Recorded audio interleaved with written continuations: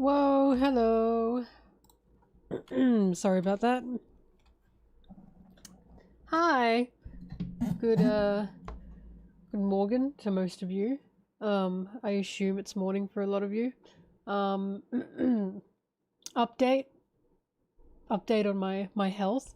I'm feeling better.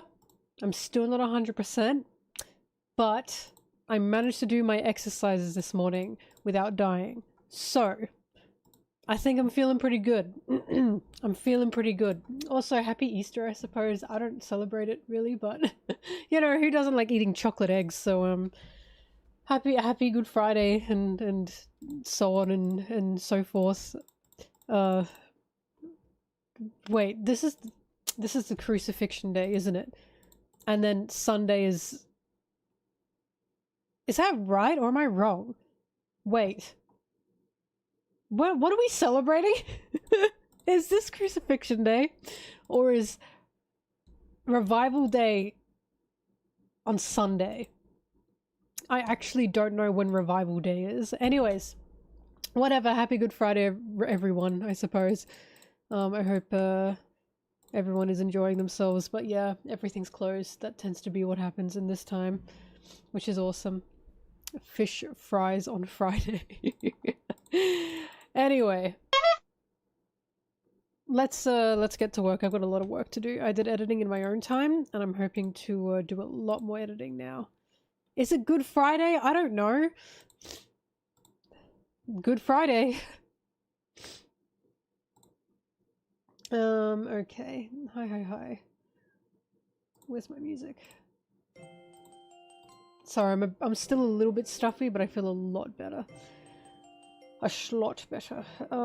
Okay. Let's get to work.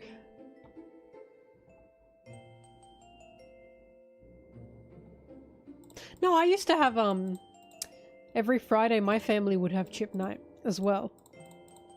I love chip night on Fridays. My opinion on Frankie's new voice actor, he sounds just a bit too common. Not like that's it usually wouldn't be a bad thing, but Frankie's original voice actor was just very original, and his new one just sounds pretty standard in my opinion. I don't know. You can't replace the original is a problem, but I wish they went for someone with a bit more you know, razzmatazz.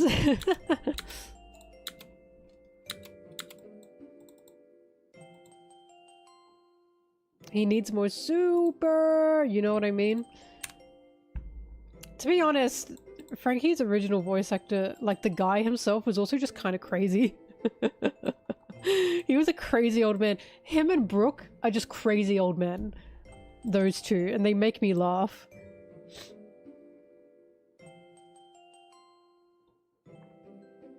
Oh, you can't wish happy good damn. Well, sad Good Friday to you then. What exercise? I'm just doing floor exercises every morning to keep my fitness up.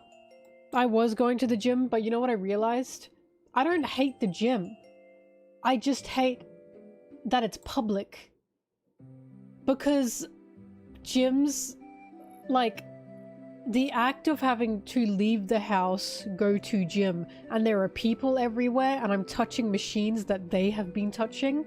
Like, it's touching machines that other people have been sweating on, towel or not, that I simply don't enjoy the experience. I always feel like I have to wash my hands all the time. So now, I've found a lot of good at-home exercises I can do, and I feel a lot better. I feel a lot better. It was like overstimulating, basically, to be, like, in a place where they were blasting music all the time. People are everywhere. A lot of men, by the way, and a lot of especially, like, guys, I have something to tell you. When you guys go to the gym in groups, men, when you go to the gym in groups, there's like 5 or 6 of you at a time. You crowd around one machine. You're in a gaggle. You walk around like flamingos, and it's really distressing. Because it's like, that's intimidating. It's intimidating. So, the public gymness of it was like having to deal with gaggles of men. I was just a little bit afraid sometimes, and I was like, I don't want to be at this gym anymore. So, I simply prefer doing some easy arm and ab and leg exercises at my own house. It feels just nicer, and I feel more motivated as well. Also, not to be TMI, but I can like be in my underwear on my yoga mat. I can be in my underwear on my yoga mat, and that is like the best feeling ever, when you're sweating your ass off and you're not wearing like, you're not having to wear too much.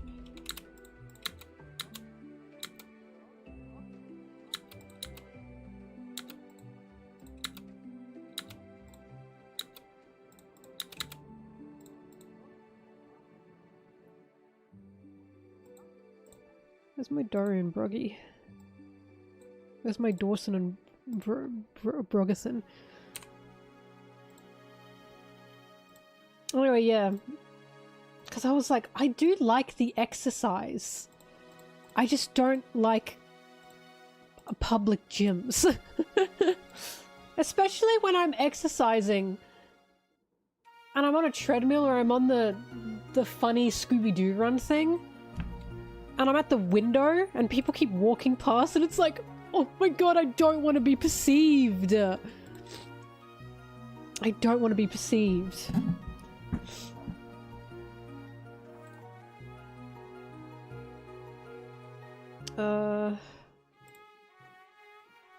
Yeah, having a speakerphone on, being able to put my show on in the background or whatever on in the background without having earphones in, it's just more comfortable.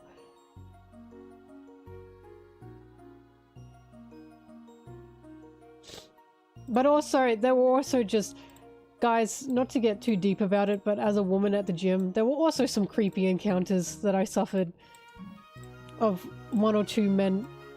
I know they were following me. I know they were. And it's like, oh my god! Oh my god, I just want to exercise! It sucks. Oh my god, it sucks. And there's no only, like, woman gym around this area. So I've reserved to floor time. My own floor time. What am I looking for? I'm looking for a Dorian Broggy panel.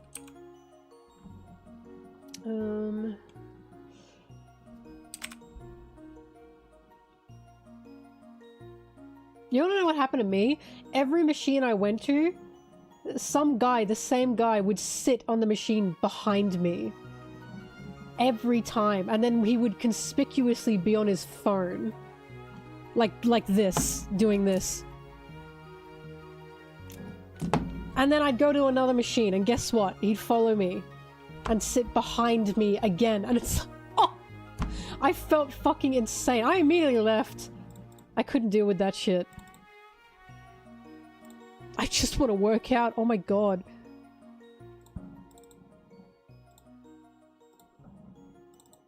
Anyway, I now like sitting on... I have a pink yoga mat. Of course I do. Don't worry, guys. I have a pink yoga mat. I'm now on my floor. And Blueberry joins me as well when I'm on my yoga mat. It's great. At-home exercising is so much better. And I know some people would be like, why didn't you alert the gym staff? Because I tend to go to the gym at late times when there are no staff. Look, I'm a night owl.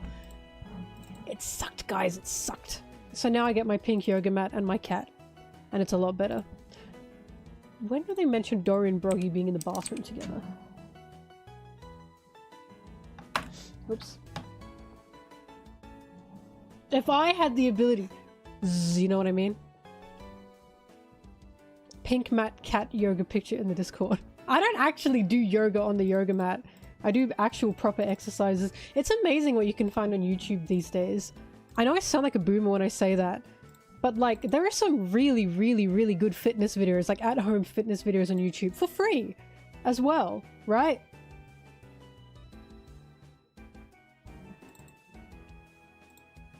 And they really work. I feel a lot better after doing them.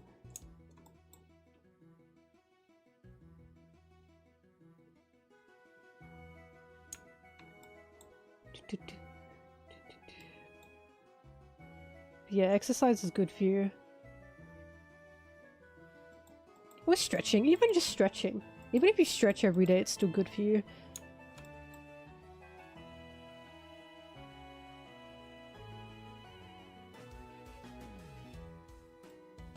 They drank too much and had to rush to the bathroom. That's what I was looking for. Touch your toes! I miss the Wii Fit era days. Oh my goodness. Say what you want about the Wii, but I know so many people in the Wii Fit era days who were actually like feeling sublime because they were having fun on their Wii Fit. Same with Just Dance. Just Dance is actually really good exercise.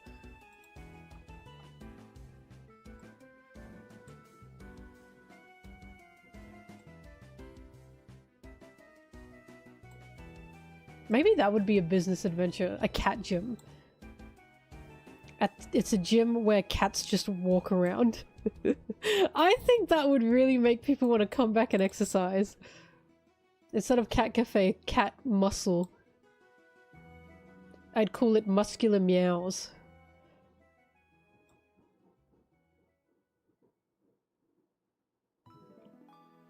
Maybe that's just me. I'd go to that.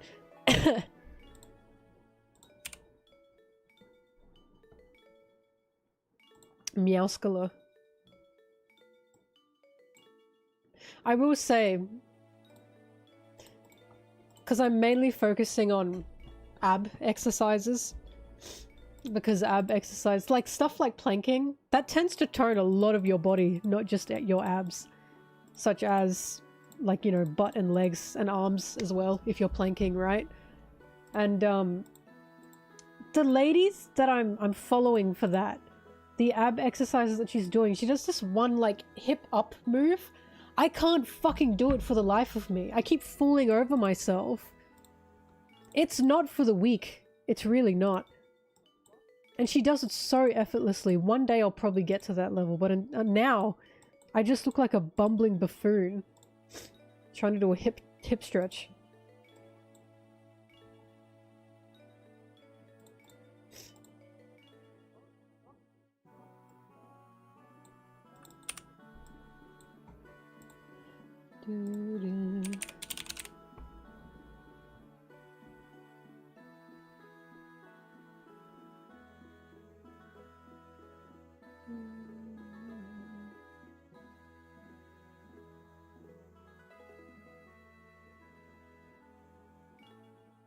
That one move Zuko from Avatar does. What? What move that Zuko does? For abs?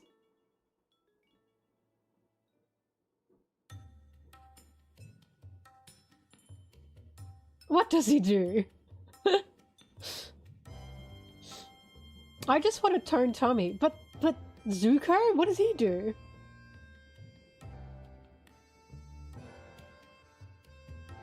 Firebending breakdancing.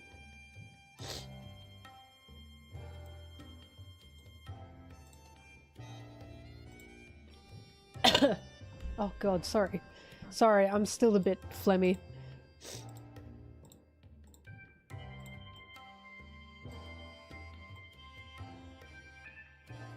Shrek. Thrash, why do you know the move?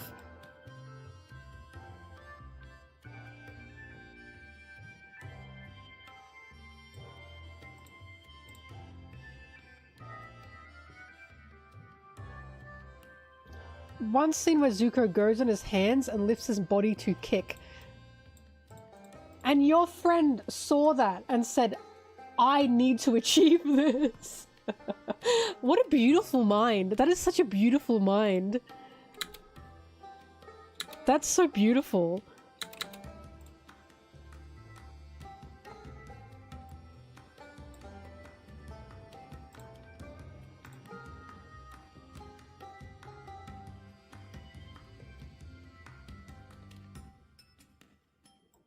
Oh, it is Azula. Oh, Oh, but Zuko does it too. Azula does it first, doesn't she? And then Zuko does it. This is the move, everyone. That's crazy. I forgot about this. He's cheating though. He's holding little grippers. He's holding grippers. That's cheating. Bro, you're being beaten by a girl. Look, she's holding shit.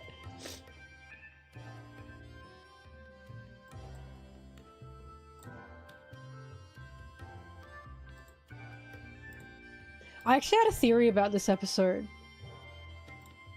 For some reason, in this episode, specifically this one, the jailbreak episode with Suki and Zuko and Sokka and Katara's mum, Azula doesn't speak much. She like hardly speaks. I'm pretty sure she's got like 2 lines. And I have a theory that the voice actor was either like couldn't be there for long enough to record many lines, or they just didn't want to pay her as much. I don't know. But I remember thinking, why hasn't Azula said anything for like the majority of the episode? I remember that. I thought it was bizarre. It was a good episode though. Because Azula's whole thing is she usually talks, right? She's manipulative. She'll just talk to Zuko and fuck him up mentally. I don't want to pull off that move, but I love that people saw that and said, I have to achieve that. She was locked in. But yeah, I think both Azula and Zuko do that move, I remember.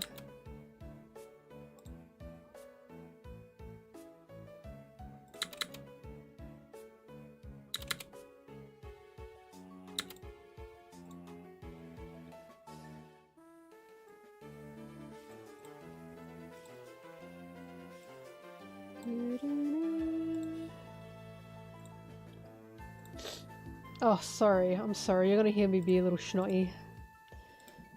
1144. What was the last one?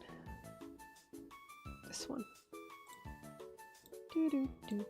Oh, Sinnoh music just makes me feel so much joy. So much joy in my life.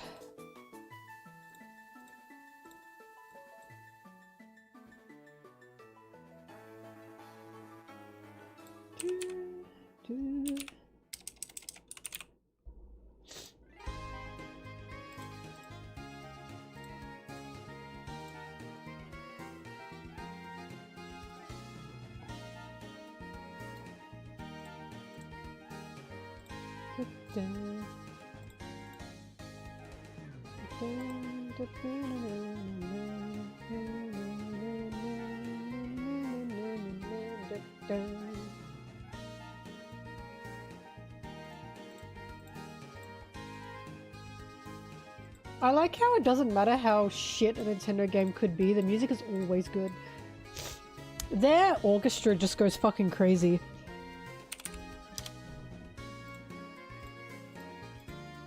Like, are all Nintendo games good? No. Is the music always good? Yes, without a doubt.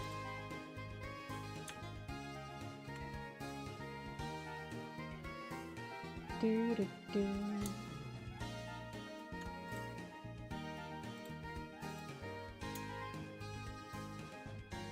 Jesus Christ. Oh my god, never mind. Hang on, sorry. Stop, sorry, I'm trying to convert something. And for some reason the conversion was like a million years. Oh god, you're killing me.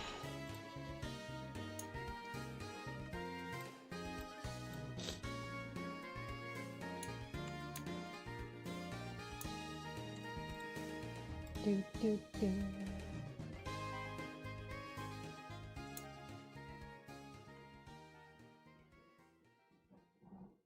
Oh my god.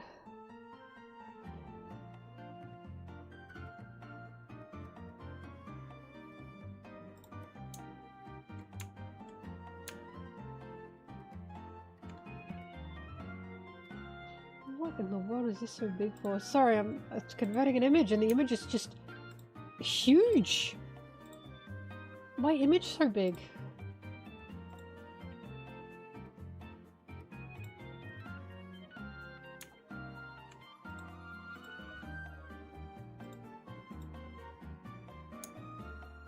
Well, all I can do is wait.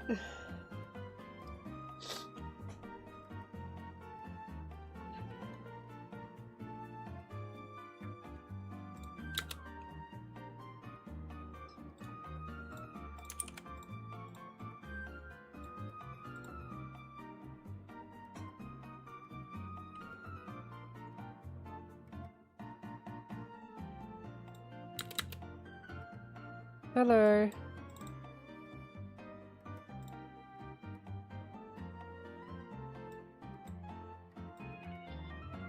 Where's my blushing cat? No, I haven't been keeping up with the anime, sorry. What am I looking for?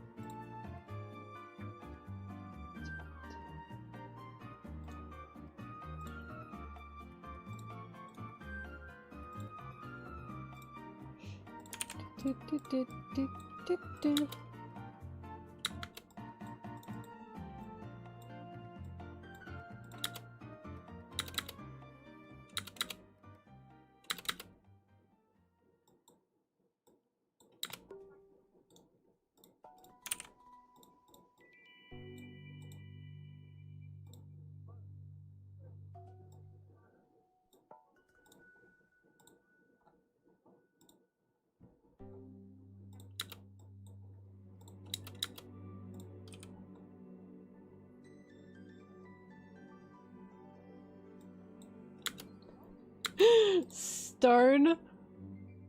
That is tragic. Does he know? Does he know? That is so tragic.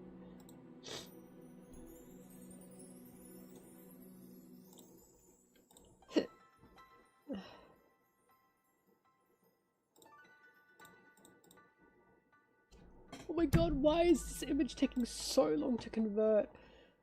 Jesus.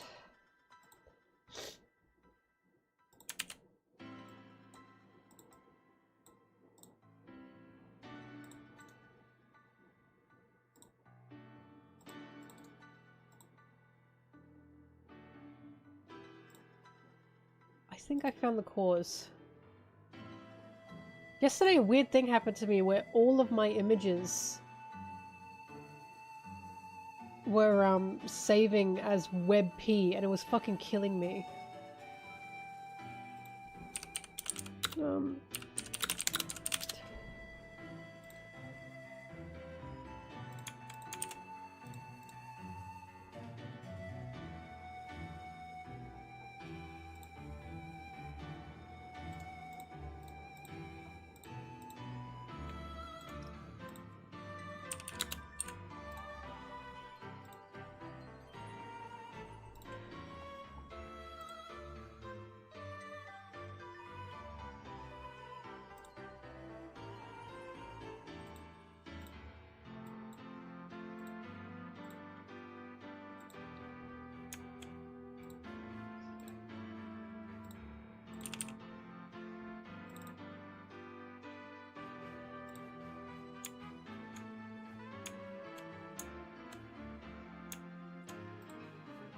Oh god.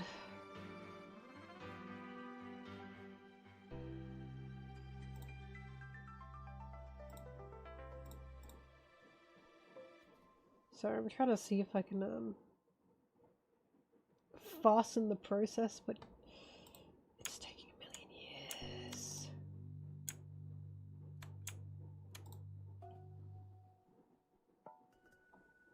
I'm just trying to upscale the images basically. I'm not trying to use AI for this, because there are things that do not use AI that upscale images, but AI has taken over the upscaling image industry. And it's absolutely pissing me off.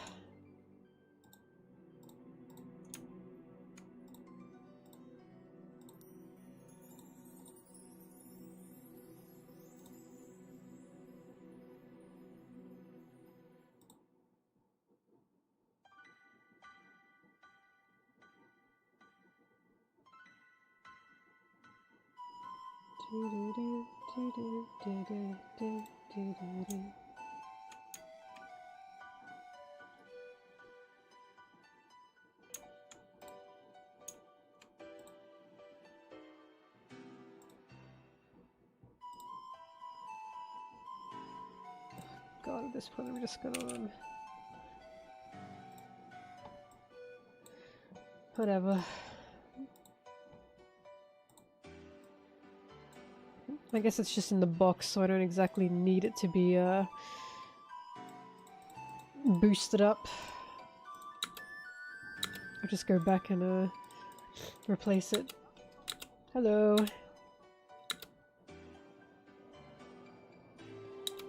"20-year mystery? What was the mystery?"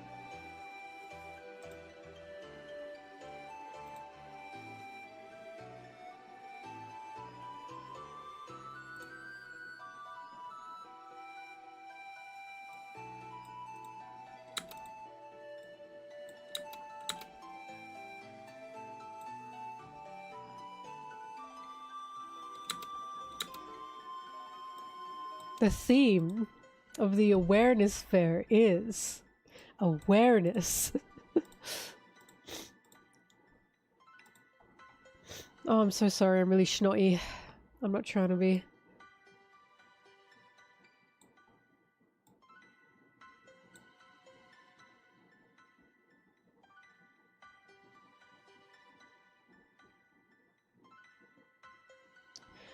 So, they never reprinted Air Neos. Okay, explain why. What did we find out? And how did we find out? I have so many questions.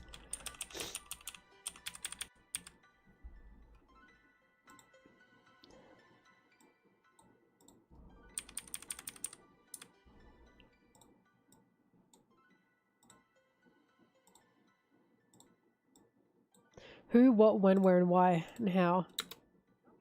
They lost the source code for an art? You're lying to me, Stone. You don't know shit. Don't talk. Don't say anything.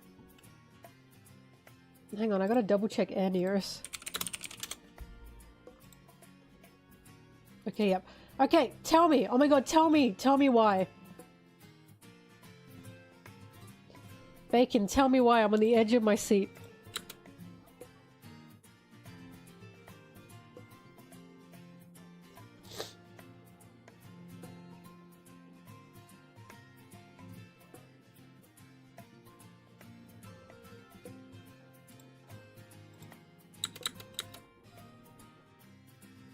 I see the YouTube chat. Don't worry. Sorry, I'm just... There's a lot of chatters. My fave is Whole Cake Island, by the way. Fave Whole Cake Island, Dressrosa second.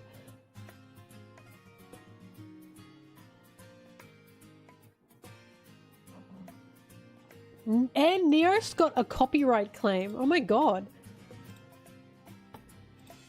Why did they never say that? It's a bit strange they were keeping that a secret, honestly.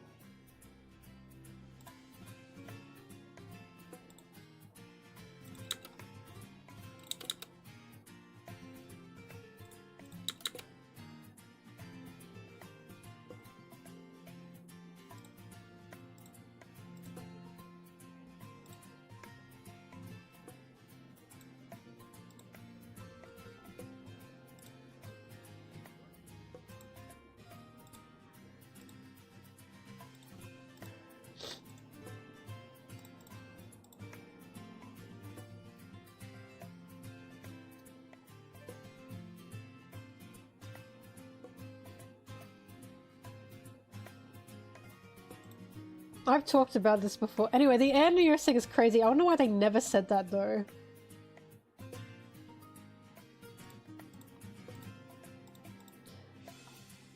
But I've talked about this before. I think Dressrosa has the most problems in an arc, and yet it's still my second favorite. Because the best parts of it are just too good. They're so good that I can ignore the parts that I think Oda fumbled on.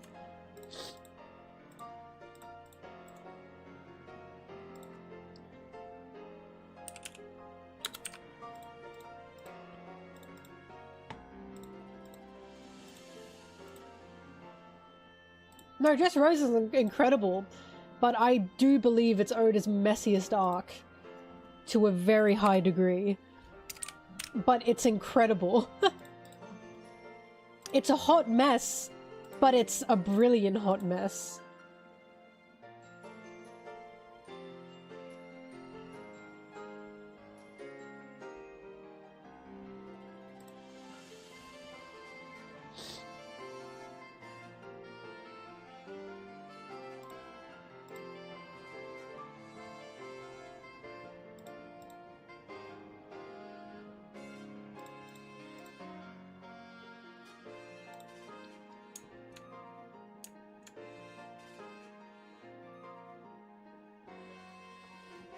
God, all I can do is sit here and wait for all these images to load properly.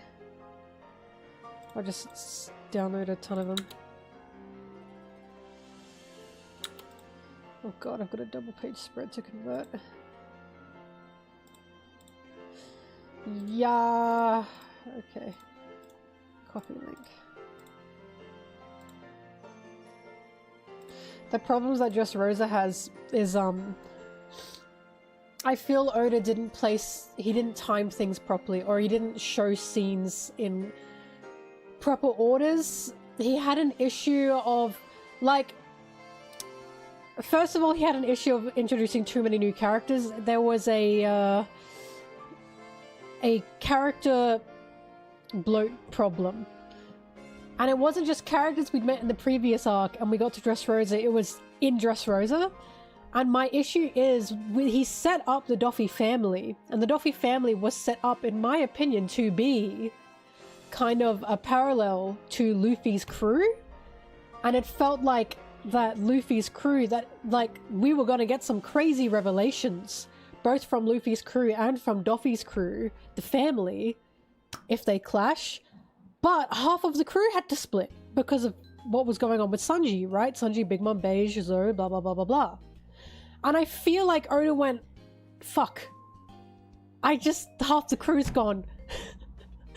I think he set up the Doffy family to be a good, like, story with the Straw Hats, and then he accidentally watched it because he needed the crew to split up, because he needed to get the crew to half of the crew to Zoro, right?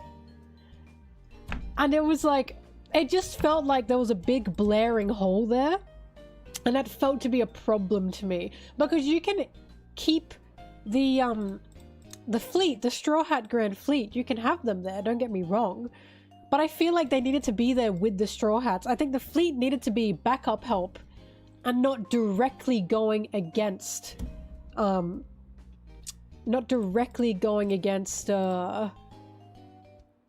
fucking Doffy's crew.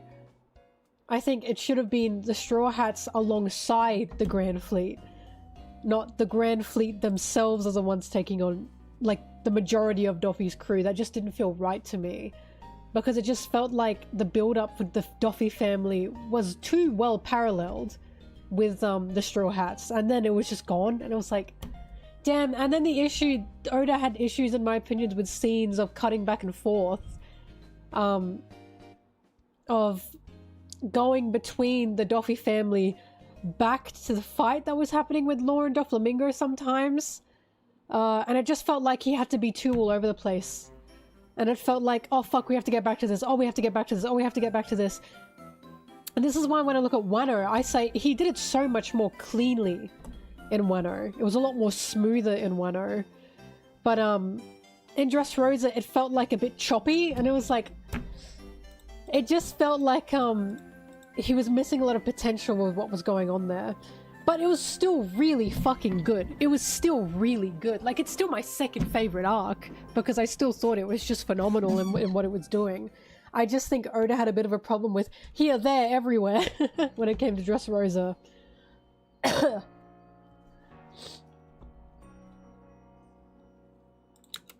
But that's just my opinion.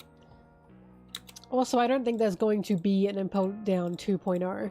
Don't get me wrong, Oda recycles themes because that's what he does. But I don't think he 2.0s things. I don't think there's going to be an Impel Down 2.0. I think that's a fan dream. I think that's a fan dream that's not going to happen. Or if there is an Impel Down 2.0, we're not going to see it. We're just going to be told of it. The parallels between the Straw Hats and the Doffy family. Well, the older man being the G guy, G Lao, whatever the hell his name was, and Brook would have been a good fight together. With two older men following a younger master, I suppose, and what that means to them. Baby 5 going against Nami, or even Robin. I don't know why Robin wasn't the one going against Baby 5, personally. Because, Baby 5, because Robin's whole thing was her own worth as well. Baby 5's thing was her worth. Sanji as well, never met Baby 5. I thought that was wasted potential. Baby 3. Or even the artsy woman going against Brook as well would have been good too. It wasn't exactly the parallels of the characters themselves. It was the fact that Doffy had a family. And this family would do anything for Doffy, thinking Doffy loved them. But the Straw Hats are the real family. They know Luffy actually does love them. They're not being manipulated. So seeing the actual healthy, wholesome found family go against the cult found family would have really shown the differences between what Doffy is doing. Do you know what I mean? And I just think that was a totally missed opportunity. There was an issue with, in my opinion, the Grand Fleet where we didn't know anything about their characters at that point. Not enough, anyway. They didn't give her enough. And because they didn't give them enough. And because they didn't give them enough, the fights felt a bit lackluster in the narrative department. They just kind of felt like a fight. Do you know what I mean? And I didn't like that, because you guys know how I am. I think there needed to be more narrative there. So the narrative behind the Straw Hats going against the Doffy family would have meant a lot more. I think it just would have meant so much more to who the Straw Hats are and to who the Doffy family are.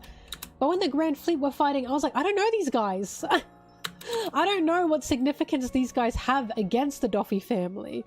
Which is why I think the fleet needed to be helping, but not the main focus in the Doffy family fights. Like, Bellamy and Luffy was fantastic. It was just fantastic. Everything with Law was fantastic. Frankie and Senor Pink was fantastic. It was all good, but that was just a bit of a mess. Have my images loaded yet? Okay, good.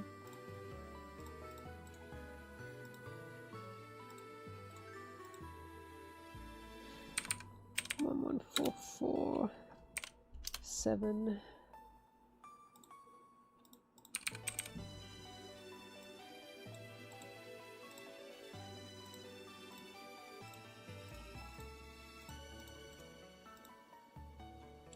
One, 4, 4, 8.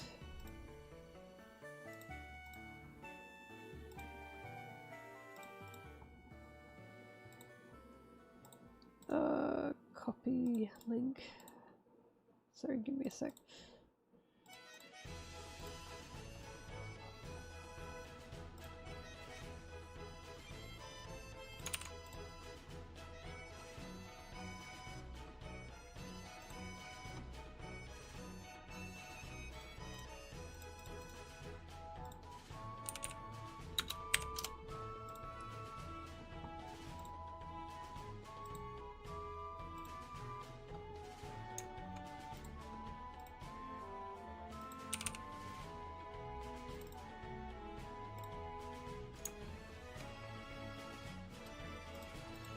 Okay, it's gone a bit faster now.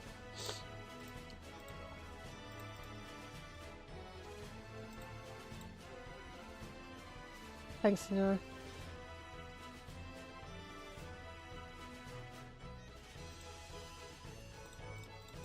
Frankie's fights are so fucking funny.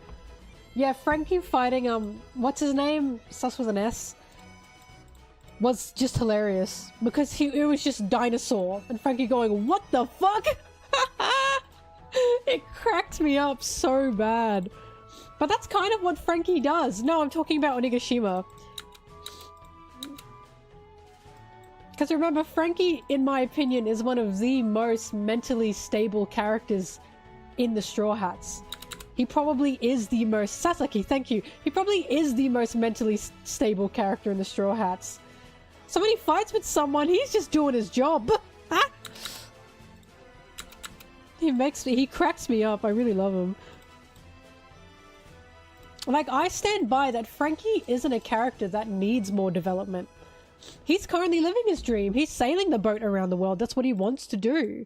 So when people are saying, oh, Egghead will be Frankie's arc, I was like, but what will that do?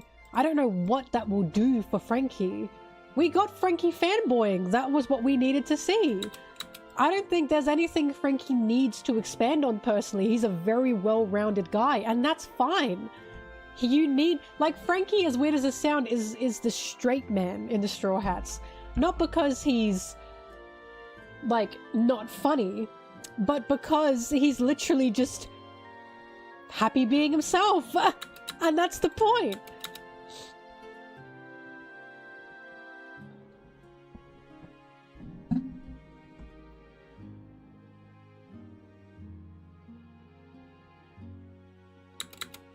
No, I think Jinman needs a little bit of therapy, personally.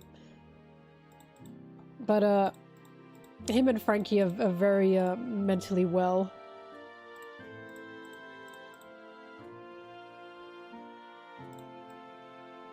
Oh my god.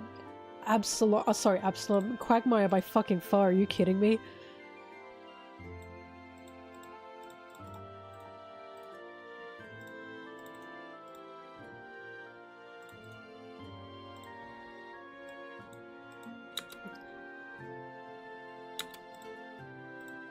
I think I gotta,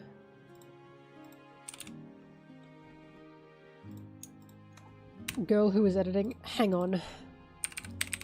11447.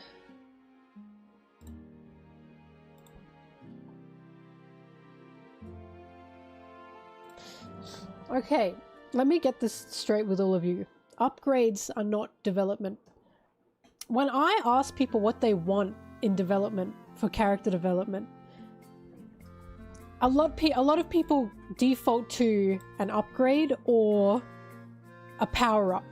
A power-up can be development, but that's not the development. I asked the question, but what does the power-up mean? It can't just be a power-up.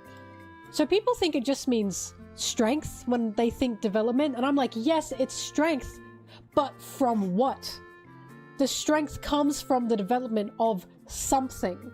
It can't just be a power-up. Look at Sanji's power-up that he got in Onigashima. That wasn't just a power-up. That was Sanji literally mutating, having to come to terms with his Vinsmoke self, which was horrifying. That whole thing was development of self, and also the fact that he asked Robin to save him, right? Zoro's development, his new Conqueror's Haki, came from the fact he realized he has a dream to accomplish both for his captain and for Kuina. He's got a promise to keep to his captain and his best friend, right? Because he realized where the swords had come from, and he was like, damn, all the way from Wano and it's in my hand. I can't give up on my promises now. Especially not in the land where Wano comes from, right? So when a lot of people, I say a lot of people, but when some people ask for development, they're not actually asking for development, they're asking for a power-up. And it's so frustrating because it's like, yes, a power-up can go hand in hand with development, don't get me wrong, But where does that power-up come from? What is developing to create that power-up? And they don't have an answer for me. Hence why, yes, a character needs to be beaten down before they can come back up. Hence why I'm saying I do think Zoro's going to get stronger from Elbaf. But he needs to be beaten first. Or he needs something to happen to him first. Which is why when I talk about... Sorry, this is about Zoro now. Which is why when I talk about Zoro's fight with King, I'm shocked that people don't realize or they don't want to admit that Zoro struggled greatly with King. King fucked him up bad. Real bad. And a lot of people don't want to admit that. They say he high diff, low diff, whatever the fuck they say. I don't know what they mean by that.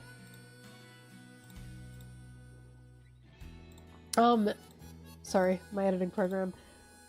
But it's like, that King fight was a struggle. And that's what made Zoro develop. That it was a struggle. And it feels like they just don't want to accept that.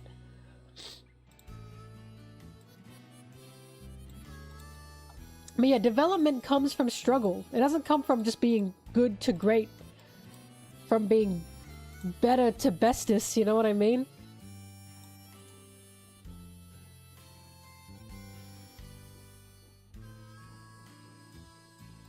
I mean, Flamingo, you know how I feel. I don't give a shit about the moves. I'm sorry, I know some people are really iffy about that. I don't care about the moveset that Oda uses, personally. Because, I go, yay! As you know, I care more about the narrative than I care about the movesets themselves, but I know some people care about that. But remember, Oda literally forgets his own moves. So, respectfully, this is not the manga where you're going to be getting a very concise 1, 2, 3, 4, 5, 6 moveset that Oda remembers, because I don't think he cares that much. Like, I understand the frustration, but between you and me, the ball's in my court. Unfortunately, and not yours.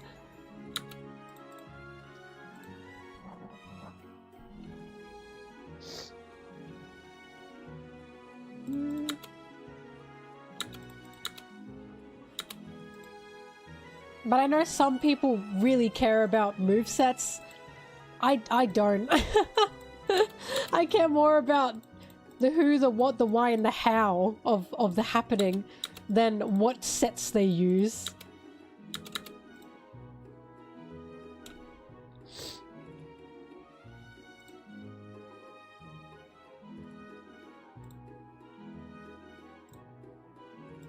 Every day people say things about One Piece that makes me go, this is why I like this series. It's why I like this series. I'll never forget when Oda said, well, thank you for the sub. The One Piece is real, so I've heard. I cannot confirm personally. Me neither, actually. But thank you for the sub. Loki's not going to be a Straw Hat. You want to know what my opinion is on Loki for Straw Hat? I've played these games before! Stop saying that a new character is going to be a Straw Hat. Stop making new Straw Hats happen. It's not gonna happen. It happens all the time. Yeah, Oda admitted he uses the wiki to remember the movesets. This man doesn't give a shit about his movesets. I'm sorry. I'm so glad he cares more about his narrative than his movesets, personally. This is why One Piece is made for me.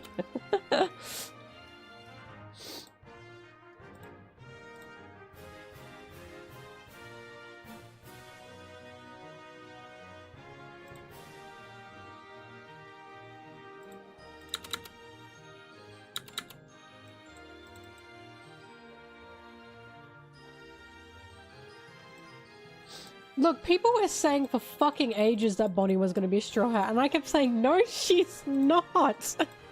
She's got Vegapunk and Kuma with her. Those are her connections. Vegapunk, Kuma, and the Revolutionaries were her connections, not the Straw Hats. And I have a feeling the reason people wanted Kuma to die, one of the reasons, is because they wanted Bonnie to have no one and join the Straw Hats. But because Kuma survived, she has someone.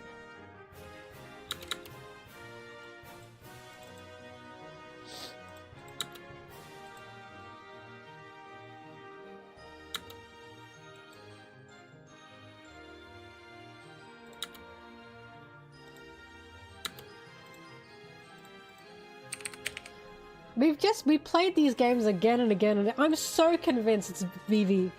That Vivi's the last one. She just makes the most sense, especially now, and Oda's cheesy like that.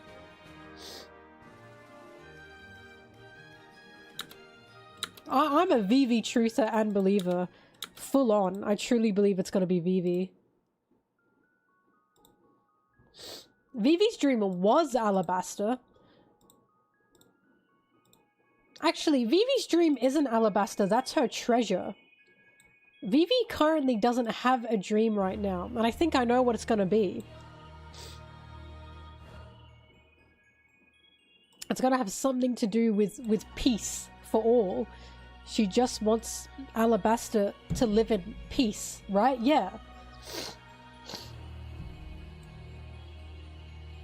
And Alabaster can't live in peace with the world government. Sorry, oh. I'm sorry.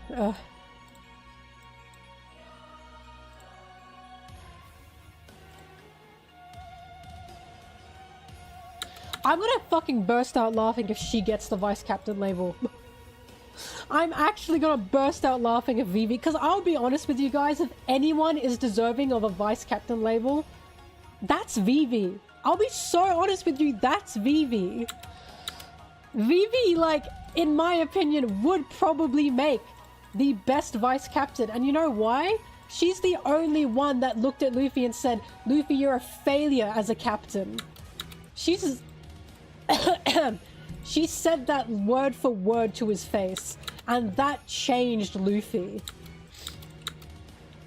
I don't think she's going to get it, don't get me wrong, but I think she's the one that is potentially the best vice captain material.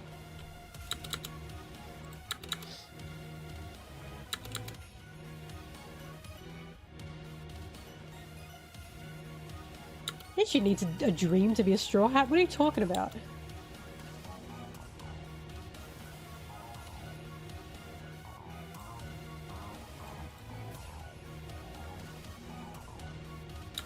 The Straw Hats don't need a cabin boy, no. They're not the Roger Pirates. The belief that the Straw Hats needs a cabin boy comes from the fact people are trying to parallel them with the Roger Pirates. Yes, there are parallels, but they're not one-to-one. The Straw Hats do not need a cabin boy. In my opinion, that's totally non-factual. They don't need a cabin boy. That is incorrect. People just want them to have a cabin boy because Roger Pirates had a cabin boy. But no, they don't need one at all. Like, it's definitely not something they need.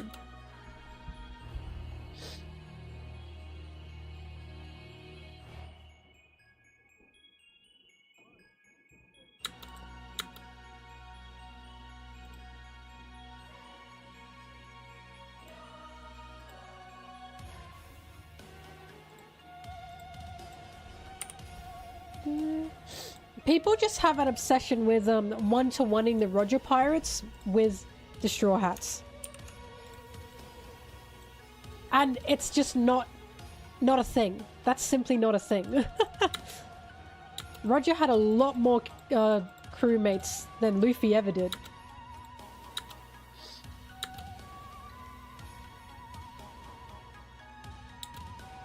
Usopp's role is sniper, by the way. But if Vivi joins, when she joins, Diplomat will probably be her role, because they need someone to help command the Grand Fleet, and that's Vivi. Usopp's the sniper! What are you guys talking about? He's the sniper! Luffy literally says, you are the sniper. Huh? Have we forgotten what Usopp's role is, everyone? He's been the sniper since nearly day one. He's quite literally the sniper. Yasop, sorry. He's listed as the sniper. I feel crazy. Everyone on the crew has a role. There's no undetermined role at this point. And yes, Zoro's a swordsman.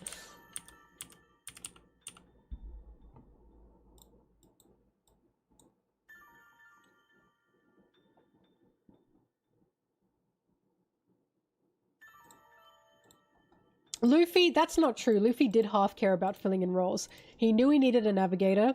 He knew he needed a cook. He knew he needed a musician. And he knew he needed a shipwright.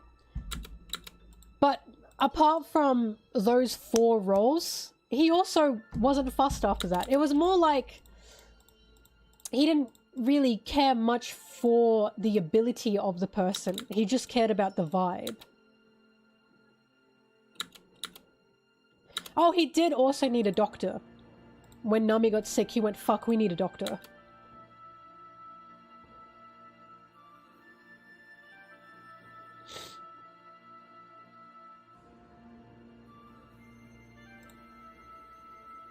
He did have to be convinced. Oh, sorry. He had to be convinced to get everyone except for a musician.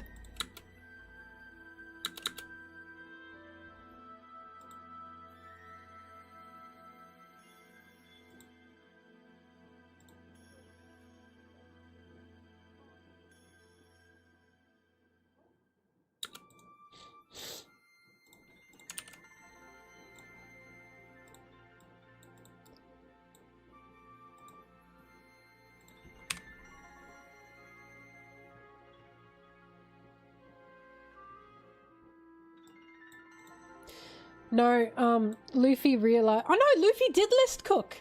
He said that they needed a...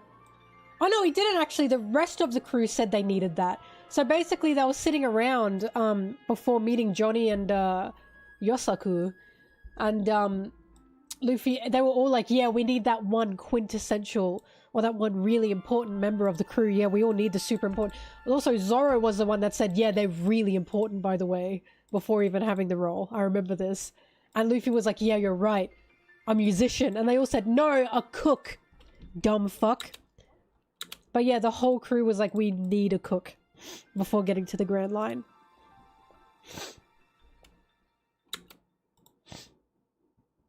Vivi would be the diplomat. That's it. That would be her position. She's the most qualified for that. Remember, Luffy has a grand fleet of over 1,000 ships. Someone needs to command those, and I don't think Luffy's qualified to do that. Vivi is, though. She's used to handling that many people.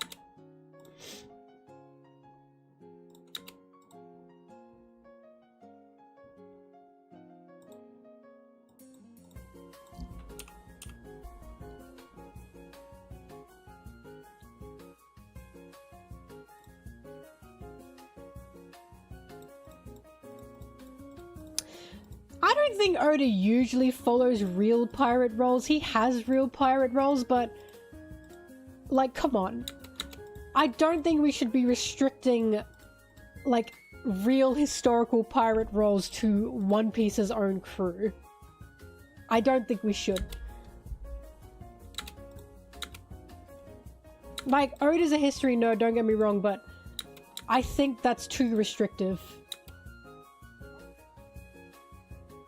I was gonna say, the swordsman is not a fucking pirate role.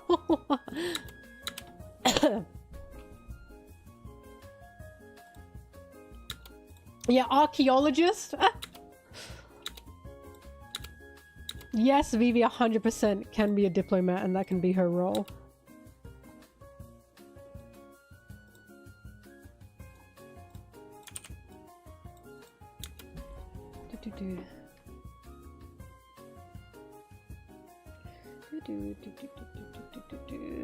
Anyways, I'm for Vivi. Potato, potato.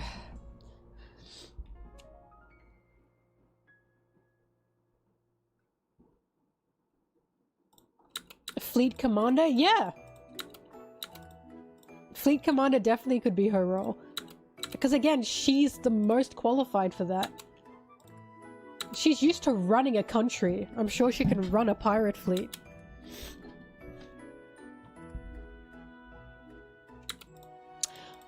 I do want Karu with her, but at the same time, I can see Karu staying in Alabasta for the safety of Alabasta. And it would make sense that one part of Vivi, herself is on the crew, and the other part, Karu, is an alabaster.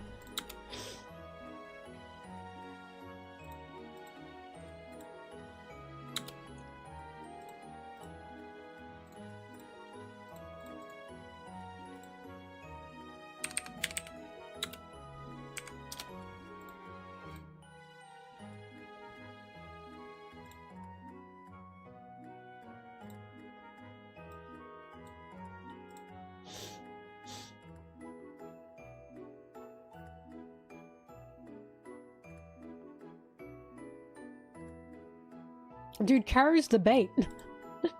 Don't you know, the fishing bait. I love Karu, don't get me wrong, but it makes sense to me if Karu stayed in Alabaster.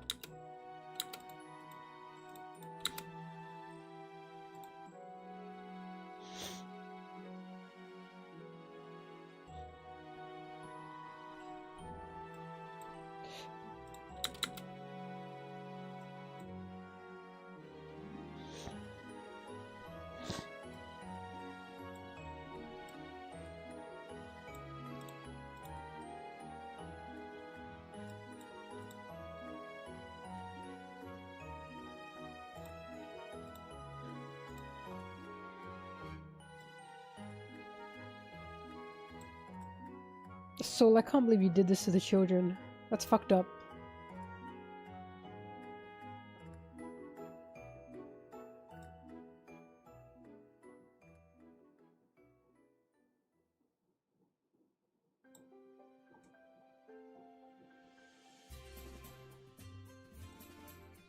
I was gonna say Ace and Blackbeard.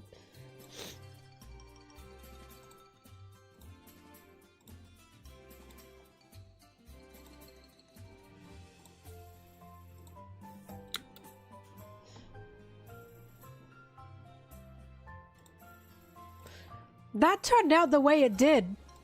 Because Blackbeard was a foul git. What about Luffy and Law? They weren't on the same crew, but they were allies. Look how that turned out. Vivi is not a foul git, is she? She's a lovely person. Just because there are two Ds on one crew doesn't mean disaster. It usually means power. Law has a pro-D agenda, but he's a D. He has a D, doesn't he? He has a D. Luffy has a D. And together they won. And with no betrayals.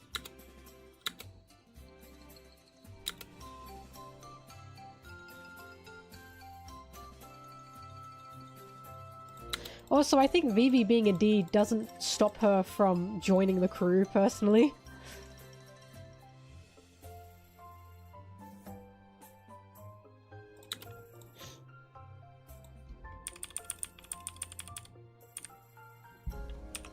A foul git.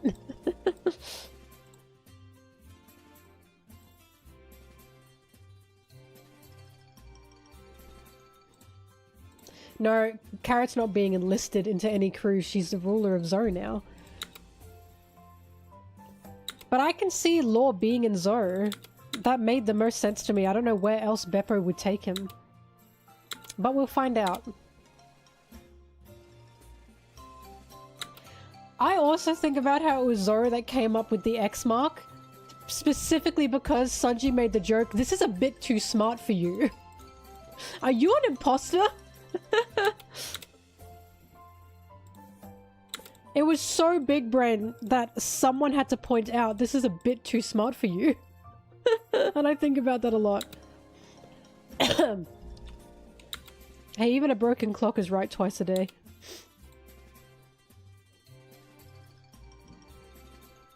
I don't think Law has any opinion of Vivi, personally.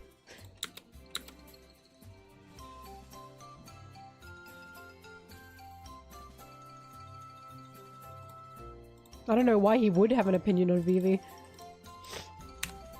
Like, why would he care? Okay, good for you, Luffy. You have the Princess of Alabaster in your crew.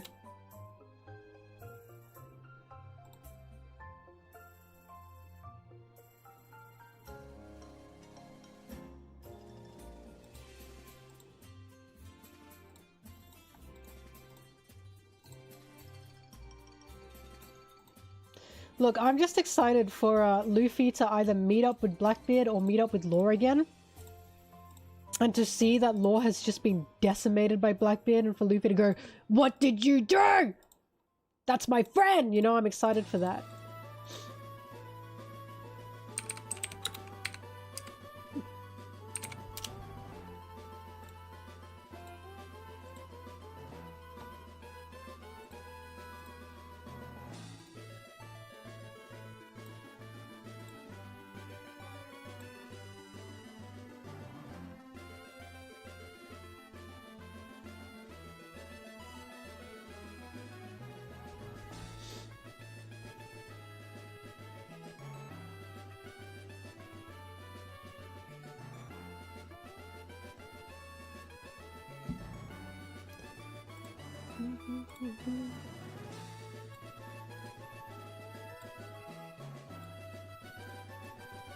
Oh, I love my gay giants.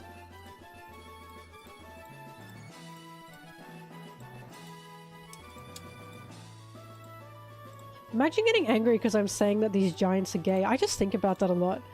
Why would anyone get angry over that? Like, what's wrong with you? You got a problem with Dory and Broggy kissing? They shared an island together for 100 years. I'm sure they kissed a little bit.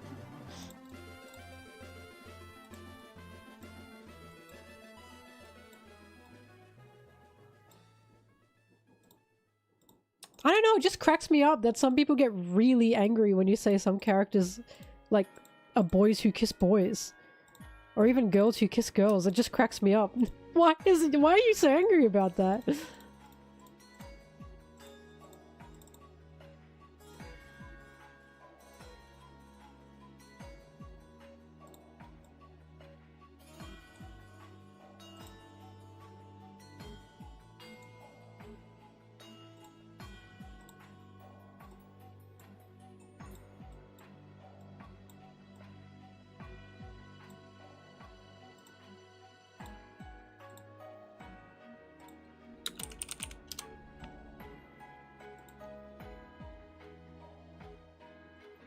I believe in Dory and Broggy's one-bedroom apartment. That's what I believe in. Their shared one-bedroom apartment.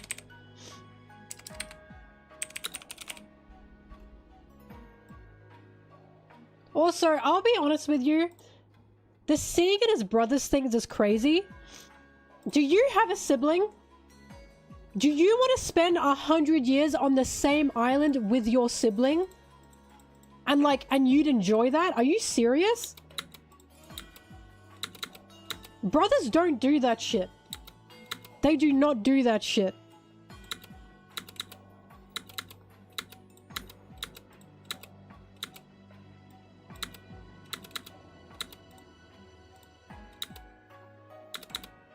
I don't know, I have an issue with the I see them as brothers thing, personally. Because that's just... I'll be honest with you, that's just a kind of safer way to say, well, I just don't think they can be gay. And I don't like that. It feels like a cop-out. I get what you're saying, Flamingo, I know you don't mean it like that. But to be like, no, I just see them as brothers feels like a, why are you making it weird? And it's like, I'm not making it weird. They literally were on an island for 100 years together. And I know that's not what you mean, but so many people use that as a, ew, you're making it weird argument. And it's like, I'm not the one making it weird. They shared an island, they're co-captains. They may as well be married. You know what I mean? Who the fuck is co-captains unless you're like soulmates? That's crazy work. We haven't seen any other co-captains in this series.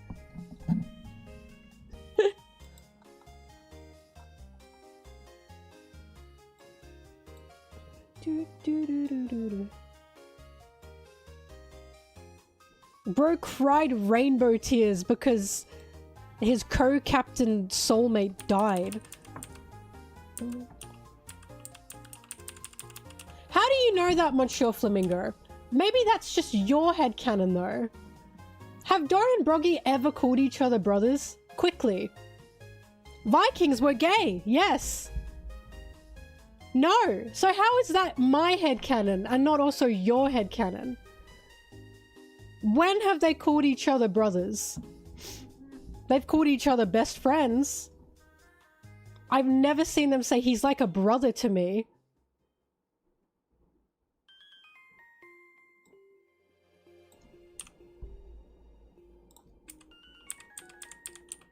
If you can find that, be my guest. I don't remember that. But yeah, if we want to talk about historical stuff, real life Vikings were gay as hell. So how come I'm the headcanon and you're not the headcanon? What do you mean it's a dead end? So it doesn't exist. They didn't call each other brothers. Also, thank you for the sub. Does it exist? Did they call each other brothers?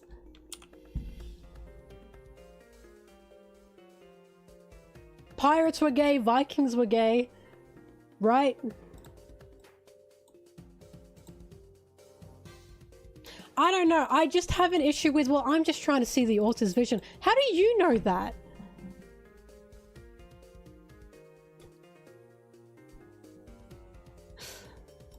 It's just I don't like that argument. Well, I'm just seeing the author's vision. You're seeing your own biases there, not the author's vision. You have no idea what Oda's trying to portray with Dorian Broggy. They're co-captains. You know what co-captains were back in pirate days? Married. Historically, they were gay and married if they were co-captains. So how am I the crazy one? Do you see what I mean?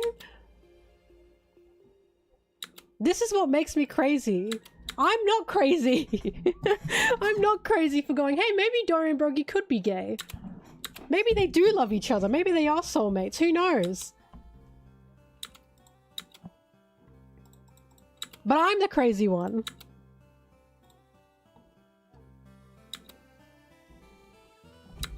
I want to see their one-bedroom apartment. I know they have one. I say all this and then one of them's gonna have a wife or something. But I don't know how when they were on an island together for 100 years.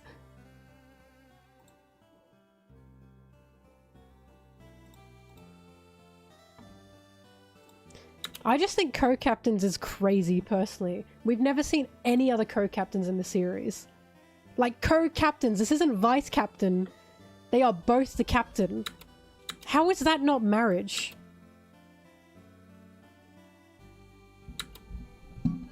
Flamingo, you must answer my question. Do they actually call each other brothers, or did you pull that out of your ass? I just need to know. I just need to know. Quickly. You didn't answer my question. Because you're saying they did, but I don't see any... I'm telling you they haven't. They've never said he's like a brother to me. You know, I'd remember that. Because that would make me go, no, if they said that.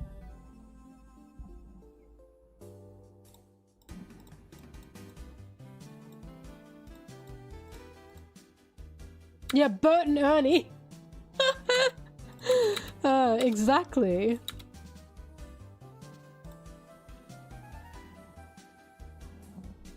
I haven't watched the Our Flag Means Death thing, no.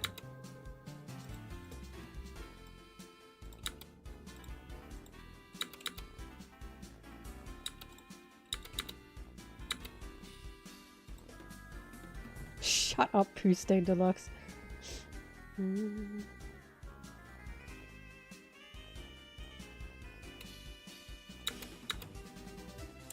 Anyways, look, the argument I'm trying to make here is if you're using the argument of I'm just trying to see the author's vision, you are still biased.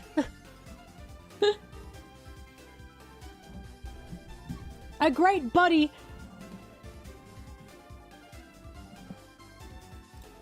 How is that brother? You know how usually you call your soulmate your best friend? You know how that's a thing?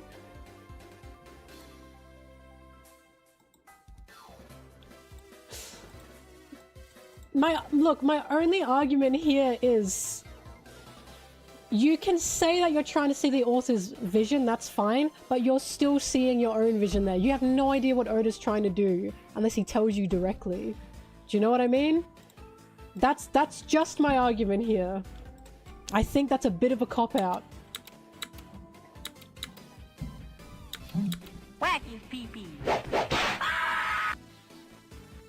Yes, it's the same in my case. I did not argue that. I never argued that I wasn't doing that too. But I'm not trying to stand on some... It's Oda's vision. He's trying to make them gay. You know what I mean?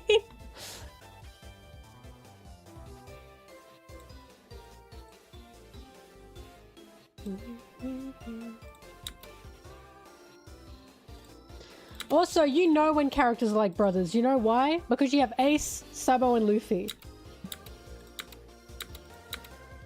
Those are brothers. Quite literally.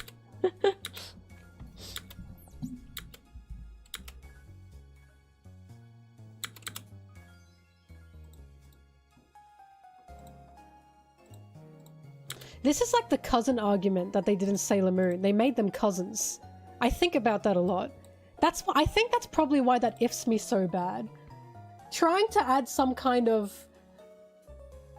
odd-sounding familial relation just kind of sometimes undermines something. Especially when it can be queer-coded. And it's really frustrating because that has famously been used to censor, like, queer coding before. Which is why I hate the term, no, they're more like brothers to me. Come on. Come on.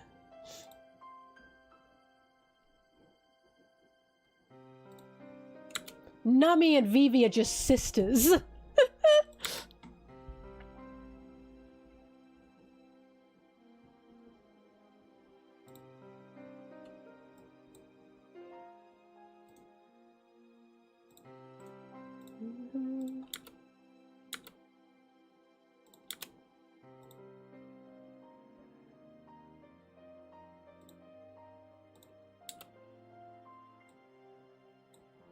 Why are you kissing your cousin?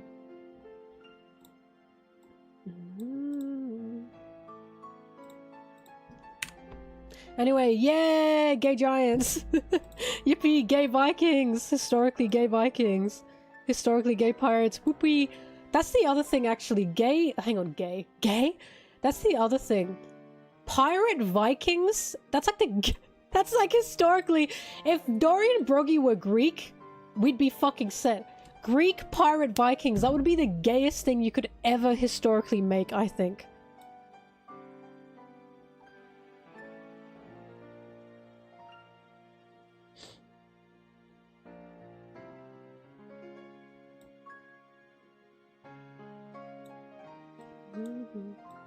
I've told this to you guys before, actually. I have a pet peeve on social media. And the pet peeve is when people are using... Cowboys were also gay, yeah. But the pet peeve is people using, they're making, like, historical femboy jokes, but they're doing that with Romans. And don't get me wrong, Romans dabbled, they dabbled, but not to the extent the Greeks did. The Greeks were the ones with the femboy obsession, not the Romans to that extent. Every time I see any kind of TikTok or any, like, meme online use Romans for that joke, I'm like, it's the Greeks! The ancient Greeks. Stolen valor. Stolen valor. They love each other and die for each other, but fight all the time too. Carly, have you ever seen a boomer married couple? Have you ever seen a couple in general? What do couples do all the time? They love each other, they would die for each other, and they fight all the time. You can call Zoro and Sanji brothers, don't worry. You can see them as brothers, I have no beef with that. But at the same time, it feels like like my bitch wife. Like Sanji saying, I'm gonna poison your food. Is that not what a wife would say to her husband when he's pissing her off? Is that not a thing? Carly, not actually fight, play fighting. Zoro and Sanji play fight. You've never seen a bickering couple before? Like an old married couple that bicker? That's a thing. It's not, it's not, violent, and it's not cruel, and it's not toxic. It just tends to be a thing. Some couples enjoy the play fight. I live with a couple. They love play fighting. I hear them fucking play fighting all the time. It's not serious. And I think, wow, that's so awesome.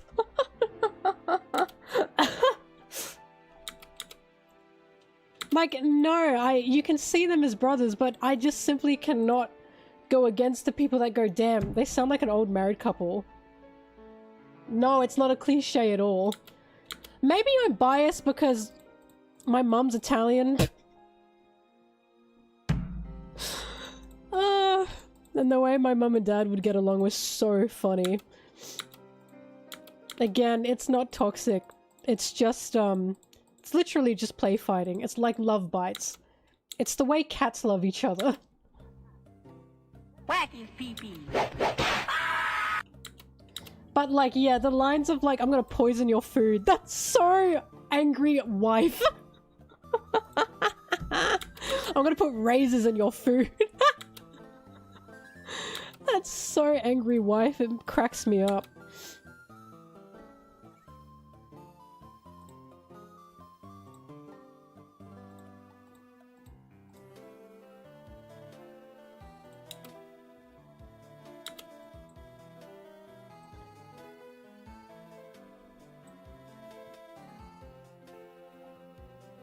Sunji censorship.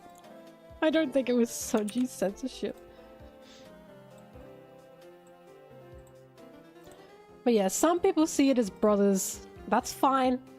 But other people look at that and go, pet names, squabbling,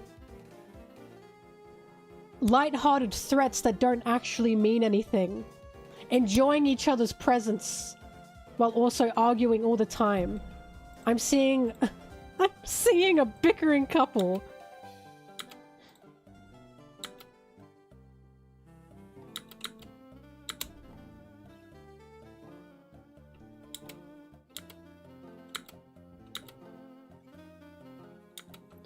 Dora and Broggy, we've seen enough. They're on an island together for 100 years, isolated. It's about what we haven't seen, man, and I don't think you want to see what we haven't seen.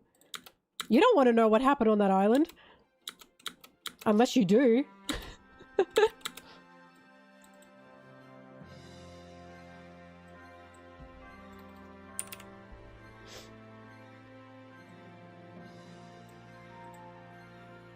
Yeah, the volcano sure erupted. If you know what I mean.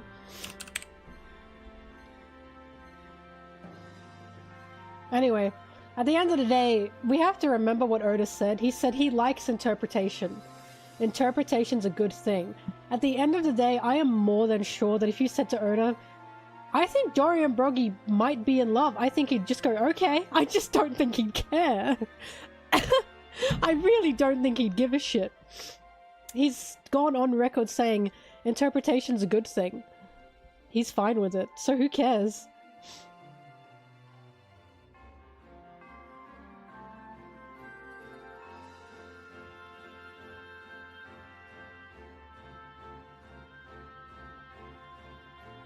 He's definitely aware of the fandom. I always say, you have to be living under a rock to not know what's going on.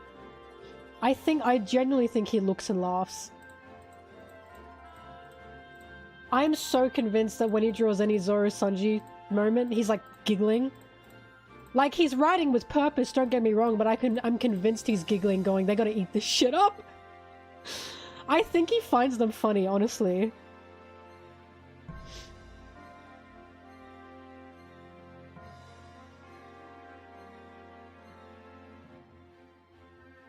I mean, he answered how big Zoro's boobs are. What an icon. I love that SBS. Because he said, Kia, the pervert girls are here. The sole reason for Femlore existing is because of the fandom. I disagree, that's because of his wife. I want to believe that was because of his wife.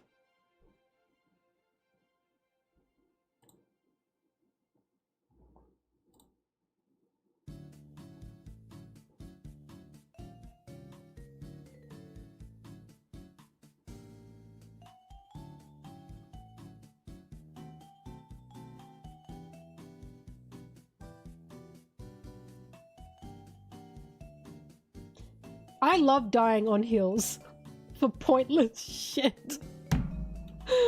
I love dying on hills for the most pointless things ever in the world. What a life I lead.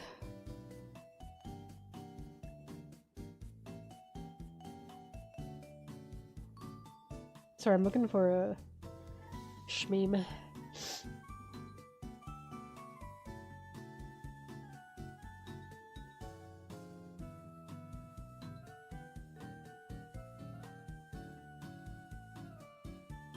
At least I'm passionate. Yeah, Zoro's tits are the biggest on the crew. Put aside Frankie's, but Zoro's are natural. Who knows, maybe... Okay, the biggest natural humans on the crew. That's Zoro's. I'm that fucker that's pushing the boulder. I do that every day. But I don't even need to push the boulder. And I'm like, why won't someone stop me from pushing this boulder? And everyone's like, no one's telling you to push the boulder. Yeah, I'm Sisyphus.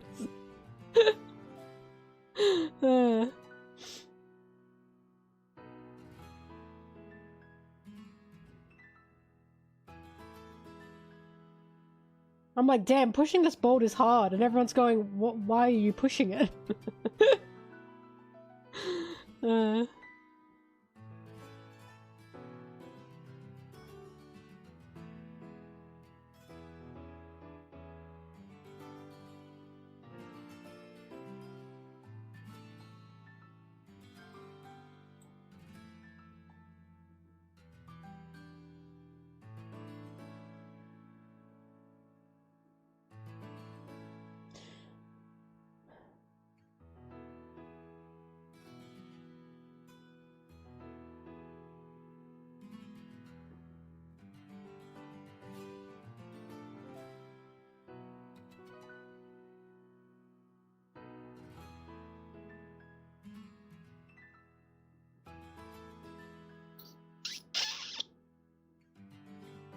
My favorite song these days. Midnight City by M83. Nothing sounds like that. Nothing. I heard about Aeneas. That's crazy. Someone just told me about all of that.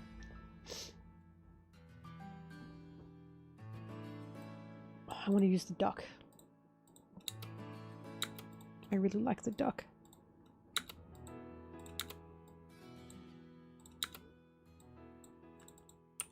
Favorite One Piece opening? We go. Ichni sunshine yon. We go.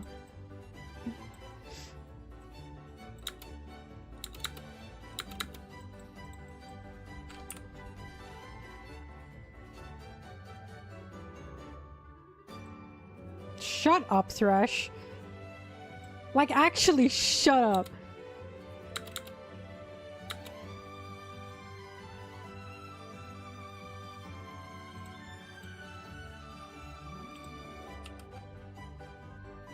Yeah, I've seen the new intro and outro.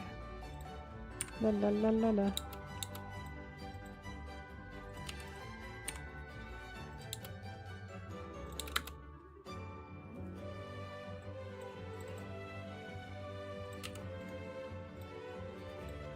We Go is just so big band, it's so good.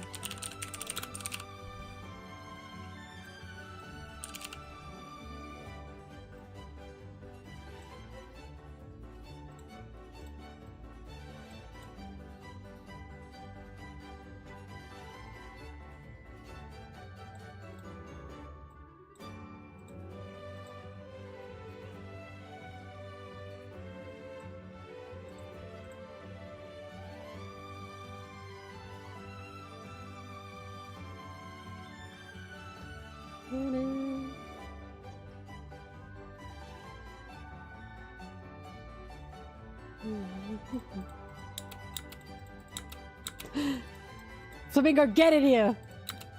Get in here, Flamingo! It's time for me to beat you up. I'm kidding. I'm holding Baron Tamago by the throat. You trip up one more time, and he's got no egg forms left or whatever the fuck he does. What the fuck does he do? He turns into chickens.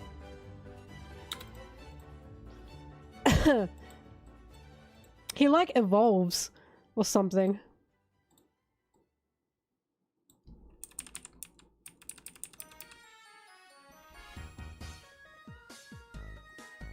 I don't claim to be a Baron Tamago fan. I claim to be a Baron Tamago threatener. Egg, chicken, rooster. And then does he go back after that? When does he be a human?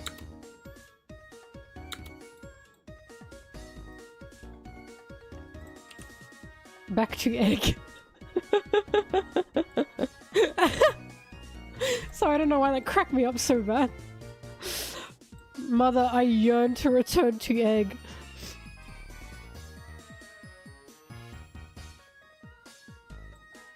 Haha, cracked me up. Get it! Isn't that funny? Egg jerk. Egg jerk!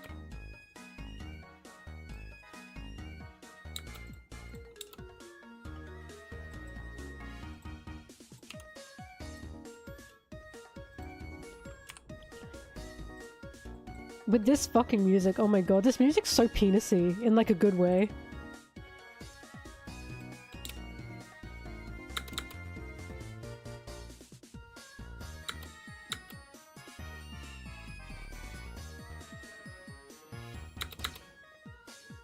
Does he go through a metamorphosis every time he goes through all his, like, phases?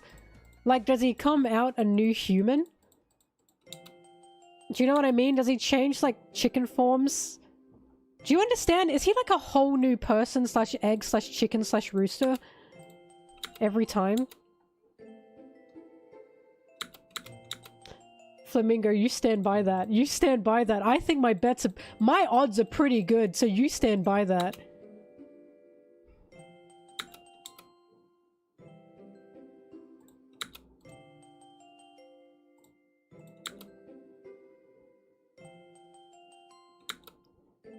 Back to egg.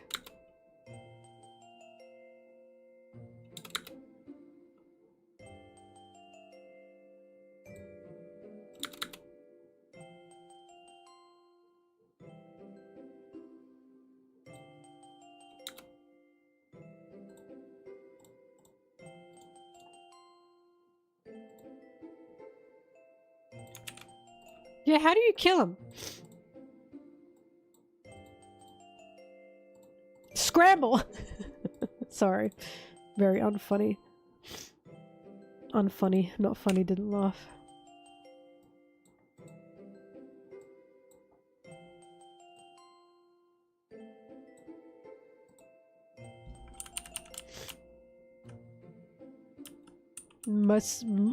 Musky.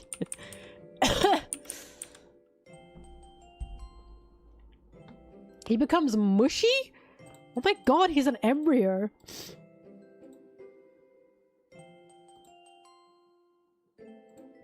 Ew. I don't think I like him very much. He unsettles me. Howdy do, boys!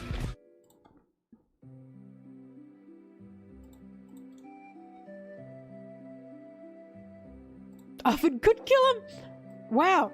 Fried chicken and a fried egg.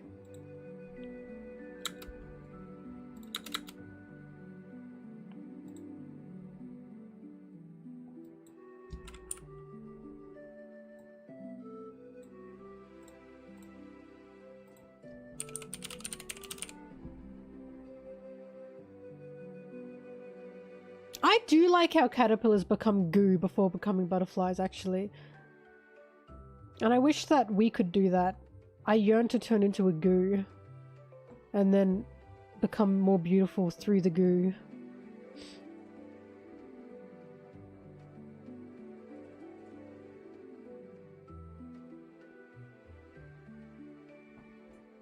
I yearn for the goo.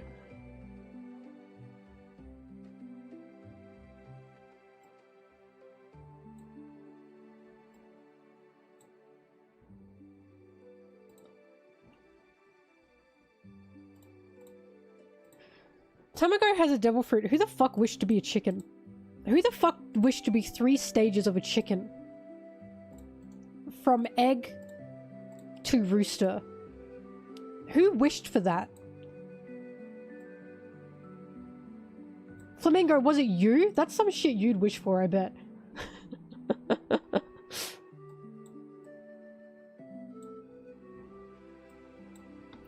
Don't lie to me. You're the only person I know who'd wish for that. You're a bit too interested in Baron Tamago.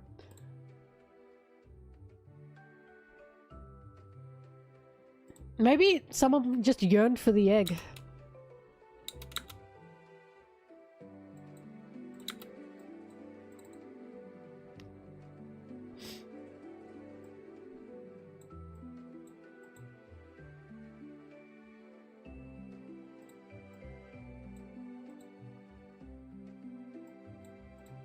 Now, call me crazy, the jacket thing I get, because I think that was wished by someone who was in love, like deeply in love, in a non-toxic way, just in a beautiful way. Like it was like a doubled up love, you know, like it was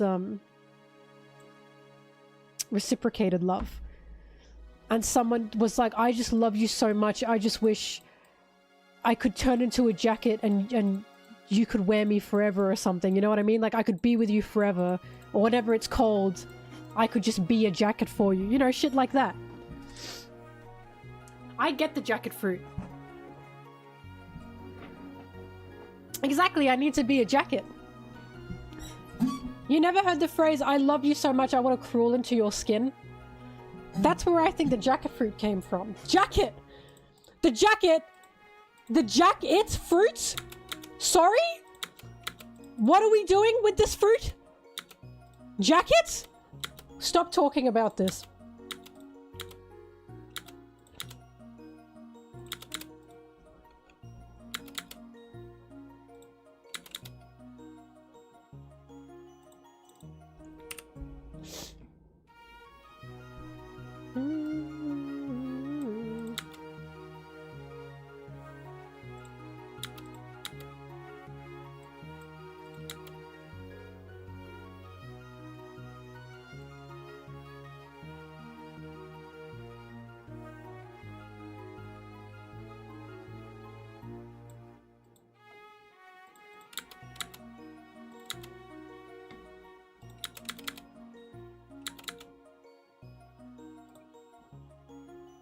Flamingo, stand by it. No, for real, stand by it.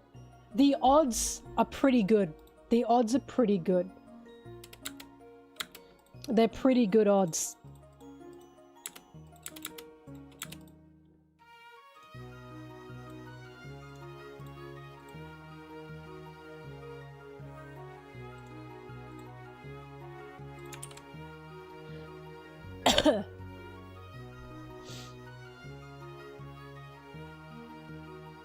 Someone born with a medical condition can't walk or physically be the way you want to be, jacket fruit, if your mind piloted your body vibes.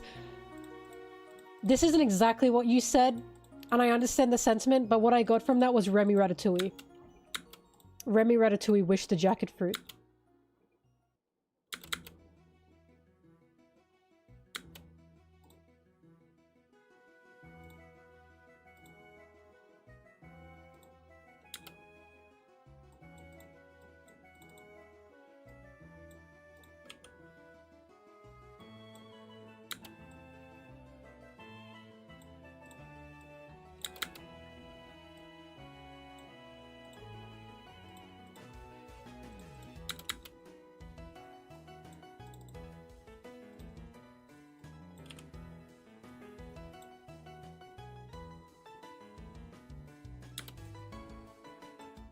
You never heard someone call him Remy Ratatouille? The Remy Ratatouille?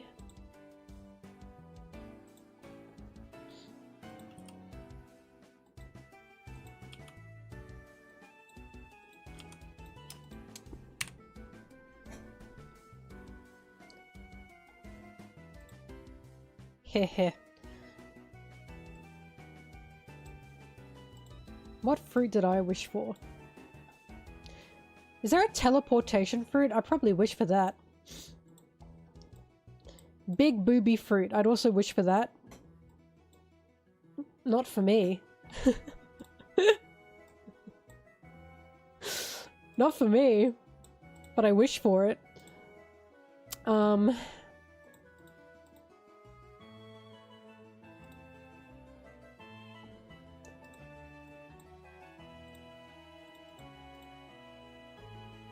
Warp fruit.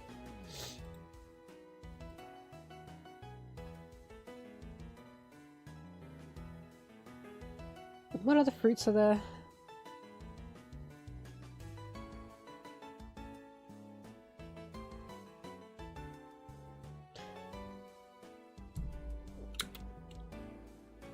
I don't know. My favorite fruit that I'd want is robins.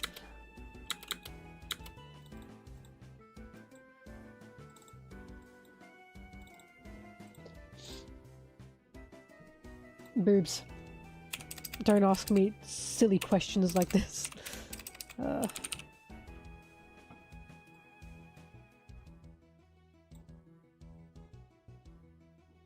was gonna say, wouldn't Ivor have big booby fruit? Why are we talking about this?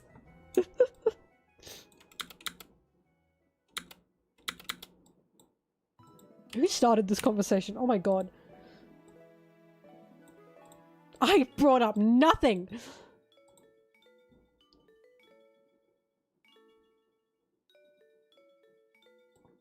The dragon fruit's pretty cool. That Kaido has. I'd probably wish for that. I know all those dinosaur fruits came from, like, 5-year-old children. I know this. Where else could they have come from? I only know little children who really, really desire to be dinosaurs.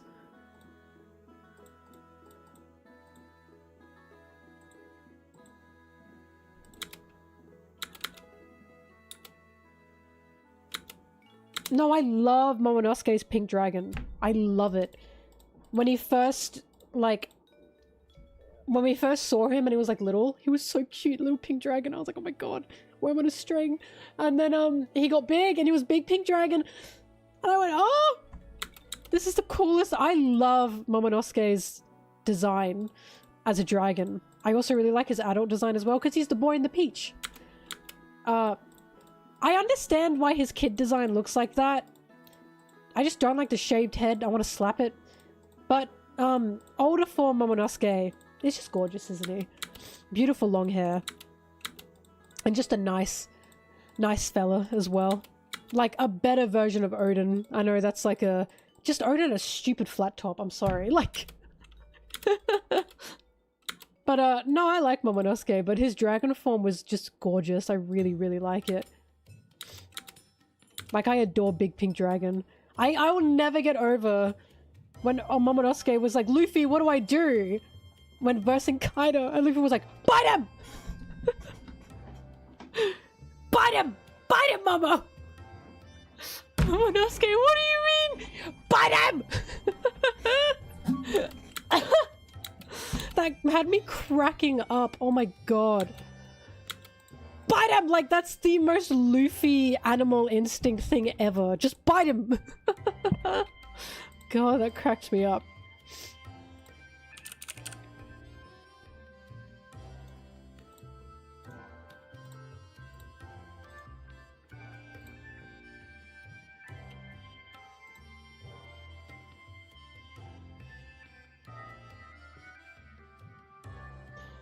Bigger plan for Kaido's cloned fruit. The bigger plan was Momonosuke. I don't understand that question. That was the bigger plan. That it was literally a face-off between dragons. And Momonosuke was the good dragon, the so-called good dragon. That was the plan. Honestly, I need to look up more about Kabuki shows, because I have a feeling there's a story about 2 dragons. I'm sure it's there.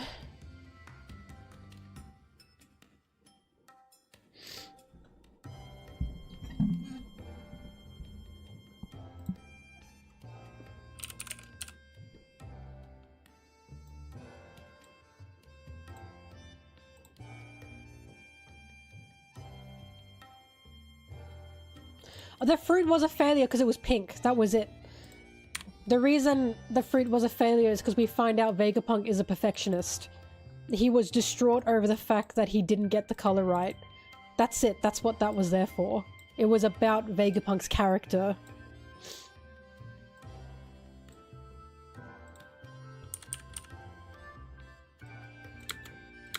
Oh, fuck, that was loud.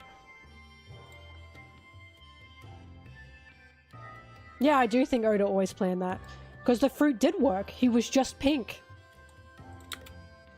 And we knew Kaido was a dragon before that as well.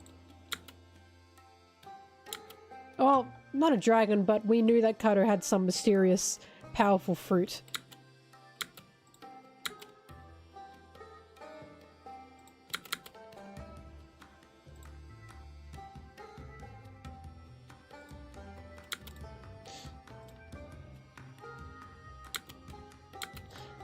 I mean, it's less of a joke. I mean, it's a joke, don't get me wrong, but it's more of a character thing.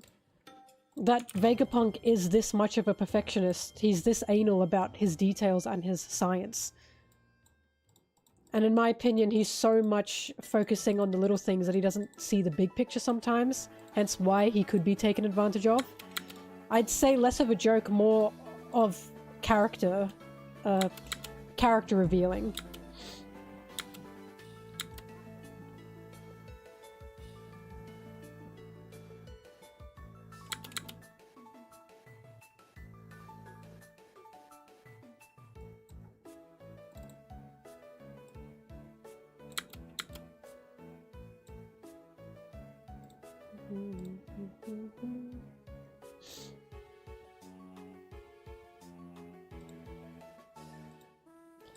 The thing with the green blood wasn't that was like the way to make the seraphim work.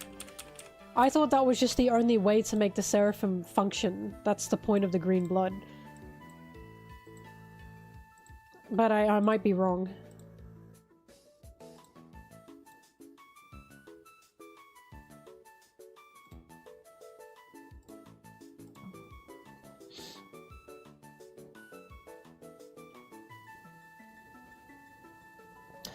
We knew that Kaido had... Because he was the beast pirate king. We knew that he had some terrifying fucking fruit. We learned he was a dragon in 1-0, but beforehand, the fruit, what he had, was built up. Funnily enough, the fruit that Momonosuke ate was probably foreshadowing for Kaido's fruit, if anything. Because we know that it was a cloned fruit. And of course the question is, well then who has the original? Kaido. It probably was there from the start. But I wasn't in the fandom at the time to be able to speculate. But I'm guessing some people guess that Kaido has the original. Oda likes hiding devil fruit powers. He's done that many times.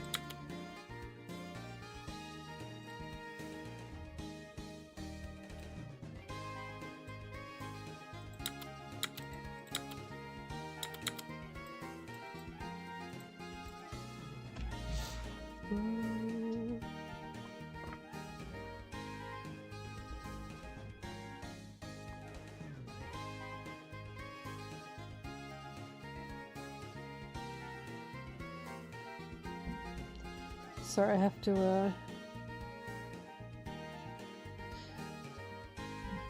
Do you believe Vegapunk was in, Punk Hazard when they were torturing King with the lab tests?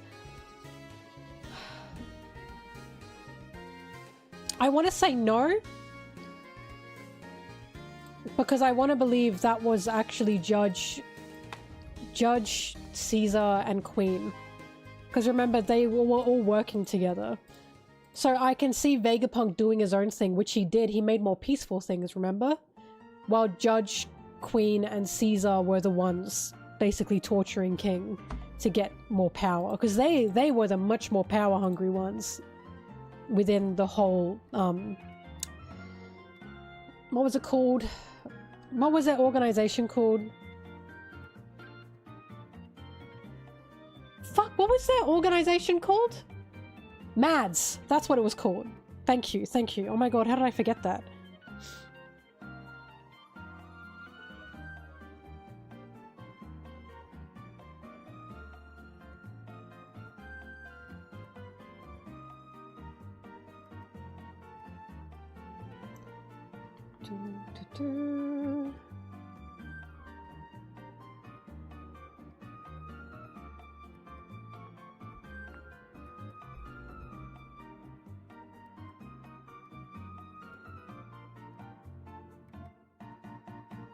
Sanji's mum's uncle. Oh my god, that's a lot of family to get through. That is one thing, and I know I'm a Sanji fan, I know I'm a Sanji fan, I know, but I do wish in Egghead that Vegapunk realized Sanji was a Vinsmoke and went, fuck, are you okay? Like, hi Bertha. Like, I do somewhat wish that Vegapunk just had that interaction with Sanji and was like, oh my god, you're Judge's son? Are you okay? Because they didn't like each other. You know, he didn't like Judge, and Judge didn't like Vegapunk.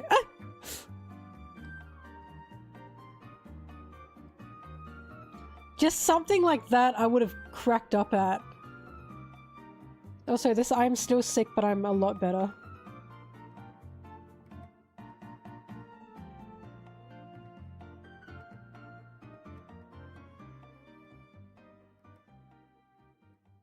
That's true, Lilith could still say it, but I mean, I'm not holding out.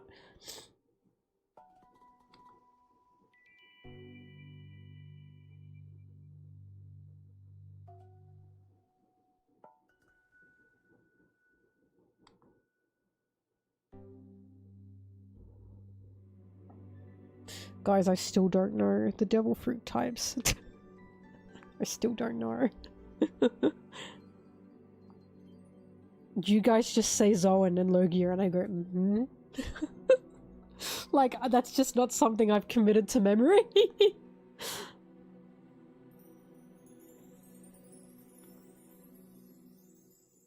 I'm sorry! I'm sorry! I understand it's important because of Luffy's devil fruit and what it means, but it's not top of my list for what I focus on.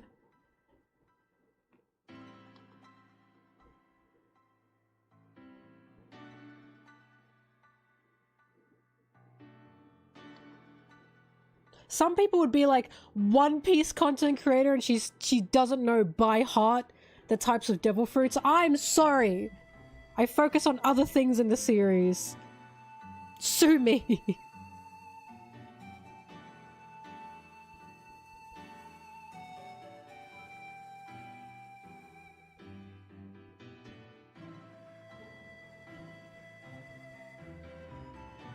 She doesn't know the devil fruit types by heart, and she hates the whales. My One Piece content creator is washed.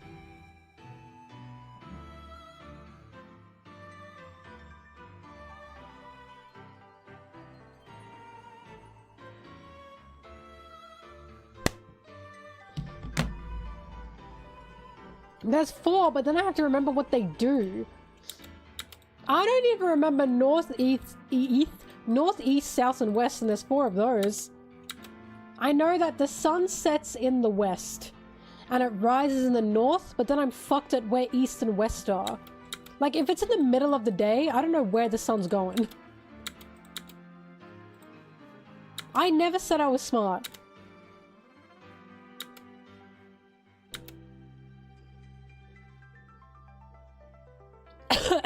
Ooh.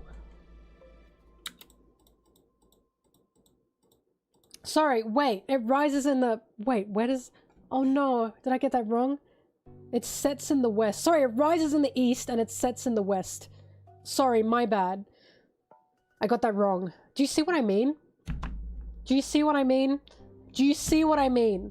This is what I'm saying. Are you expect me to remember Logia, Zoan, plus the other 2? You expect me to remember that? I can't even remember that the sun rises in the east. I know that it sets in the west because there's a fun little rhyme. My bad, Chief. It's just 3.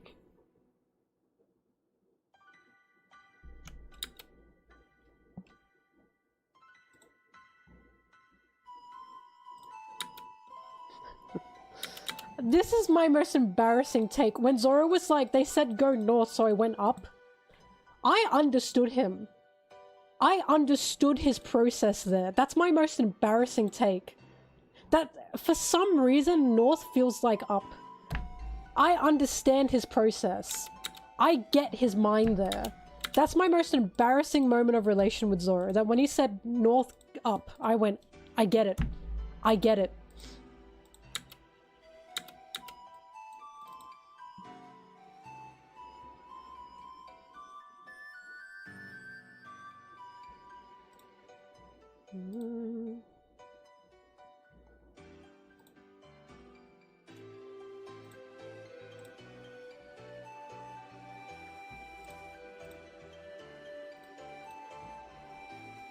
But yeah, this is why when people go, when some people try and say, oh Mel, so smart. No. I'm not your goat. I'm not. And I know some of you go, who the fuck says Mel, you're so smart? You'd be surprised. I'm not trying to be bashful, I'm literally like, don't. You don't know the things I don't know. You don't know what I don't know. Don't play this game with me.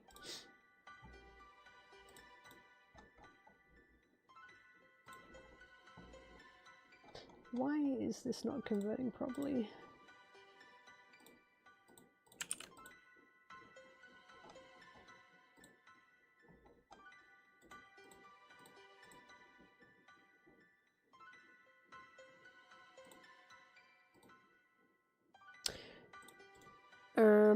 Okay.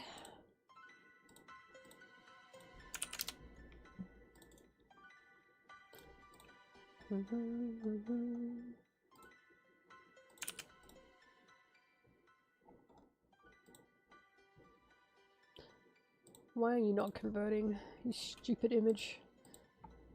You stupid, stupid image.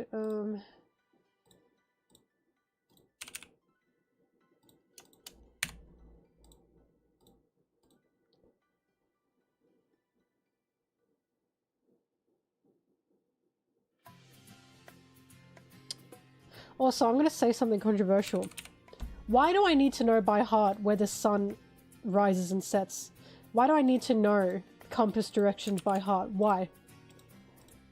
This is like when people are like, no, you should learn how to drive stick for cars. You should learn that. Why? We live in the future, old man. Okay, then you should learn how to navigate with the stars. Why don't you know how to do that, huh? Guilt tripping me. And for what? God forbid a girl relies on technology.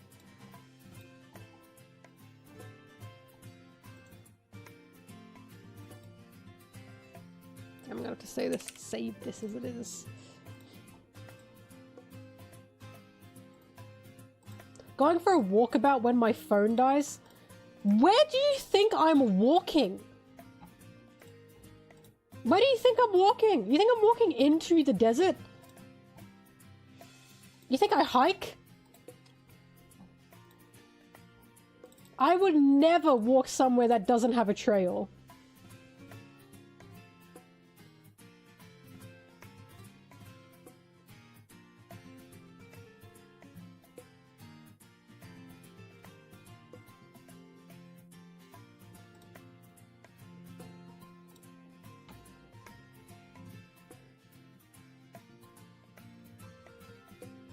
You need to write cursive and read Roman numerals.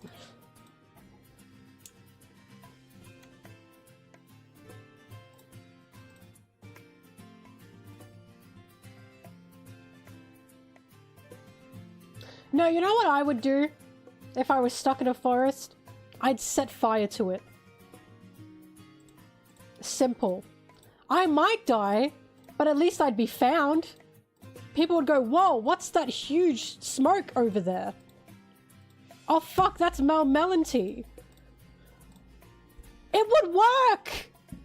How would I make the fire? Sticks and dry grass. Actually, I always have glasses on me. I can use my glasses. An Australian desert, how would you make the fire? The fire would make itself.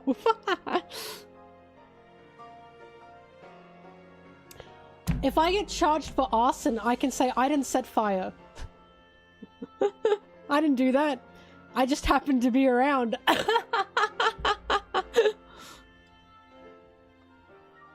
know how to make fire with sticks. I did it in school. Did you not do that? Is that not something you guys did? I'll tell you what the tech is. You gotta have dry grass, and then you gotta have like a stick on a stick, right? And the base stick has to be thicker, and you gotta try and make a bit of a hole in that base stick. It's about friction. And then you go from the top to the bottom and you just keep doing that. But everything has to be dry. That's the tech is. Has to be dry. Like fully dry or you're cooked. You're not gonna make a fire. That's the tech is. You guys didn't learn how to make fire? I did learn which way was north in school. But I also learned how to make fire in school. And you can see which one's stuck. You can see which one's stuck.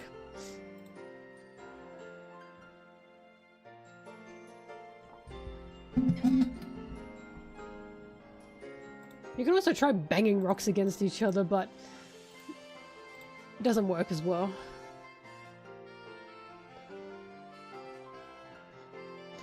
How can I know west and east but a fire?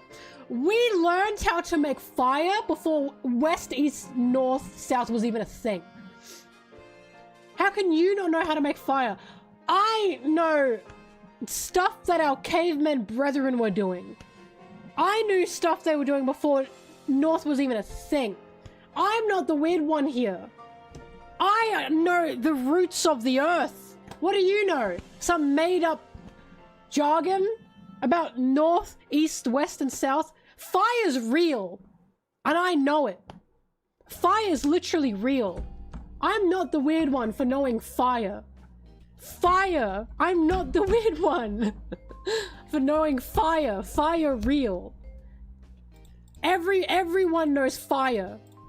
Everyone. I've mastered fire.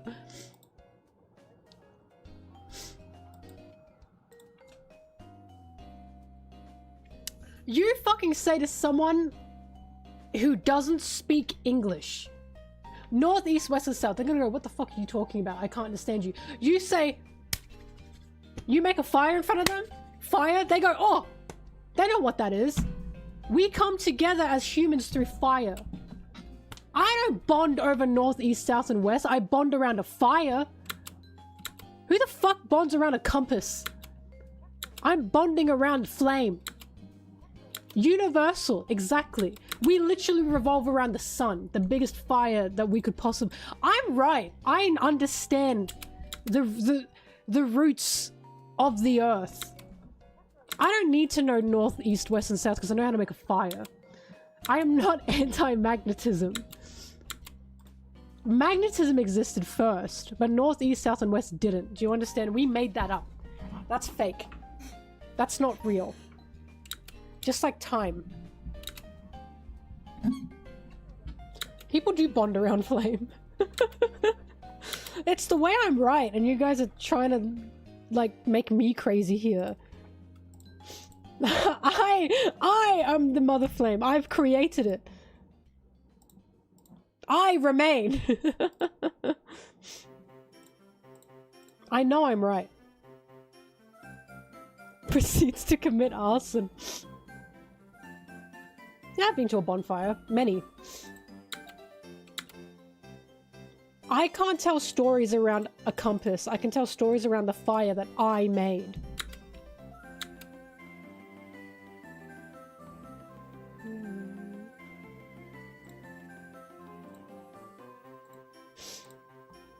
Favorite Aussie film? Talk to Me currently is really, really, really good. That's pretty phenomenal. I have a terrible memory, hang on.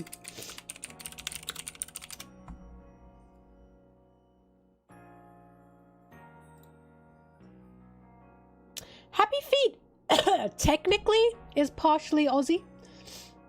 It's Aussie New Zealand.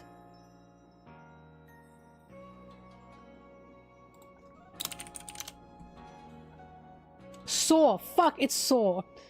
It's Saw. What am I talking about? It's Saw.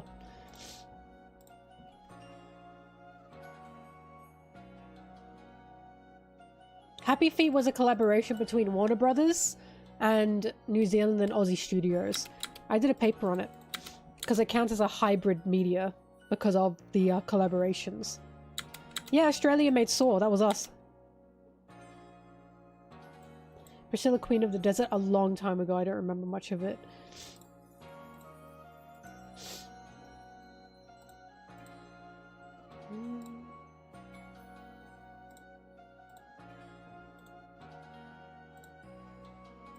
The whole time we've been arguing about fire and compasses, I've just been waiting for my image to render.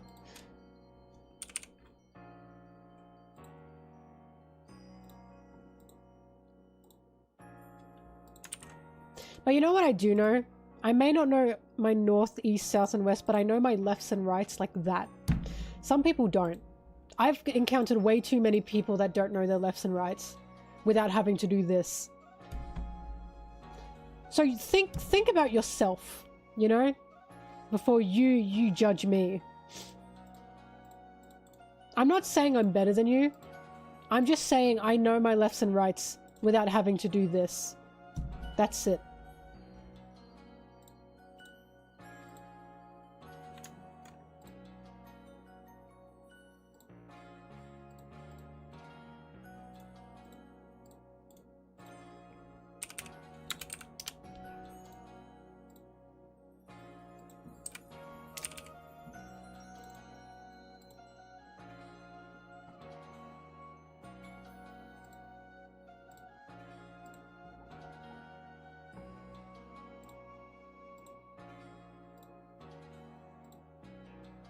Alright, these images are rendering, so, I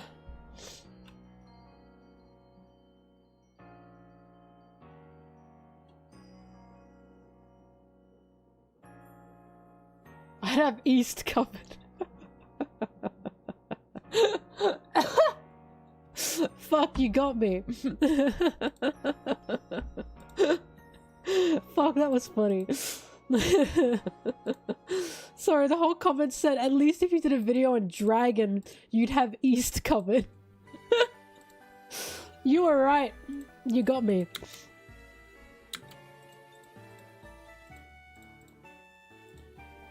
Alright, hang on. I'm gonna go get a drink. I'll be back.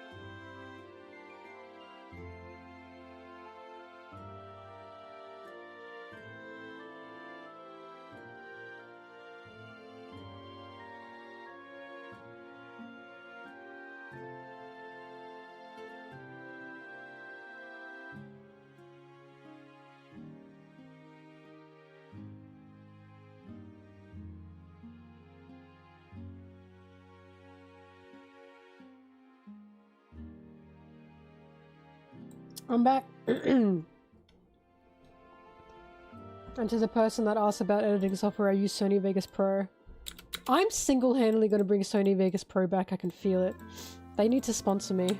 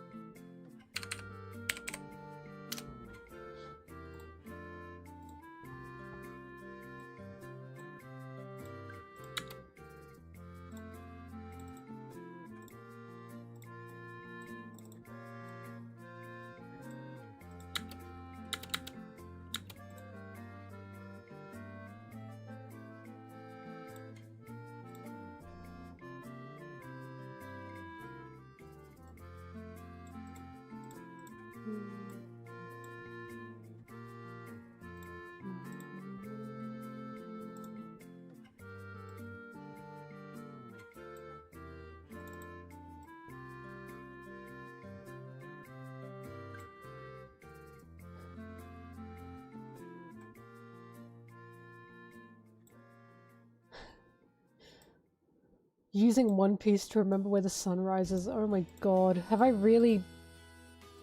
Am I really at this point? Is that a One Piece reference? Oh god. You know what's fucked up? I now will remember that. That's actually the fucked up part. I'm now forever going to remember that. Where does the sun rise from? Luffy, east.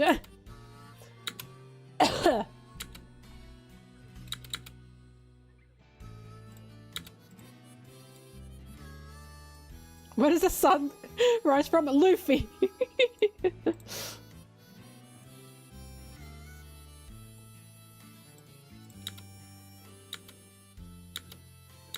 Yeah, I talk to everyone about One Piece. It's a big part of my life, of course I do.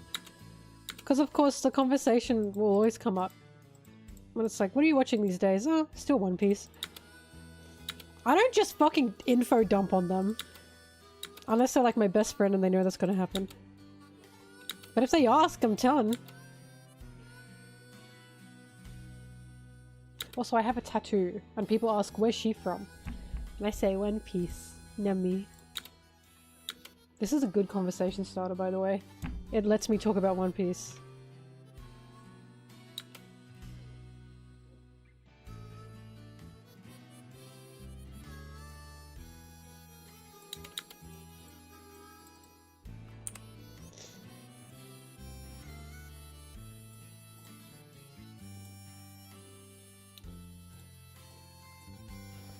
I still want to get an ambipom tattoo.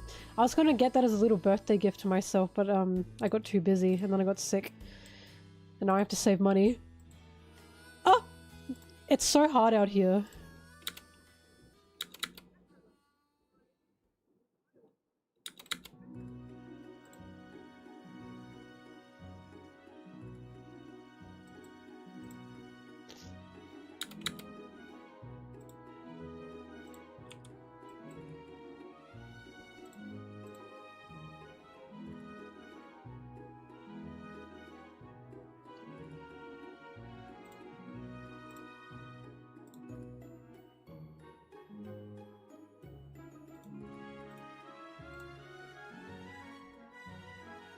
Yeah, Nami is the character I identify with the most.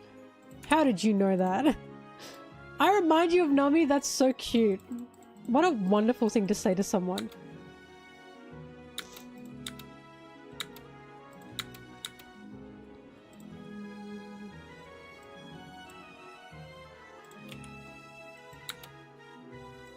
I say as I'm like, why do I need to know north, east, south, and west? Nami would forgive me.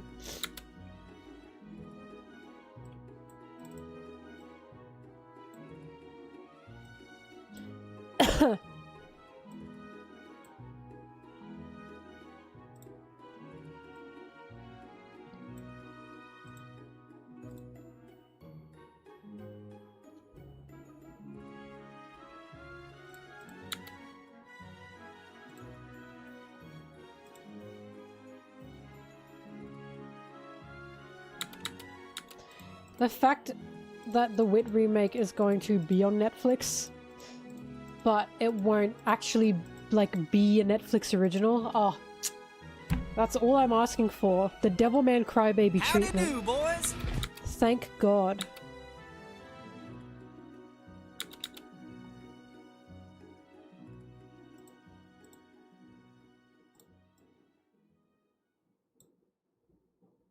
You remind me of Wapple. Funny you say that because Wapple was supposed to be a Straw Hat. So thank you.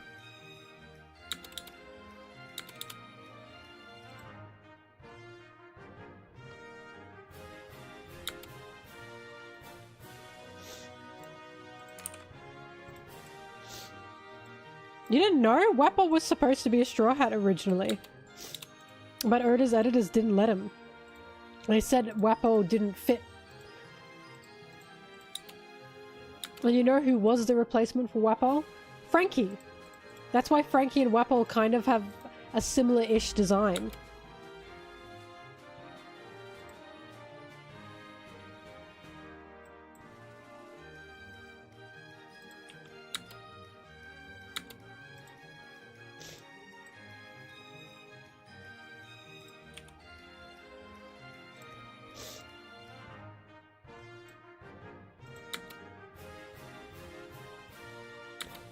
Well, why do you think Wapple's come back into the story in a big way? Because Oda really liked Wapple, and he wanted him to be a Straw Hat.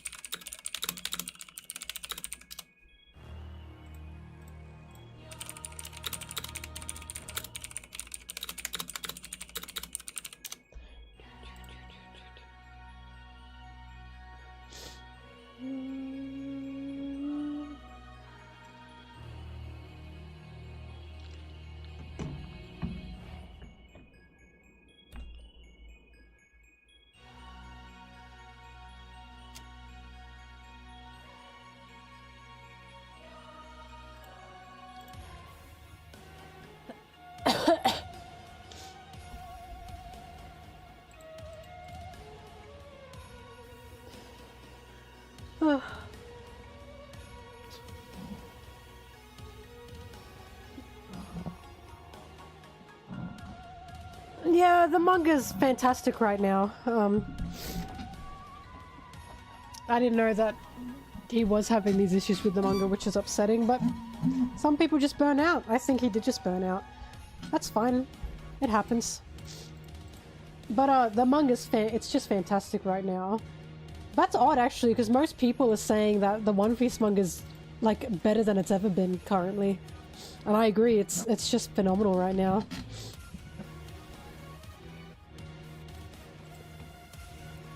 I've talked to a lot of people about Elbaf, and they said Elbaf has really reignited not just like their One Piece love, but their One Piece obsession.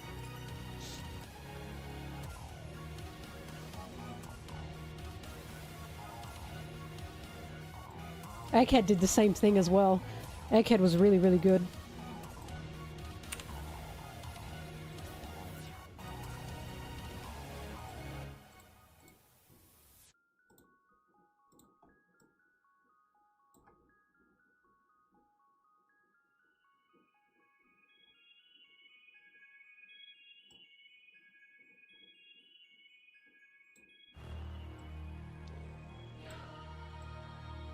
I think I personally was in a really fortunate position of I started One Piece when Onigashima was happening in the manga.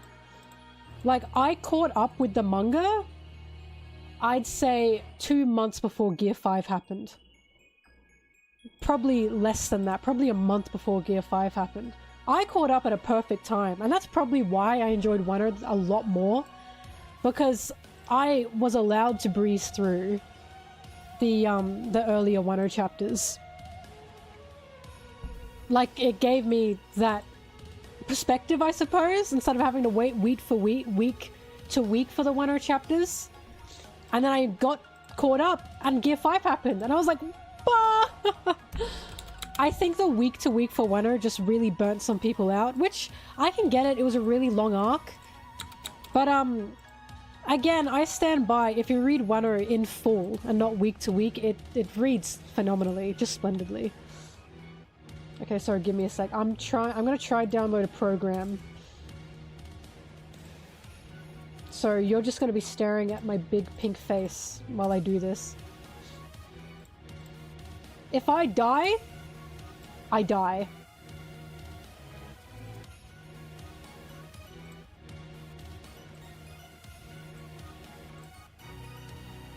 Hi Anna. Basically, I'm trying to download this image upscaler because having to do this shit with these images is doing my head, and it's taking me eons.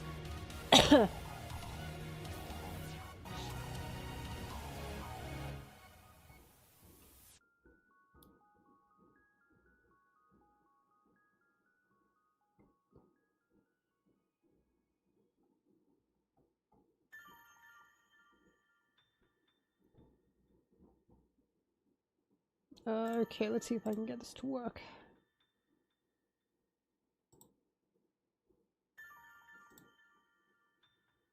Google Drive can't scan this file for viruses.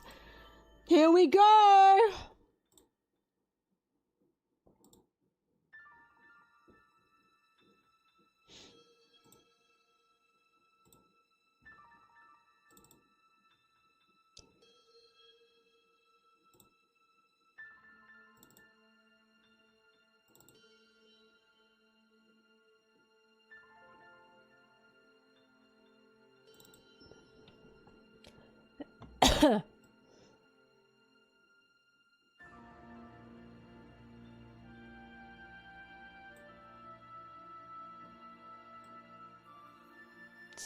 Right, 2.0.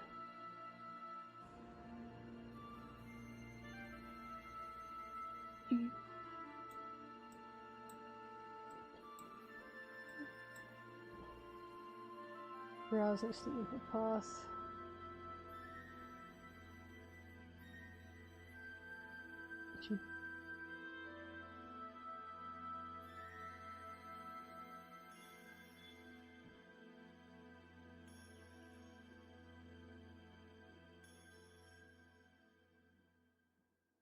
Okay.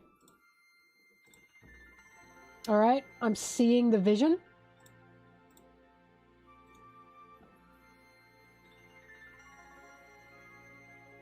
I have to make a waifu folder. That is not what that sounds like. Waifu 2x. X. Please understand me. Please understand that is not what that sounded like. Waifu 2x is a program.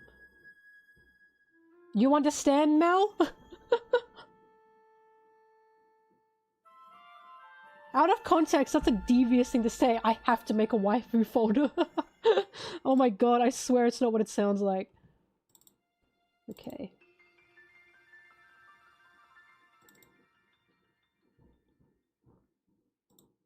Model.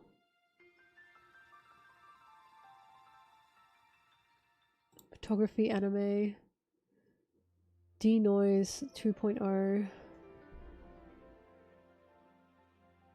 I'll put that at level 2 because denoising manga pages doesn't look very good. And then what was their instructions? Open the folder.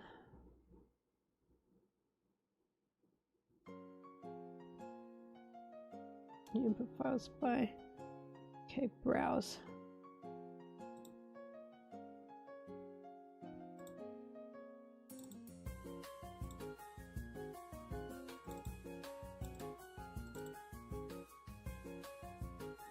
La la la la la.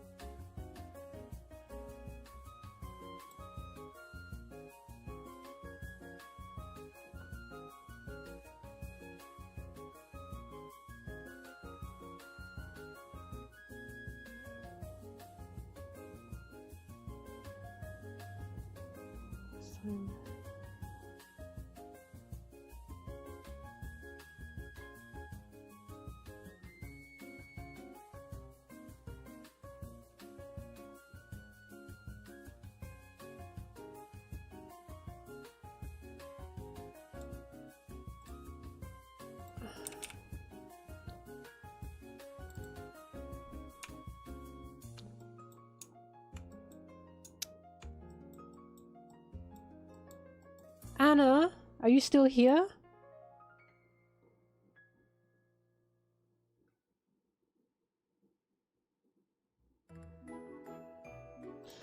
I can tell you why it's not working for you, this program. Sorry, I'm problem solving, troubleshooting. It's because the instructions don't tell you what to do after clicking browse next to the input path. And then it just says, if you drag multiple things, it doesn't tell you what to do after that. Because I sat there and went, now what?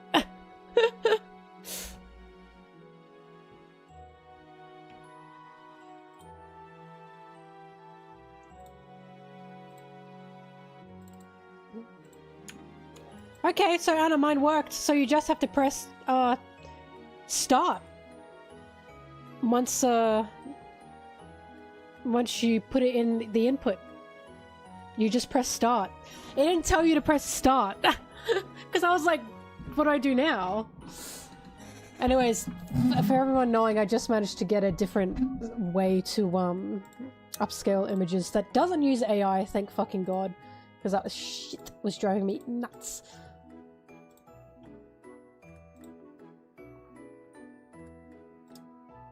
And what was the other explanation they said? Right click the image, click open with, choose another app. That also sounds like such a bumbling mess though.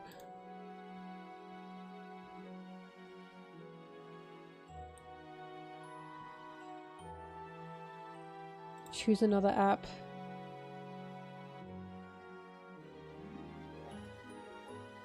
More apps.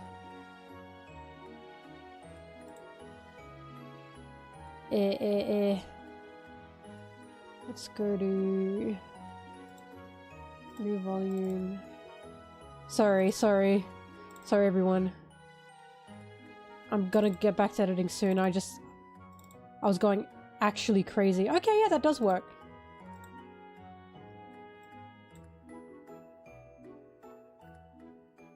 Oh, it automatically... Oh, I see. Alright, no, Anna, it does work. Alright, that's great.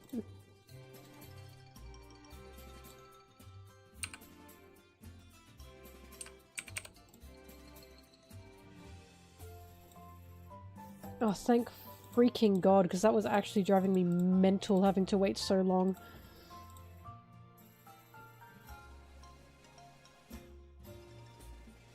Okay, so here's what's gonna happen. I'm about to do a mass downloading and a mass converting.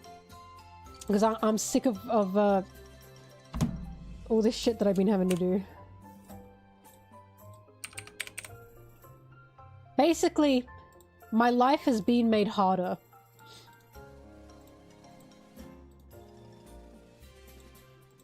Over technology.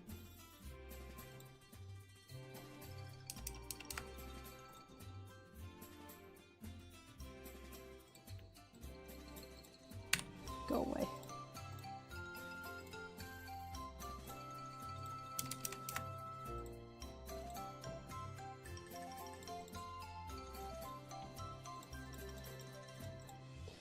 Okay. And this is 11452.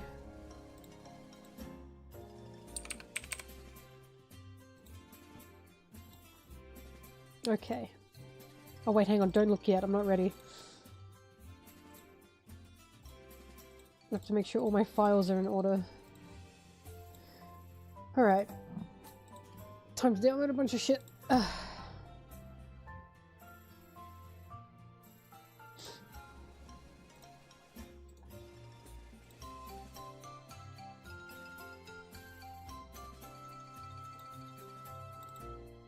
I wish Discord let you batch download a group. Does it actually let you do that? I haven't tried. No, it doesn't. Ugh. Group of images is what I was gonna say.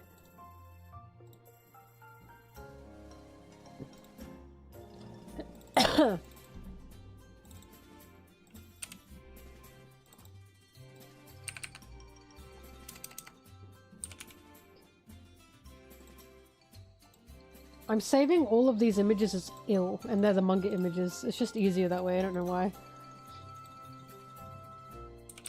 Ill 2.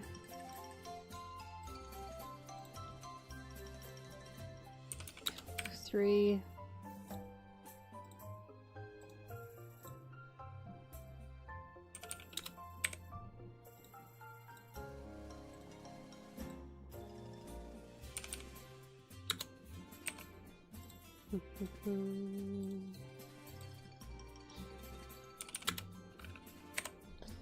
Look, with this out of the way, I can breeze through my editing. My editing was being hindered by having to wait for all these images to upscale.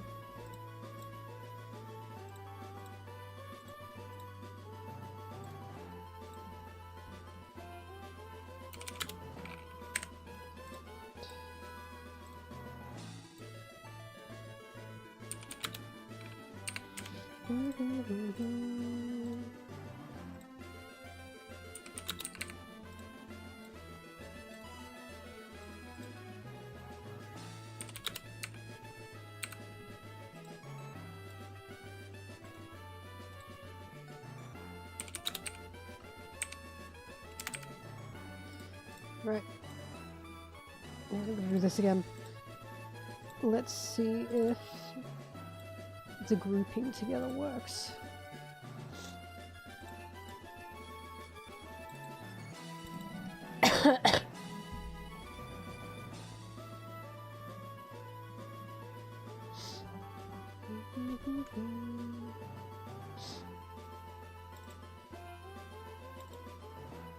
I just hate using AI in general, but using AI to upscale images was especially driving me bonkers, like manga images, because I just don't think AI understands manga texture. I really don't. Like manga shading, it can't pick that up, and it just absolutely fucks that over.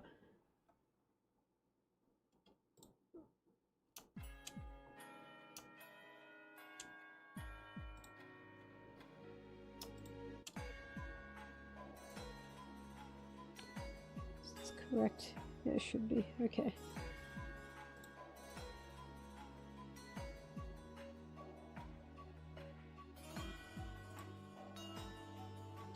Yep. Okay, Anna. I can confirm it all works. You just have to press start after putting it in output. They just didn't give you the full instructions. Because I think upscaling images is fine. We've been upscaling images before AI was even a thing. Well, AI has always technically been a technological thing. It's just now it's a different thing. Do you know what I mean? But a modern AI, we've been upscaling images before modern day known AI was a thing. And that's how I was upscaling my images. And I genuinely think the technology is better before. Because again, AI just, for some reason, it can't pick up manga texture. It just really, really, really ruins it. Like shading, especially, and like the little dot shading, it can't figure that out. I've watched it multiple times, just absolutely wreck it. Drives me nuts.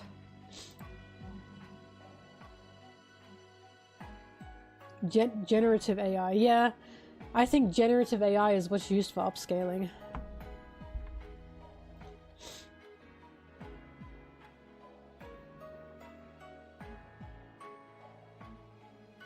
Because it's like AI for games, for NPCs.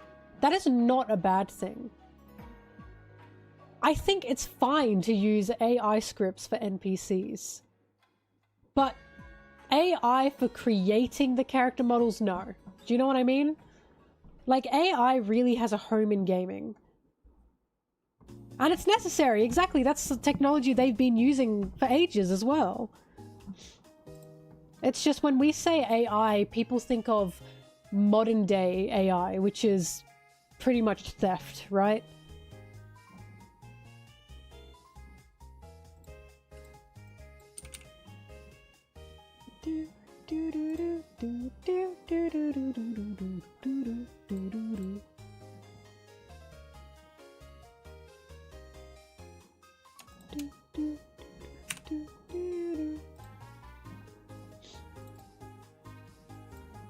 Oops. I just deleted the wrong things.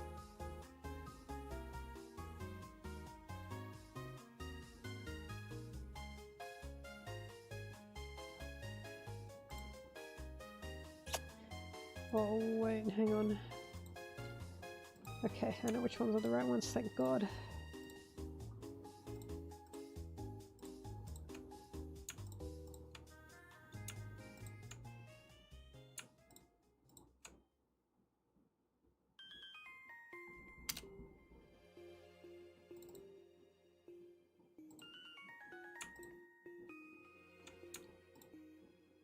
Hello, how do I restore all of these at the same time? That would be lovely.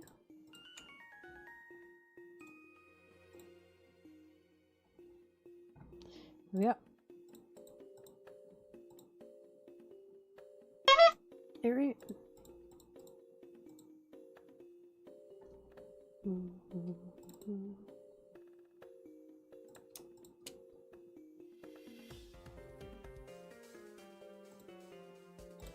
Why is it all in a folder?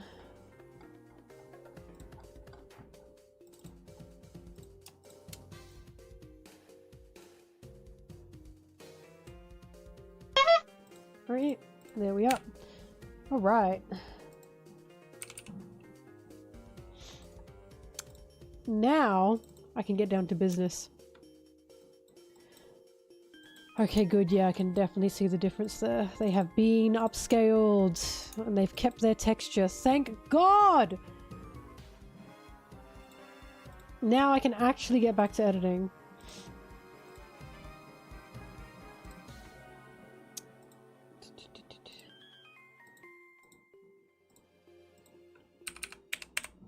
How many 1145s did I have? 1145, 2. Okay, so 3. 3, 3, 3, 3, 3. 1145, 3. 1145, 4. 1145, 5. 1145, 6. 1145, 7. Oh! I named it wrong.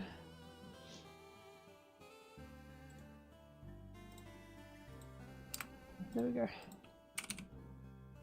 7, 7, 7, 7, 7, 1145, 8. 1145, 9. 1145, 10. 1145, 11. 1145, 12. 13. 14. And 1145, 15. Alright. Now we can get back to editing. Seriously this time. Thank God. Drastic measures had to be taken just then.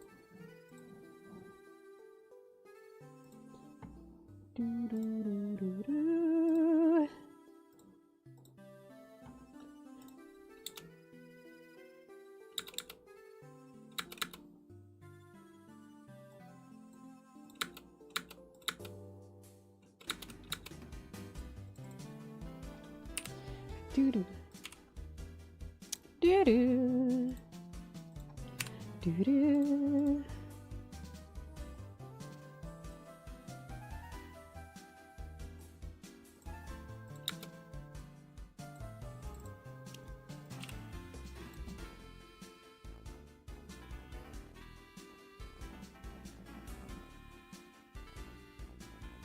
I'm still not convinced that baby is Makinos.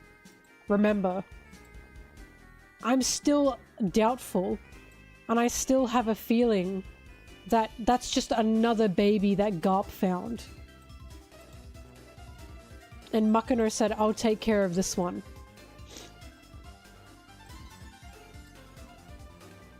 I'm not playing these games anymore, Oda. I know how you work.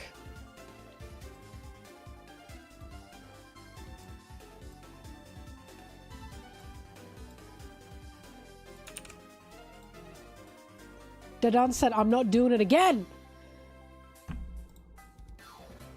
After you killed one of my boys, no, I'm not doing it again.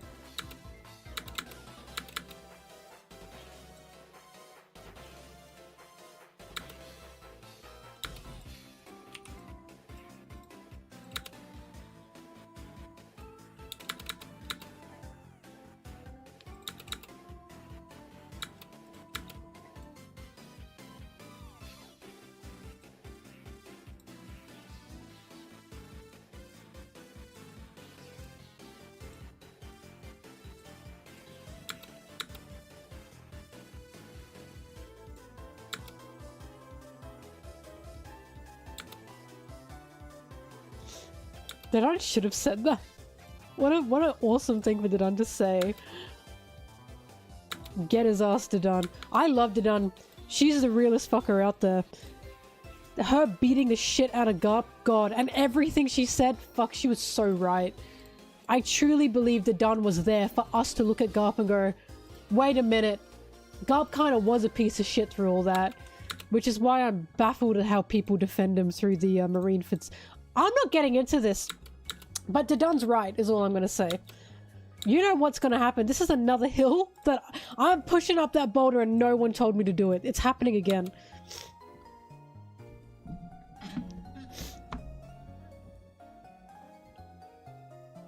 Oh, Mama Mad Dog, that is so cute. That's so cute. Oh, that's adorable.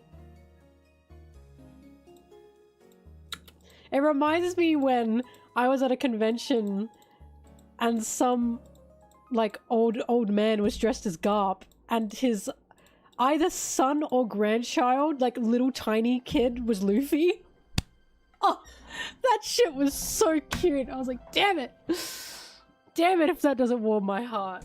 That was adorable. There was also a little girl dressed like a really, really little girl dressed as Doflamingo, and she saw me. I was also dressed as Doflamingo and went, oh! That was so cute.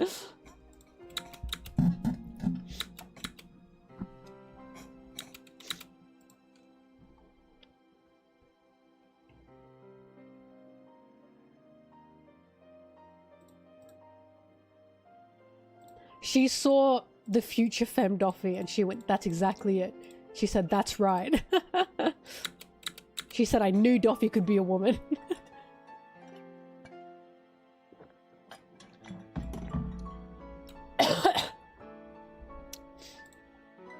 He's obsessed. That's a good obsession to have. Did he cry?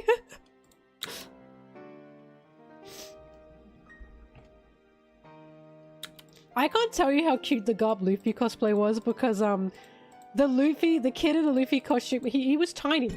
He was just so tiny and he was just like, you'd see him like bounding everywhere and then behind him Garp. Like he was a big guy too, the guy cosplaying Garp. He was huge and I was like, what the fuck? That was them, you know what I mean? I'm pretty convinced that was them. It was just crazy because you saw a little Luffy and then Garp and it's like, oh my god. It was so cute though.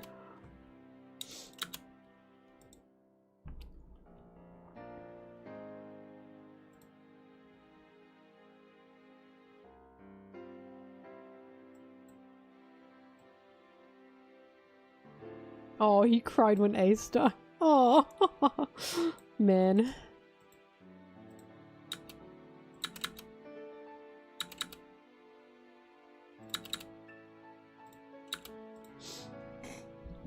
Hello.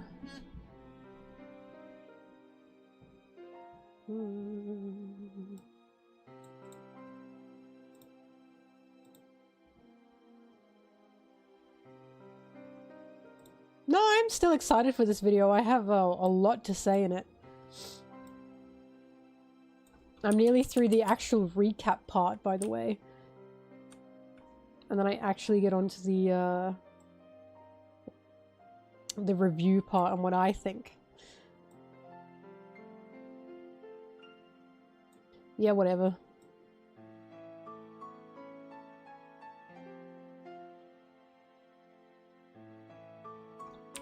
I don't know why I haven't been doing like chapter reviews. You think that would be one of the first things I'd start doing? And then I was like, I sat there and I was like, why the fuck am I not doing chapter reviews? That's just a no duh, you know what I mean?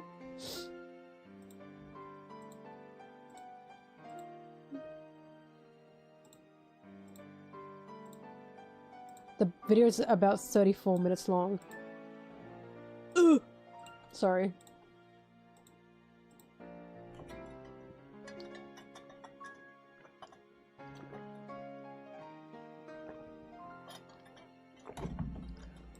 I have 4 chapters to get through. 42, 43, 44, 45. Yes. So yeah, it's 34 minutes long.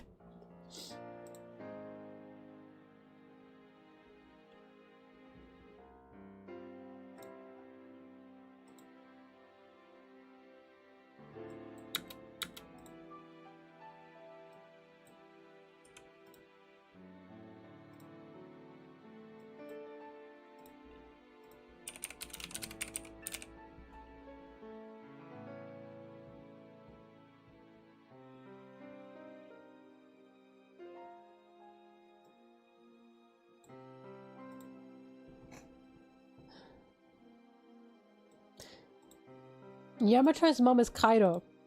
Kaido laid an egg. This is what I'm sticking with.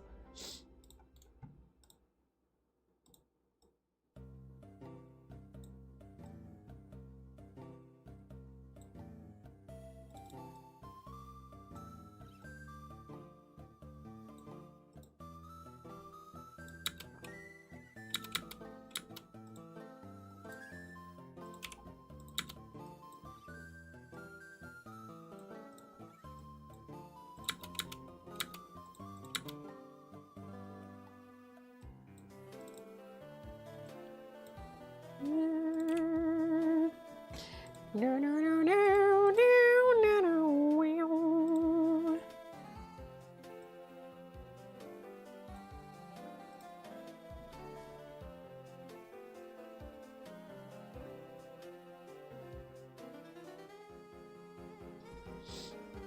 no. Potato. Keep trying, Lays.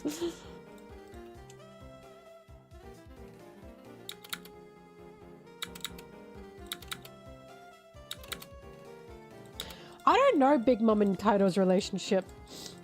I can't decide if it's more fun if they had a fling or if they were just platonic besties. I think platonic besties is more fun. But you can be platonic and still have some fun, you know what I mean? So I don't know, but I love the art of them on the motorbike together. I love that art. I really like Kaido and Big Mom's whole dynamic.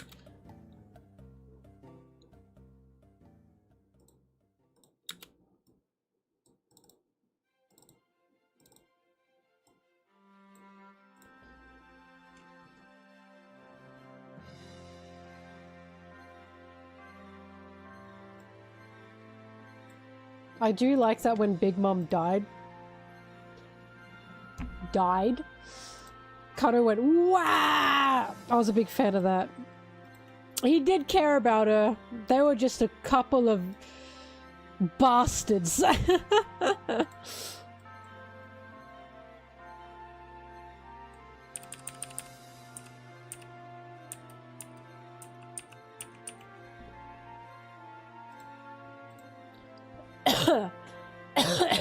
Oh.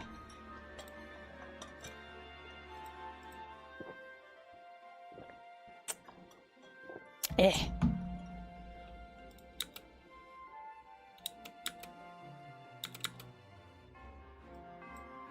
My Eber bestie.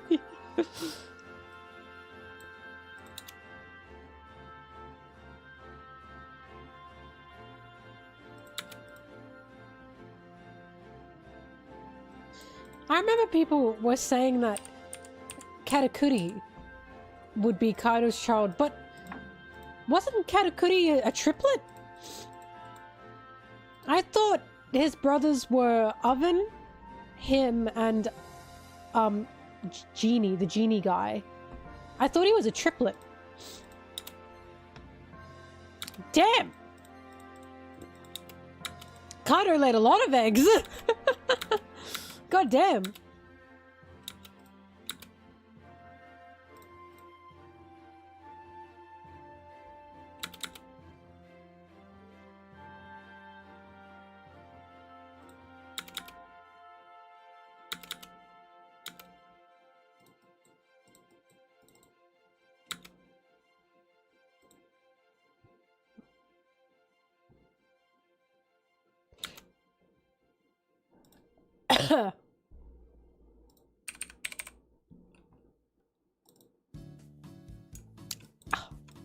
Oh, I love this Sanji panel.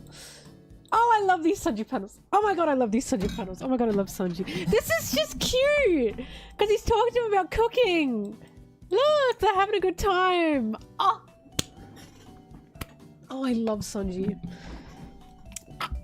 I want to eat him up. Sorry. Sorry. I've missed him. I've missed him.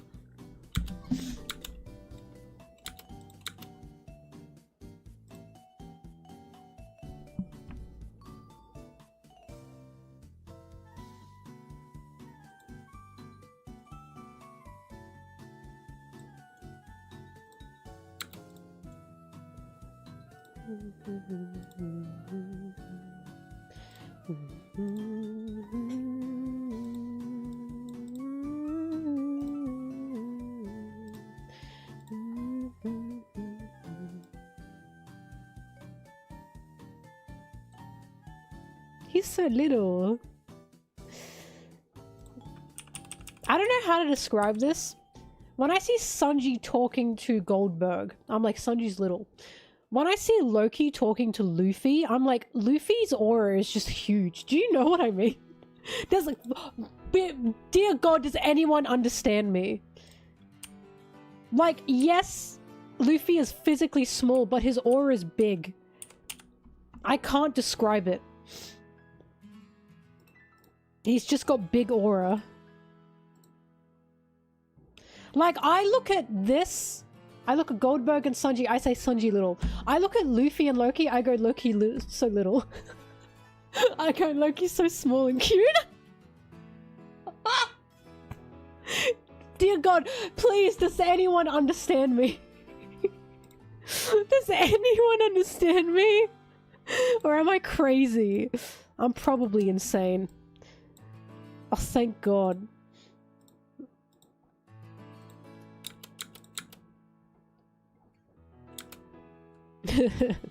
I'm not crazy.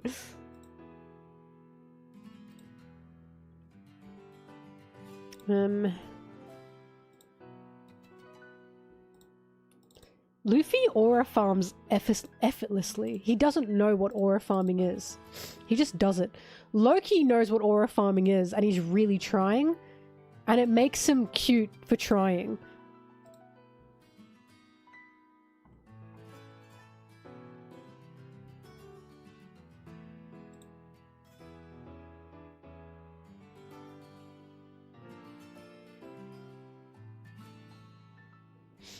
Cute farming. That's lore.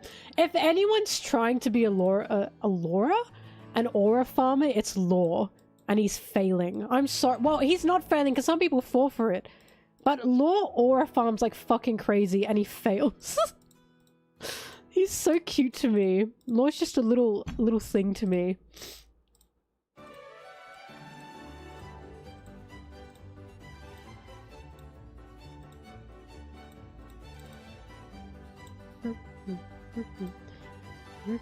Yeah.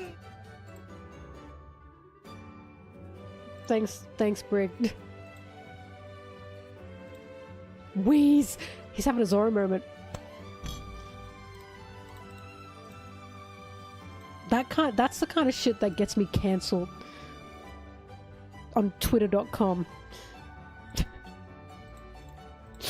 I can't be saying that. Ah! Ah! I'm sorry! It's a joke!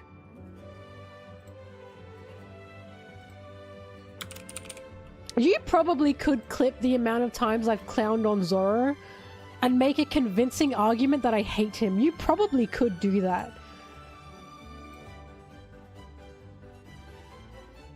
You probably could do that.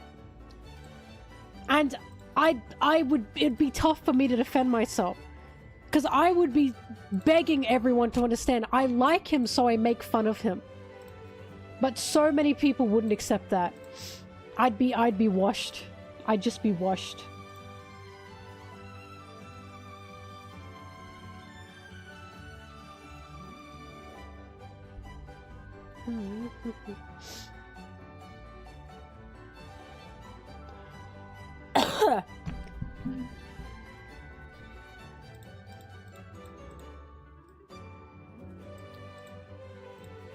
Frankie and Jinbei have the most natural aura. This is true.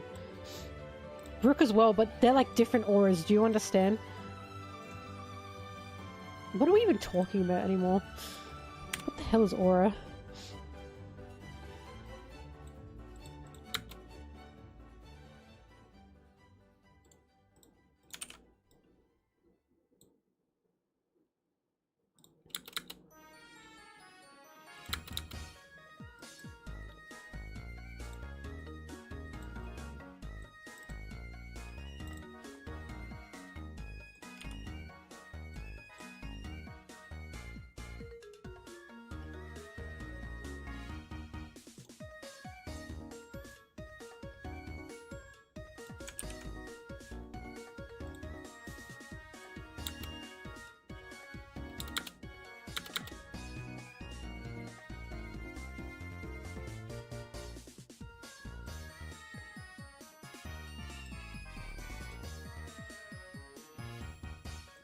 Why is this penis music?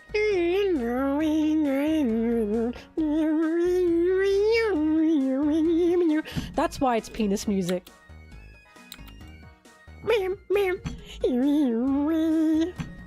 Because it sounds like a mosquito is singing to me.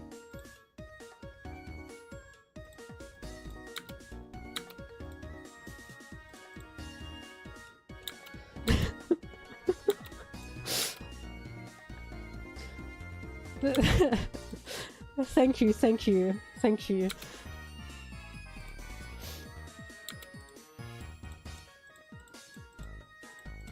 It sounds like a little creature could sing this, that's why.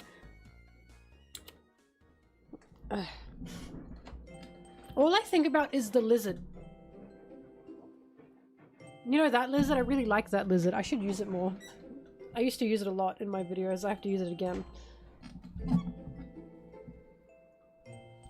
Yeah, but that's the thing, Flamingo. It's not a SNES game. It's a DS game. That makes it even more penisy. No, Carly, there's Toothless, but that Toothless was modeled off the lizard that was dancing. Oh my god, where's the video? It must be in my downloads. This one.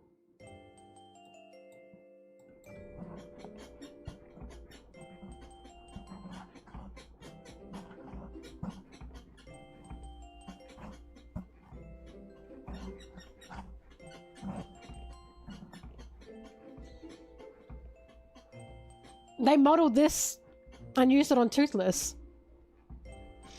I really like this guy. The music does not fit for this lizard. He can jam to anything. Composers hate this lizard. He can jam to anything. Makes you dizzy? Well, that's the original lizard. And I really like him.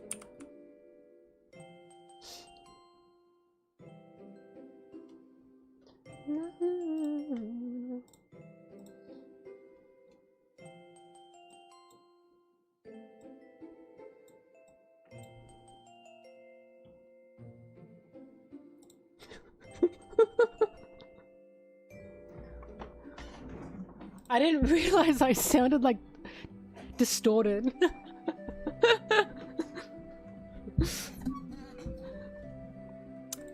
It's a pretty good explanation, actually. I think penis music is a creature could be singing this. Some weird little creature. Like a smiling friend's creature could be singing this to me. Not this right now.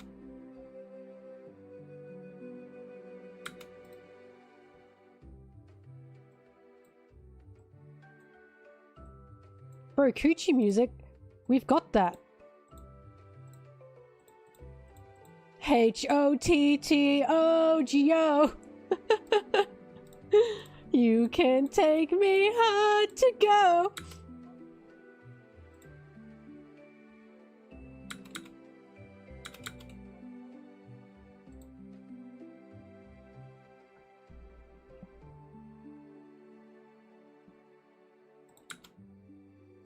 I think I would call Eurobeats coochie music. That meme that was like something something never die. Fuck, what was that? I'd call that coochie music. Just hot to go, I think. Both? Okay. No, you know what? Flamingo's got a point.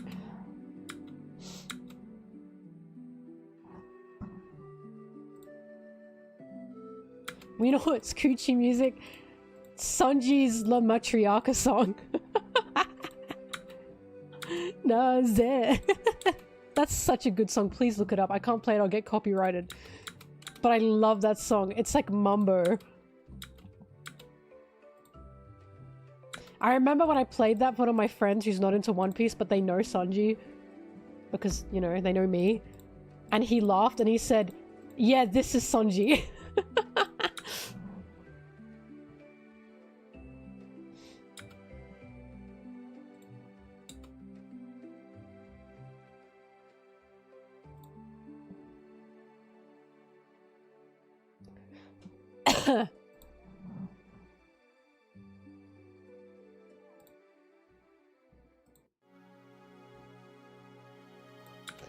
Sometimes I erase the text bubbles because I could get copyrighted.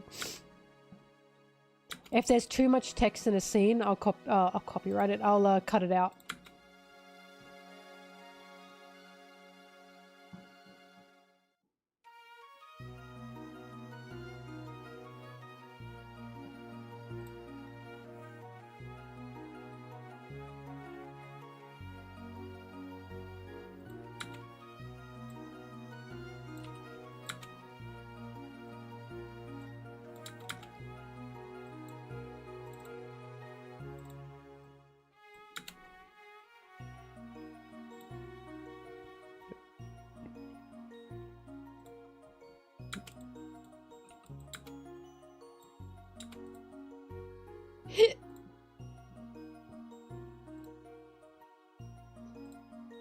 Pokemon Mystery Dungeon Explorers of the Sky.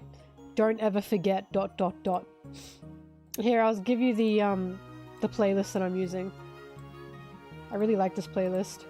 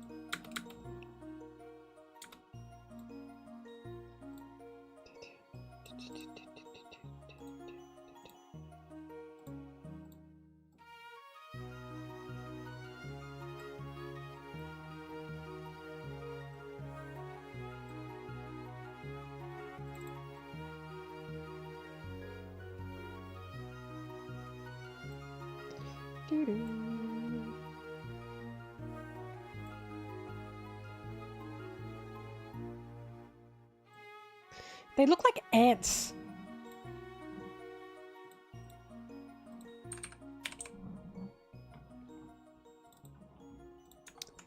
They look like ants carrying a stick.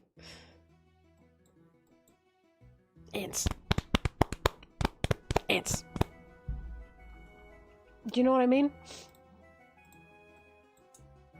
Ants when they found a leaf to bring back to the hill.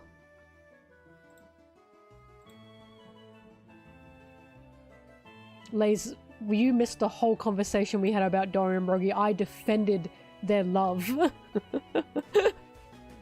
And I'll do it again.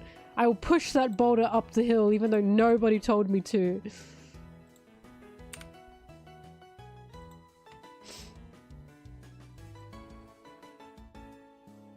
Look at that. I didn't know. Wait, I didn't see that his shield was making that face. Ah! Why is he pogging? What the hell? I never noticed that.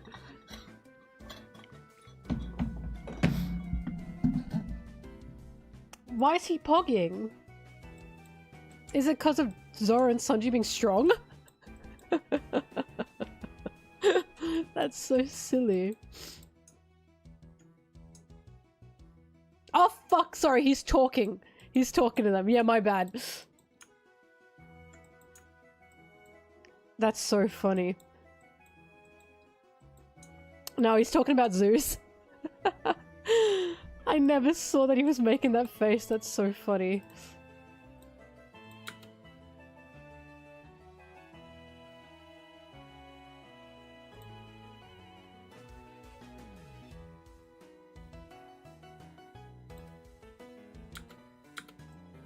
I fucked up. I said Goldberg was the one talking because I didn't see the shield was the one talking. I have to say, actually, it's the shield in text.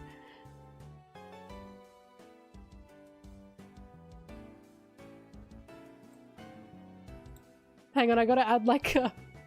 I can't re-record this because I'm sick right now and you're gonna hear the difference. I have to add a big wall of text that says, actually, the shield was shocked because the shield knows of the homies. God, I messed up big time.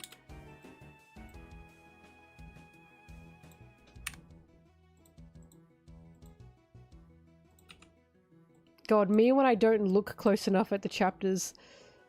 And by that I mean at like the art itself. Yeah, the shield is a homie. Wait, this is where I can use the dancing lizard.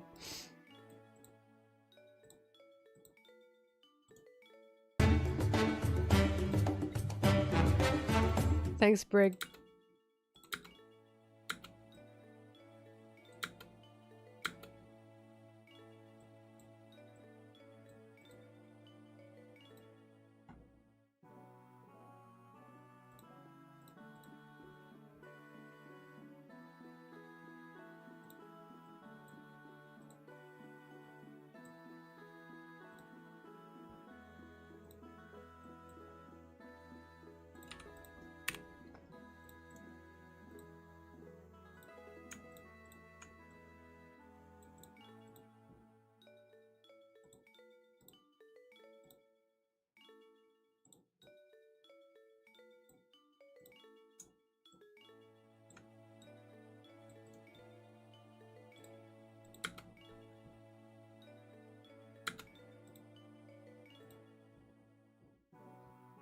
I changed it to Luffy because, all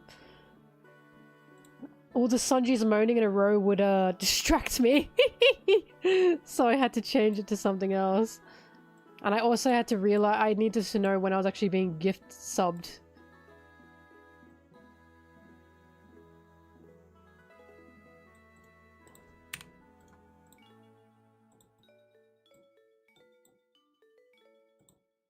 God, thank God I saw this while I was editing.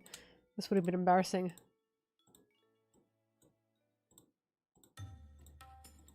Ian! Thanks, Brig.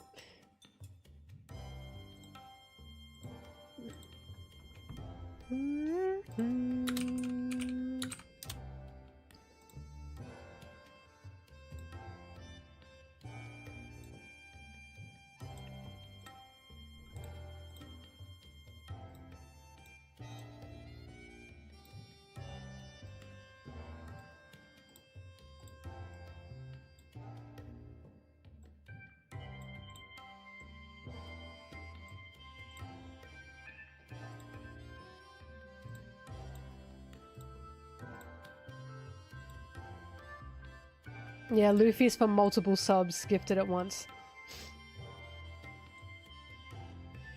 If you gift more than one sub, Luffy appears. And he goes dun dun dun dun dun dun dun.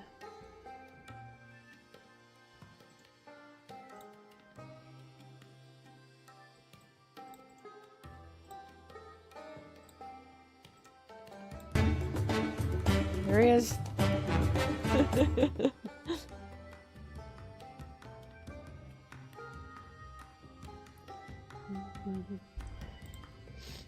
Thank you again. Okay, gotta... My bad. The shield is the one talking and saying Zeus is a big boy, homie.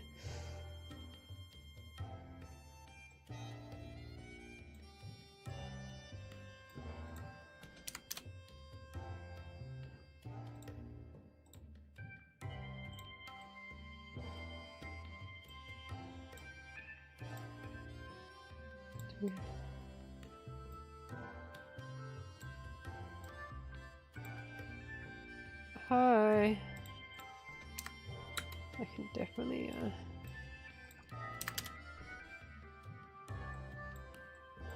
this is gonna be rough.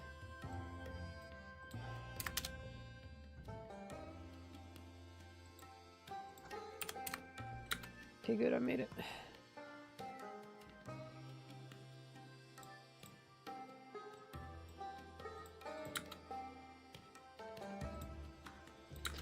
What? Oh, I see.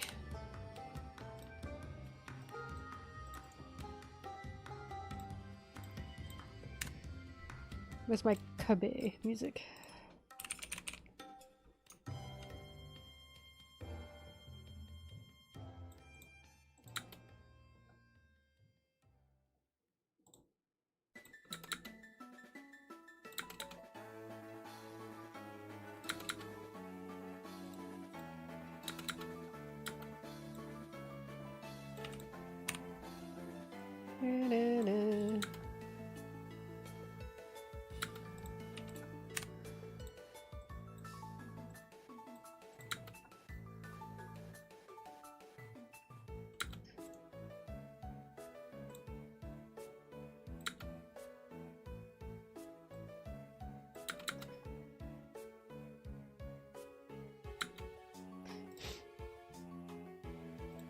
One dream, one wish.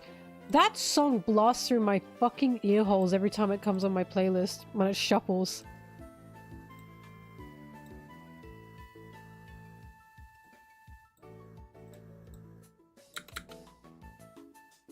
Oh, whatever, I'm not gonna get caught for that.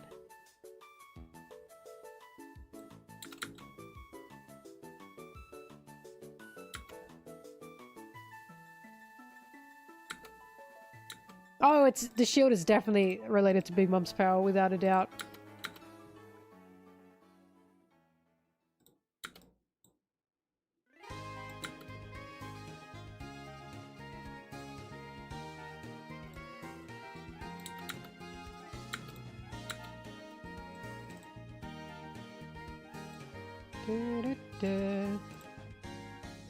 Bye bye.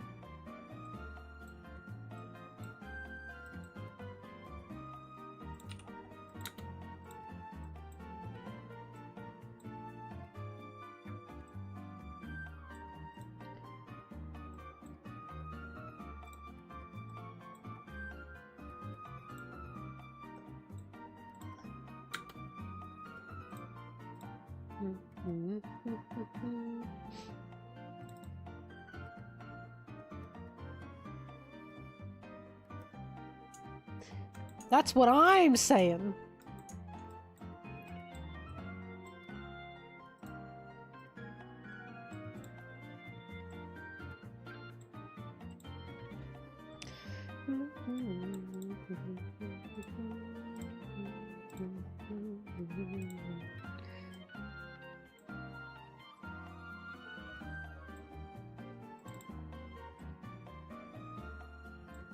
Them using whale blood on Loki's really funny, by the way. His boobies. Wait a minute. Zoom, enhance.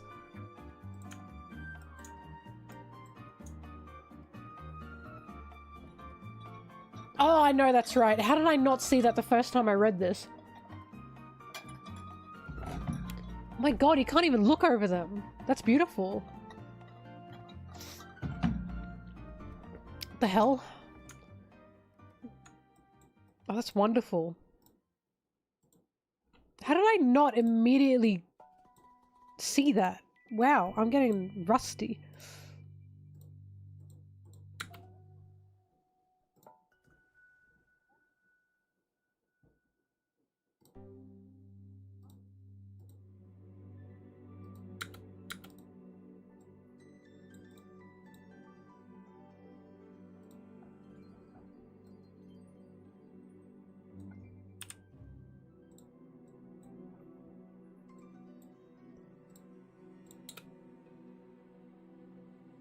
What's everyone doing while you're watching me? Surely I'm the side entertainment. What are your tasks?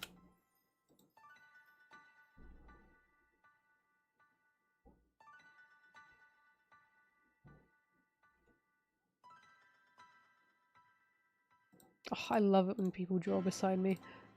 Reading, drawing. How am I not distracting for reading? Breakfast, Pokemon. Wow, beautiful. Damn, alright. Damn. Oh, you got a vote coming up, do you? Damn, so do we. I'm on your TV. No, I get that. My side entertainment would also always be on the TV. Ugh.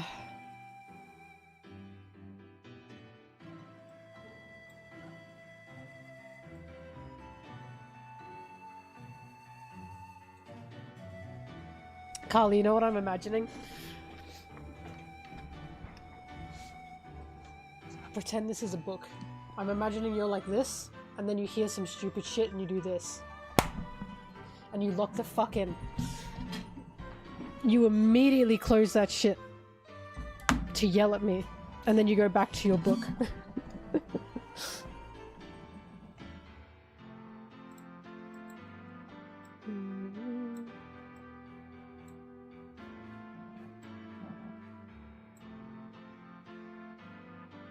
Pretty much. A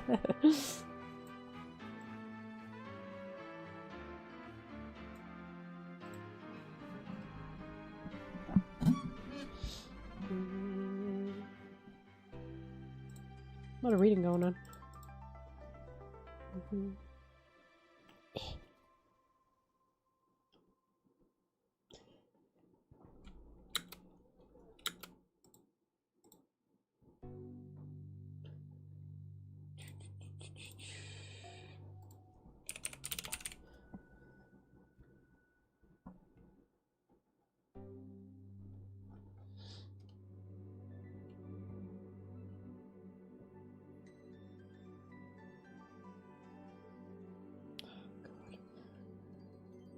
I love Viridian Forest music. I love Gen 4.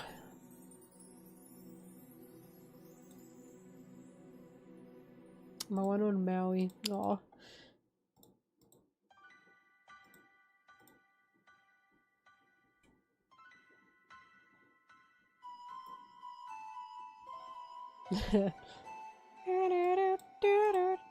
I'm like the demon on your shoulder while you're reading, Carly. Little gremlin in your ear. Sorry, Eterna Forest, my bad. I'm rusty.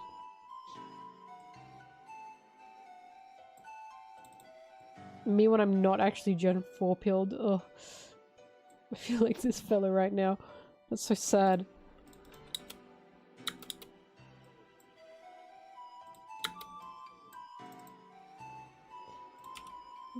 I'm sick still. Be nice to me.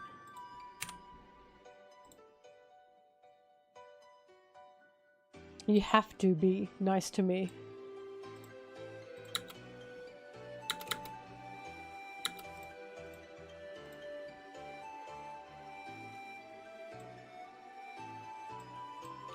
Ten more minutes.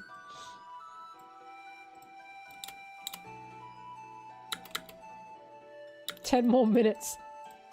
Mum said it's my turn on the MelonTeee.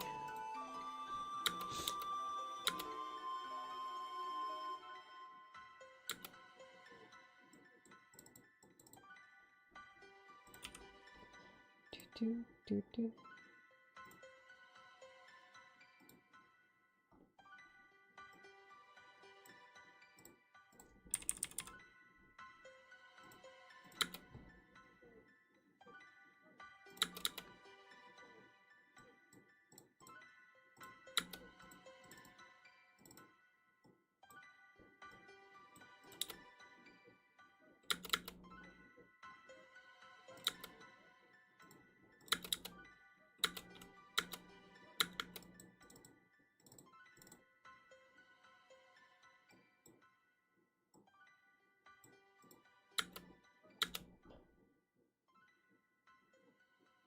Pink-haired Aussie YouTuber. I'm the scary pink lady.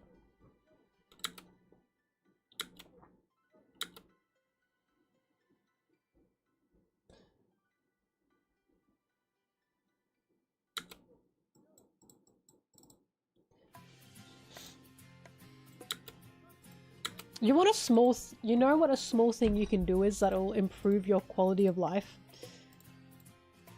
Your underwear drawer.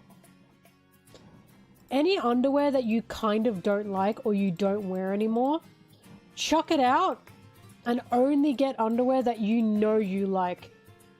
Am I the only one that has a brand of underwear that they just love? And I try new ones and I cannot stand them. I decided, fuck it. I'm making my whole wardrobe, my whole underwear drawer, just that underwear. I cannot tell you how much that has improved my quality of life. I feel good every day now. Trust me, if you're thinking of doing it, do it. Mine are like Kmart. Mine are cheap Kmart, but they're so comfortable. I'm not trying to be creepy, I'm just saying. This has improved my quality of life. Because now I don't go through the good underwear and then get to the bad underwear and go, oh fuck, I'm out of good underwear. Now I only have good underwear in there. Now I only go, oh god, now I gotta wash them. It's truly improved my quality of life. And new socks as well.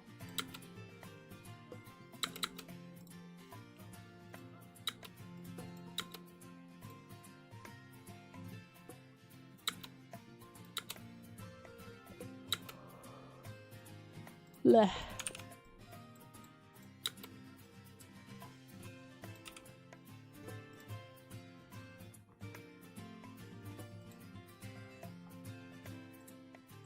I'm not saying what type mine are. I'm just saying that getting rid of all of the underwear that you don't actually like, you just have it in there as backup underwear, get rid of that. Get rid of it. Only fill your drawer with good ones. Your quality of life will so significantly improve.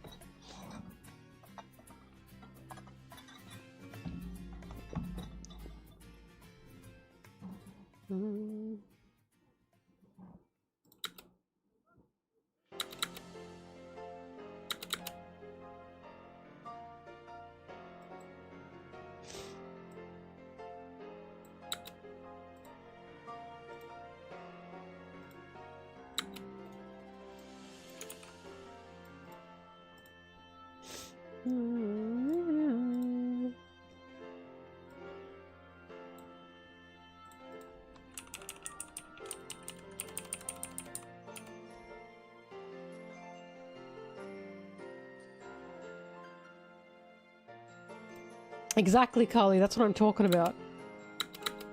You will thank me. Hello.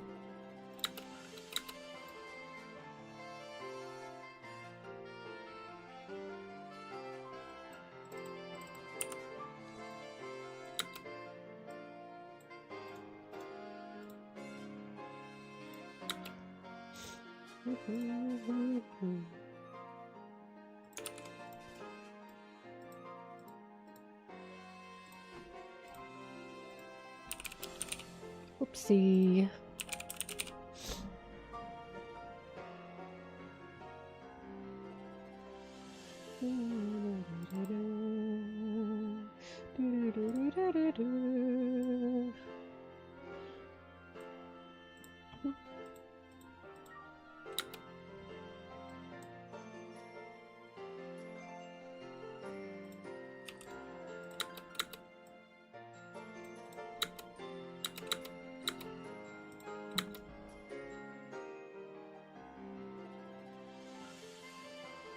Loki or Hyduden? Loki. Sorry, Loki.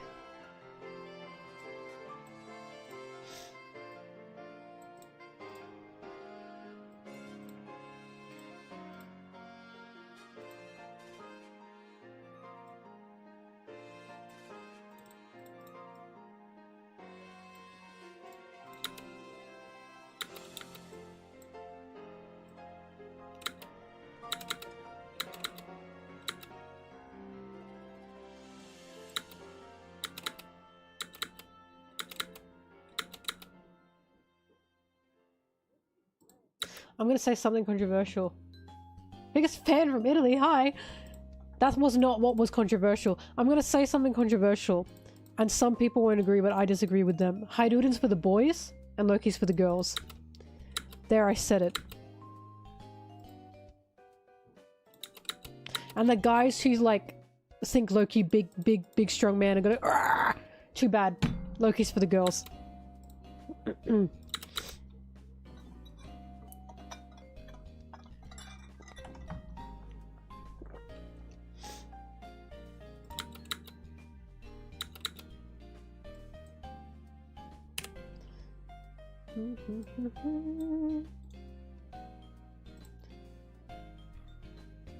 Why not both?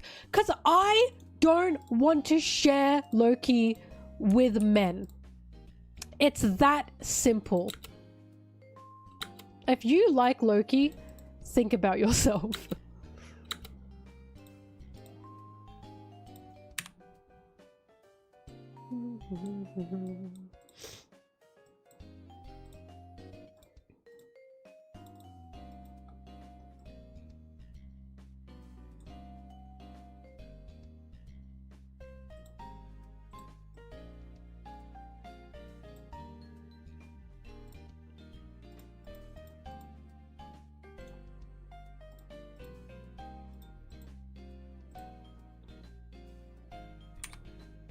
I should watch Kuma's backstory. Look, I do gotta catch up with the anime. I'm just prioritizing other things.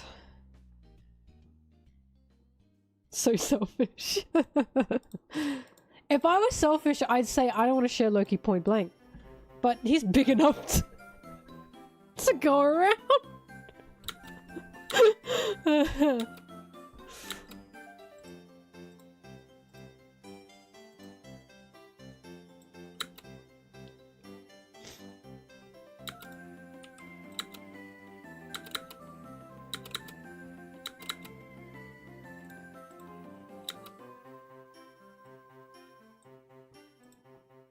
La la la la la la la.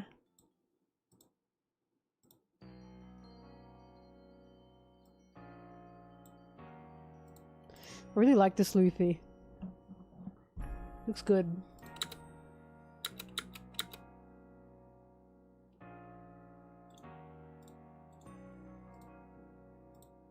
Oops. Ah! God. Assaulted by plugins. Wow, Mr. Worldwide in the chat.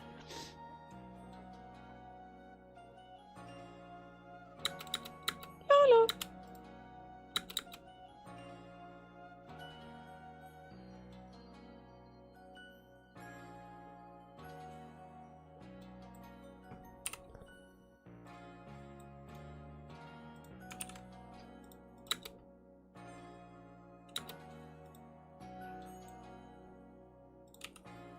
Oh, I cut the wrong thing. There we go.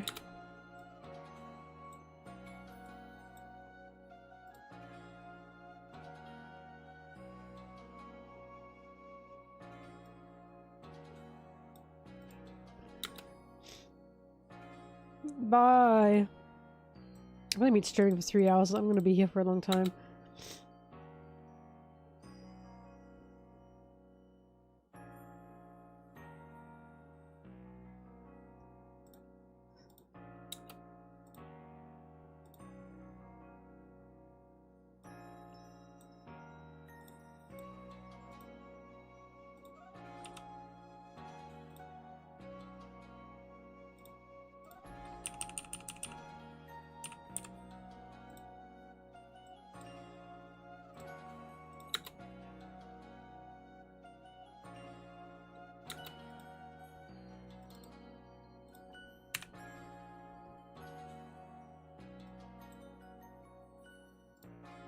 Changed my mind about Chimney.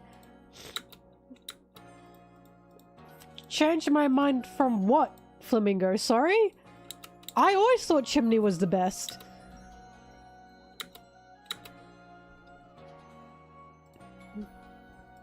This is like when I made you up in my head and was like, you thought Big Mom wasn't ever gonna come back. Oh. You never doubted that.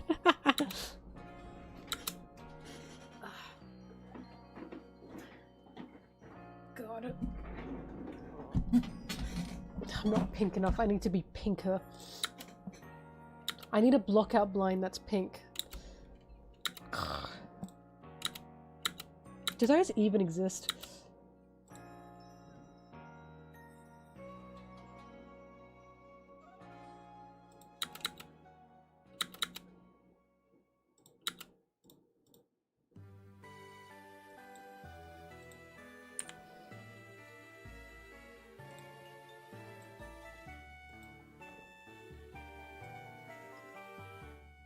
Honestly, there are no annoying kids in One Piece.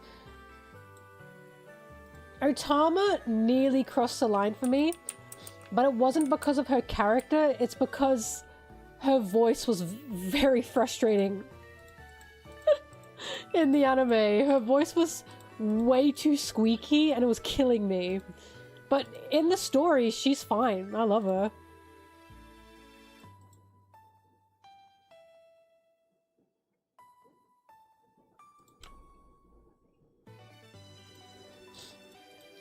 I like Momonosuke. Don't get me wrong, some of his bits can be fucking annoying, but outside of the bits, I really like him. I think he's a cute little fella. I also like his dragon form a lot. I love when Momonosuke first turns into a dragon and he's next to Kinemon, and Kinemon turns and goes, ah!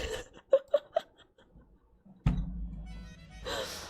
was so fucking funny. I'm pretty sure that was Punk Hazard. It was either Punk Hazard or just after Punk Hazard. God, Kinemon and Momonosuke were really funny.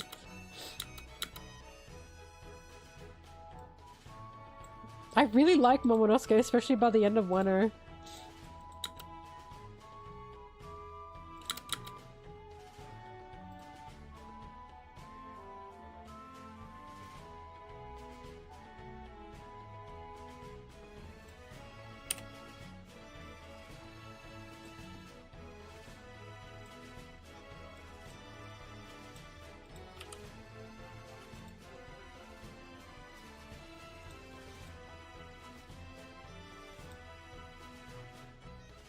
Yeah, Momonosuke saying goodbye was so sad. Oh.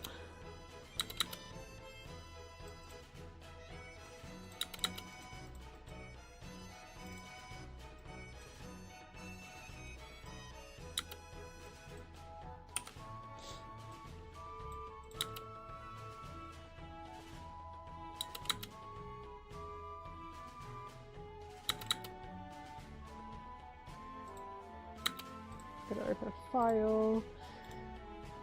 La.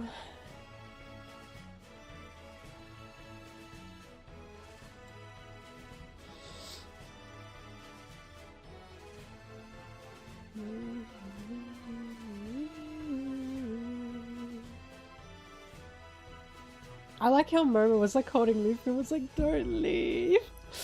Oh. It was cute. Momonosuke had a very good character arc, he really did.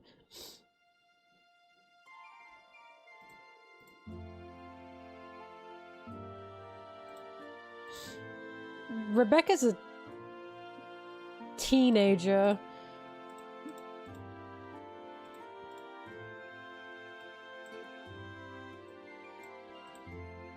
But she's the child of Kairos. When I say One Piece kid, I'm talking about like baby. Do you know what I mean? Baby. Like Chimney. Like Chimney and Otama and Otoko and Momonosuke and Bonnie. What other babies?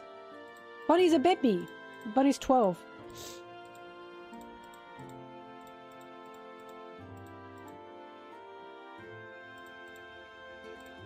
Because don't get me wrong, when you're a teenager, you're still a kid. But you know, there's the difference between baby and teenager. Baby. This is a baby game for babies.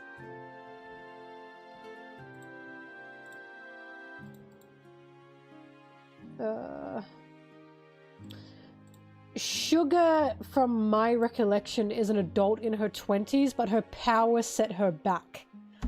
Her power, for some reason, didn't allow her to age or something. But she put up the pretense that she was a kid to fight people, or to like make people lose their bring their defense down. It was something like that.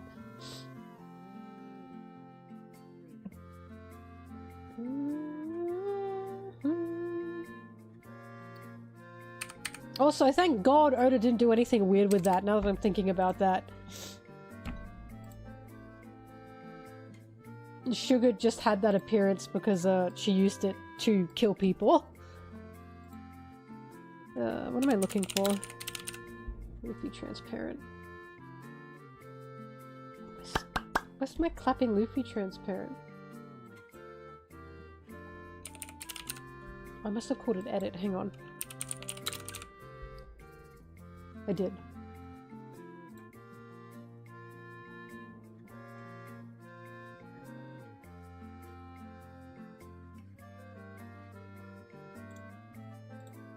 Sorry, I'm looking for something.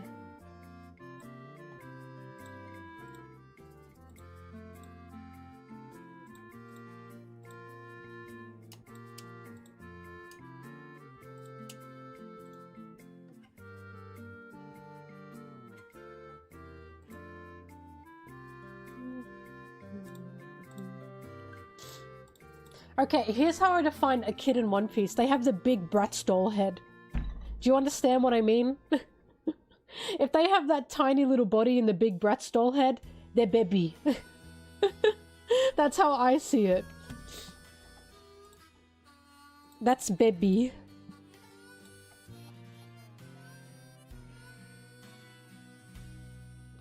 Characters that are gone and you think of them and miss them a lot. Ace, probably, is the one that's missed the most.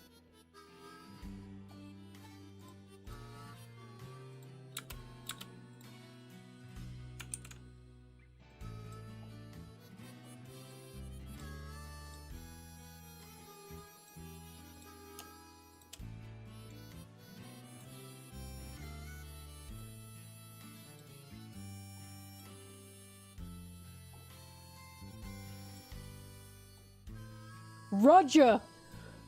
Fuck do I miss Roger! I miss Roger bad. Holy shit, how could I have forgotten about Roger? I really miss Roger. I wish he was still alive. I feel like Rayleigh. Ooh.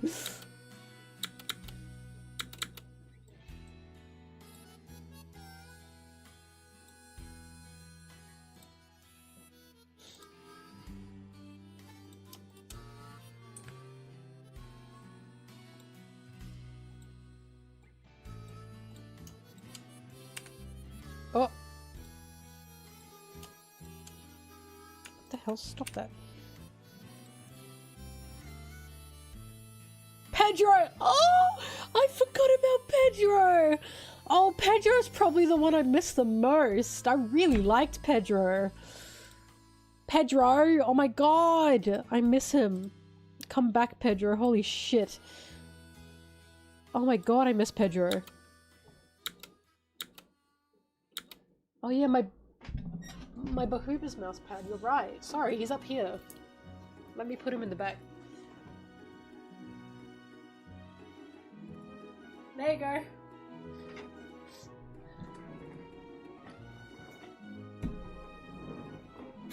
Whitebeard was old! He was old as fuck. Sorry, this reminds me when the Queen died. And my friend said, why is everyone surprised she was old? Because people were like, oh my god, the Queen's passed away. And my friend was like, she was old! She was always gonna pass away. Sorry, Whitebeard hooked up to the machines. Like he was on the way out. I do miss Whitebeard, don't get me wrong, but that cracks me up.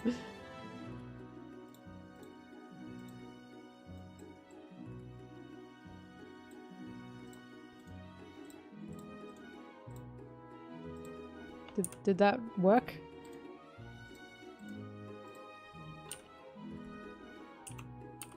I can't tell. Okay, there we go.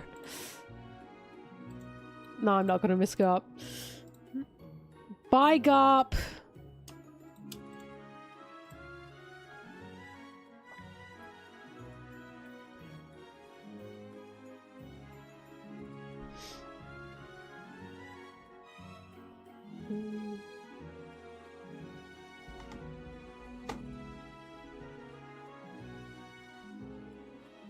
Can I just say, he's a really good doctor. He's a really good doctor. He's been helping my wrist really well. I have not had any wrist problems since getting this fella. He's a fantastic doctor. With fantastic perks.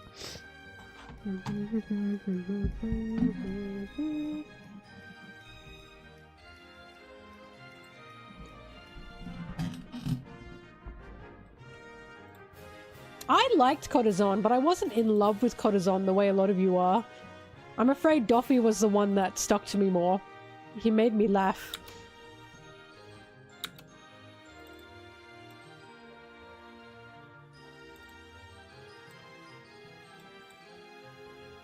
Also, yeah, Doffy was pick. Damn, how'd you know?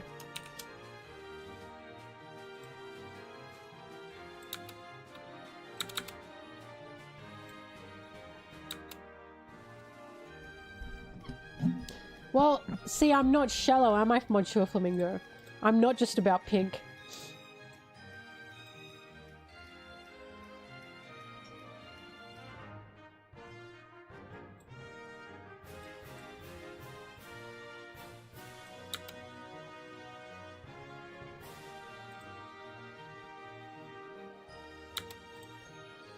La la la la la.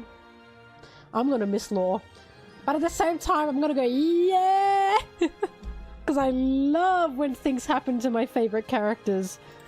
I love when my blawbows are put in the blender.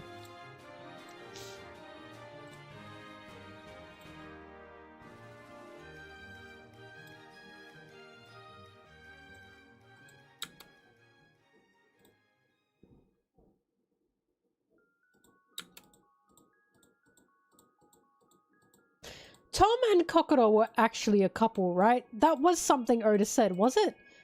Or am I making that up?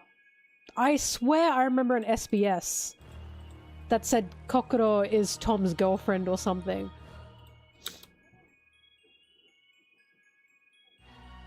No? I'm making that up? I thought... Damn, I must have just... No. Well, then they weren't a couple. They were just besties.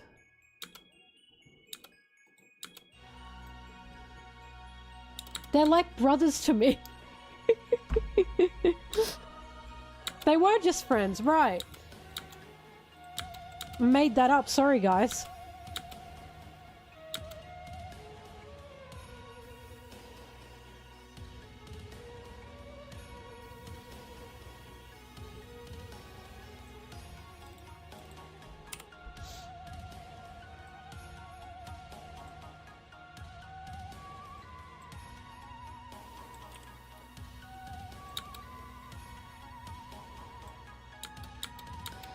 Again? Oh my god, you people are insatiable. Yeah. Been a hot minute, hope your vacation was nice. Thanks, I actually got sick, but the vacation before that was nice. Anyway, here you go.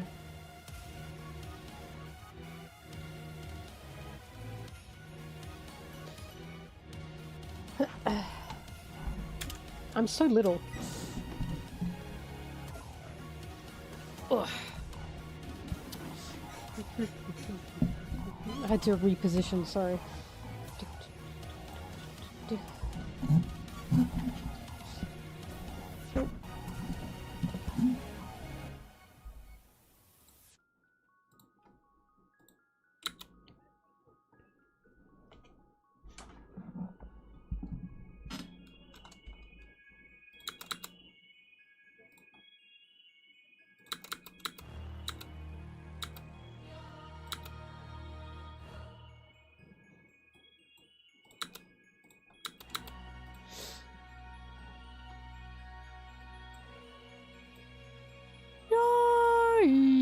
Yo.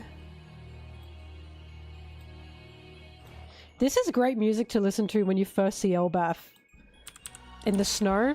I always think about the panel of them on the bridge as they're crossing it. That was just such a magical, like, moment to me.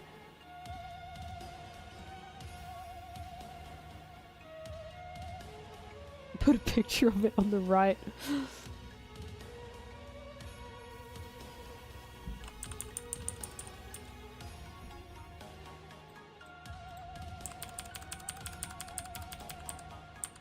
Broccoli. Broccoli.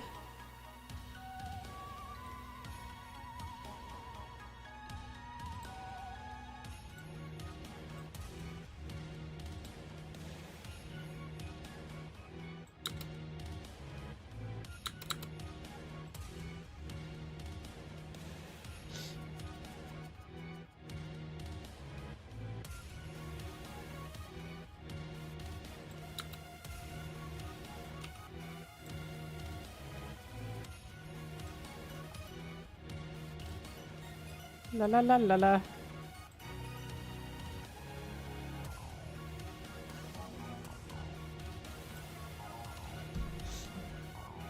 I don't have a Luffy mousepad.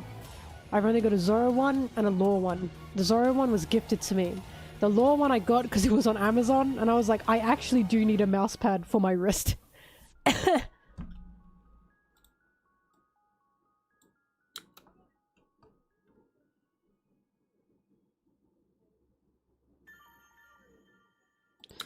Post time skip moment that surpasses pre-time skip Sanji cool moments. Like Mr. Prince. Post time skip that surpasses pre-time skip Sanji cool moment. In Punk Hazard when he jumps to save the kids because Nami told him to. That rocked. In fact, majority of Punk Hazard when he was saving Smoker's crew. Fuck, G8? Is that what they were called? When he was kicking them and telling them to run, run, run. From the gas. I thought that was awesome. At the moment with Virgo, the fucking G8 crew literally said, wow, you're so cool, I'm falling in love with you. Even though you're a man. When he faced against Doffy and Dressrosa was awesome.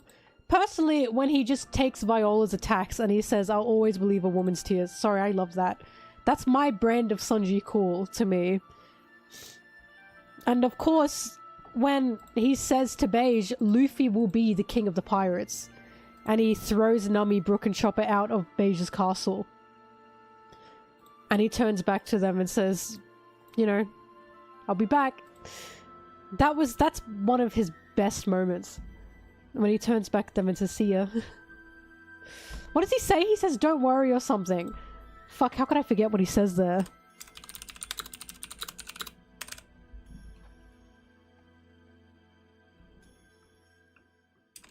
It was in the 700s.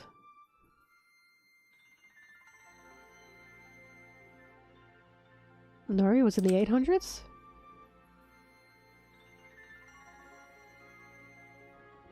And also the whole fight against Queen. When he said, stop calling me Vinsmoke. Chills. I got chills. Also him standing up to Judge. Sorry. Standing up to Judge, pulling Judge down and saying, you are not my father. That's also one of his absolute best moments ever. Here it is. I will be back, so tell them that. Yeah. No, this is a fucking fantastic moment. So in my opinion, this moment outdoes any cool moment he had pre-time skip. Because the cool moments pre-time skip, don't get me wrong, they were part of his character, but they were flashy. Do you know what I mean? And I don't mind a flashy moment. Yeah. Well, thank you for the sub. That scene alone is reminding me that Whole Cake is amazing. I need to rewatch it, true. But don't get me wrong, I like a flashy moment. A flashy moment's good, but these kinds of moments are the cool moments to me. Do you know what I mean? Like, this just gives me chills whenever I see it. But him pulling Judge down and saying, you are not my father, Vinsmoke Judge. That's cooler than anything he did pre-time skip. You know why? Because that's literally him getting past his abuse. Finally being able to move on. That's the coolest fucking thing I've ever seen. I'm sorry. I absolutely adore that moment. Now I need to find that moment as well.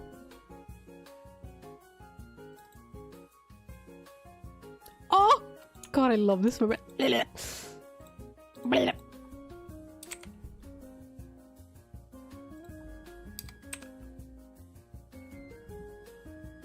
This is also... I want to go back to the Sunny. This is one of my top Sanji moments ever. Sorry. I know I'm a weirdo. I'm a freak. Oh my god, I don't have when he pulled Judge down and said, you are not my father. Oh, hi Sanji. I do really love this panel though. Oh my god. My god. That's crazy. How do I not have that panel? Oh, I bet I named it Whole Cake Island. I bet this is before I was, properly titling them. I've learned in my editing years to properly title. Here it is. This is his best moment. I stand by this actually. I think this is probably my best moment.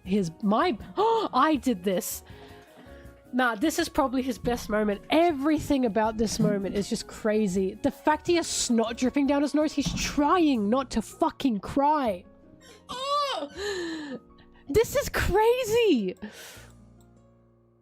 the fact he pulled Judge down to be below him as he yells this, because Judge has been literally and metaphorically towering over him all his life. It's like, so, like, everything about this scene is a masterpiece. It's just a masterpiece. Oh god, it's a masterpiece. You are not my father, Vinsmoke Judge. And it's especially... Fuck! You got me going now. And it's especially fantastic because when he came to Whole Cake Island, he said to Judge, I came here thinking maybe you changed. And Judge basically went, no, I'm still that bastard that you knew. And he said, in fact, I'm worse. I'm worse now. And then Sanji spoke to himself and thought, hey, little Sanji, he said. He was speaking to his child self, which is a form of trauma response, by the way, just letting you guys know. And he said, hey, little Sanji, is a parent worth your respect just because they're your blood parent? So the whole of Whole Cake Island, there's a sense of Sanji trying to gain Judge's respect, and he doesn't know why. For some reason, he wants Judge's recognition, and he doesn't know why, and it's because it's ingrained in him that this is his blood father. Maybe he does want Judge's forgiveness, or maybe he does want Judge's apology, and that's how Luffy changes him. Because Luffy says to him, well, you're you. And Sanji in that moment realizes, I don't need Judge's approval.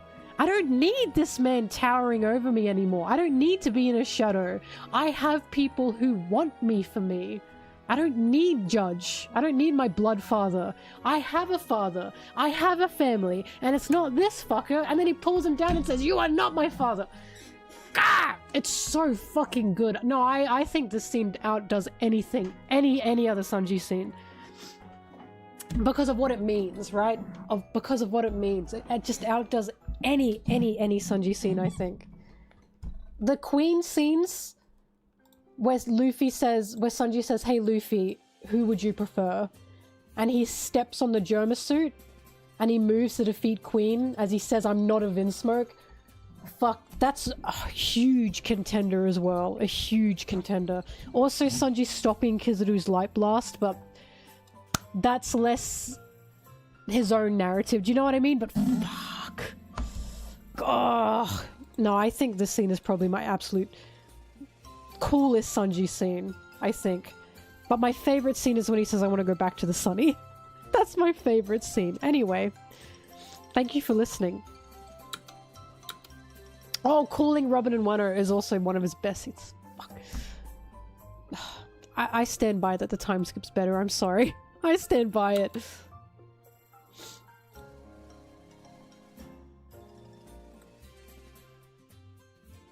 10 out of 19? Why do you hate me? Oh my god. The boots. I don't think Sanji's brothers are genuinely emotionless, no. I think there is some emotion in them, and I feel that by the end of Whole Cake Island, when they clearly want a connection with Sanji, especially Niji, and they just don't know how. But the moment between Niji and Sanji in the very last panels was brotherly. It was brotherly love. Like, that was not malicious. It was actually sweet. And it feels they do want to help him genuinely. They do have some kind of love for him, genuinely. But they could never show it. Because they would be punished. Because Judge was the abuser. But I honestly do think there was more to the Vinsmoke brothers. I don't think they were emotionless. I think that they were made to be that way. Quite literally.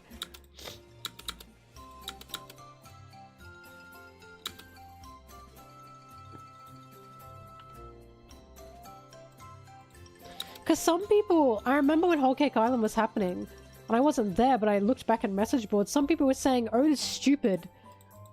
These brothers are not actually emotionless. Oda doesn't know what that means. And I'm thinking... I think that's the point? I think it's not that they're emotionless, they're just cruel. But being cruel and being mean is an emotion?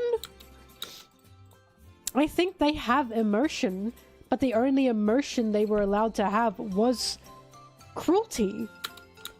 It was a mean streak because of what Judge wanted them to be. They would be punished if they were like Sanji. Because remember, Reiju also seemed emotionless. But she wasn't. She just had to be if she didn't want to be punished. And I think the brothers are somewhat the same.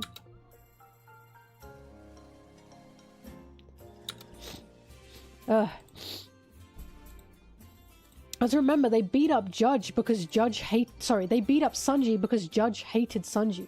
Because of Sanji, they weren't being praised from Judge because Judge was too focused on hating Sanji. So when they beat up Sanji, Judge basically turned a blind eye, and he essentially rewarded that by turning a blind eye. And then when Sanji was gone, Judge finally started loving his family. All of the kids were literally centering on Sanji because they thought Sanji was the reason that Judge was cruel. Or they weren't getting Judge's affection because of Sanji. And again, that's what an abuser does. They make a target. That's how they keep control. That literally was what Judge was doing.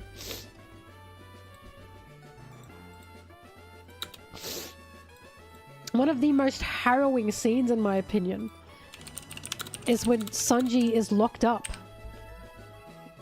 And we see Judge with his kids.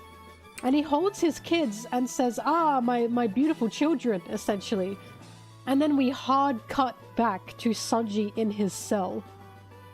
It's so fucked up.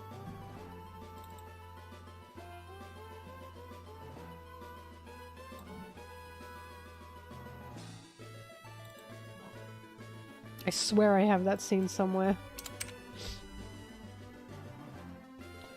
Judge basically says, "Wow, my children who I love," and then we cut to a forgotten Sanji, and it's so brutal. It's just so brutal.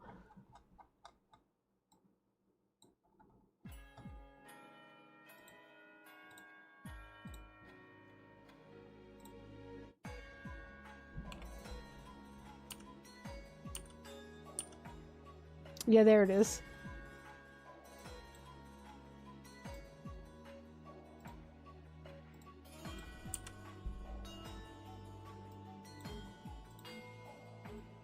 Yeah, this. If you can see that.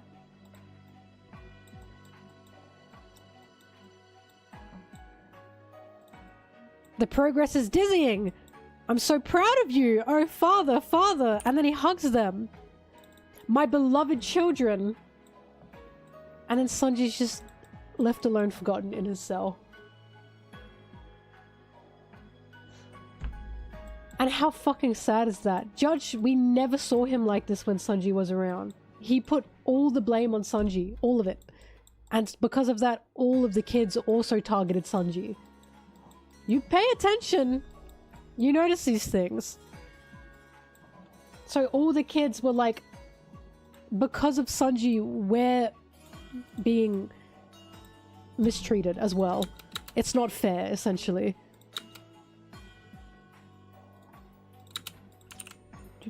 That's why they'd kick Sanji and call him a failure. Judge encouraged that. No, I think Judge is being genuine, Flamingo.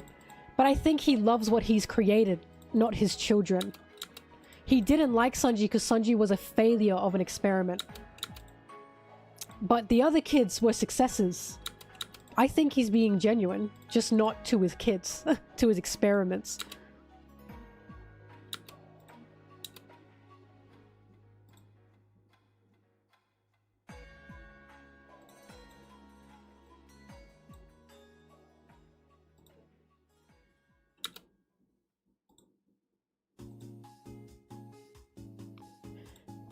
Oh god, Whole Cake Island's good.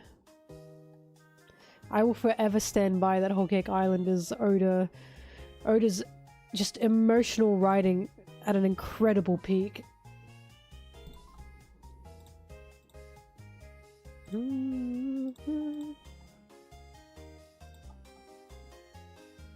Yep, he's happily hugging his successful experiments. The failure is now out of sight, out of mind, and he can focus on his success. Oh my god, that's fucking horrible! Sanji. Oh, that's horrible.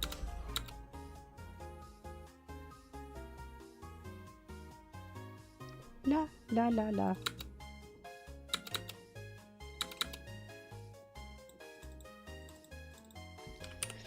One of the other most horrible scenes is when Sanji's saying, "I'm sorry for being born." Yeah. I'm sorry for being born weak. Oh! And he's saying, "Dad, help me!" This is so fucked up. He's still... Why? Oh. It's what really breaks my heart here is he's still asking for his dad's help. His dad is the one that put him in there. He's even told this. And he's still asking for his dad's help. Fuck. And even when he confronts his dad, and he says, I'm going out, and you can't stop me. You can see Sanji's heart breaking because he didn't really want to believe that Judge would just let him go. Like, that's why he starts crying. Because he wanted Judge's acceptance and he got the opposite. Oh, fuck. And I'm telling, this is what stuck with him forever.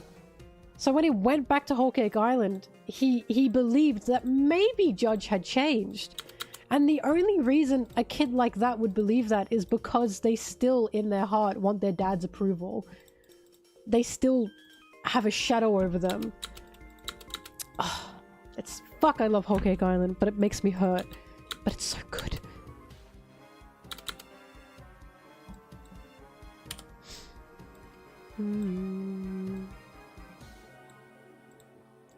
Where? Oda really said, I'm gonna make Sanji the best character.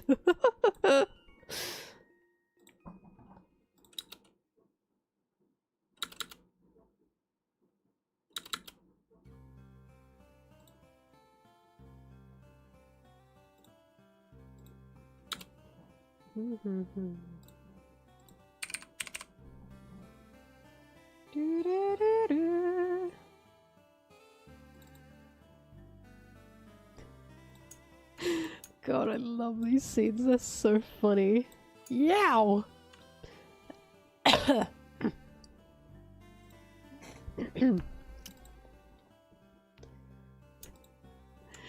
is what I mean. Luffy doesn't feel small here. Loki does. This is so cute. Look at oh, he's really cute. Stay away from me! You know what Anna said? Anna said, wait, I thought he couldn't see through his blindfolds because Loki's saying I can see it bubbling. And I was like, either Oda forgot or the gag is such that this is so horrible that Loki could see it for a second. Which is like doubly funny.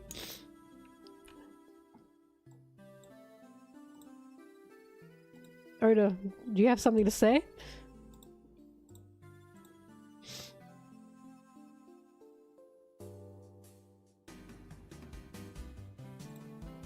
Flamingo, I did see that, yeah. I still believe that Germa suit was supposed to represent, like, the worst parts of him. Evil technology.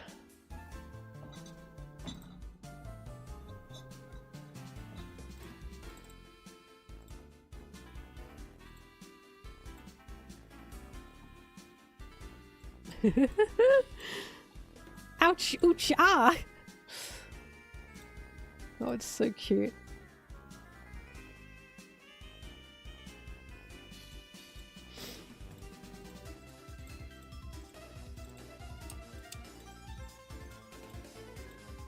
What's interesting is Loki isn't denying killing Harold. So I do believe he killed Harold, but I believe he had a fucking damn good reason for it.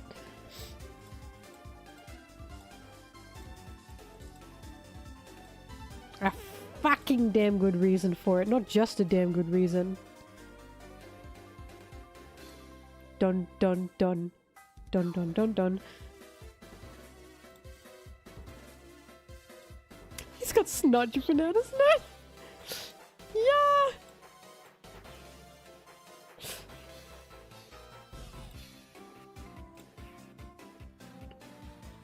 Sorry, I really like this scene. I'm just sending it to Anna. I'm saying I like this.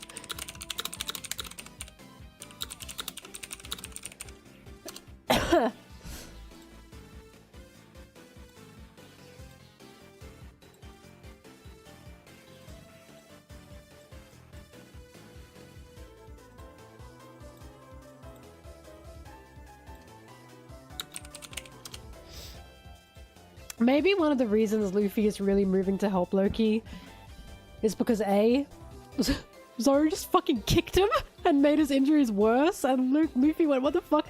But B, maybe because Luffy felt guilty because he left Loki there. So maybe Luffy feels he could have helped had he not just like abandoned Loki. That would be a Luffy thing to think.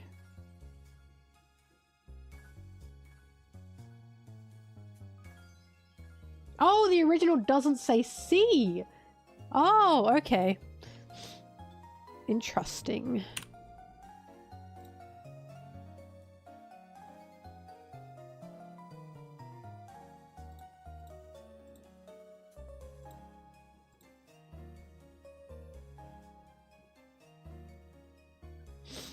No. I don't think Oda will make Doffy come back as a God's Knight. Howdy do, boys. I don't think Doffy would want to be a God's Knight. Again, I think if Doffy's going to come back, it's going to be with Whitebeard, with Blackbeard. It just makes sense to me that Blackbeard and Doffy would work together. Because Doffy doesn't have to work under Blackbeard. He doesn't even have to call him captain, for God's sake. They just want each other's power. And that sounds like something Doffy would do.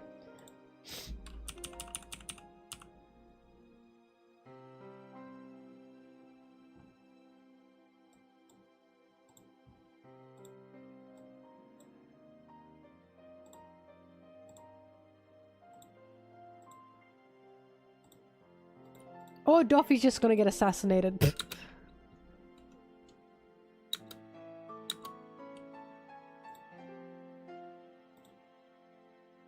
But yeah, Doffy has information about the Holy Lands, don't forget. That's why the world government was trying to snipe him. And who wants information right now on a global scale? Blackbeard. If Blackbeard finds out Doffy has some interesting tea, I think he'll definitely go and get Doffy. Doffy can be very useful to Blackbeard, and Blackbeard can be very useful to Doffy.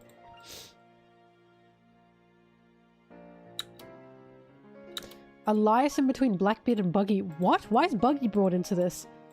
Remove the Cross Guild from your mind with Doffy. I do not think that's happening. I don't think Doffy is going anywhere near the Cross Guild. I will eat my shoe if that happens. Doffy simply doesn't fit with the Cross Guild, not with the theme of the Cross Guild anyway.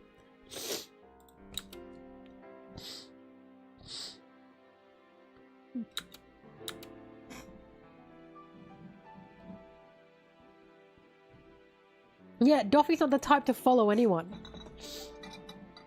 And Crocodile doesn't like him. And the theme of the Cross Guild doesn't fit with Doffy. The theme of the Cross Guild is basically old hags who had a dream. They've become jaded. They've lost that dream.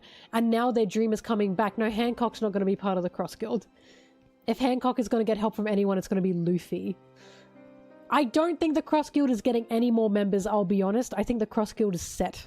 I don't know why Boa would be part of... Boa can also, by the way, take care of herself. She's got Rayleigh as well to help her. Boa's got Rayleigh and Luffy. She does not need the Cross Guild. She also has herself. Boa is incredibly powerful as she is. She doesn't need the Cross Guild. She is her own captain, don't forget. She already has a crew. But, yeah, Cross Guild is a bunch of old bags that had a dream, they lost their dream, they're jaded, and now they're getting their dream back from what they used to have. Mihawk is cold and unfeeling and untrusting. Crocodile has turned piracy into a business, the total opposite of what piracy should be. Buggy lost his dream long ago when Shanks gave up on it, essentially. What the fuck does Doffy have? I want slaves! Be so for real! As fucking if they're accepting Doffy. Hey Doffy, what's your dream? The slaves! To free them? No! To get more of them! No, he's not joining the Cross Guild. He doesn't fit with them at all. You know who currently does own slaves to a wide scale? Blackbeard. Blackbeard and Doffy fit with each other really well right now, in my opinion. And Doffy has information. I can just totally see Blackbeard finding out Doffy has information about the Holy Lands. What was Mihawk's original dream that he lost? Well, we don't know. But we can assume he had one, can we not? After all, he's the greatest swordsman, and he sits on a literal lonely throne. But whatever he used to be, or whatever he used to have, is gone now. There's clearly something he's missing, or clearly something he's given up on, because he doesn't trust anyone.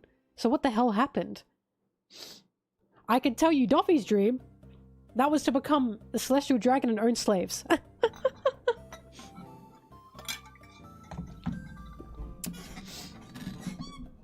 He was betrayed by the Bereeds. Ooh! Well, there you go. Something clearly has happened to Mihawk and he's jaded. He's jaded as all hell. Mihawk has clearly lost joy. Mihawk, Buggy, and Crocodile have all lost joy. That's kind of the point. And now Buggy is the one bringing it back. Doffy never had any fucking joy. He just had money, like riches. He just had slaves. I just think Doffy fits so much better with Blackbeard right now. What do you mean Perona was supposed to be part of Cross Guild? Supposed to? No, she wasn't. Where'd you get that information from? Are you... No. Honestly, I can see Maria fitting into the Cross Guild. If anyone's going to join the Cross Guild, I can see it being Maria. Moria. Because Moria clearly had a dream that died. And Moria has become a shallow husk of what he used to be. I can see Maria fitting in with the Cross Guild. Well, Buggy's reignited that spark. Remember, the One Piece is the ultimate dream for pirates. And Buggy's reignited that. Nah, I don't think Doffy would have become a holy knight in Marijois. I think he would have been content living his little rich boy life with his slaves.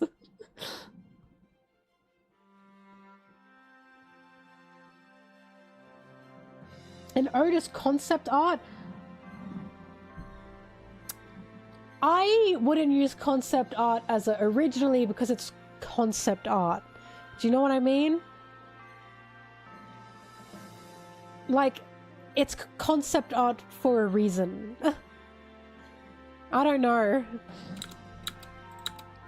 Either way, I can see why. Yeah, Nami had a robot arm in concept art. Do you know what I mean? I don't like using concept art as any kind of reasoning for anything because it usually ends up being untrue because it's concept art. It's a first draft. Do you know what I mean? And you don't tend to use the first draft for explanation. For all we know, Oda was like, Perona Mihawk, oh fuck. Her real dad. Never mind. Moria. But I can see Moria joining. I can. Moria does make sense for the theme of the Cross Guild.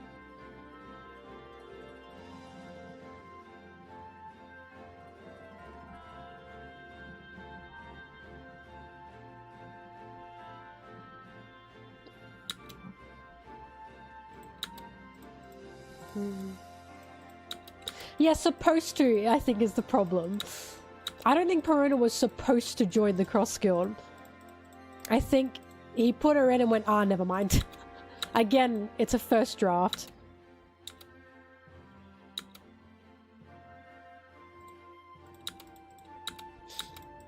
But so far, Maria does make the most sense to me.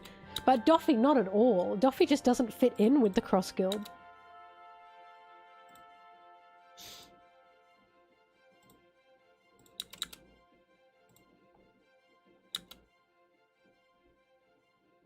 No, Maria has a dream that has died. He's a shallow...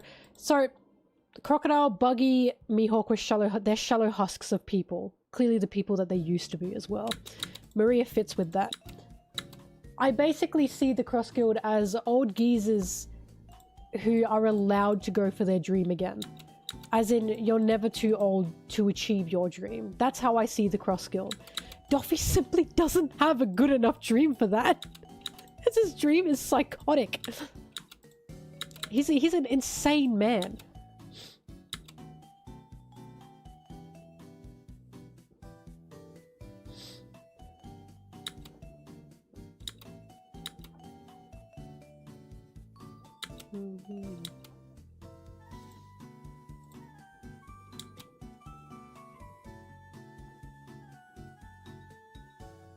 His lifelong dream of enslaving everyone.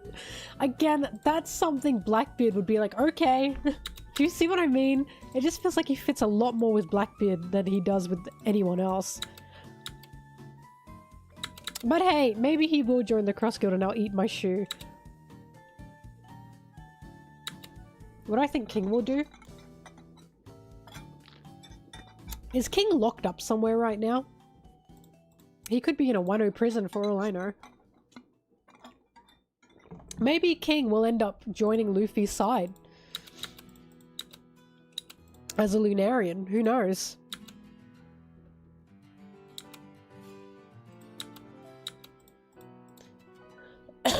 But King's obviously still important.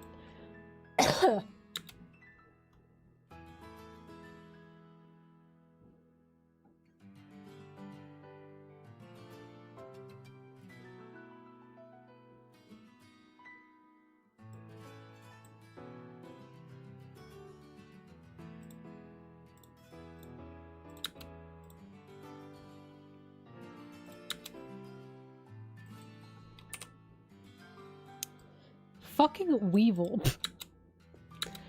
Put your hand up if you care about Weevil. That's what I thought.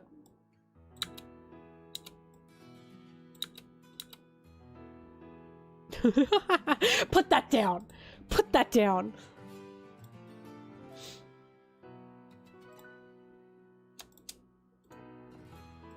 But yeah, I've realized the reason people keep saying this person's going to join Cross Guild, this person's going to join Cross Guild is because they're just thinking Warlords too. And it's like, the Warlords didn't like each other. They kind of didn't even like being in the same room together. They were only together because of a contract, not because of personal opinion.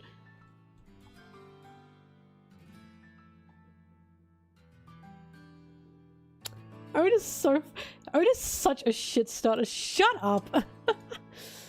Currently I don't care about Weevil, but he pisses me off. Just for no reason, he just pisses me off. I think about Weevil and I go, oh, Weevil.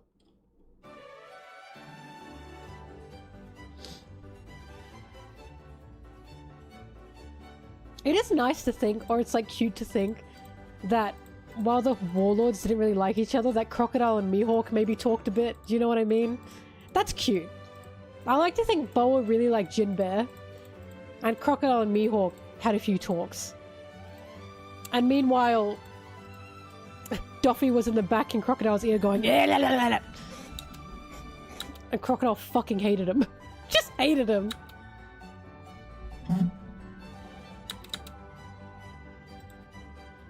I want to believe, like, Crocodile and Mihawk are just, like, really classy. They just get along because they share tastes in, like, wine, you know what I mean?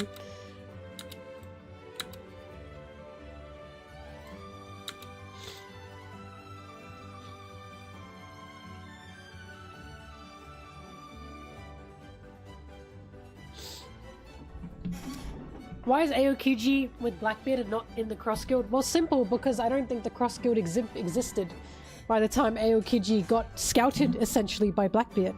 But also, Aokiji wants something.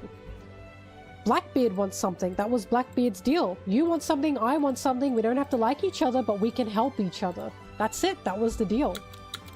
Also, why the fuck would the Cross Guild accept Aokiji as a former Marine? Honestly, probably only Blackbeard would be crazy enough to do that. Let me enter Marine Hunter Mihawk's base as a former Marine. Also, yeah, why would he be in Cross Guild?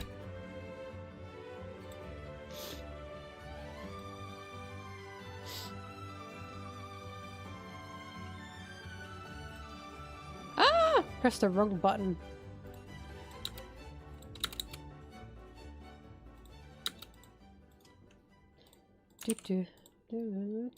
Just remember what the theme of Cross... Because I used to wonder, why the fuck Cross Guild?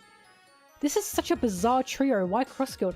And then when Buggy had that incredible fucking moment in chapter 1182... That was 1180... I bet it was 1184. Fuck, it was 1184. But when Buggy had that... It wasn't 11... Fuck, 1082. When Buggy had that incredible moment in chapter 1082 where he's like, I want to go after the One Piece. And we see, and in the speech he has about, what happened to us? We're pirates. And we see Mihawk and Crocodile going, oh my god. That's when it clicked. And I was like, oh, this is why these three, because they clearly are all husks of who they used to be. They're not pirates anymore. They're just kind of going through the motions now. But Buggy is making them pirates again. They're literally being free again. I didn't notice that, or I didn't realize that until that speech.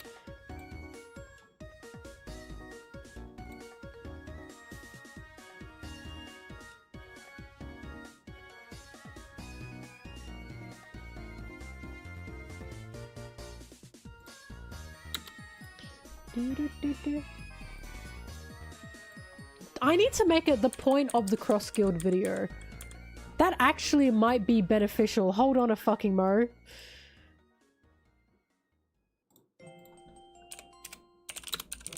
I can clickbait it and everything. I probably should make this video to explain why the Cross Guild exists.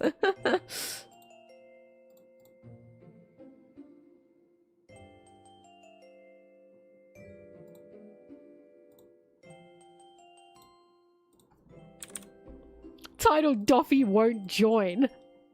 I'm gonna put in brackets. This is why Doffy won't join. Doffy probably won't join. Sorry, I'm very passionate about this. Because I don't know what Oda's going to do. This video is either going to age like fine wine or like milk. We'll find out.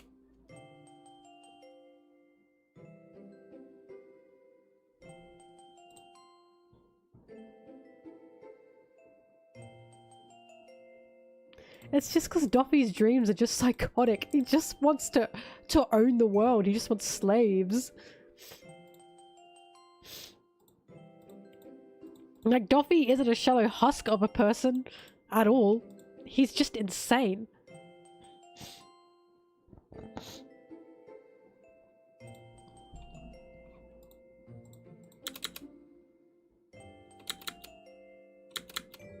Doffy and Kuma, you should ship Doffy and Kaido. I saw art of that once and I looked at it and I went, you know what? This makes sense. I said, you know what? Fair enough.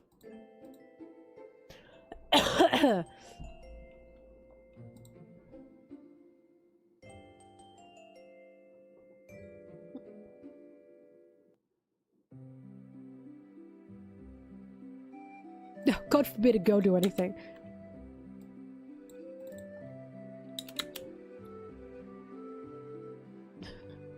Okay, enough.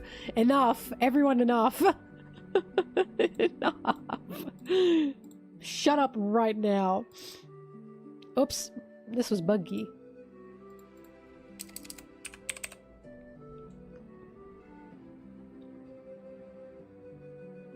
Nah, I'll clickbait it and call it the point of cross guild. So people go, what is the point? What is the point of cross guild? And then they click on it and they go, oh! Oh! Like the guy from Skyward Sword. Beetle. Why did I make that sound condescending? Sorry. I don't mean to say you're stupid if you don't get the point of cross guild, because I didn't get it until Buggy speech. Mel, do you think Doffy would have achieved what he did without Treble leading him astray? Honestly, yes. Because he developed his Conqueror's Haki without Treble. His power was already there. I honestly do think Doffy would have found a way, with or without Treble.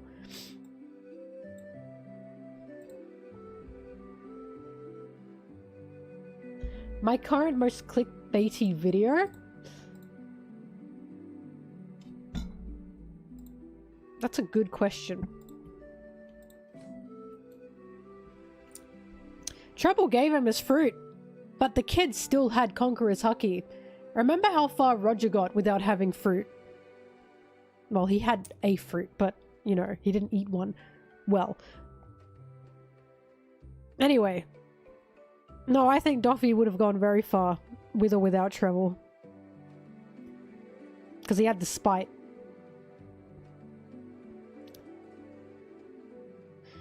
Ranking One Piece Mentors Last Edition. The thumbnail is literally find hot MILFs in your area.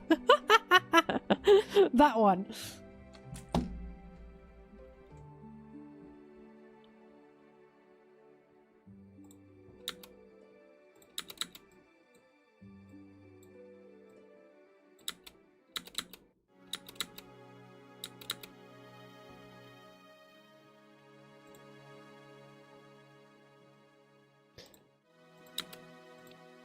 My first One Piece video clickbaited you?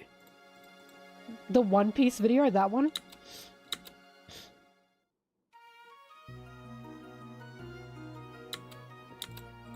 This is simple.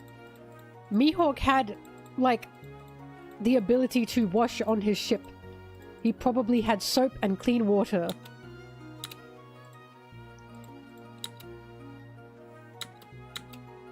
Or he would stop on the islands that Don Craig was on. Shh.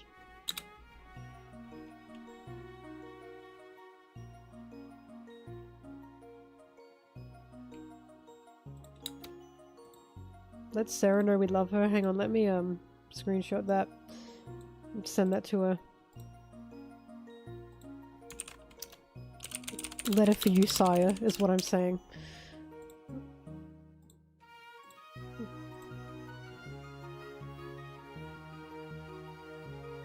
Not a bathroom or shower. I'm saying he had fresh water and soap in the coffin. There was no food there either, and you're asking me about showering? He probably just stopped by on the islands that Don Craig was at. Or he went to the islands that Don Craig was at. Wrong, Carly. I'll have 3. Because my One Piece and Introductions video has Mihawk in it.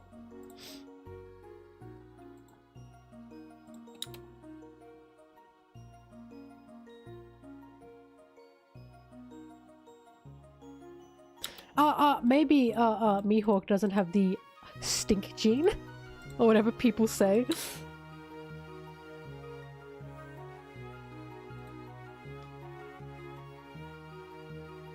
Life, finds a way.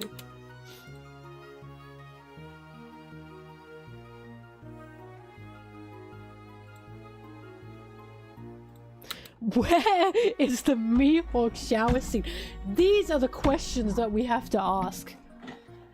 Where's the Mihawk shower scene? Wait, you're onto something. That's so true. Oda, I demand it.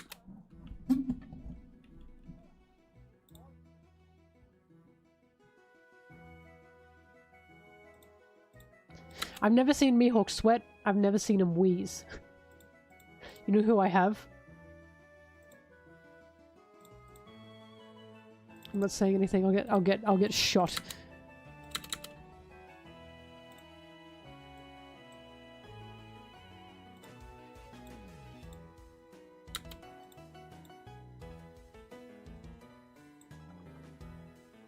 Sanji, you're right. You're right. This is base Lucci.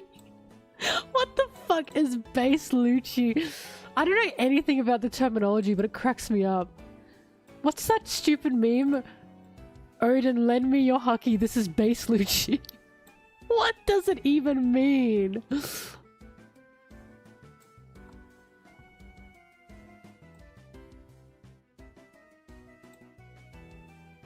I'm serious, I don't know.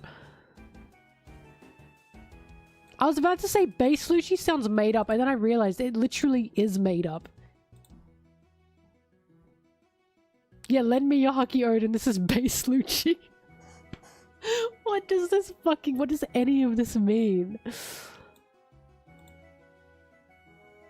No, my stinkmen, don't say that. My stinkmen will come back in a big way. I'm leader of stinkmen. I love the stinkmen. Someone commented, Mel, you get attached to the most random characters. The stinkmen are cool. I really like the stinkmen. When... Was it in a stream?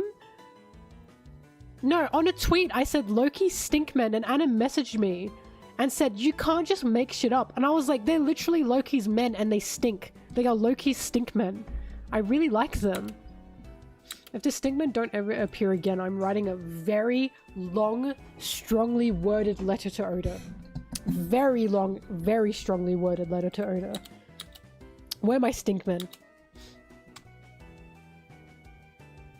We're gonna find out the stinkmen are doing other things because Loki told them to. I feel it. I believe it in my soul.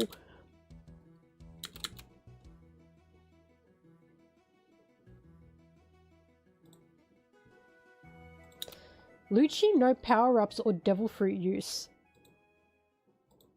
But Lucci was using his devil fruit, so he wasn't base Lucci. But he was Kitty. How's that base Lucci?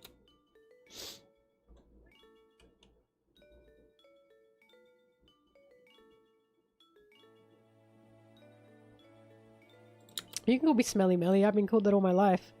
Not in malicious ways. My family call me Smelly Melly.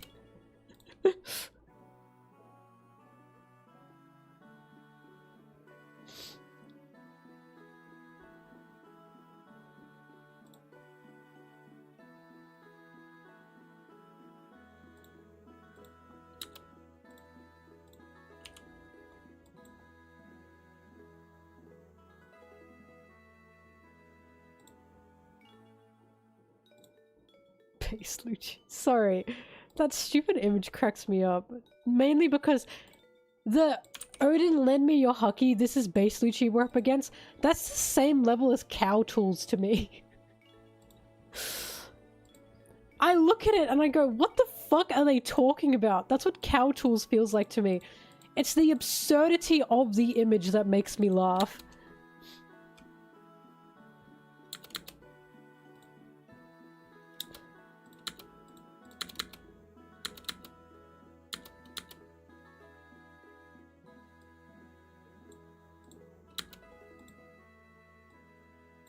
This is base Lucci. Sorry, I'm still giggling.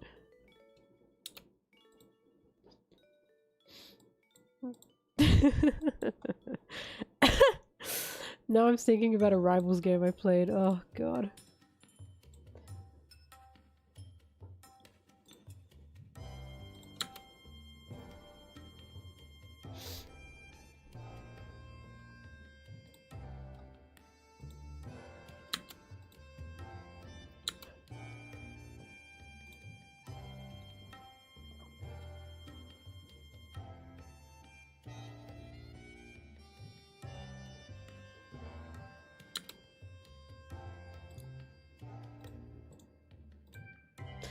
I'm literally Loki's #1 defender, and the Stinkman's #1 supporter.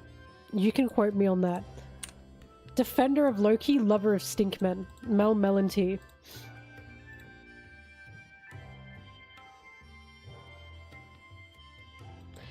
I don't think I say that in this video because I think I realized that after I wrote the script.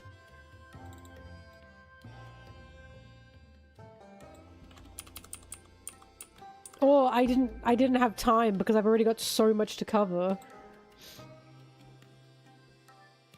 I really am the Stinkman's one. How is no one else curious about the Stinkmen though? You know what it is? It's because they look like plague doctors, and I think plague doctors have like the coolest drip. And I saw them and I went, yeah, these guys. They had a lantern and everything, and I was like, oh yeah, these are the guys. These are the guys who I want to be a part of. Mel, lend me your hockey. This is Base Weevil.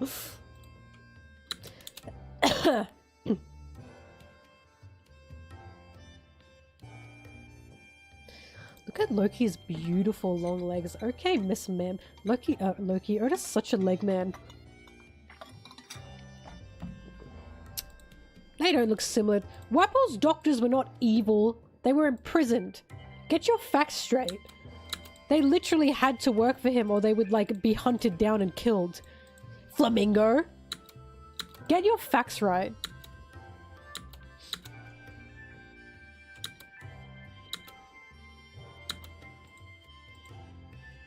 The Black Drum Doctors. You're making things up.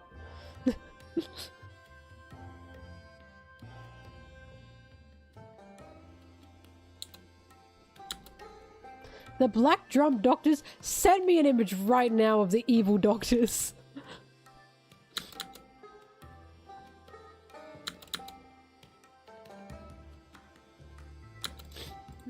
The Stinkmen follow Loki.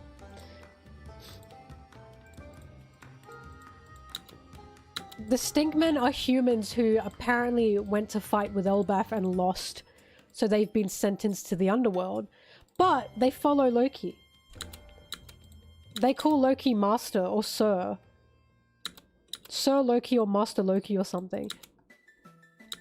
And Loki said, these little ones. These little ones are my Stinkmen.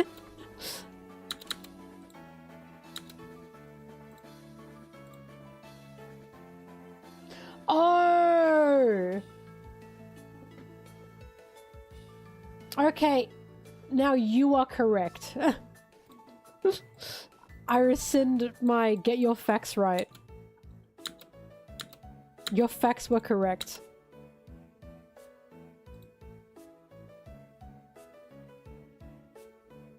I know everything about the Stinkmen, all 2 facts about the Stinkmen. The Stinkmen are what made me think I don't think Loki's evil, because they talk to him so casually.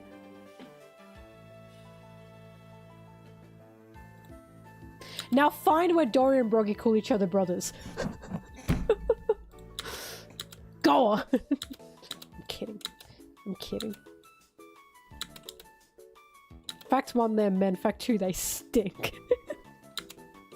That's so true. Wow, yeah, that's them.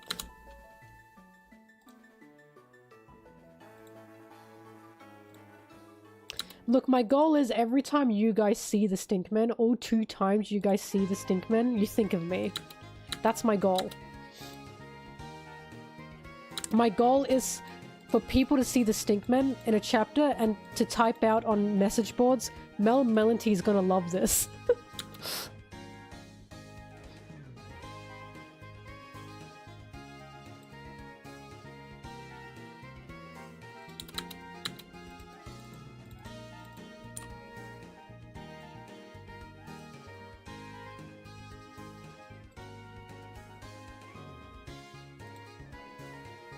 You associated me with Stinkmen. Good.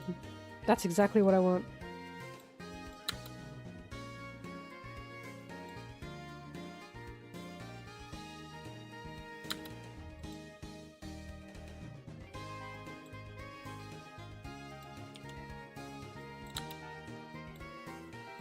I was just so focused on that.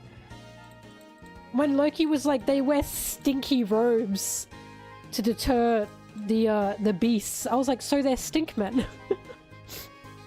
Loki's Stinkmen. Hi, Subuki! We're talking about Loki's Stinkmen and where they could be. I want to believe that Loki told them to go do something and that's why they're not around right now.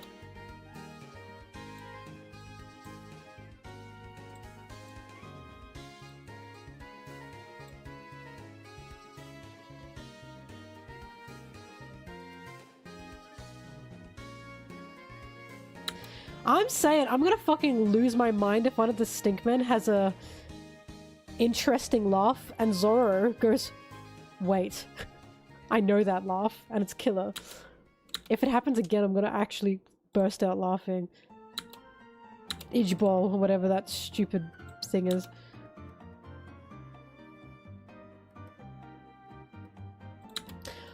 Carly, because I'm not attracted to the stinkmen, I just like them. In the same way, I'm not attracted to Zoro, I just like him. The stinkmen are just fun. But also, the stinkmen aren't stinky because they don't shower. The stinkmen are stinky because they have to wear stinky robes to survive. They don't have a choice in their stink. They have a choice between stinking or death. Zoro has a choice.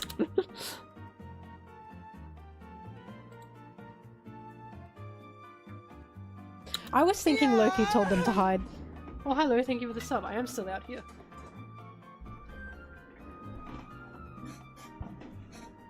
I don't know if the Gods and Knights know that Gabon's on Elbaf. Maybe they don't.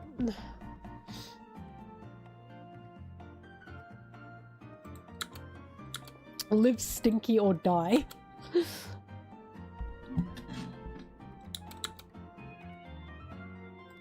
Yeah, what? Like... What am I- hang on, what am I about to say here? Just because you wear stinky robes doesn't mean you don't shower.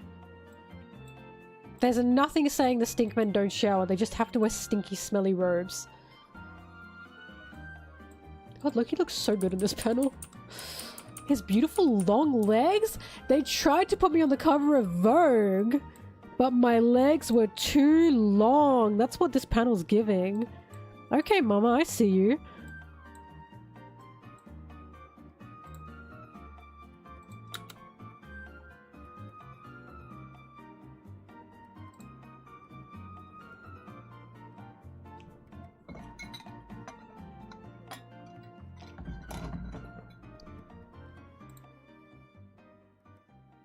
Maybe the robes stink of like animal blood and stuff. Maybe it's not even like smelly stinky. Maybe it's like animal odor stinky. Do you know what I mean?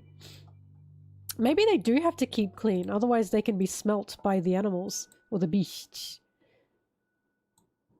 Look at his horns. They're so cute.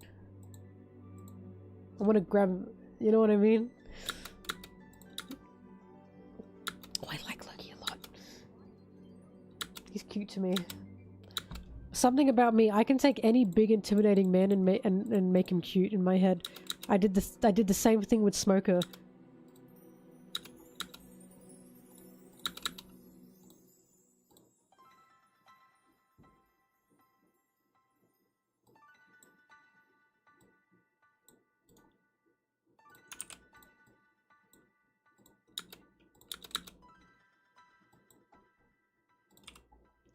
La la la.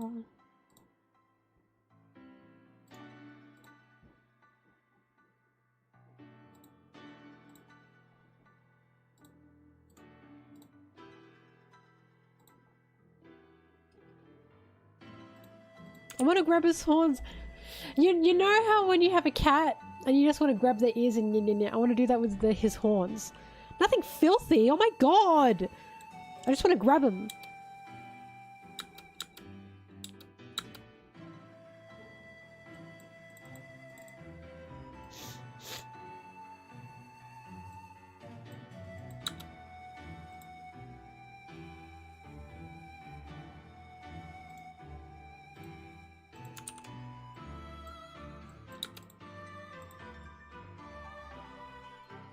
YouTube chat said something. I'm not like making people up in my head.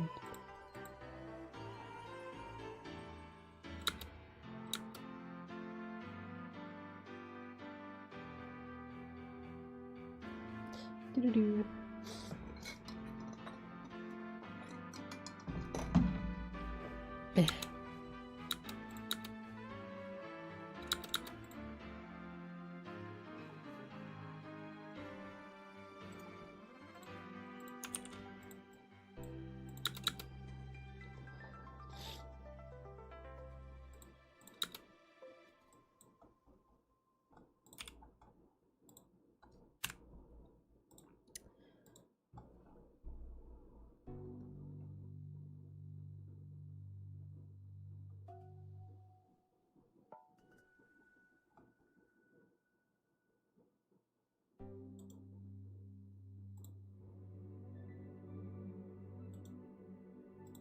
God, poor Loki.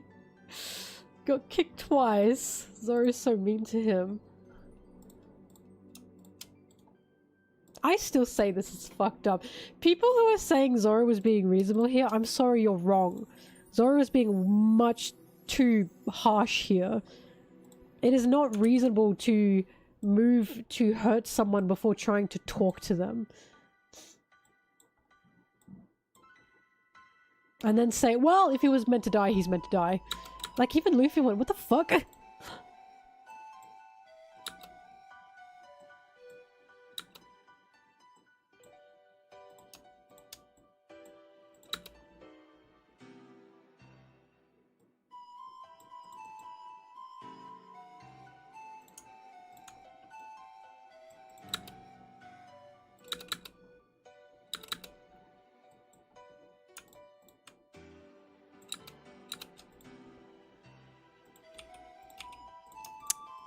Have a great night.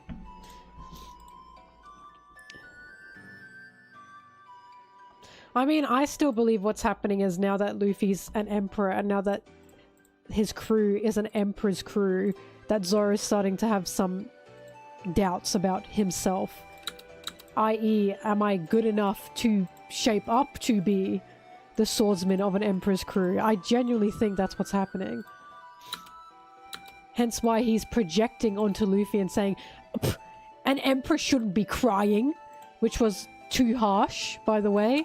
It was pointed out that was too harsh because Jinbei went, whoa!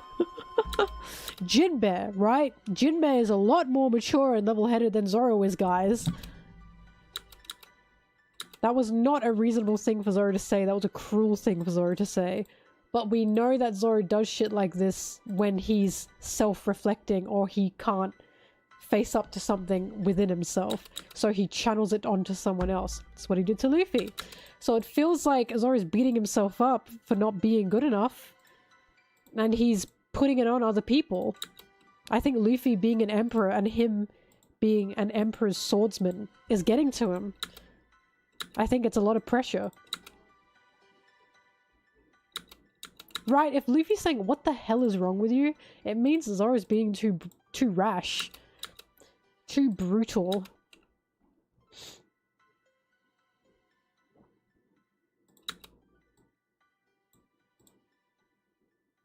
Yep, the moment in Punk Hazard is definitely what made me realize, right, this is how Zoro functions.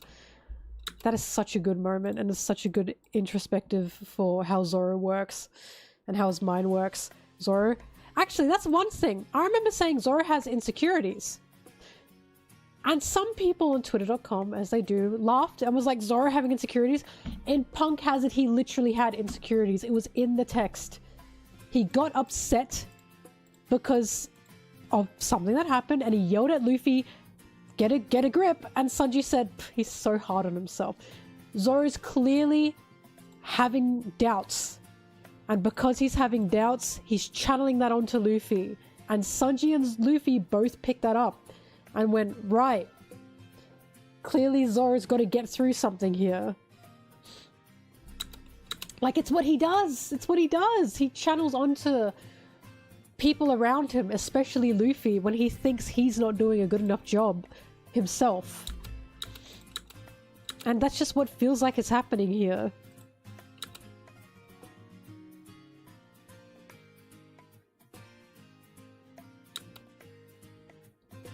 Yeah, now Mihawk's being labeled. Right? Nino, that is such a good point. Nino, I'm giving you a treat. I'm giving you a treat. That was really good, Nino. That was really good. If I had stickers, I'd give you one. No. Fuck, that's a good point. Fuck, that's a good point. Because Mihawk fucked him up. Mihawk has clearly fucked him up. Mihawk is the standard he wants to be, and he's clearly not at that level. And he's clearly not on that level. And now Mihawk is alongside him as an emperor, as an emperor's swordsman. Fuck, how did I not realize that? Nino, here's your treat. That's a very good observation. Good job. Holy fuck. Yeah, that would fuck him up. Nah. Oh, fuck, that's a good thing to point out. How did I never notice that? I gotta write that down somewhere, but I don't know where.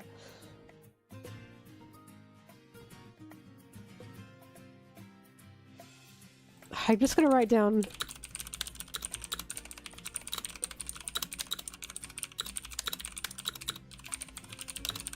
I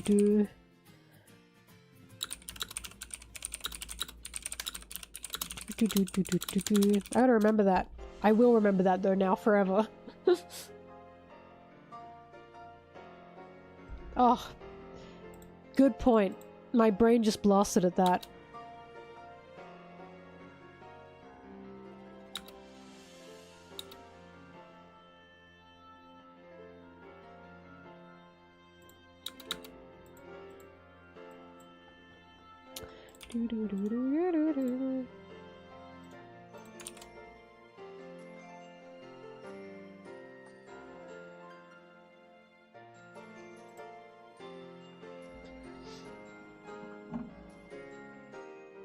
There are new Holy Knights. Also, don't trust Oda's silhouettes. Have we learned nothing?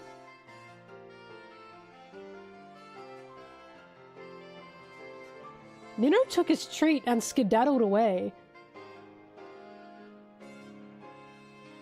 Literally Bunny getting treat and running off to the corner to eat it. That's just what happened.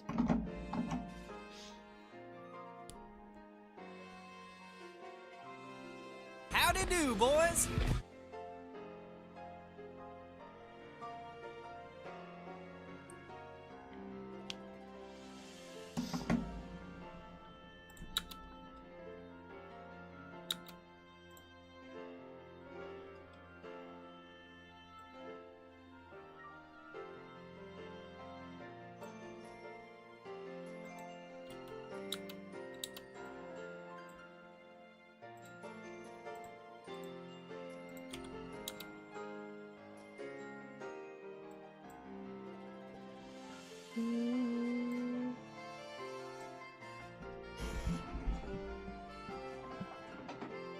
I think Loki and Lola are cute. This is also how I know Loki has a soft heart. Apart from literally being told, he liked Lola, and only Lola. And it was very intelligent of Oda to make Lola a twin. Because he clearly just liked Lola. Otherwise he would have gotten together with Chiffon. But it was Lola specifically that he wanted. Meaning, he saw something in Lola that he really cared for.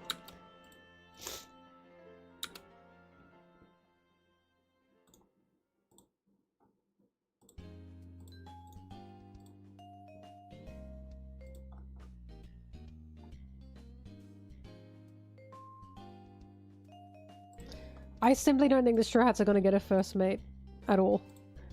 But I will say, I have said this before, Vivi aside, I have said before, if the Straw Hats ever do get a first mate, hypothetically, because again, I don't think the Straw Hats are going to get a first mate. I've been saying Jinbe's probably the best, sorry. Jinbe's probably the best bet.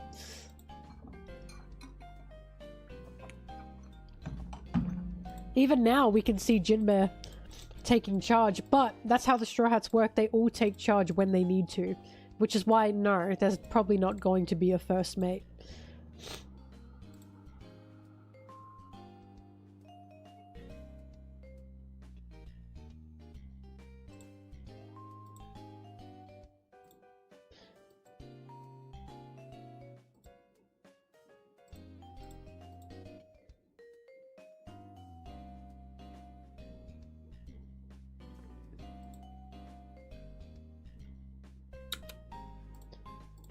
You. This is a really good Luffy. Damn, you're overbite.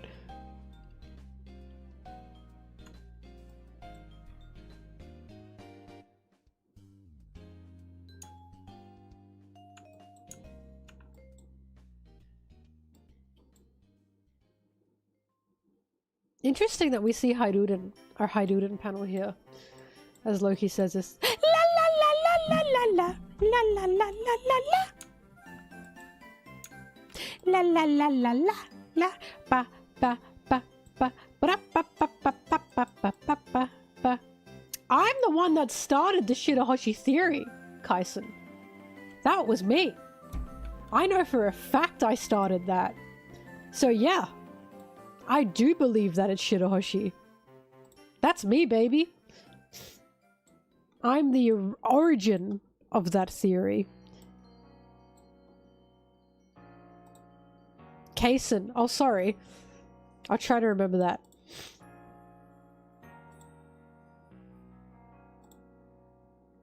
You were about to come in here and say, because that's a stupid theory, until I said that.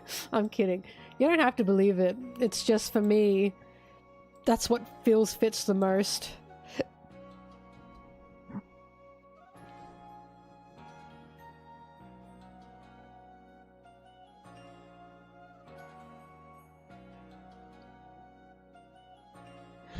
I don't think Zoro would question why Mihawk's with Buggy. Buggy's the one that stabs Zoro in the fucking spleen.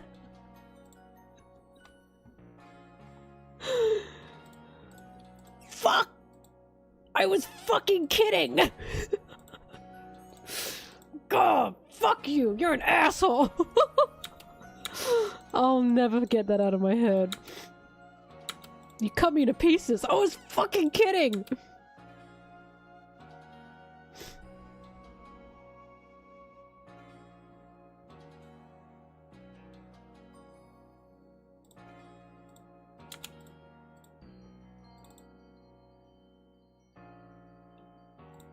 I was born in the wrong generation.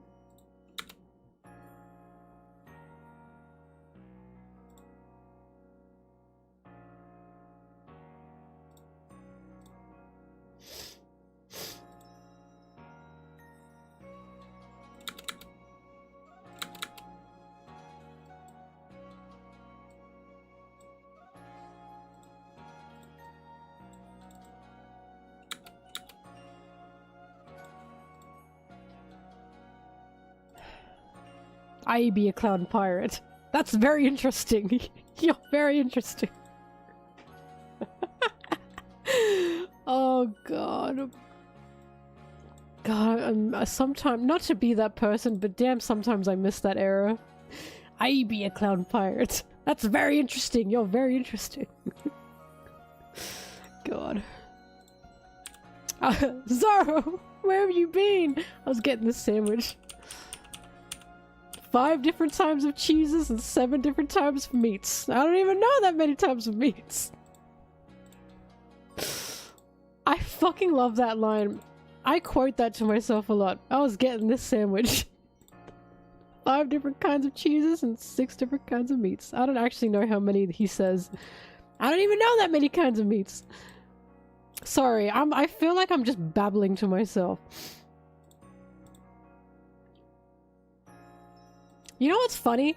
That idea of Zoro that the abridged version has is actually more accurate than a lot of Twitter dude bros have of Zoro. I was getting this sandwich. That's more accurate than stoic cool guy.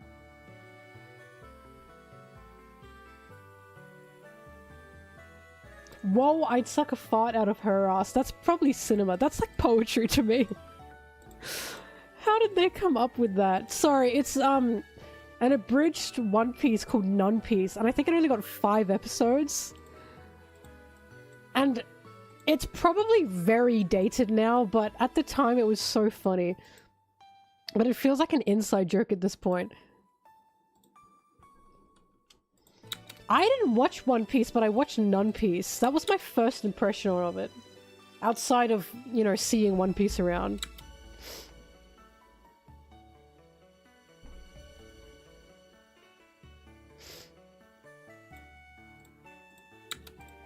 What's our next move? I'm thinking Disney World. God.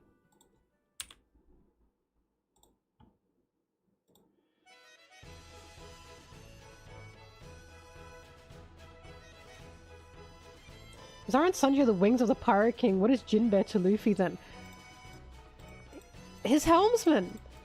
How do I explain this? Just because Zoro and Sanji are the wings doesn't mean the rest of the crew need, like, to be something else. Zoro and Sanji just have the role of the wings. It's that simple.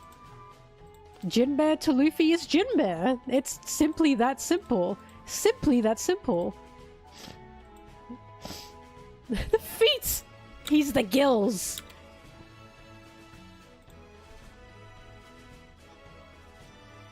He's his webbed feet. I picture Luffy as a type of albatross, you see. Many such cases. This always cracks me up because what is the build a bird? Like, what's going on here? What monstrous creature are we making out of Luffy and the Straw Hats? Someone has to be the wings, someone has to be the tail feathers, someone has to be the talons, someone has to be the beak, someone has to be the eyes, someone has to be the head, I suppose.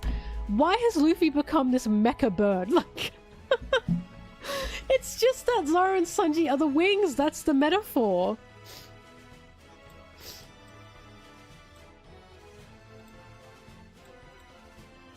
Ain't nobody the brains. Wrong, Robin. Nami can be the eyes and Robin's the brain. That makes sense. And Usopp can be the beak. Wait, no, Nami can be the beak and Usopp can be the eyes. The nose. The two little nostrils that are on a bird. Gargle stones? Do albatross do that?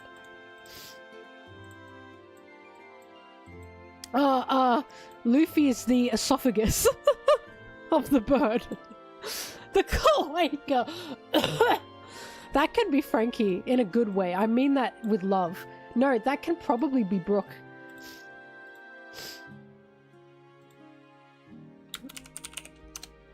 In my heart, it's Sanji. I think he'd be a really good cloaca.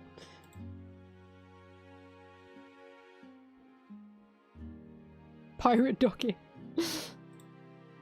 Guys, Luffy is the bird. What are we not understanding here? All the Straw Hats come together to create Luffy Bird.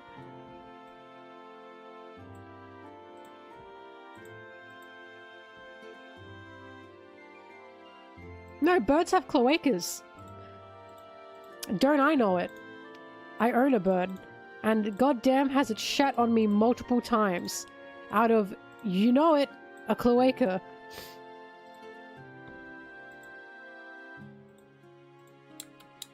This is biology.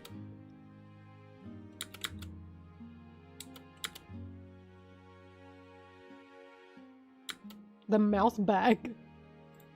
I don't know, Usopp. Sack carrier. Does Marco have a cloaca? I'm so glad you brought that up. I'm so glad you brought that up. Do you know how many times I have questioned this?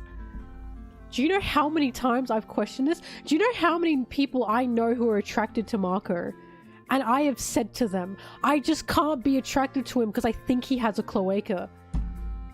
This is like really specific. This is incredibly specific. I feel the same about Monet. I don't know what she has, and I'm sus of her having a cloaca. I am sus of Monet. Oh, Pell. Oh no. Fuck. I forgot Pell was a bird. I'm like kind of terrified about it.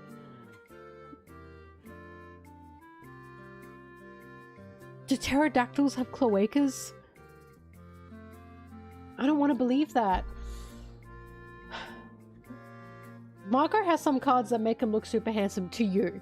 I am not into that, man. I'm not into that, man. I've accepted that Marco is a character who is pretty when you like him. I like Marco, I'm not in love with him. If you like Marco as a character, you're gonna think he's hot as hell. I think he's pretty ugly. His fucking boss baby head. Like, ah! Oh no, pterodactyls have cloacas. Marco's one step away from having baby hair. Which is why I'm like, I don't like him. He's... I like Marco, but I don't think he's attractive.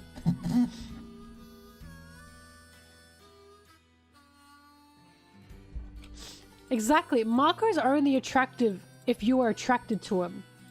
Do you understand what I mean? To anyone else, he's not attractive. Which is fine. You can like your ugly man.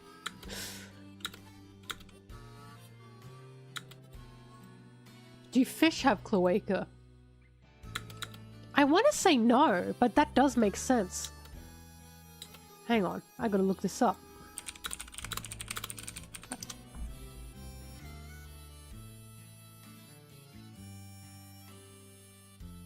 True cloaca.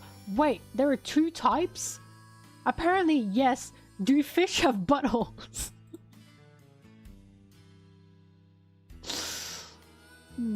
That's a really, really good question that Google. Buttholes. Dragons are not real. We can imagine dragons with anything. This is a question that we must ask Oda. Does Marco have a cloaca? I feel like he'd answer that. Dragons aren't real! In your head, they're reptiles. They can be anything. They're made up. Watch, I've just made up a warm-blooded dragon. No longer a reptile.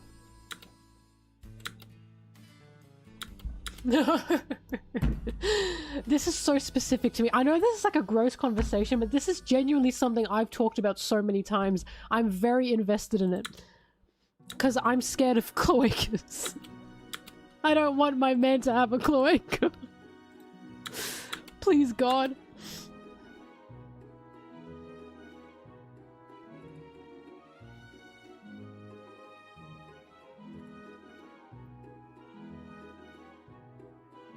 Arlong has 2 wee-wees. Hody Jones has 2 wee-wees. Jinbe has 2 wee-wees. We know this for a fact. Thank you, Oda. Because someone asked, do you think Marco has a cloaca? And that is something I've been questioning ever since I saw Marco turn into a bird.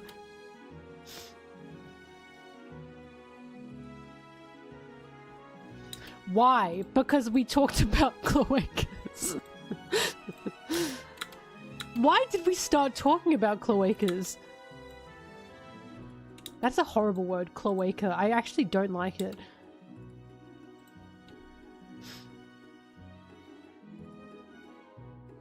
I don't know anymore. Smokes a cigarette? I don't even know, man.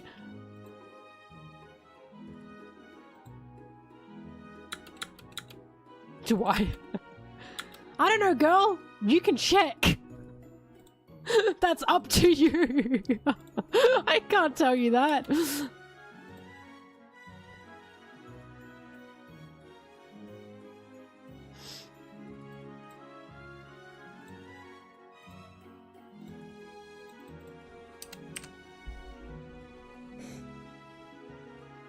Scrubs has 2 big teeth with big. There's 2 big teeth with a big scrubbing brush, which I think is cute. Aw.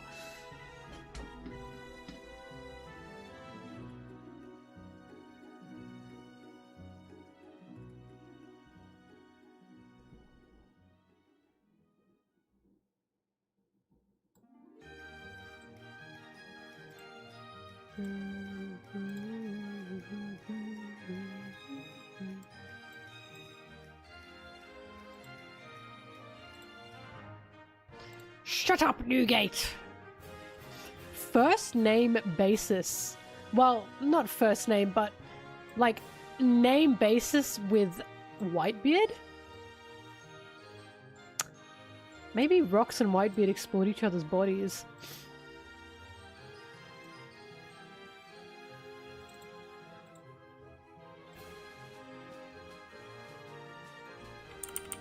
Real name basis.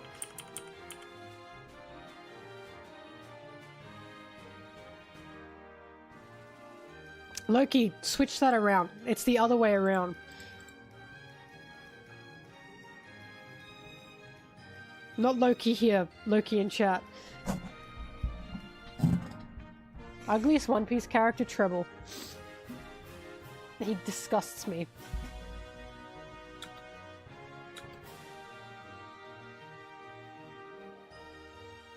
Eddie.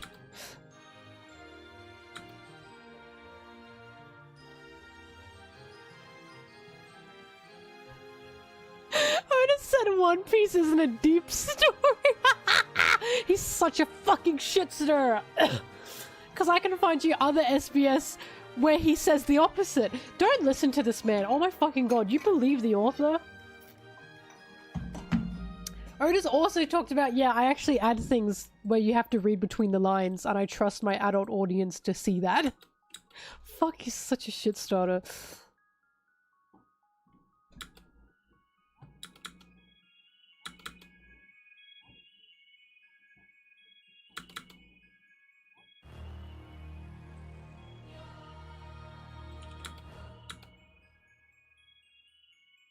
Death of the author, but he's actively encouraging it. Oh, that's funny.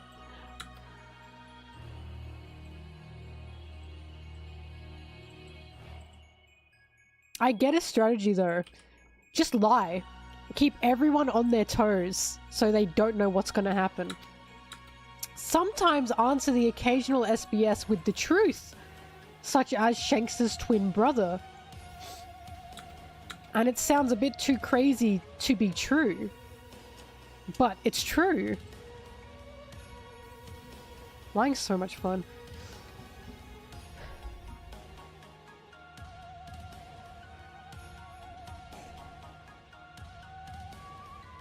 Ah! Sodom and Gomorrah, the Bible! Oda went, Oda should have been like, I haven't read the Bible. That would have been the funniest thing he could have said. I haven't read the Bible.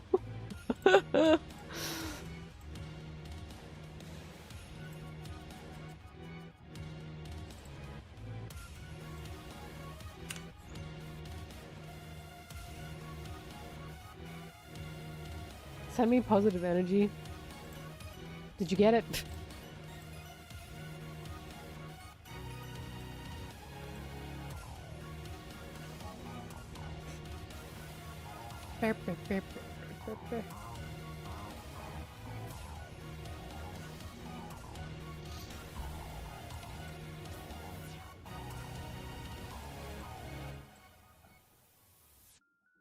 I'm still sick, but as you can tell, much less sick now.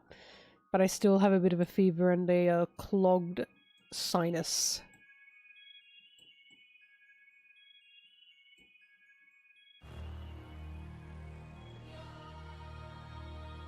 The dolphins, like animals?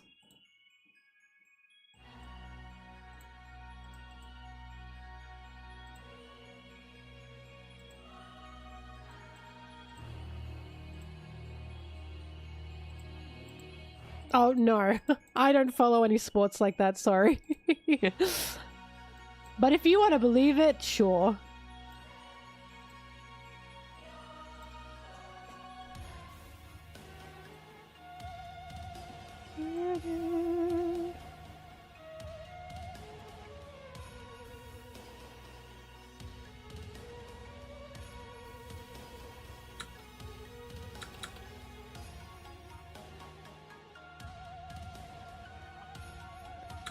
It's huge here in Brizzy. I know. I lived in Queensland.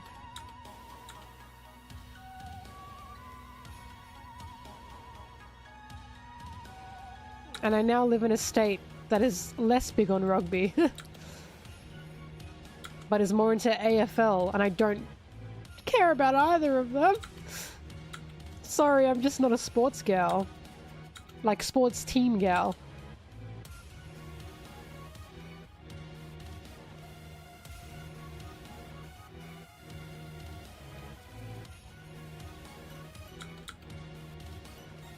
Woo! Go team, go sports. When I say AFL, it's Australian football, not soccer. We call football soccer, and then we have Australian football. But it's nothing like Americans football. I know it's all very confusing. What do you mean that state?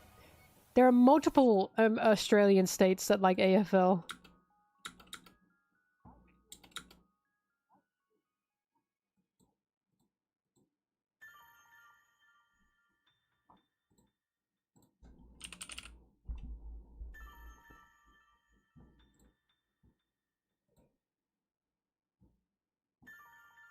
Look, don't ask me. I don't even follow the sport. Or any sport.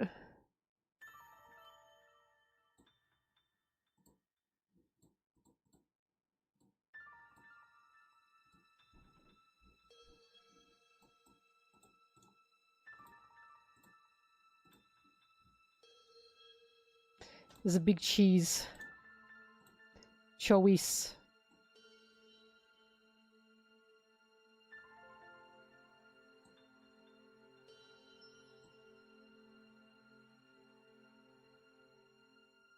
Yep, I know tons of people who are into F1, women specifically. I didn't realize how much women were obsessed with F1. And I'll never forget, my friend took me to a sports bar to watch the F1 because she was like, can we watch it? And I was like, yeah, okay, sure. I'm happy just hanging out. It was full of women. There was not a man in sight, and all the women were cheering at the F1 drivers on the screen. And I was like, what the fuck? I didn't know that it was something that the girlies were into.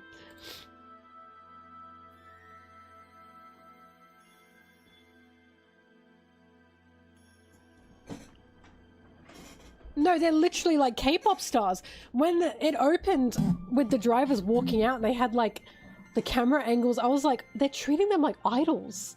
Like K-pop idols. I was like, what the hell is going on?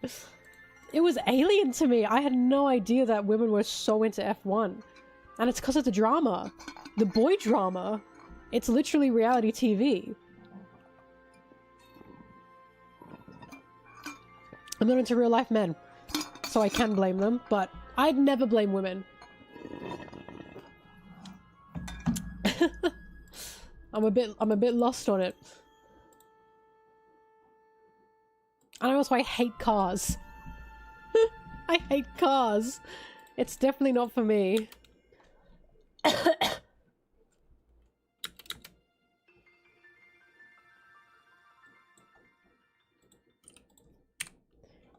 Maybe if that was Sunji driving a car. I do like the movie Cars. Life is a highway. I'ma ride it all night long.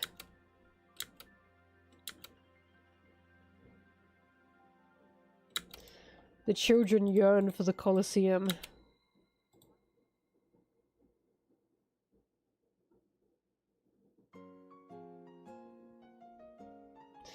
Pixel? Don't listen to Bread. Bread is just wrong about the manga all the time. And they try to gaslight me. They simply don't read.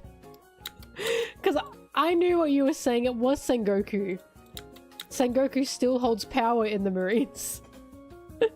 Bread of the old ones, I'm fucking with you. I'm never wrong. It's not Harold's sword. They all look the same.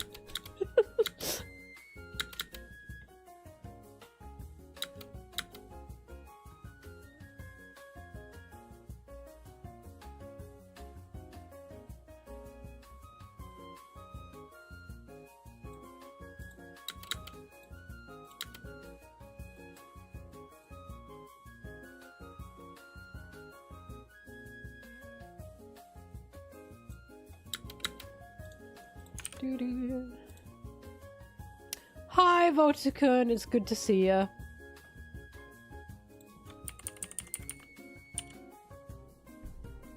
Always nice to see you pop in. I'm good now. I'm evil Bread.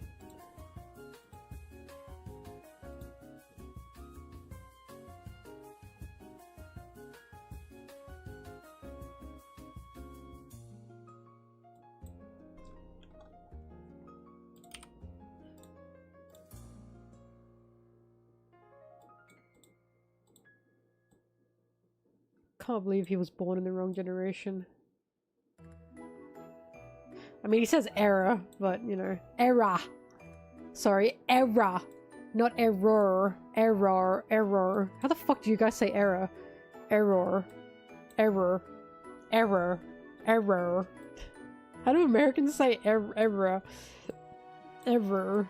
E-R-R-O-R is what I'm trying to say. Error. Error. Error. Ew! That's disgusting. Why do you say it like that?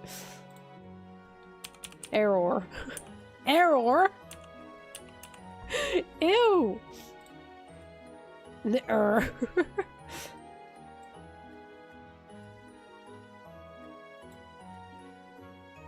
Because I realized I said error. Error and error. I know what I mean.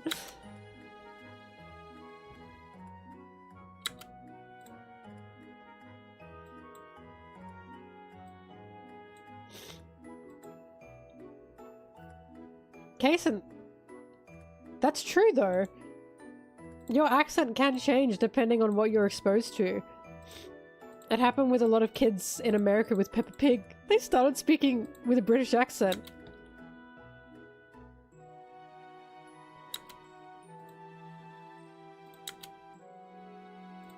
I have a friend who, his parents' first language isn't English, so he doesn't speak English at home.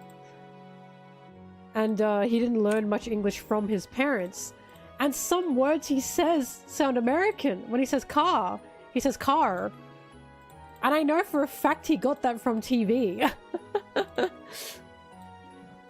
It's just so interesting.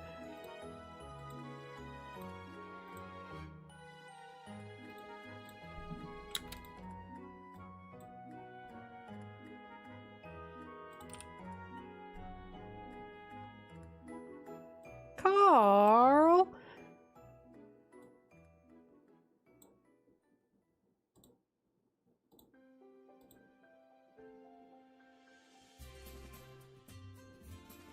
Does the kids say, Mom?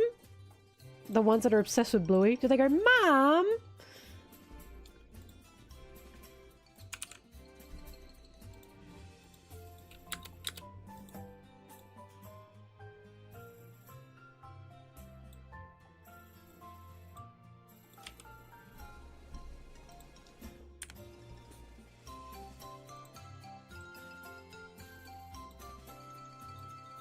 It's just super funny to tell who learned English from where because of the English accent they have.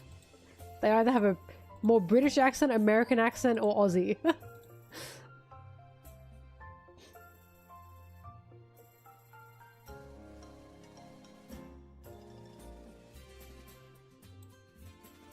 It is 4:52 a.m.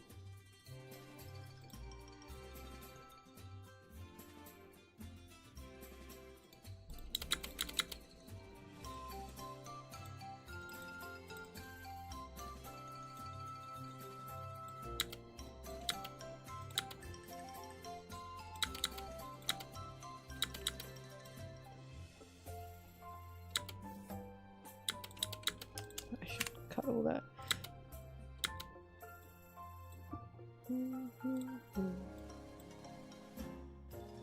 Hang on, I gotta go to the bathroom. I'll be back.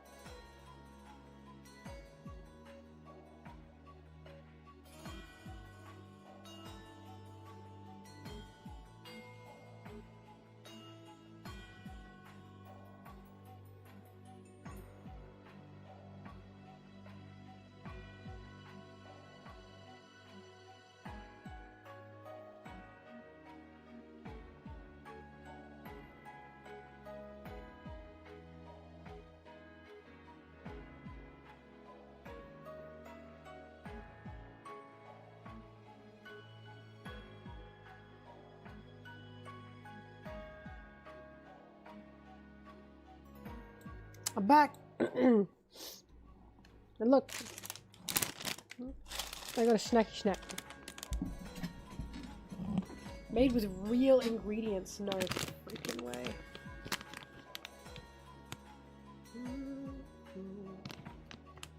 Do you guys have this? Is this a thing you have? Do you know this man? Do you know this man? Look, Australian made. Isn't that cool? No? You don't have brainwaves? Nah. Well, you're missing out.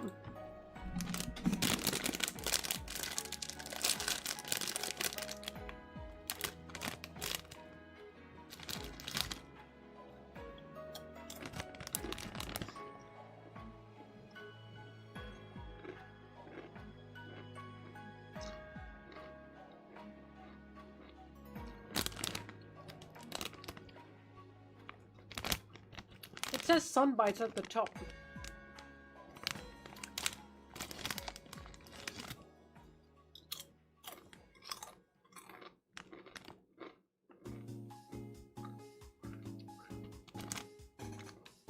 Sun chips.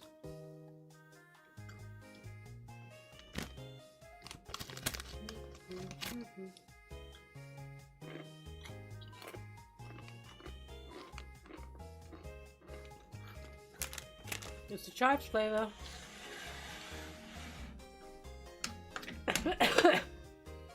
Room tour. This is it. This is my room. I've got some Mikus over there and some figurines, but this is pretty much it.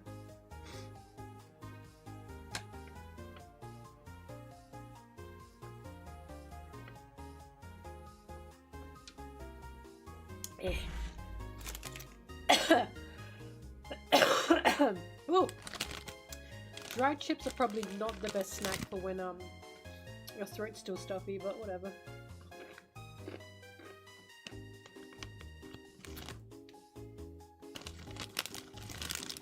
No, Blueberry's scared of things crinkling.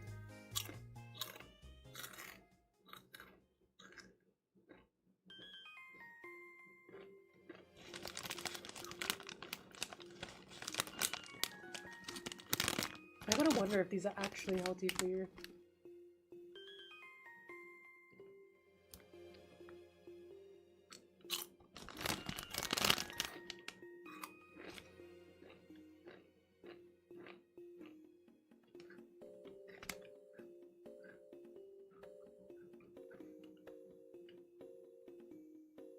It says delicious and good fuel. It doesn't say it's good for you, it says it's good fuel. I don't know.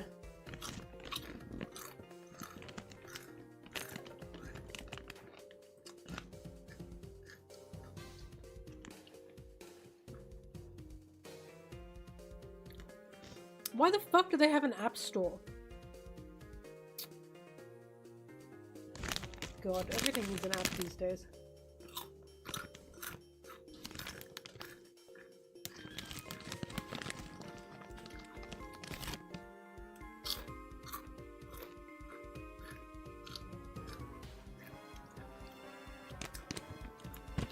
How many of you like salt and vinegar chips?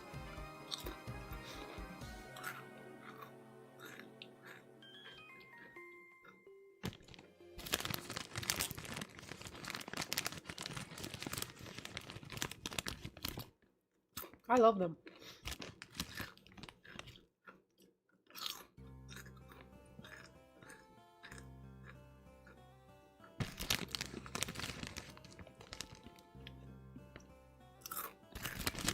I guess I own many figurines, many.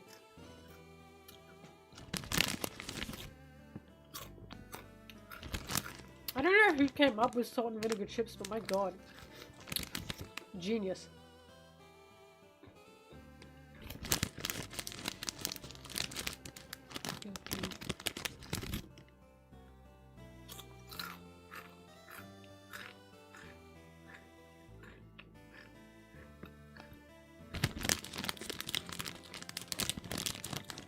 Melon flavored chips? Yeah, I would. I'd try anything.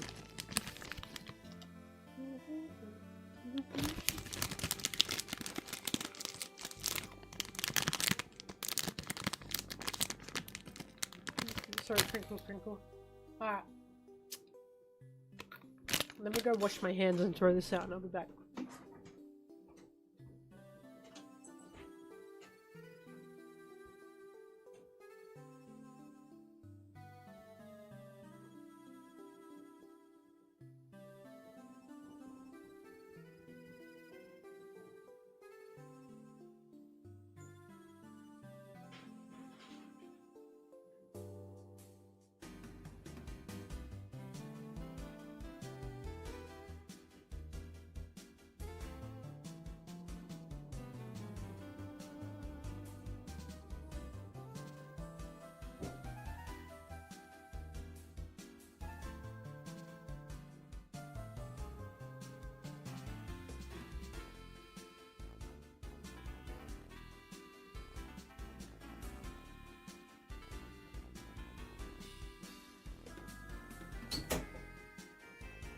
Alright.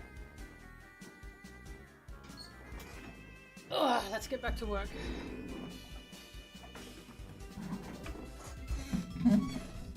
I'm trying a milkshake. That's a very American thing. In Australia, people put, so if they go to Macca's and they get a burger, they put the fries on the burger. And, I don't like it much, but they sure do.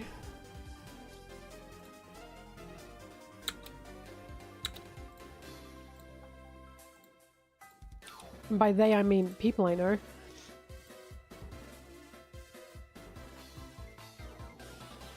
That's typical everywhere, is it? Okay, thank God it's not just Australian. But, eating fry with chip is not something a lot of people do here. Sorry, eating fry with chip? Eating ice cream with chip, no, that's not common. Oh, thank God.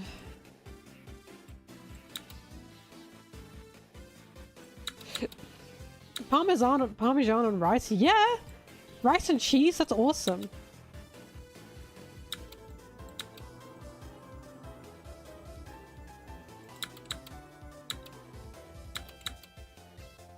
Do you want to see the tattoo? Hang on. Let me get up. There you go. There she is. Mishnami. You can see her well. Wait. I love her. Oh my god, she's really, she healed so well. My girl. Next shoulder's gonna be for Vivi. I'm just waiting for a panel that I like enough.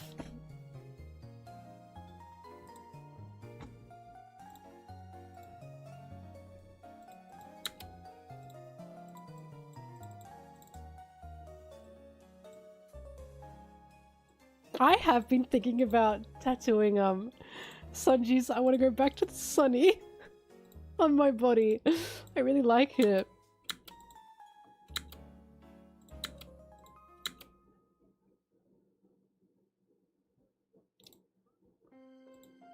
I'm waiting for a Vivi cover art, like a new one, because I want time skip Vivi specifically. Because I need them to match, you see. Who knows, if Nami and Vivi's reunion panel is like gorgeous, that might be the one.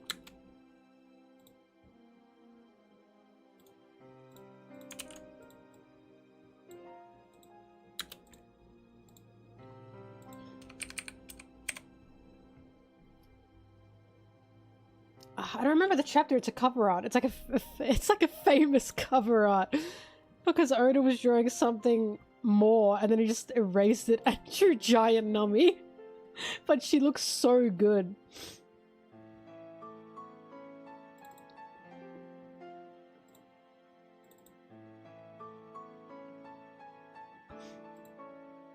I like Robin a lot.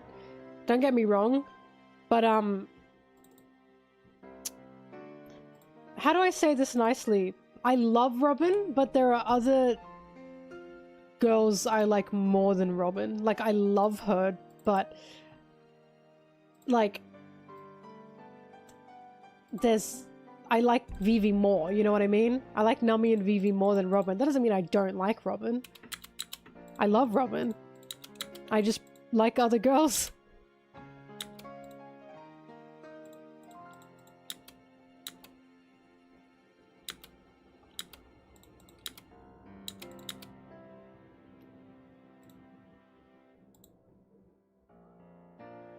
Ah.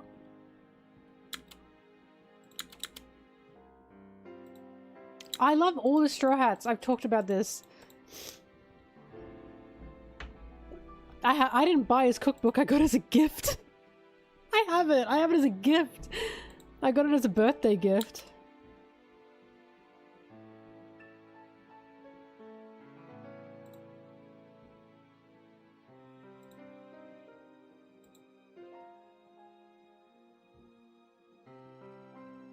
His favorite dish is seafood pasta. Was it spicy seafood pasta? I think it was spicy seafood pasta, wasn't it?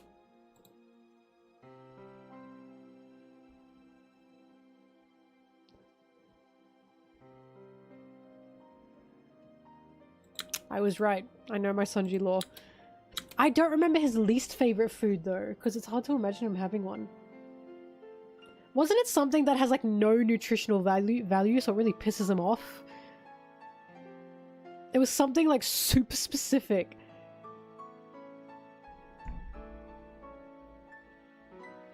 I just remember he didn't like it because it had no Natto, yeah.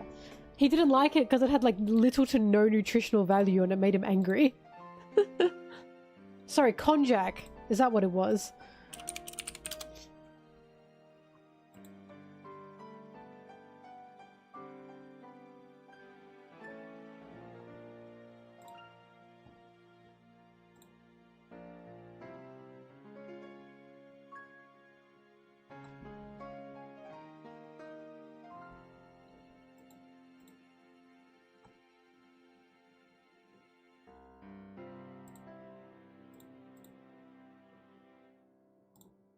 Yeah, I can see why Sanji hates it. I was gonna say, I thought Natto had some nutritional value.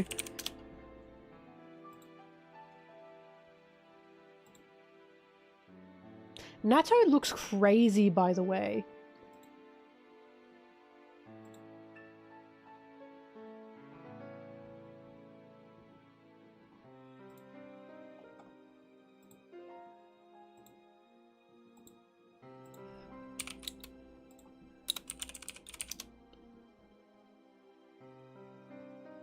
Because I thought that was cheese on them.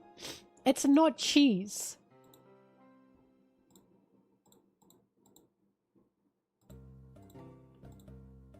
That's like the Japanese version of beans.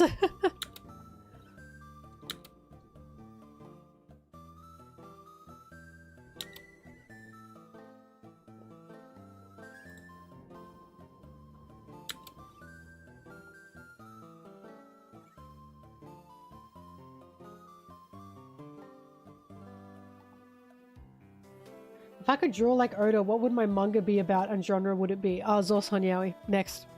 Next question. How do Australians do beans normally? I've said this before. This actually slaps and now I want to make it again. So canned beans, like the beans and tomato like sauce. Canned beans, the British ones.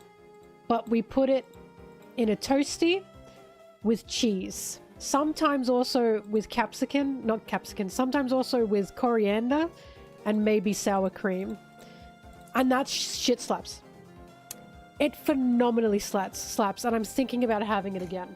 Because I haven't had it since I was a kid. It's like a comfort food. Like, I don't like beans on the best of days, but toasted bean sandwich with cheese, coriander, and sour cream, it slapped. It slapped.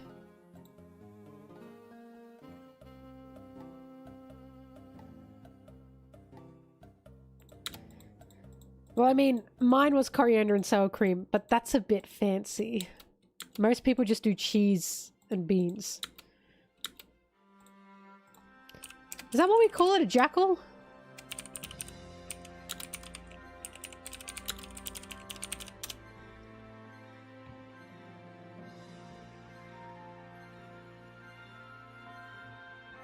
A jaffle is what we call it.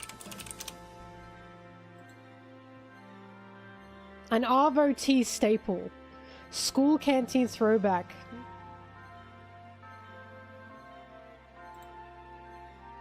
Yeah, jaffle.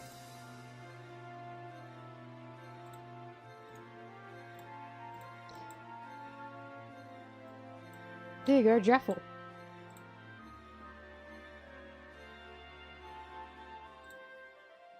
I mean, I call it a toasty.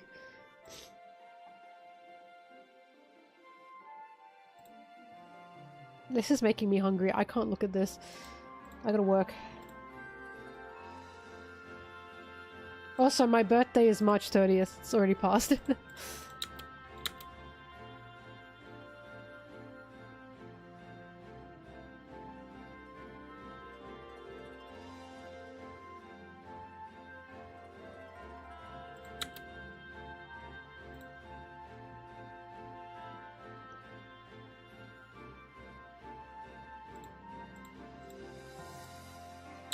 Flamingo, I'll never forget when people were like, oh, Sanji didn't make Zoro's favorite dish for the bento box. He put a whole fucking bottle of alcohol in the box. In the basket. That's it. That's Zoro's favorite. He loved alcohol. I've seen all the scary animals. Zoro will eat anything so long as he has alcohol. That's one of his things.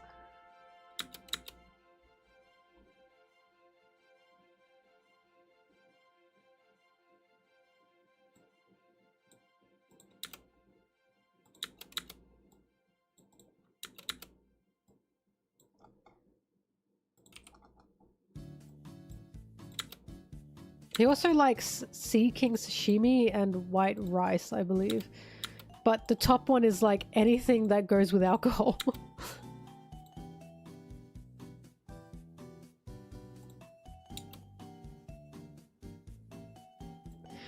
Sanji didn't think pudding would like hard liquor. He was literally making the bento box with the Straw Hats on his mind. That was the whole thing.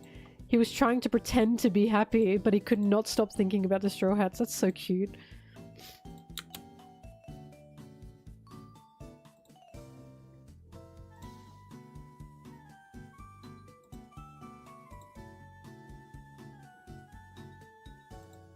Fuck. When I was sick, I was like, God, I want a Sanji. I want a little blonde fella in a pink apron making me food to help me feel better. I was ordering takeout because I didn't feel good enough to stand and cook anything. And I felt like shit. And I was like, I want Sanji. Wow.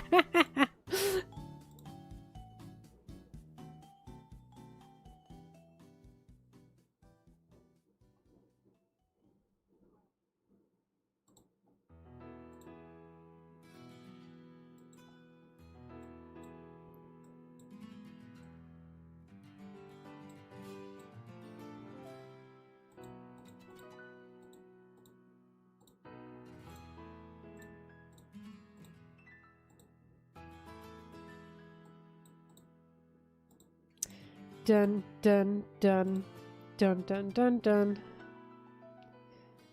Burger and fries, burger and fries.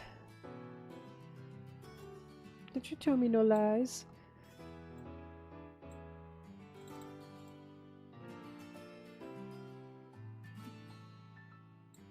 Ripley or Girth? Ripley. Sorry, Girth, but it's Ripley.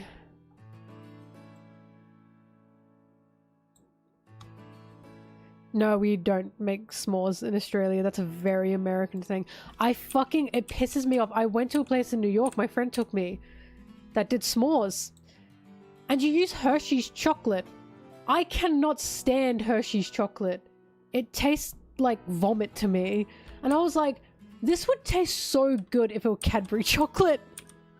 But you all use Hershey's chocolate for s'mores. They've like capitalized on that. And it really pissed me off. And I was like, damn it. damn it, this would taste delicious if it weren't Hershey's. S'mores is... It's a particular biscuit. I don't... What's the cracker that you use? Use a particular cracker and then you go marshmallow, Hershey's chocolate. And then another cracker on top. It's like a sandwich and then you toast it. And it's a s'more. Graham cracker, that's what it is. We don't have that here. Or we might, but I don't see it around.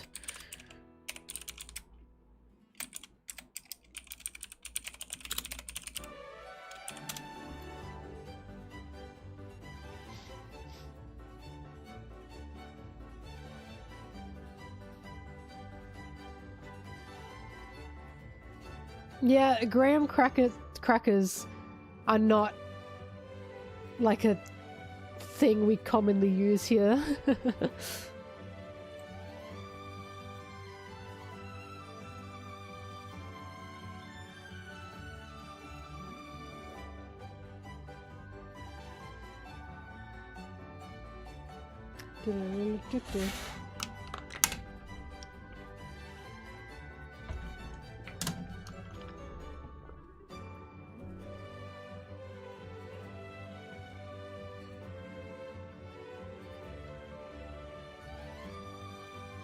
The import candy shop. Graham? Was that right? A graham cracker? Graham?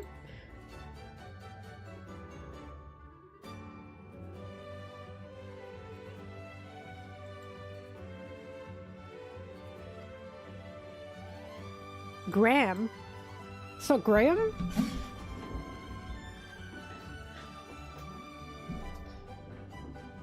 It's got an H in it. Graham. Graham? Graham? This is like Baja Blast all over again. I said Baja Blast once, and my American friend went, Baja Blast? Bitch, we don't sell that here.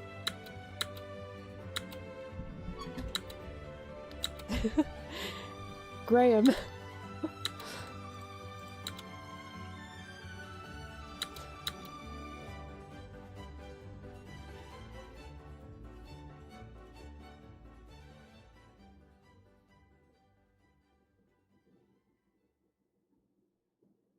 We like don't have Taco Bell. There's one Taco Bell that I know of where I live. One.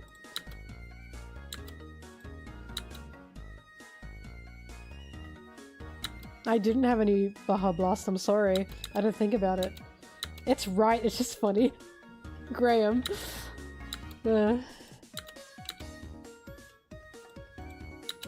Look, I think... I don't care much about being Australian, but I think my proudest moment of being Australian is Starbucks tried to open stores here as like chains and they failed. I think... Fuck, how many Starbucks do we have in Australia? We don't have many. Because we have good coffee everywhere for cheaper than Starbucks. We only have Starbucks for like mostly either international students or tourists at this point. Because Australia is one of like the biggest coffee... I know everyone says this, but apparently this is actually a fact. Australia is one of the biggest coffee places in the world, especially in Melbourne, which is where I am. Melbourne are obsessed with their coffee. But in England, chains are the same. There are so many chains in England. And I remember I said to Sarah when I was in London, can you find me a place that isn't a chain? It's just a mum and pop shop where I can get a coffee. She could barely do it. There are so many fucking chains in London. It's just like America. Because in Melbourne, here where I live, I'm very spoiled. There are all different types of coffee shops everywhere, and they all do fancy coffee. Because when I was talking to my American friends about this, they said, well, Starbucks does fancy coffee. And I was like, so does every place in Australia. Like, iced coffee with all the bits and bobs on it, syrups, we have that everywhere. I didn't know iced coffee was mostly seasonal for you guys outside of Starbucks.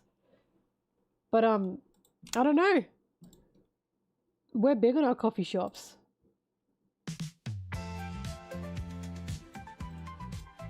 Do, do, do, do.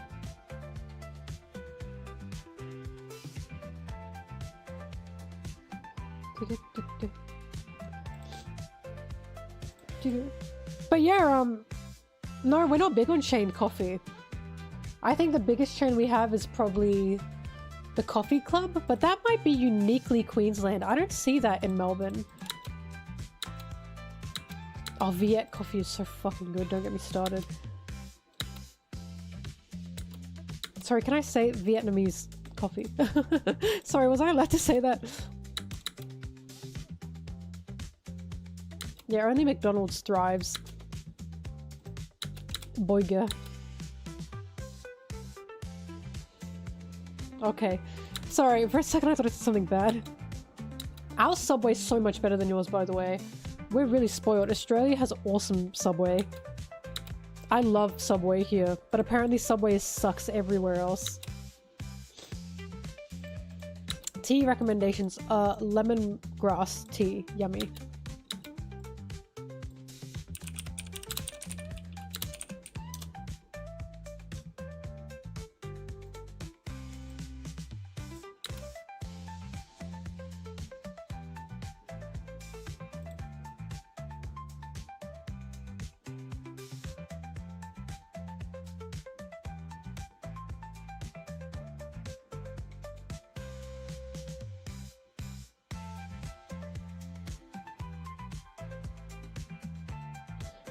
You can go wrong with classic English breakfast. That shit sucks. Get better tea. I love anything with a green tea base, honestly. Yeah, One Piece bullet train in Japan. I saw that. I must ride on it.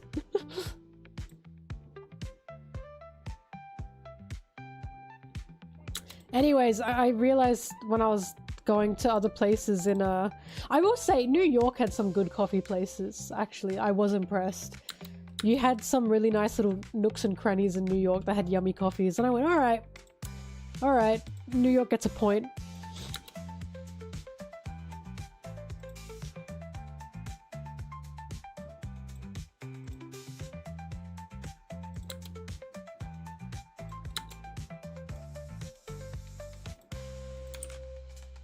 New York is the coffee capital of America.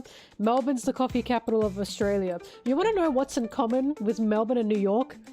There are a ton of fucking Italians. I would know I am one. You put the Italians in the spot, you get good coffee and also good pizza. That just seems to be what happens. Yeah, fun fact, Australia is full of Italians, especially Melbourne. It's a thing.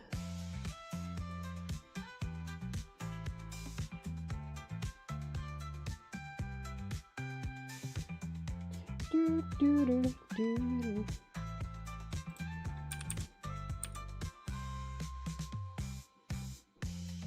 Oh yeah, Italians are stingy like that, putting milk. I mean, I love milk in my coffee, so... But my mum drinks exclusively black coffee. Why am I a Sunji fan?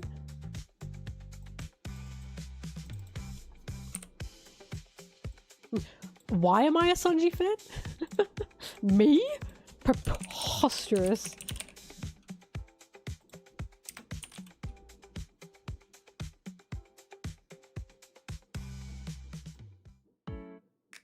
Sunji's a pasta machine.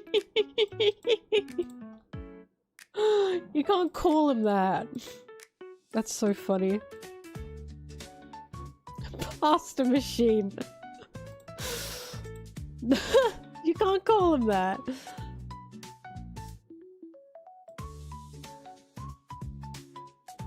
There has to be another good Frenchman out there, just one. That's not Sunji.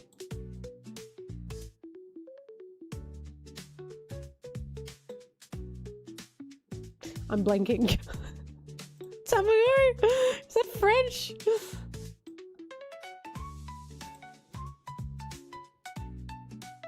And I was about to say, an Italian bringing home a French boy would cause problems. It would cause problems. Which one dips croissants in coffee? I'd assume that's France. I assume it's the French that dip croissants in coffee, isn't it? It's them. Yeah, that pisses Italians off like fucking nothing else. That really pisses them off.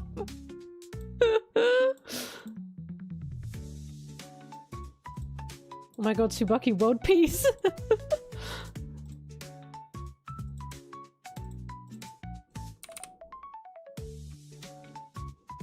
Europe's funny because they all have, like, you know, pretty impressive and historical long-standing cultures, and then they just hate each other. But such as it is, hate thy neighbor.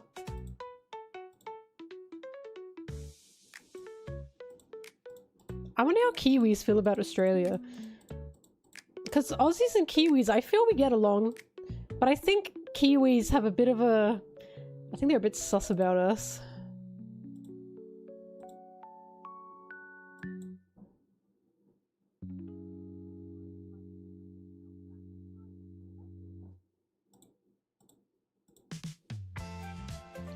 I'll say it like this. I think Kiwis like Aussies, but if Kiwis went overseas and there are a ton of Europeans and Americans and an Aussie, the person they would probably go and sit with is an Aussie. I feel I can say that with confidence. That's who they would prefer to sit with. But I'm not a Kiwi, so I can't confirm that. I don't think I did see Flight of the Conchords.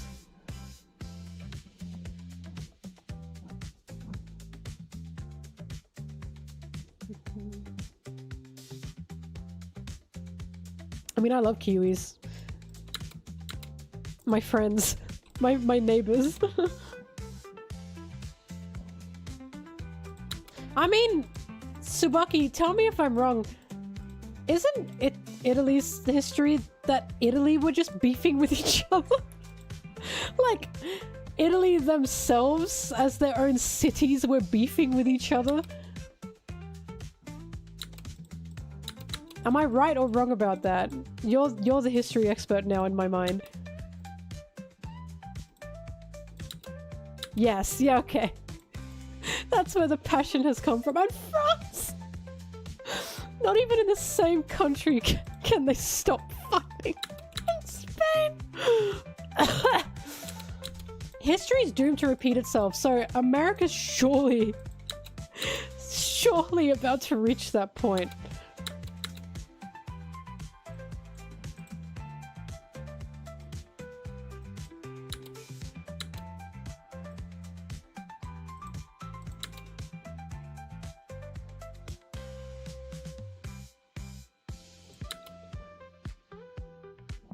New Zealand's nature is just absolutely beautiful. Especially the hot springs they have. Not to sit in, but to look at. It's very impressive.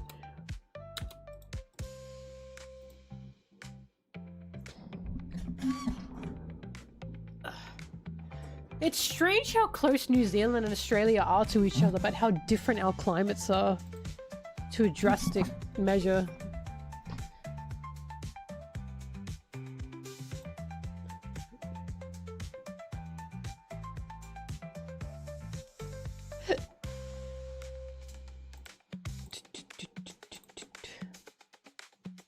This reminds me, Italy beefing with each other, France beefing with each other, Spain beefing with each other.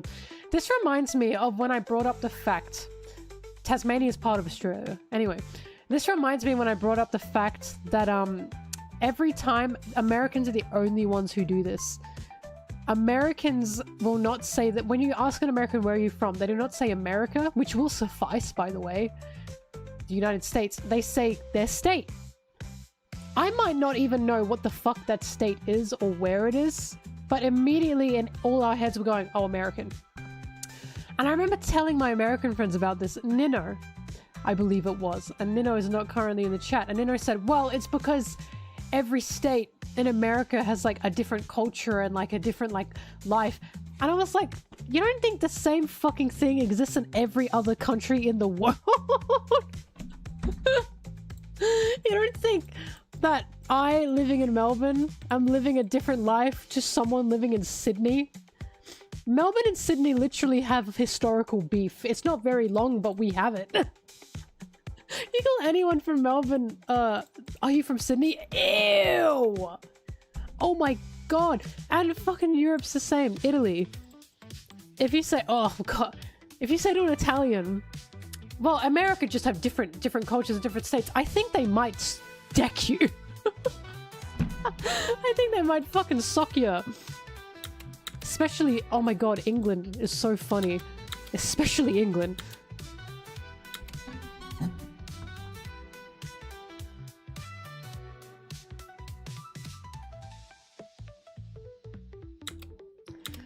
Right?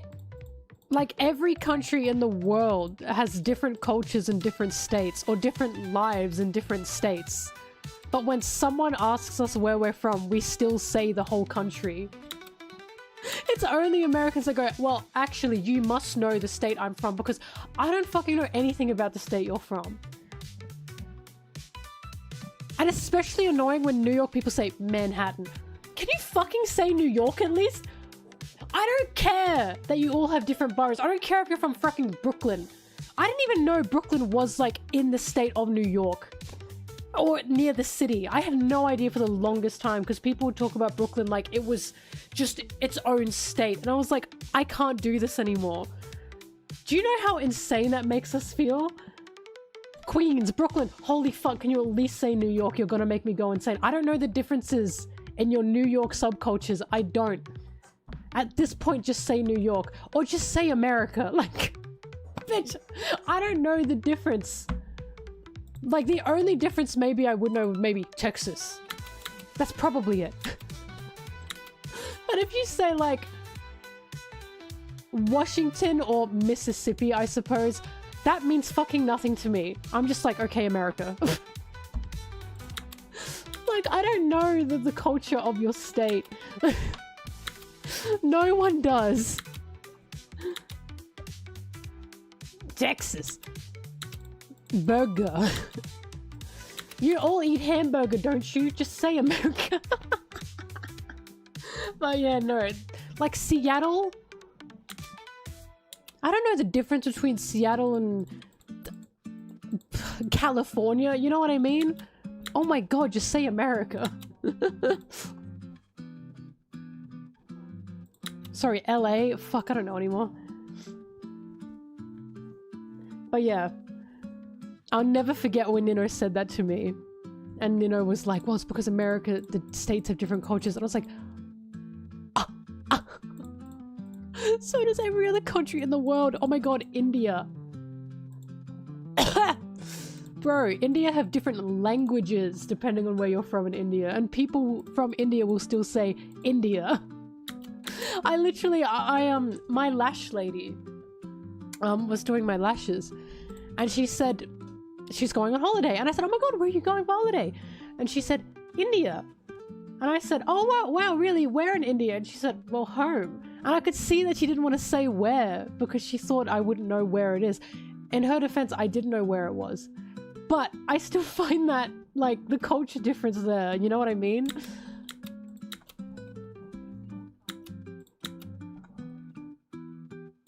Like, I still want to know, you know what I mean?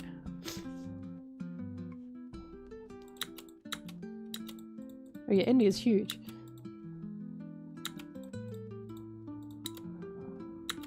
But yeah, I love you guys, Americans, okay? I appreciate you. But you are the only ones that think your state means anything when you say it to us. We have no fucking idea what the differences are. We don't know. In our heads, we just think Americans.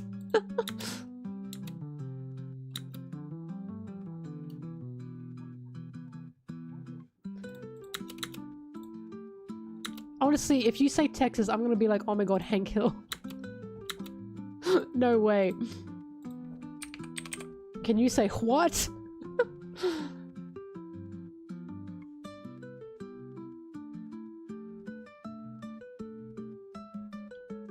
They gotta say the United States. Wow. Wow. Girl complains about nothing. Anyway.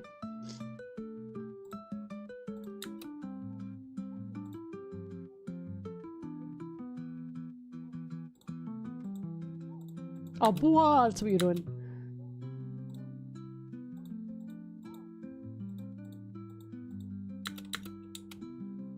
Where's Sommer's laughing? There it is. That's my purse. I don't know you.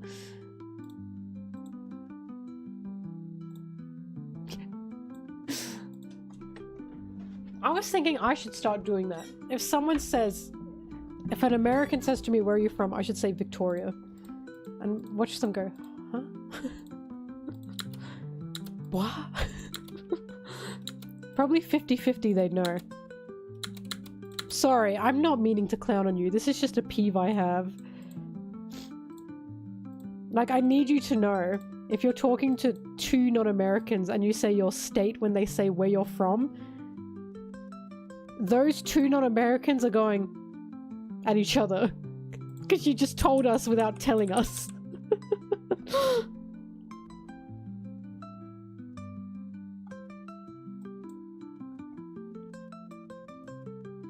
I think I've told this so many times, but there's a scene in Civil War, the Marvel movie, where Captain America and Spider-Man are talking, and Captain America says to Spider-Man, "You've got a heart, kid, where are you from?" And he says, "Queens." And Captain America says, "Brooklyn." Every single person in my theater was like, what does that mean? We were like, okay. And Sarah confirmed to me that the British were also like, what? We had no fucking idea. Yet now I know it's New York. But back then we were like, what the hell? Like, we were like, why is that relevant? What does that mean? But yeah, that was funny.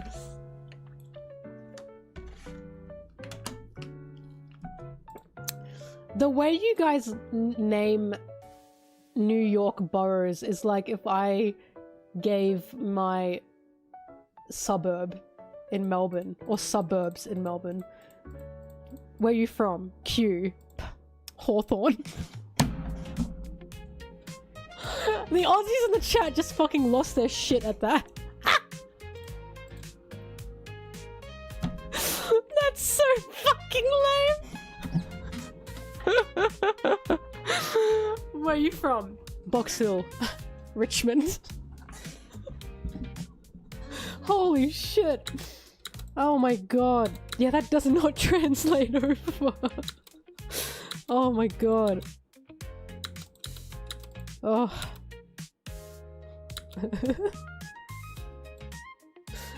Collingwood, give me. Oh, that's so lame.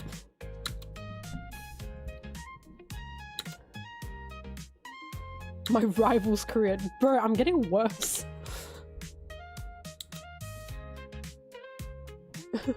God.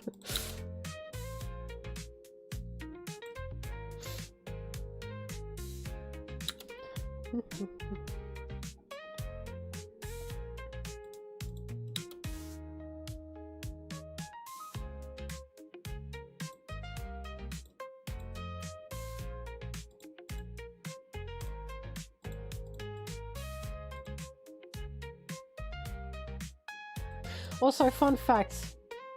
Oh, bye, Lays. And Brittany was the same. I thought when you guys said New York, New York, that was just a fun thing you said. I thought it was like a jingle, New York, New York. No, it means New York City in the state of New York. And I was like, that's stupid. And I told Brittany that, and she said, wait, it's not like a jingle? It's in the States? I didn't know what fucking state New York was in. I didn't know it was in New York. New York, New York.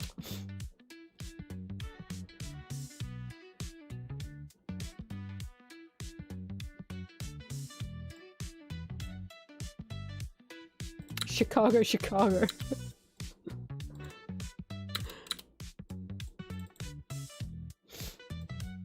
Where the fuck is Amsterdam? I've heard of Amsterdam before. Is that a state?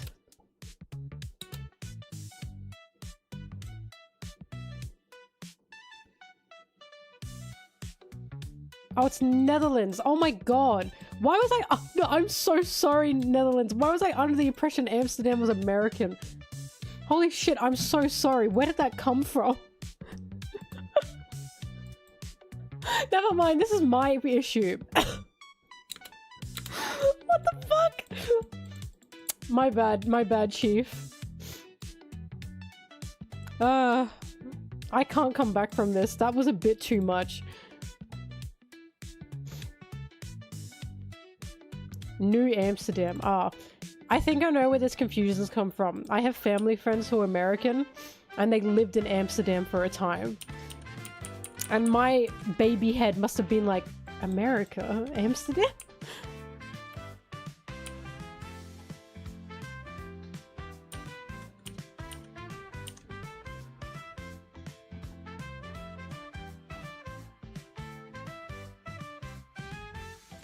It's true, I don't know what north means. Look, I never claimed my geography was good. I had an American memory that Amsterdam, like America, right?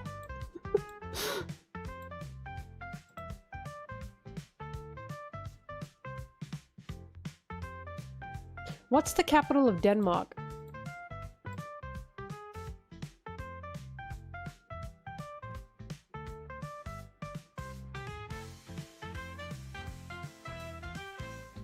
Copenhagen. Oh, I knew that.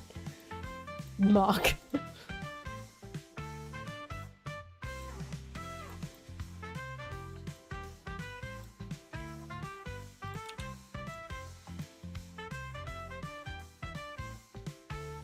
Denmark. I want to go to Denmark so bad. I want to do a Scandinavia travel in general.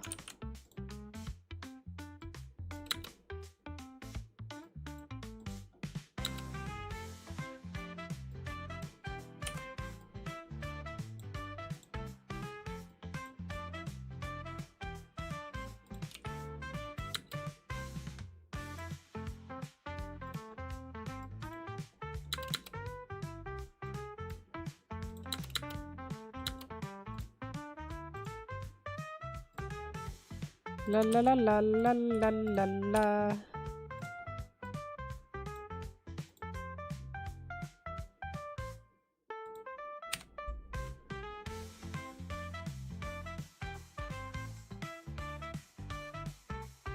I always had this opinion. Why do we not call countries what the country themselves calls it? Do you know what I mean? I don't know why we don't do that. Or at least do like an English localization type of that. Like if we can't pronounce it because we don't have the letters, why can't we at least try and like Romanize it? You know what I mean?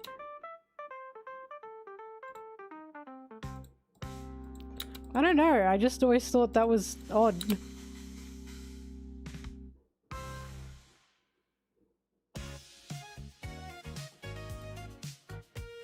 I gotta take out this text, there's too much of it. We don't have to pronounce it perfectly, but bitch, you can't even pronounce the names of like cities perfectly. What's wrong with not being able to pronounce a country perfectly? I mean, we call ourselves Australia. I mean, like, the language of the country, why don't we call it that? And if we don't have the same alphabet or the same lettering, why can't we just Romanize it?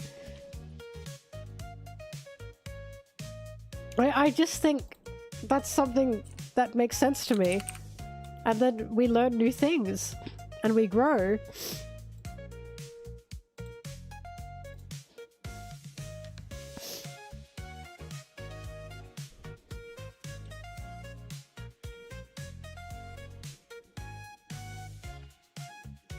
Also, I don't want to hear, then we have to say Deutschland correctly. Bitch, why the fuck am I saying lingerie in English? Do you know what I mean?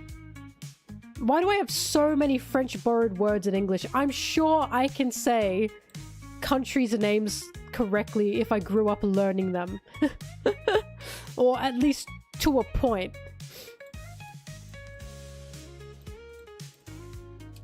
Lingerie.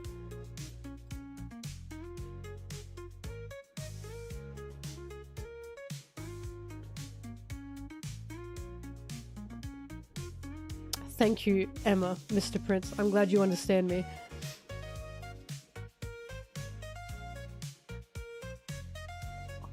I don't want to say that now. I'm saying in a world where we could have learnt this, I'd be better at saying these words. But we are not in a world where it functions like this.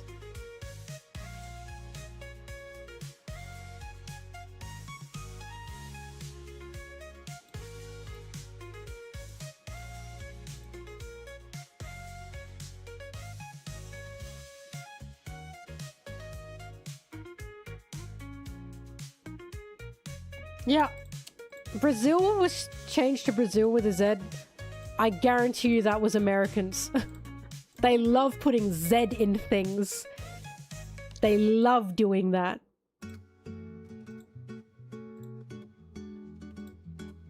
Like realize? They love putting a Z in there. Sorry, a Z. They love doing that. They're obsessed with Z.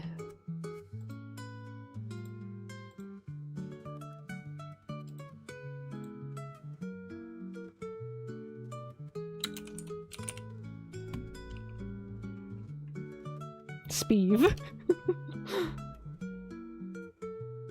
I did have a hard time saying the Elbaf children's names, but you know why?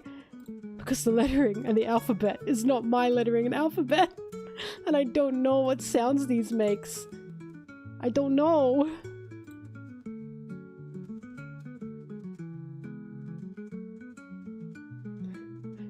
I remember feeling so overjoyed when I found out Japan says Z, not Z.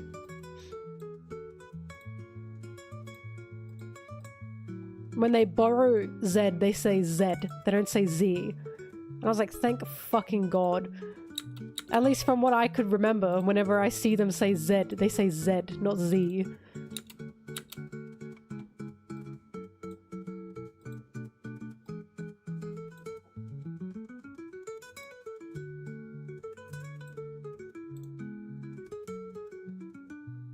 I am excited for Gen and Sanji reunion. Isn't this music so nice? La la la la la la la la. La la la la la la la. La la la la la la la. La la la la la la la la. I feel joy. No, Zoro! Roro Noah! Roro Noah Zoro. Fuck, his name is Australian Kryptonite. Zoro Noah Zoro, I can say. But if I'm in the middle of a sentence and then I have to say his name, I don't think about it. Roro Noah Zoro. Fuck.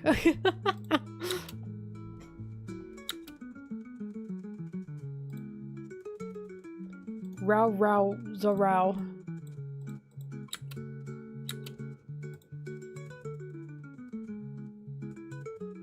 I like how this music is playing and on the screen are kids about to be burned alive. As a fucking freak laughs about it.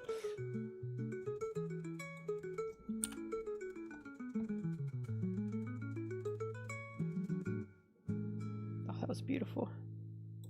Oh my god, it's still going. Yes.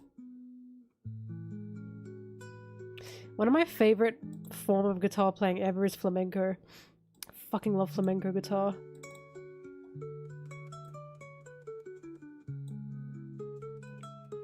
I do not believe this is flamenco.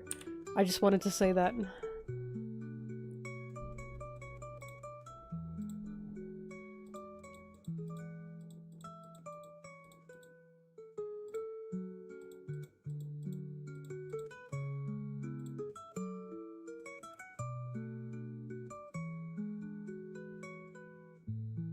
Yeah, I saw the Gucci collab with One Piece. That was ages ago.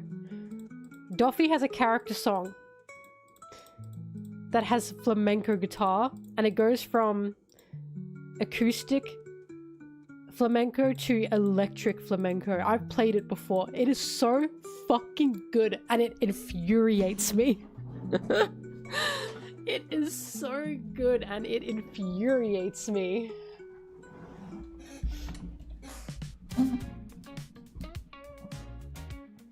Where is it? I have to find it again.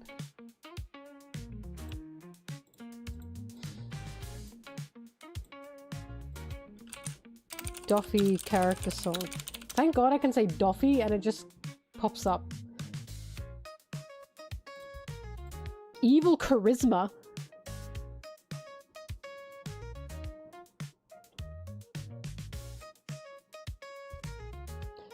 This is not it. Shinji Dai no Saga. Hang on, I gotta pause it and listen to it. I can't play it, I'll get copyrighted. Oh my god, fuck it, who cares actually? It's just a live stream. I don't care, we're all listening to this.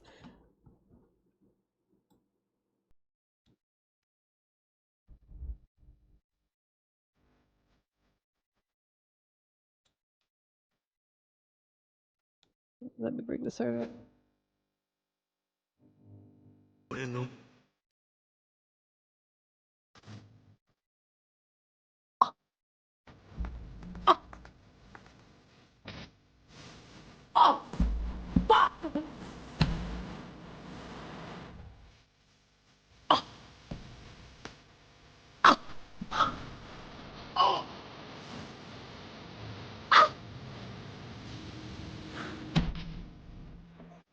That shit gags me. I just dribbled. That shit gags me every time. Fucking hell. There's gonna...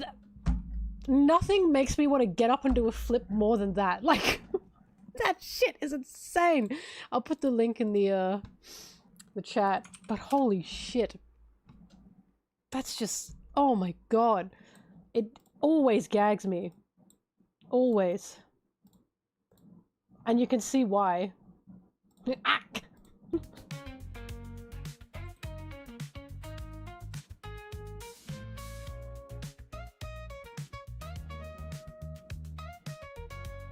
How do you go from acoustic into electric so bull-slappingly hard? Like, I just can't get over it. Oh, Jesus.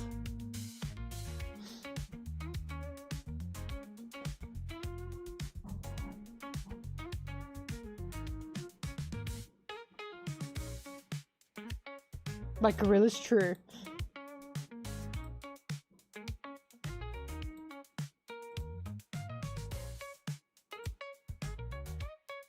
I'm listening to it again on my own. Oh my god, I got chills. Ah! Oh my fucking god, it's so good!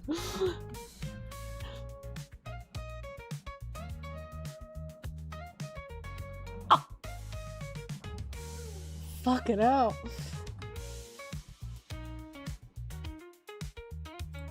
The top comment is, people think it's a Spanish guitar, but it's really Doflamingo playing with the strings. I know that's meant to be humorous, but that imagery is fucking awesome with that song. That's fucking awesome. That's so awesome. Oh my god.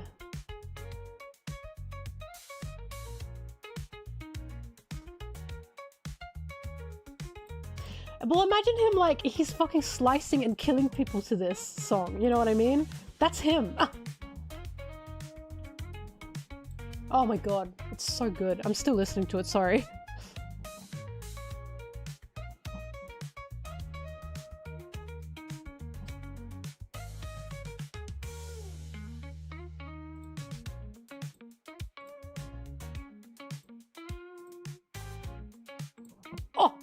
Sorry. Oh my god, that character song is crazy. Yeah, I've listened to the others.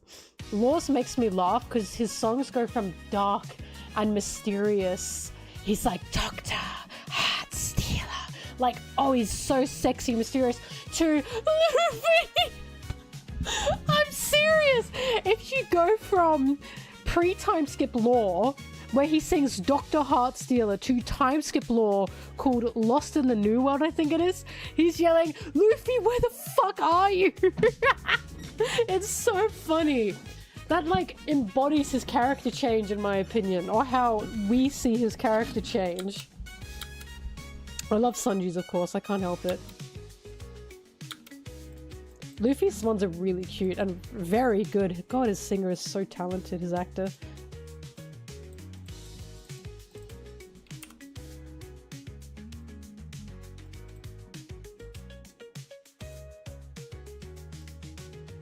Oh, what the hell? Anyway, sorry, I'll get back to editing.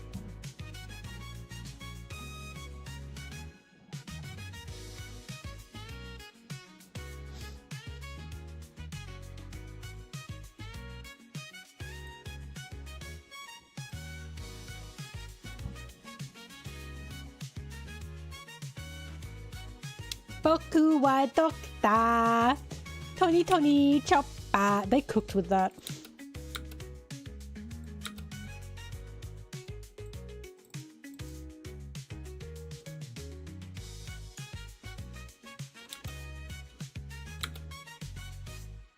Bye bye.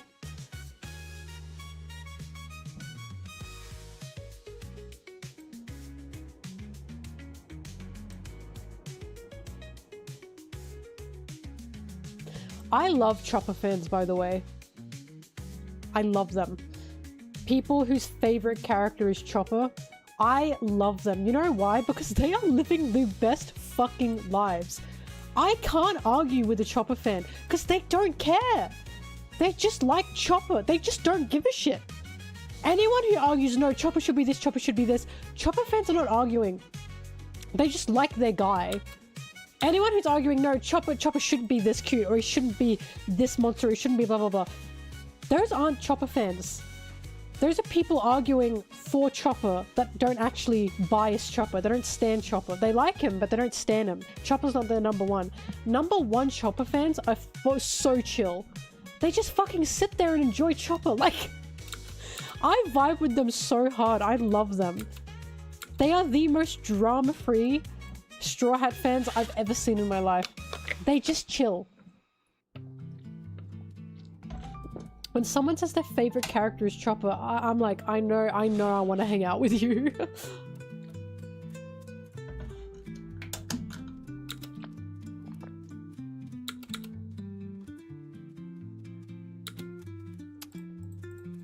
Frankie fans, yes, can be similar. Widely are similar. But I've never seen a more chill and content fan base than Chopper fans. You know what Chopper fans celebrated at? When Chopper got a little crush on the deer mink. They thought that was peak. They loved that. And I was like, this is it. This is what they enjoy. Like, they just like Chopper. That's so cute. There's fucking nothing for them to argue about. They just like Chopper. Chopper is love. Chopper is life. I agree, that was peak.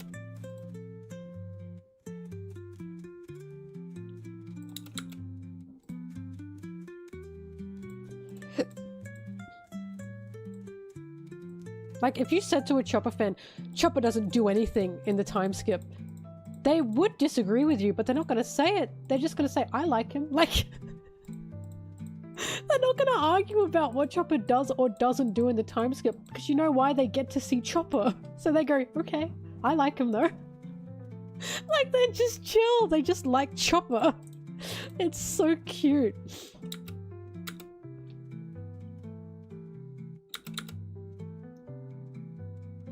Like, oh, Chopper's just a mascot character now. Bro, they don't give a fuck. They just like Chopper. Oh god, I aspire to be more like them.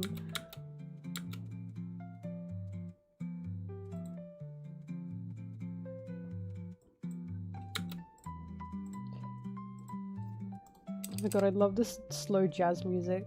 This is the music they played in the cat cafes in Japan. And it sure takes me back. I love those cat cafes.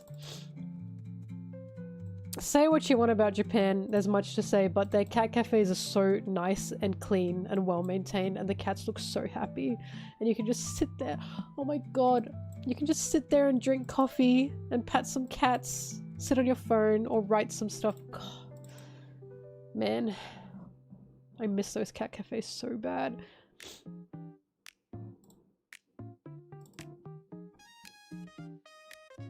You've never seen a Jinbei fan? Buddy. Buddy. I've seen, like, tons. You gotta go into the... Let's say that Jinbei fans are incredibly wanting of Jinbei. Let's just say that, like... They're not innocent. I'll say that much. Not in a bad way, but they're certainly not innocent.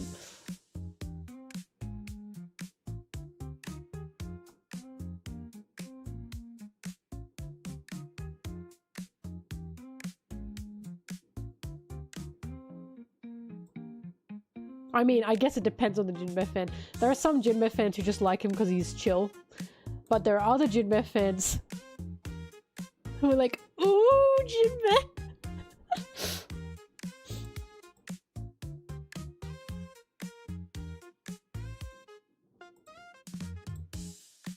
Jinbei, in my opinion, goes in the same bracket as Frankie, which is sex icon that Oda doesn't realize he created, but now knows.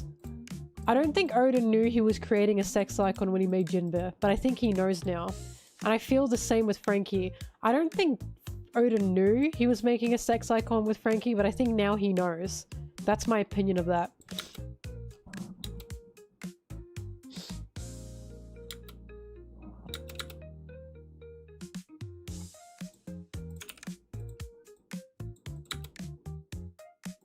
Odin, I give that to Roger. I give that to Roger. Roger is my sex icon. I didn't realize how obsessed men were with Odin, by the way, when he first was, like, shown. I didn't realize that was, like, a whole thing, that men were jerking him off like crazy. Because I was looking at Roger. I was like, oh my god! I thought people would go fucking crazy for Roger, not Odin. Because I sure did.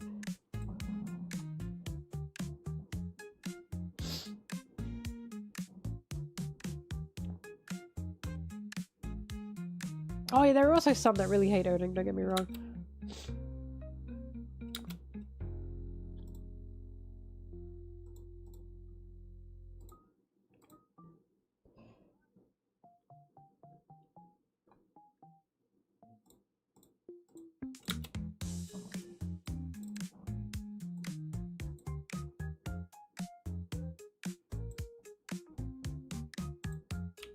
A Gary Stu?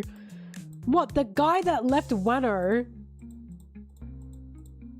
and then had Wano unprotected and then Wano went to ruin because of him is a Gary Stu?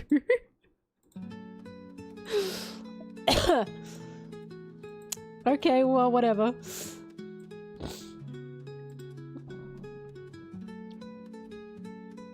Which character gets the most hate?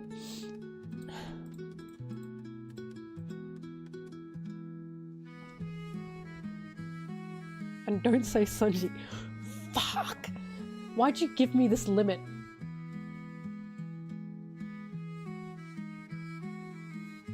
Usopp.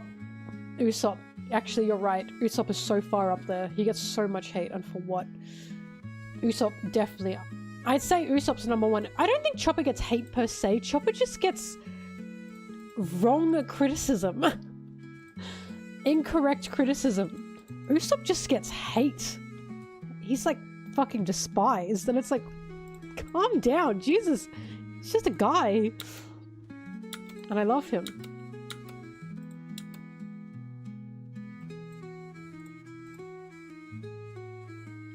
Yeah, but that's what I mean. Chopper's hate isn't so much hate, it's just... It feels more like disappointment, even though it's not true.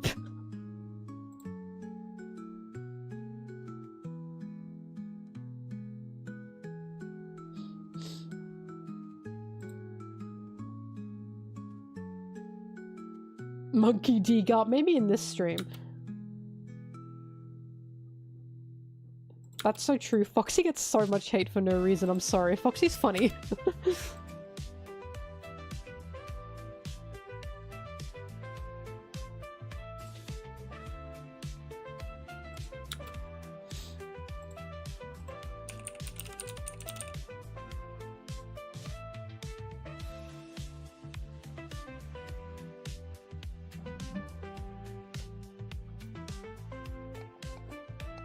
Excuse me, please use his full name here. Captain Useless Mid. Thank you very much. Oh my god.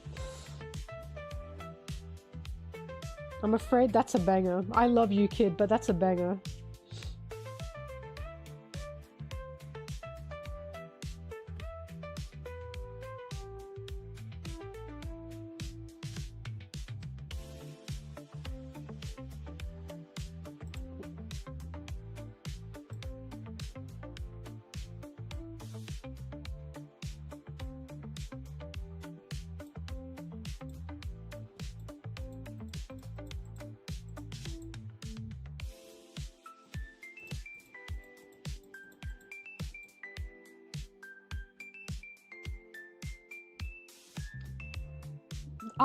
Can you guys start fighting? Like fist fighting in the chat, please? I don't know, I just want some entertainment. Just start throwing hands. I just want to see it.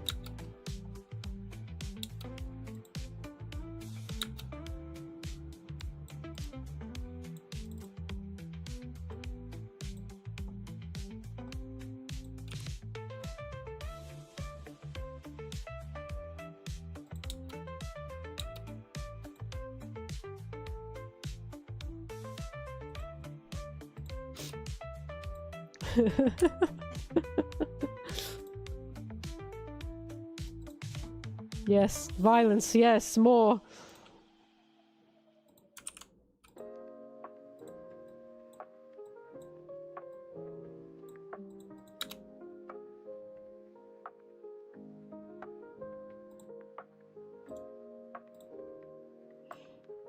Good. More. Put on tavern bar fight music. I'm not actually doing that. I like this music too much.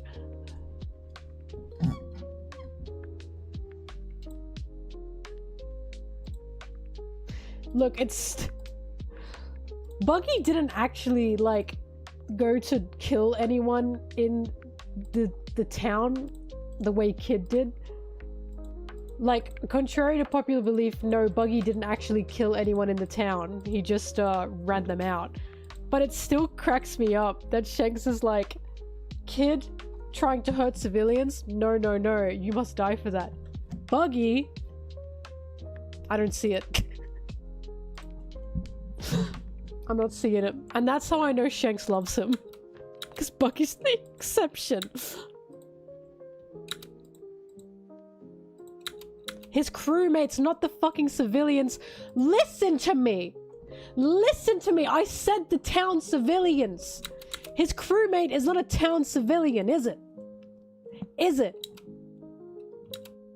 He didn't kill any town civilians. He ran them out. You listen to me. No listening. There's no listening in this chat.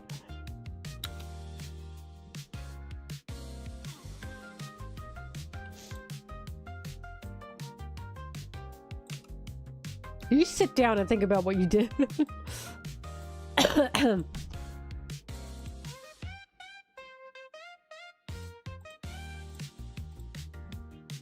Wow, wow, wow, wow, wow.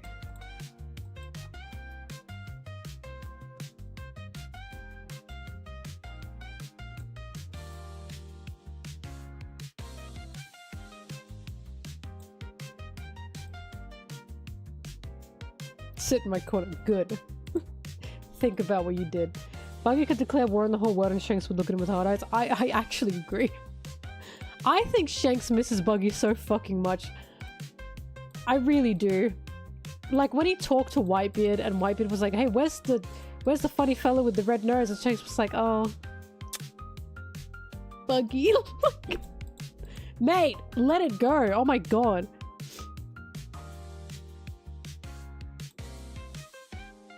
He was feeling a little vulnerable.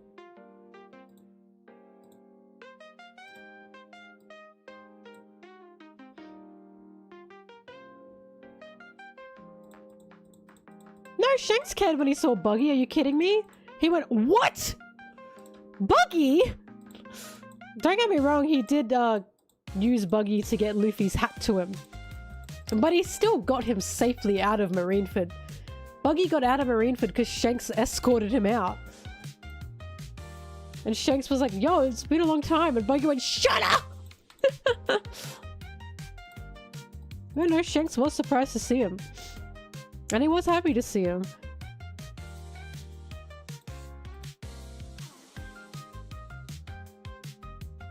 Yeah, he treated Buggy the way he used to treat Buggy when they were kids, which was messing with him. Again, it's the bickering. Oda's love language, clearly.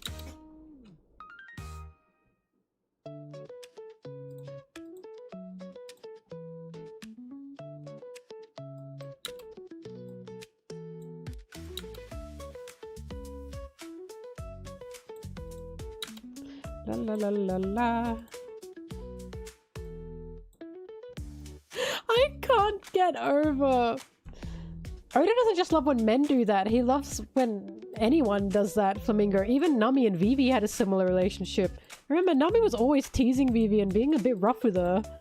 And it's because Nami cared about her. Nami was literally flicking Vivi's forehead and calling her an idiot.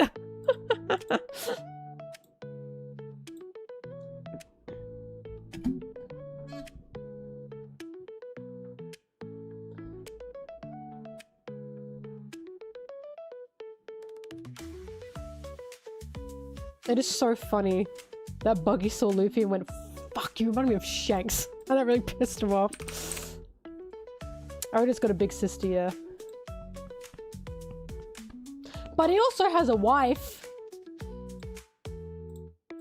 that tells him what to do. I remember, what was it? We found out that his wife was so protective of him or something. That is so funny. Cracks me up. Like, fuck, I think this was true, because I think I asked Foily to double check this for me. Apparently someone saw Oda with his family on holiday and they asked for a photo and she stepped in front. No photos! And he was in the back like I'll take a photo. Get out! Just look at the kind of women he writes, and it's clear, it's very clear the life he leads. Good for him. I'm glad he's living a good life. A good life with a good wife. Get out!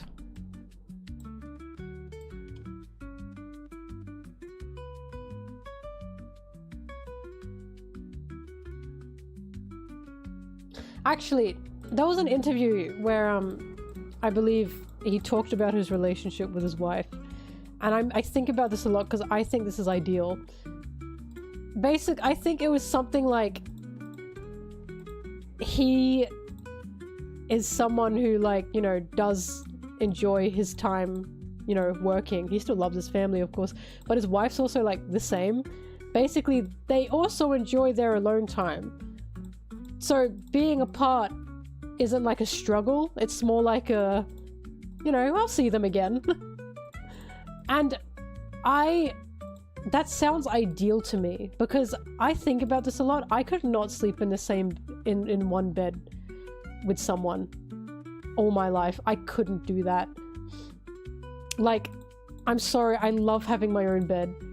No matter how much I love someone, I want to sleep in my own bed. Like, do you know what I mean? It's not because I'm cold and unfeeling. I just love having my own bed. If I were ever with someone, we'd have those, like, those separate little twin bed things, you know what I mean? And it's not because I don't love them, I just like having my own bed. So that sounds ideal to me. I don't want to share the Sanji pillow. But yeah, some people just find the person for them, you know? I have to find the interview again, but it was basically, I mean, of course, this was his words, not his wife's, but he was basically saying, like, both of them are fine with the alone time. It doesn't exactly get lonely, but they do miss each other. Which is like, aw. That's something I always think about in a relationship, and I know a lot of you are, but it's like, oh,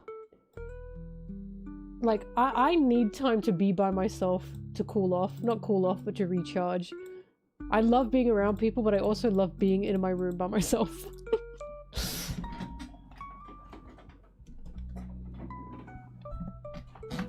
It's just normal, I think. I think that's a normal thing.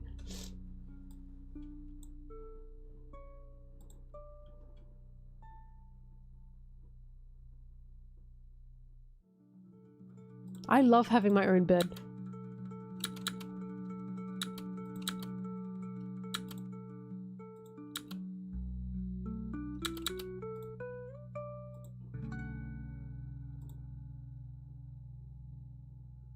I mean, it's like, there was like a video that was going around of a girl living with her boyfriend, but they had separate rooms, and they weren't like conservative or anything. They loved each other. The comments were going crazy, like, oh my god, blah blah blah, you don't love each other. Oh my god, God forbid a girl want to sleep in her own bed and a boy want to sleep in his own bed, you know? I think that's totally understandable, but I'm biased on this.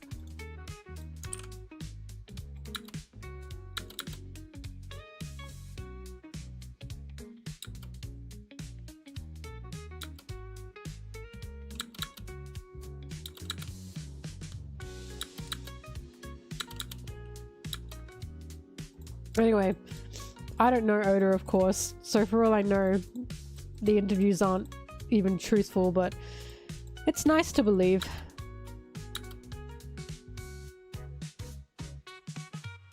Best friend and their ex. Well, that doesn't look too good.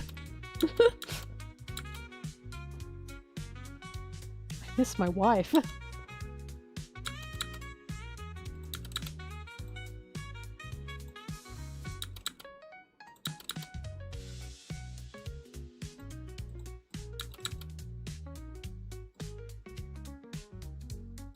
Ah, yeah, they should stay in separate beds.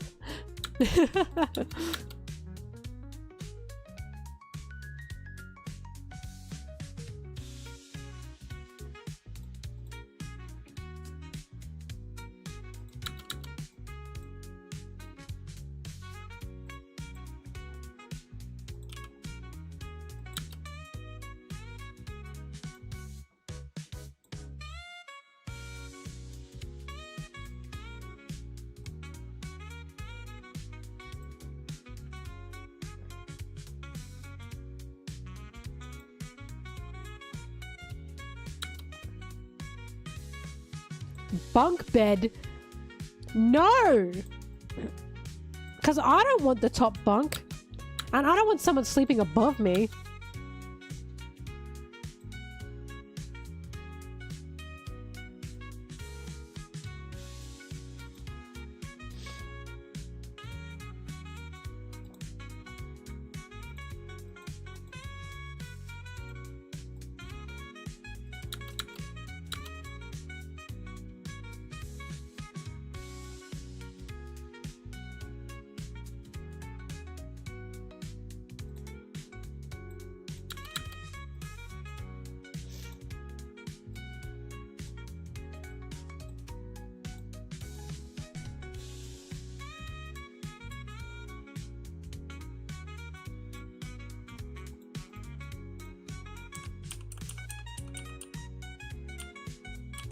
Under the bed.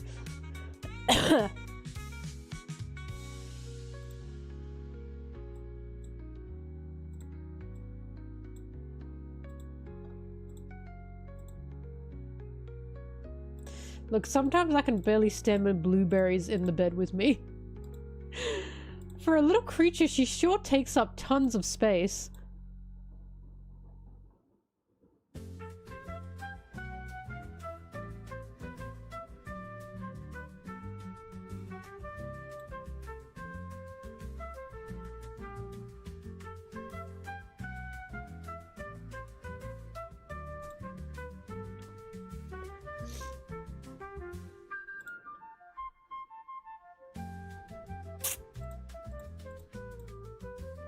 There are some things you can keep to yourself.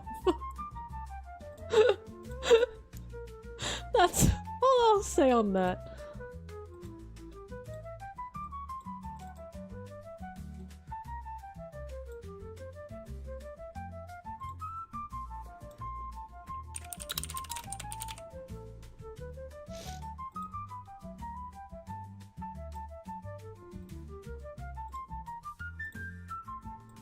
I couldn't take Blueberry's space. She's so cute. But cats do that thing where they like curl up, but then they stretch out and then they roll over and gradually they keep rolling. So suddenly you're like in the middle to the edge of the bed. And they just keep going. And it's like, please.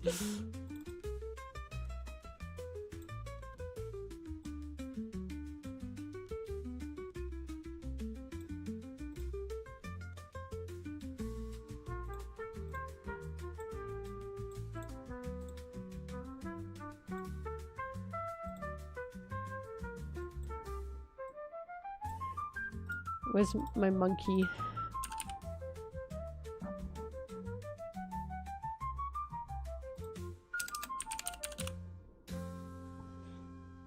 Where's my monkey at computer?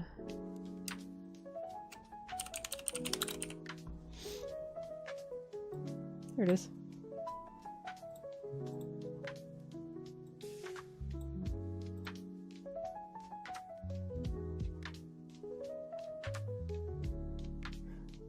Blueberry doesn't get the zoomies in the morning, she gets it at night. But in the morning she's really excited because everyone's awake. She doesn't zoom, she just sticks around us and purrs. She's so cute.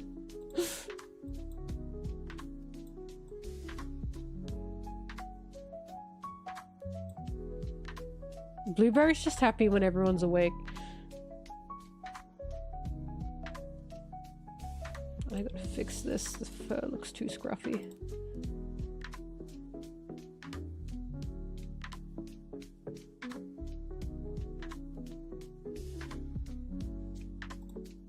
Oh, flamingo.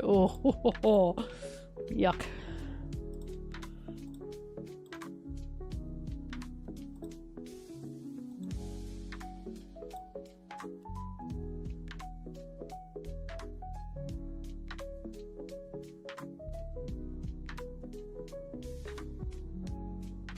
Blueberry is a cat, not a goat.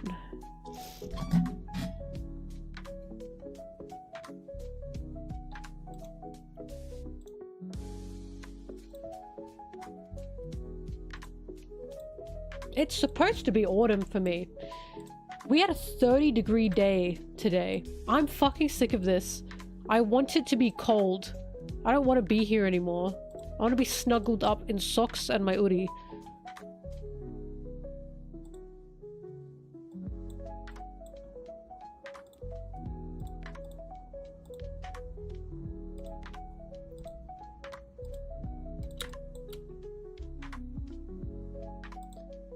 No, it should be cold by now. I live in a part of Australia that has seasons.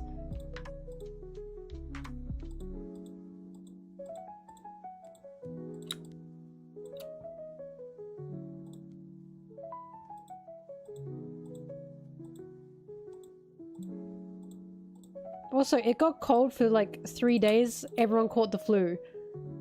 Because it went back up to 30 in like a night. So everyone got sick because of the temperature difference. Like the drastic temperature difference. Can you give us your cold weather, please? I can't do this anymore. Oh my god, where did I go? I don't like the heat. I don't want it to be hot anymore.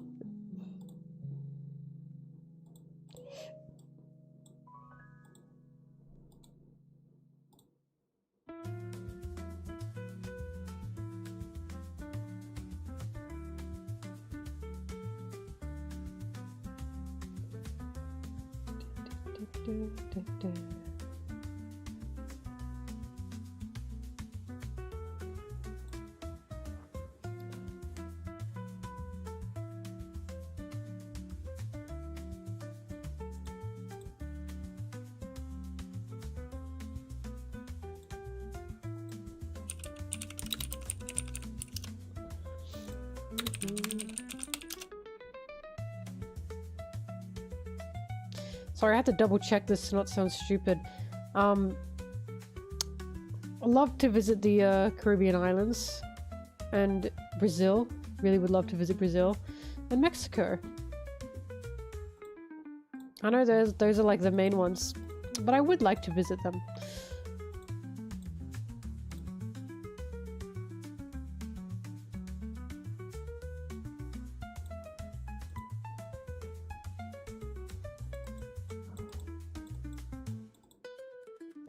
I can.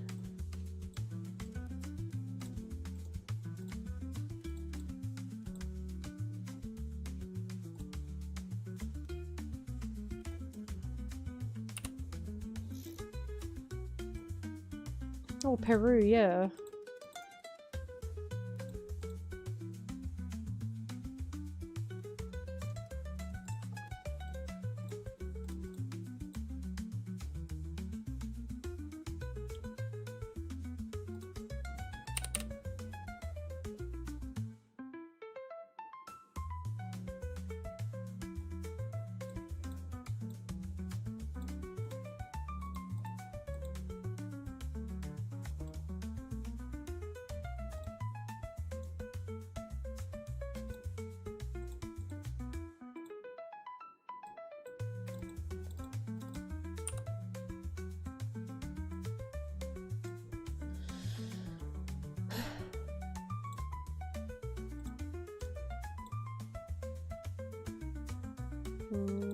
Potato dishes.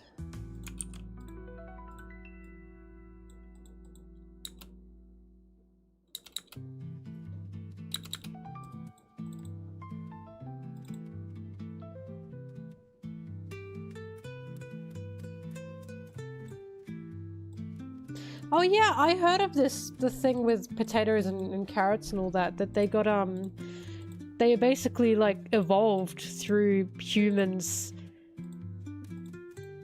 taming them, I suppose, as you said, to, be edible. Which is incredible. Like, potatoes as we know now were not the same as potatoes back in the day, that's for sure. And carrots as well, I think.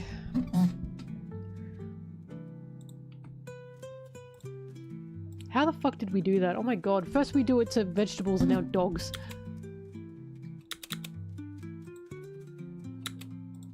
The earth's amazing. Yum, french fries. Maybe the people of the past see our french fries and go, that's what it was all for. That's what it's all about, baby.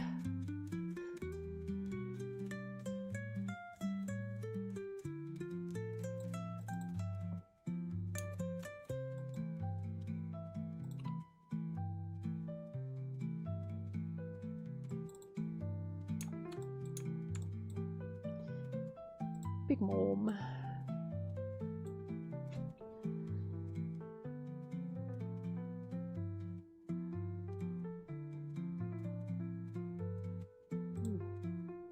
Cultivated and bred crops.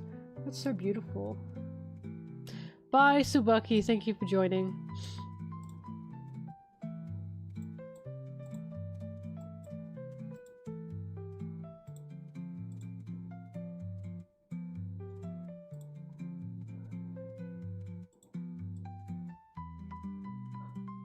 Oh, this music is so nice. But I'll be honest, it's making me a little sleepy because it's reminding me of the cat cafe.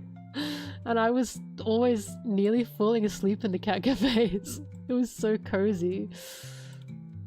Oh god.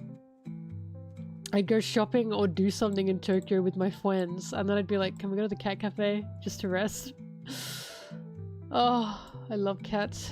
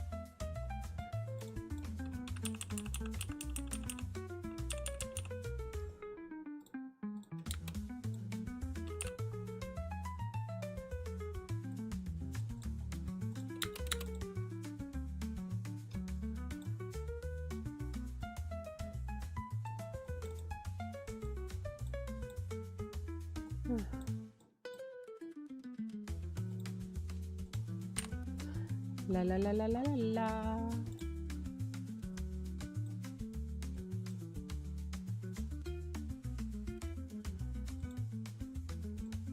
No.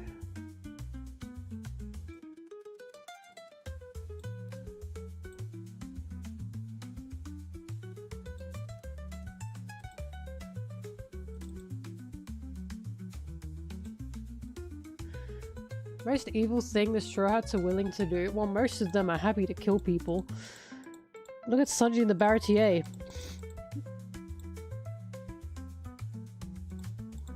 Clobber people, kill people. Jinbe used to just want to kill people before Fisher Tiger.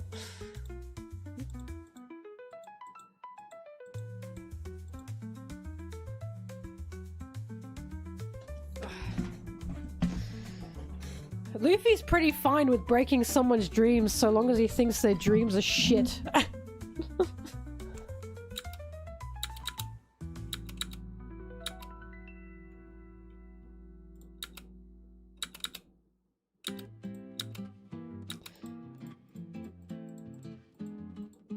Luffy also eating like a whole country's food supply, he probably would do that.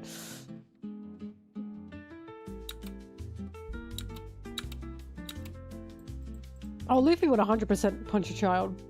I swear he's done that.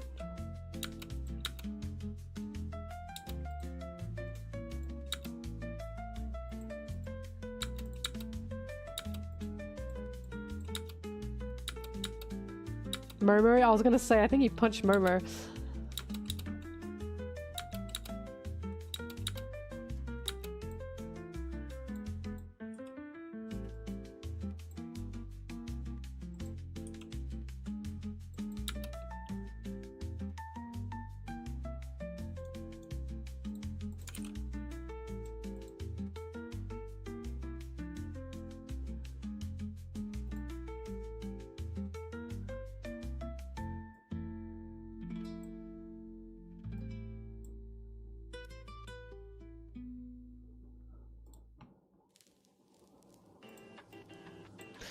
Someone help me, what chapter did Luffy make the promise to Katakuri?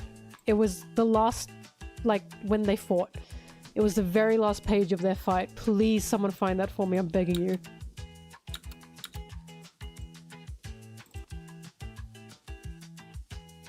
$880 something F. Thanks. Thanks.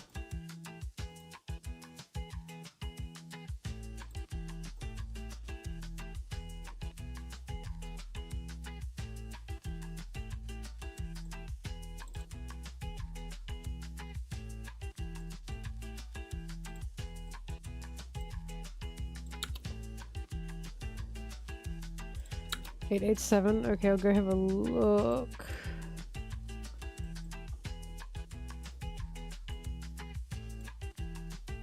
$896.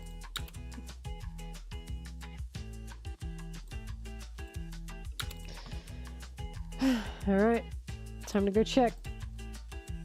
Sorry, I'm doing this because I don't want to get spoiled. Okay, I didn't see anything.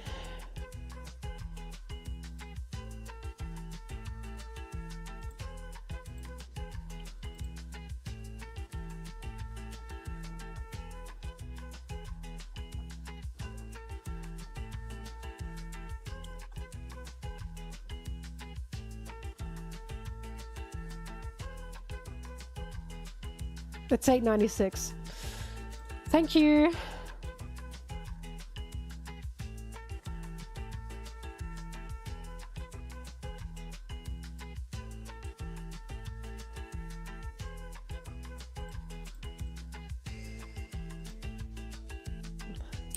Luffy Katakuri manga page 896. I appreciate it.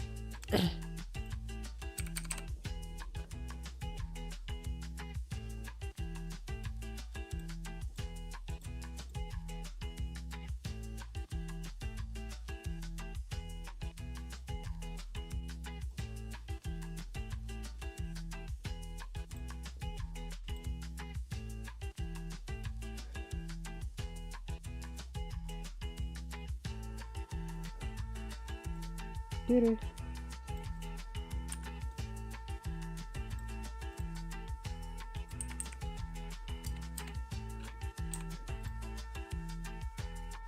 Oh my god, I feel stupid.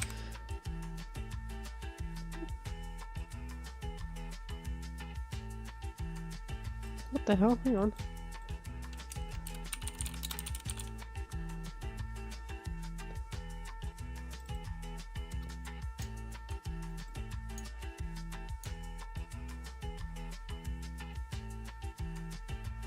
Whatever, I'll take this one. I accidentally downloaded the wrong one.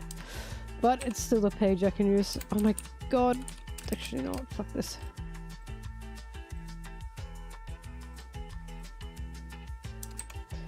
Okay, I fixed it.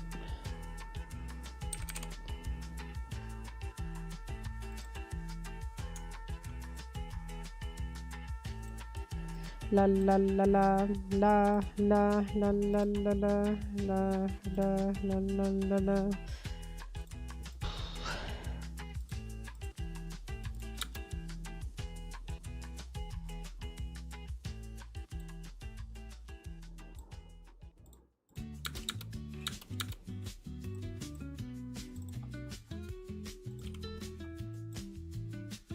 Isn't it funny how people say, oh, Oda doesn't kill people, but when I say Big Mom isn't dead, people go, no, she's dead. Jesse, what the fuck are you talking about? Can you at least stick to your guns?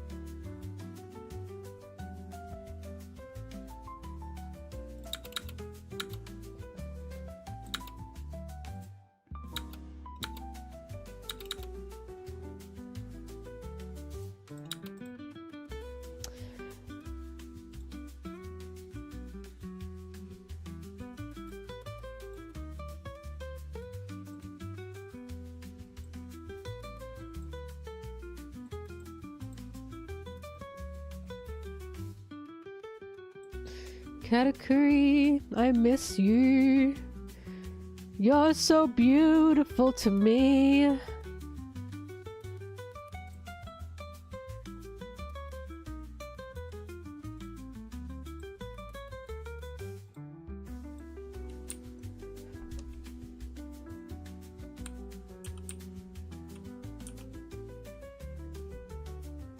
Katakuri is a character that is not dead, but I miss. I miss him. I want him back. He better be the one that's going to save Pudding. I want Katakuri back.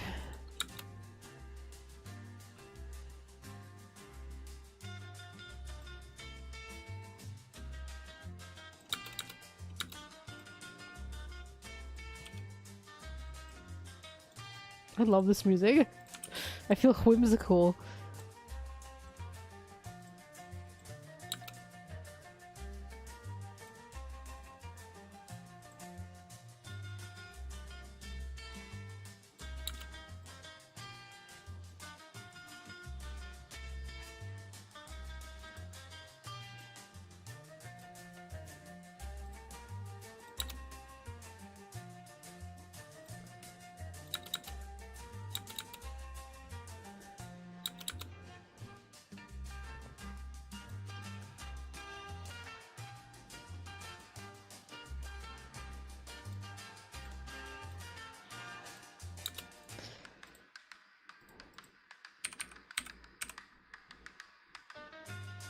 La la la la la la la la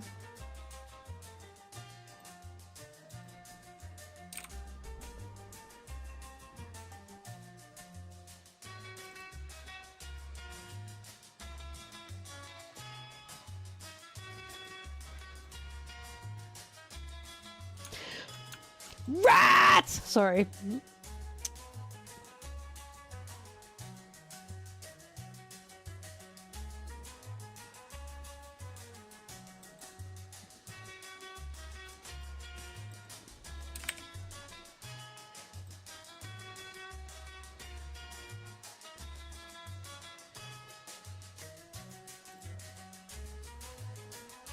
What must have been at the party?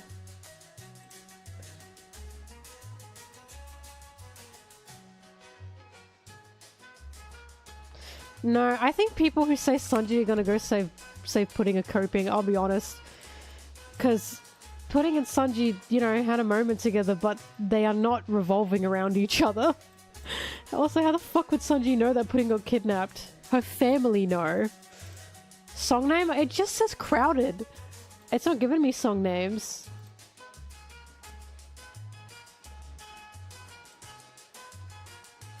Here's the playlist.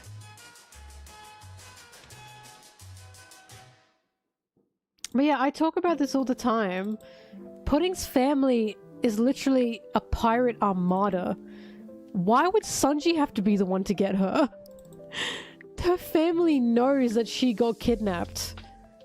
And they're a bunch of emperor pirates. Like, somehow I think Pudding is going to be saved by her family and not by Sanji. Damn it, where's the part where they talk about Big Mum?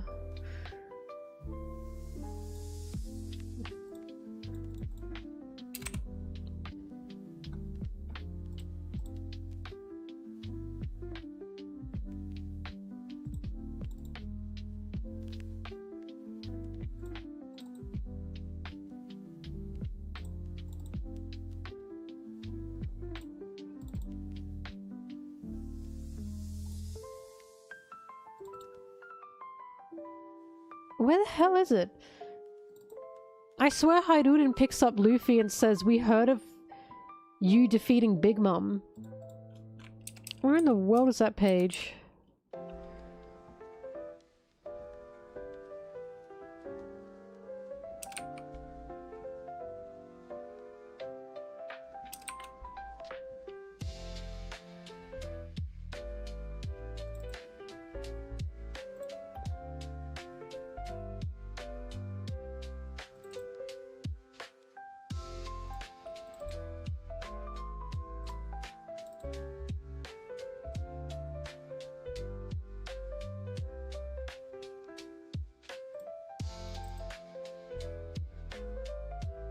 This still cracks me up.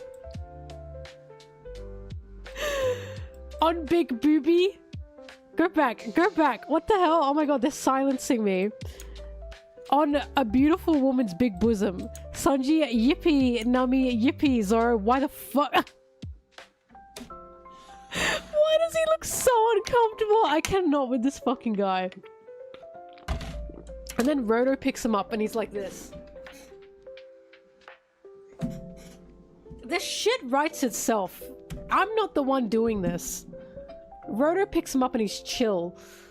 Oh god, I cannot with him. Okay, it's gotta be 133. Where Hyduden picks Luffy up. It says, "We heard of what you did. You killed Big Mum." Oh yeah, this is it.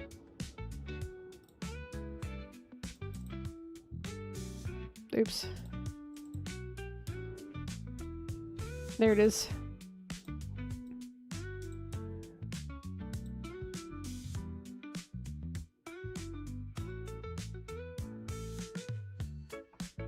How long did it take me to edit one video? 1.5 weeks, 2 weeks. Depends on my work ethic. Also depends on how long the video is. I'm so little right now. The sun's come up.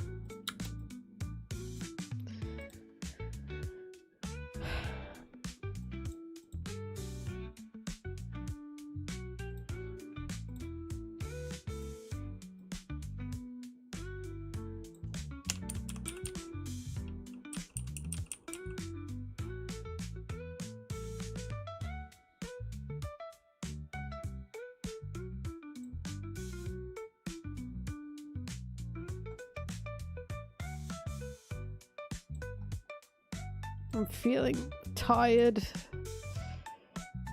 but I cannot waver.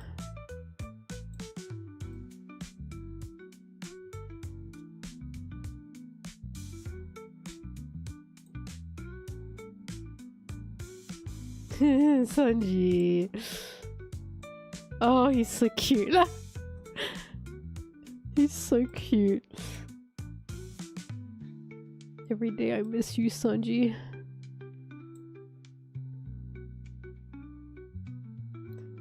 Shanks' cousin? Bro, that was his twin brother. Elbaf hasn't gotten crazy per se, but it's been crazy good.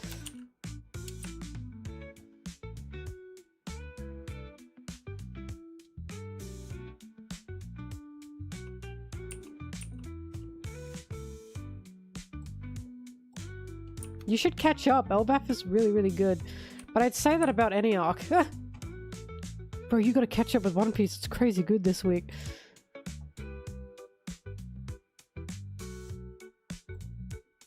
Look, it'll take a lot for Whole Cake Island to be beat. I'll tell you that much. But we'll find out, won't we?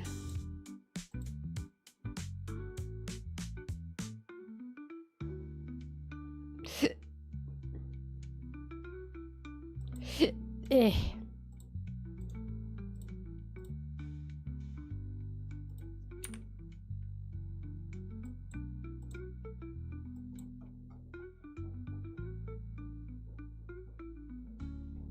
That's so true. It's because of Tamago. Wow. Oh, Sanji's so cute. I want a Sanji in my pocket.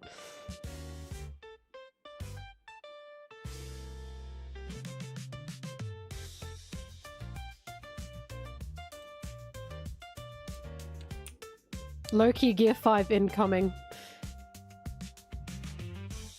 My expectations... Now you see, Power X, I don't have expectations, I have hope. That's my rule. If you have, I expect this to happen, you're just gonna be disappointed, because that's a guessing game.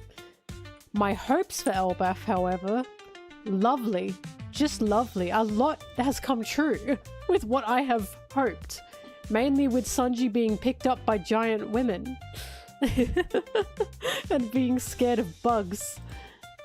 And also Zoro being a bit prickly. I've been enjoying it. And Loki, his stinkmen need to come back and then I'll really be digging it.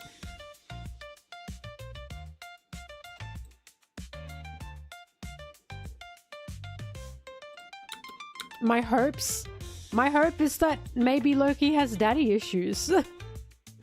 That the feud in Elbaf has caused familial rift between Loki, his brother, and his dad. And my hope is the drama is around, you know, this family being able to reconcile. Because I love the family drama.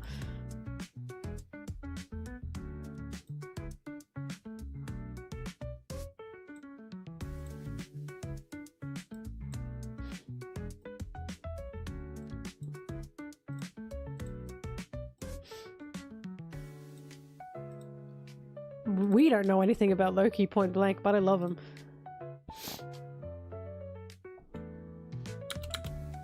My god, I've got Gert's hair! I didn't even do that on purpose.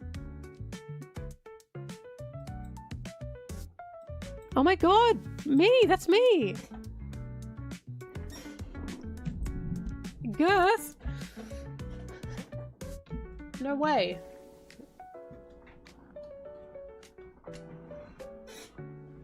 That's beautiful. Oh, Sanji's so cute.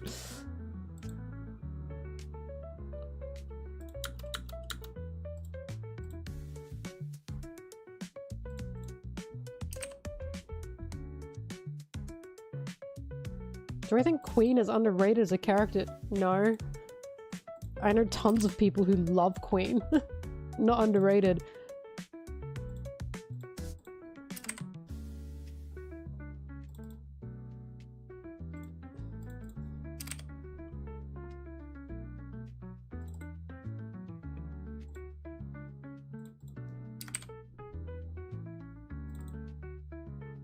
Melted eater.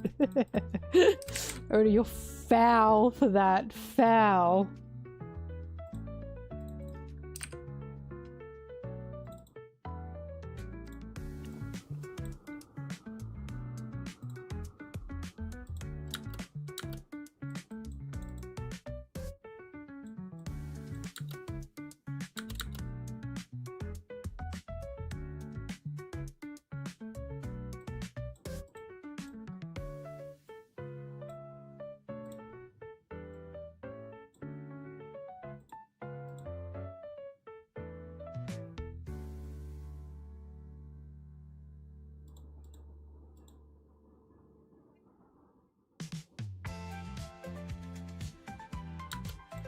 Let's play a top 3 game.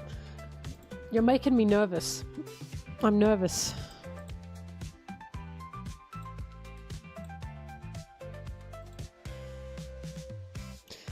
No, already I can't answer that. You don't understand. My Straw Hat... Okay, it goes Sanji number 1. Luffy, Nami, Zoro somewhere around 2. And then I can't answer. I can't answer. You don't understand. I can't rank them like that. Like, I can't even say who my number 2 Straw Hat is because I have too much love. Unless Vivi joins permanently, Vivi will be my number 2. I can't rank the Straw Hats like that. I just can't do it. I like them too much.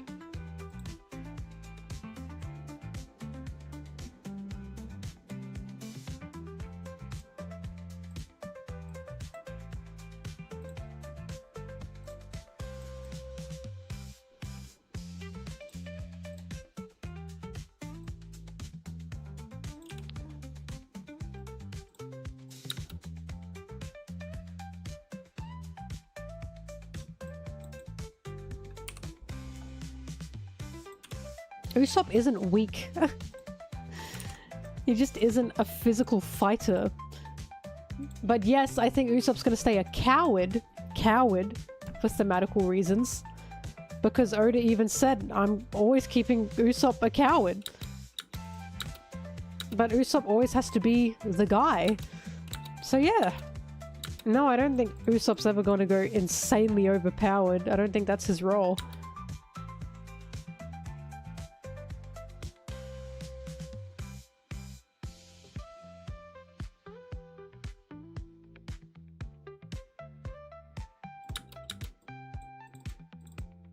Top 3 fave villains and antagonists.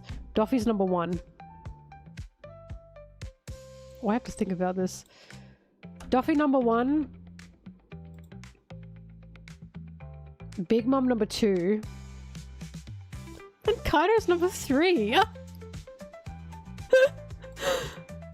They went in order of their arcs. Doffy, Big Mom, Kaido. Darn.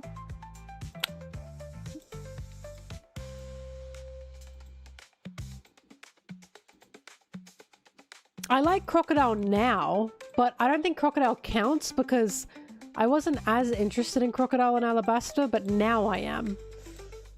But I don't know if that counts.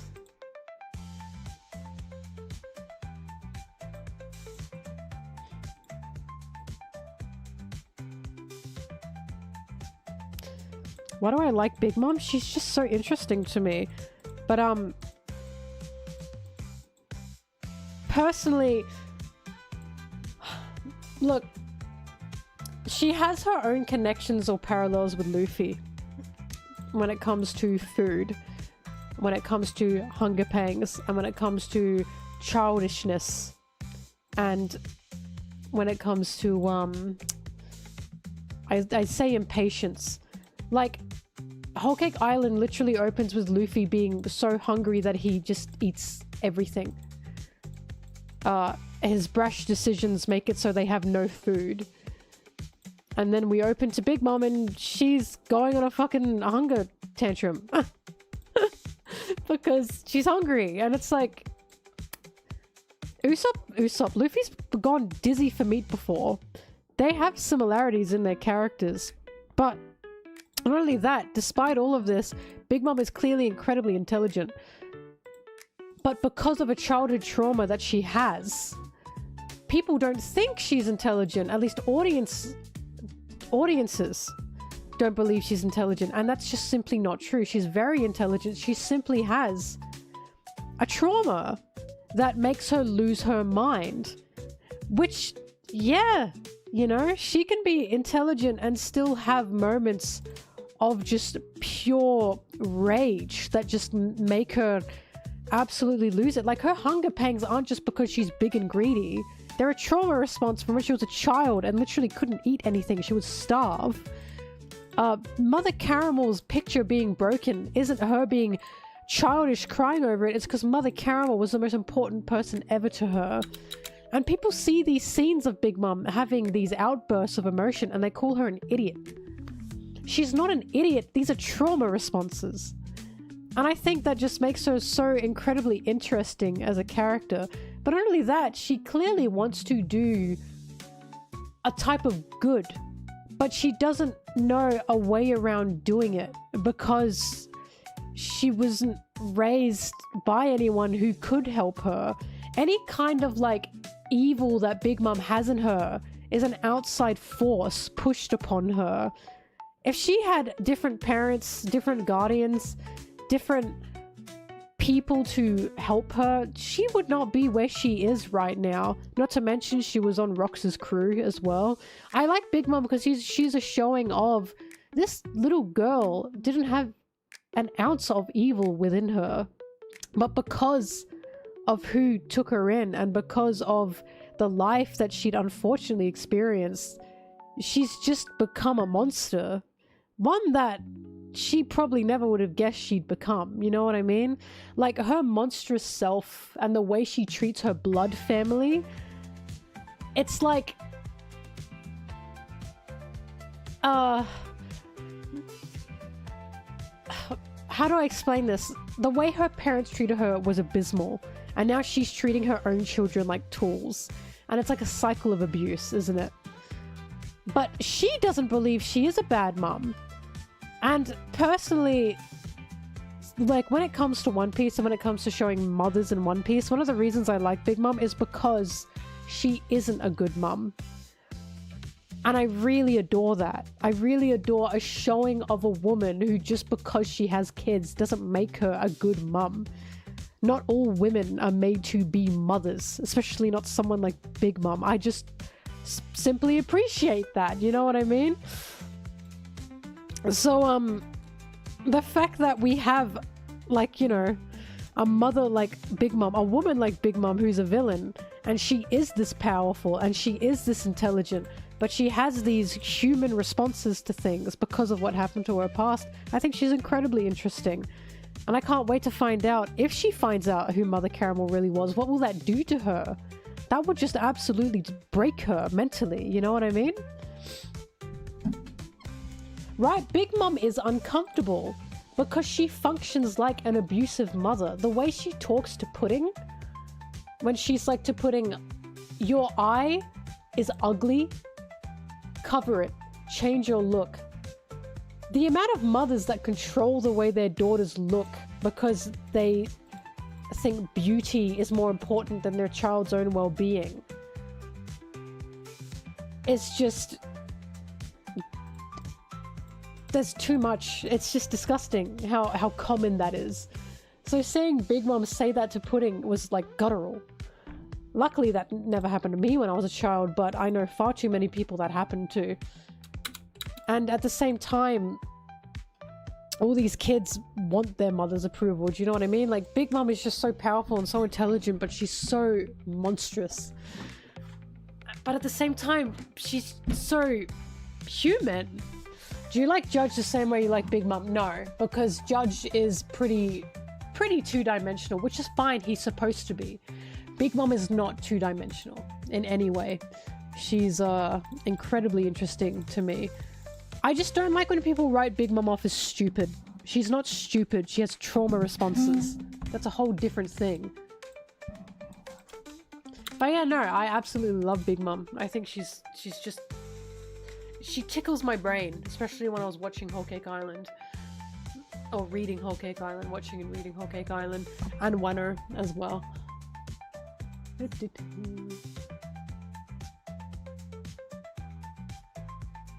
But yeah, I mostly just appreciate her as a character as well. I just like that we have a mother in One Piece that's horrible. I just like that.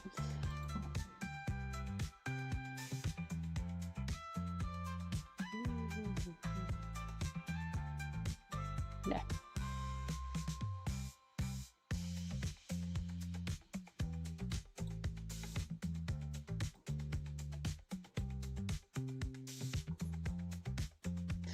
Luffy and Big Mom also have a similar trait of they seem to be in fear of being alone because of how Big Mom was left by her parents as well. Honestly, I feel if Luffy has parallels to anyone the most, it feels to be Big Mom.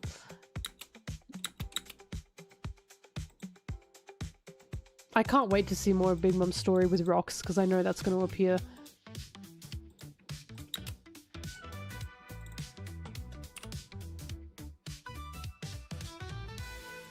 Anyway, no, Big Mom is awesome. And she's terrifying. She absolutely terrifies me with her powers. I think her power is not only really cool because she's the witch, right? She's a fairy tale witch, but she's just so insane. Her power terrifies me.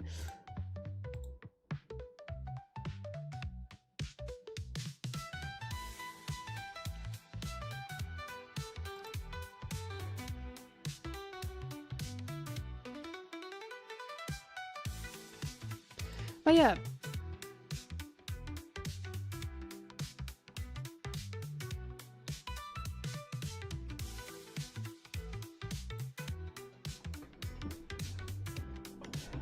It's the fact that a lot of people don't like Big Mom. And they can have their opinions, but I see a character who is nuanced. And she happens to be a woman, and she happens to be powerful. And I think you just can't win. Big Mom has proved so many times how powerful she is. She literally is toe to toe with Kaido, and she's still disrespected. And I hate that. She built her own empire, literally out of nothing, and she's still disrespected. She's like the devil, exactly.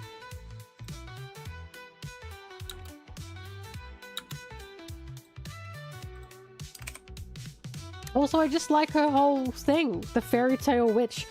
Just Whole Cake Island in general had great themes, or great, like, theming, and, aesthetics, and Big Mom was part of it.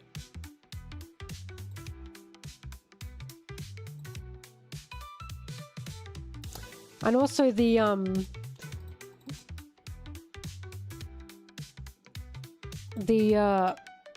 at the same time, like the uncaringness of Big Mom, now that I think about it, when her own daughter was getting married, and she was only getting married to basically, you know, trick the other party. She didn't care what that was going to do to her daughter. She didn't care about, like, you know, the children playing these roles. She just wanted a wedding cake. And it's like, she's just so uncaring of her kids as people that she ignores what they're going through for a wedding cake. Like, she's just so good.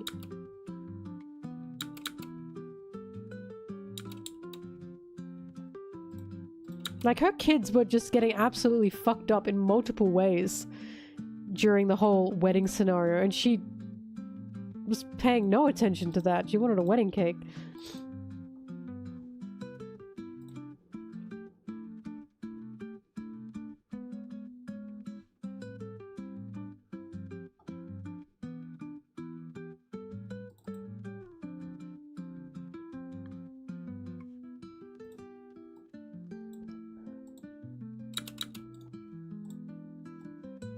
But no, I love Big Mom. She's one of Oda's most interesting villains, for sure.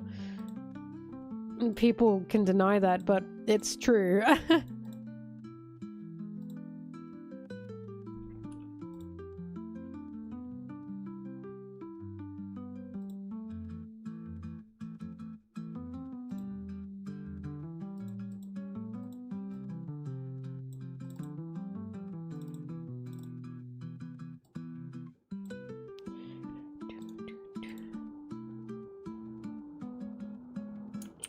made you...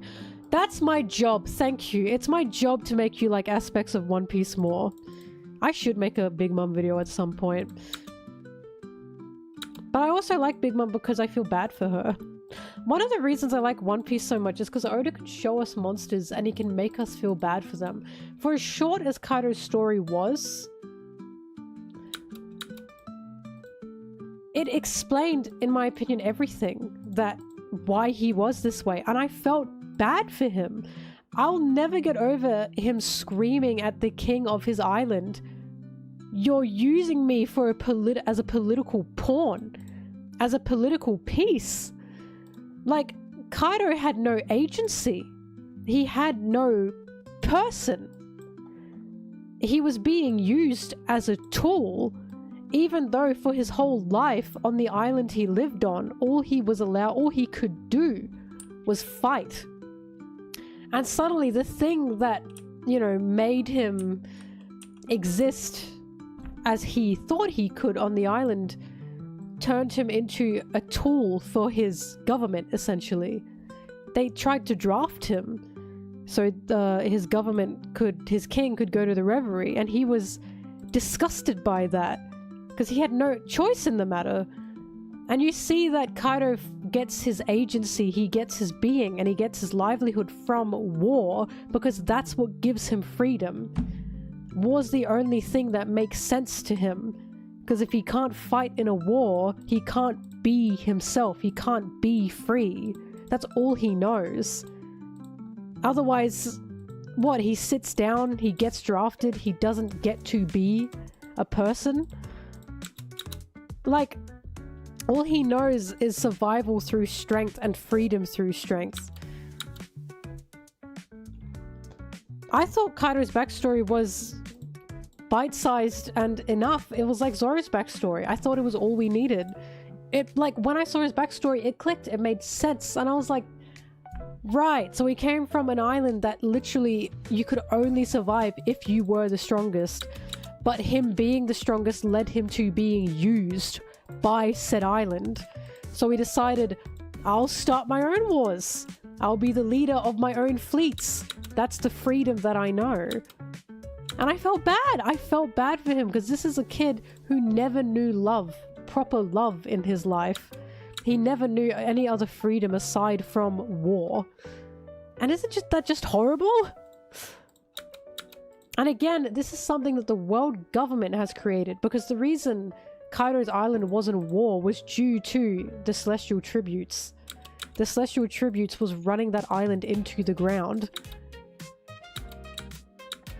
And Kaido came to despise the world government, came to despise the Celestial Dragons. He didn't understand them. Because he's like, but they're not as strong as me. That's all he knew. Oh, fuck, I really like Kaido. Kaido and Big Mom together are just a really good duo as well.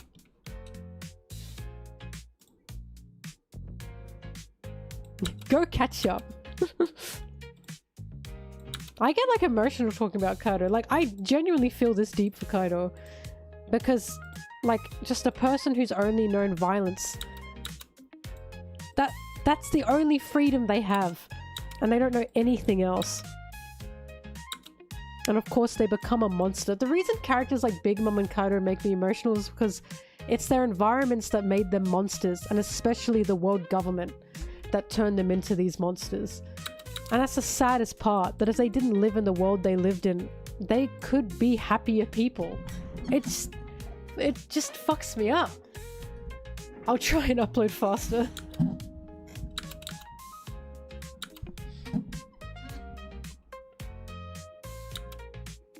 Yeah, and Kaido got emotional when Big Mom got defeated. He loved Big Mom, and Big Mom loved him, that was clear. Not even in a romantic way, just as family.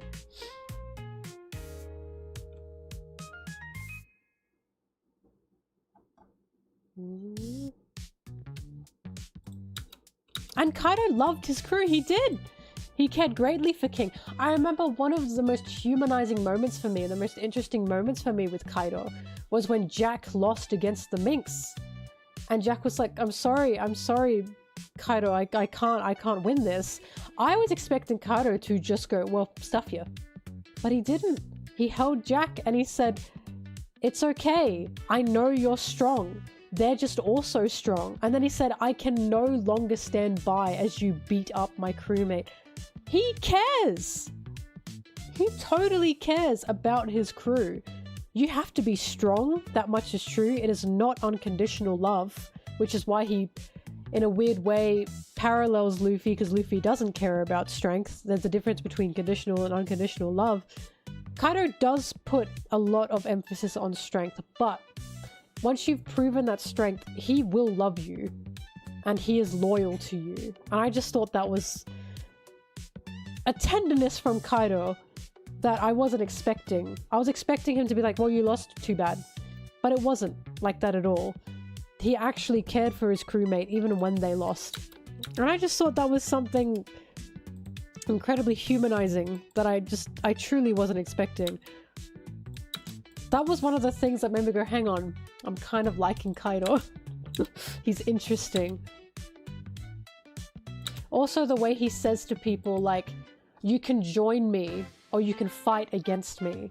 And of course that's Kaido's way of saying you can join me and my type of freedom. Or if you think you can have your own freedom away from me, you can beat me. Because again, what is Kaido's person? What is his freedom? What is his agency? It's fighting, it's war, it's battles. When Kaido wants people to join his crew, that's a sense of mercy from him. That's him extending a hand and basically bringing people unto him. And when they reject him, he doesn't understand it because they're not as strong as him. You know what I mean?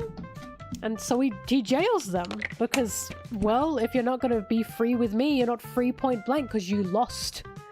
He just thinks winning battle is freedom. He thinks war and winning war is freedom because that's all he knew.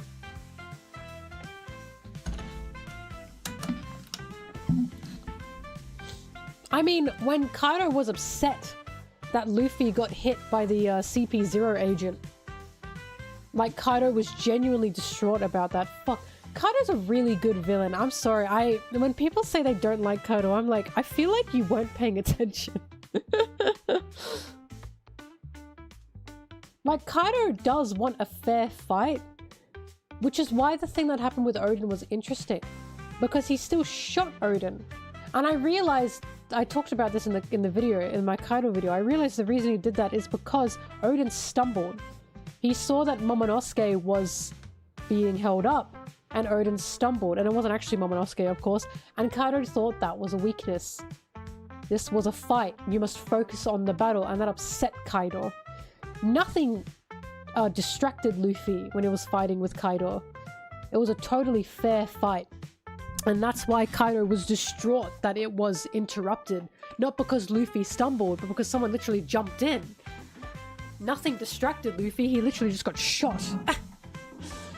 But everything about Kaido and also Big Mom, they're just interesting characters. I just like how they're monsters, but I feel a humanity in them. Unlike Doffy. I just don't feel a humanity in Doffy, but when it comes to Big Mom and Kaido, they're monsters that they clearly have something human in them. And it got buried because of the lives that they lived, and it just... Fuck, it's just so sad. But they're also just, you know, monsters. They're also fucking evil. Anyway.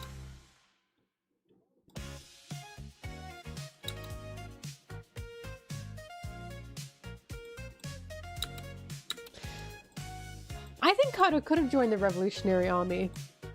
But at the same time... Because the Revolutionary Army is a lot more clean-cut than pirates are, is the thing. I don't know if Kaido would be able to cope there unless someone were raising him.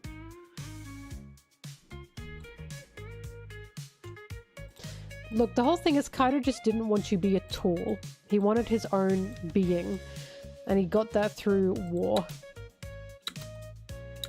Like, him not understanding why the Celestial Dragons were on top was such a big moment for me. Because this is literally... He was a confused kid. He was a kid. He was like, I'm the strongest. Why do I obey them? Oh, it just makes me sad.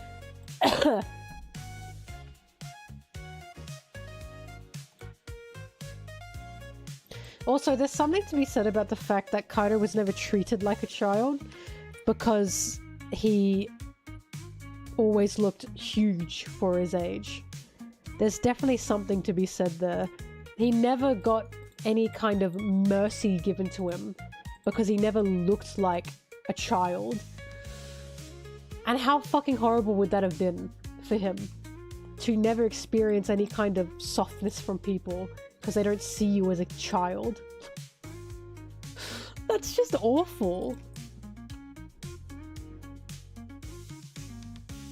Oh yeah, Big Mom and Kaido both have childlike views of the world.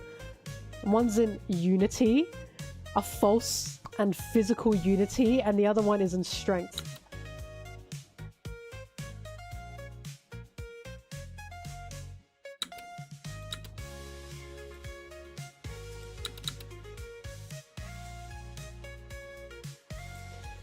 God, I love these characters. I just remember when people were saying they didn't like Kaido and Big Mom, and I'm like, these are some of Oda's most interesting villains.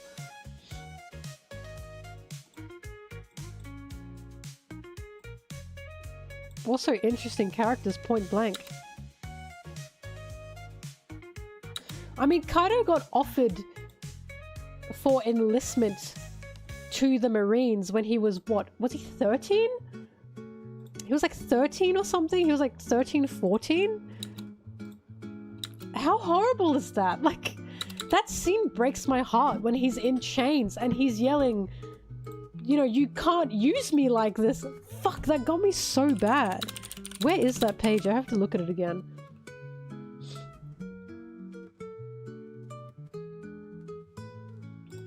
$10.49. Like, he just desperately wanted his own freedom. His own autonomy. That's all he wanted. And he didn't know any other way to get it except for through war.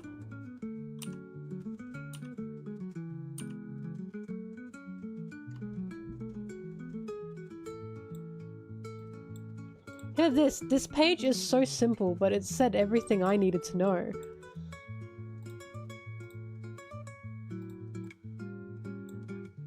Our country can't stop going to war now. We have to win and loot the enemy to pay our heavenly tribute. Otherwise, the world will take away our human rights. Why does everyone bother to obey these celestial dragons anyway? I'm enlisting you. You'll join the Navy because our country doesn't know what to do with you. Why should I be a government lapdog? In exchange for custody of Kaido, this country will receive the right to attend the next reverie. Don't use me as some political pawn. Like, he was like 13 here or something. Not even. He was probably like 10. He was just a kid. And he's literally in an island that is telling him,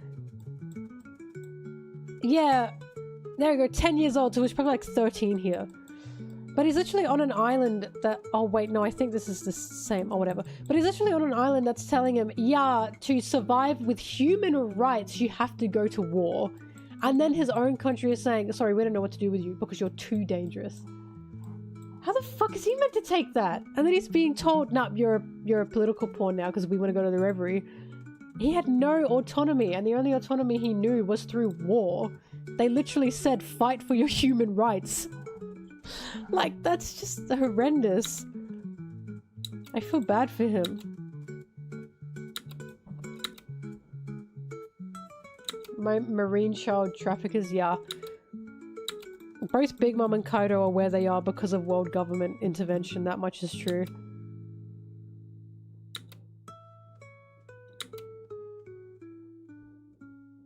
Exactly, groomed into war. That's a real life situation. That's why it gets me so bad, because I've seen this in real life. I've seen it.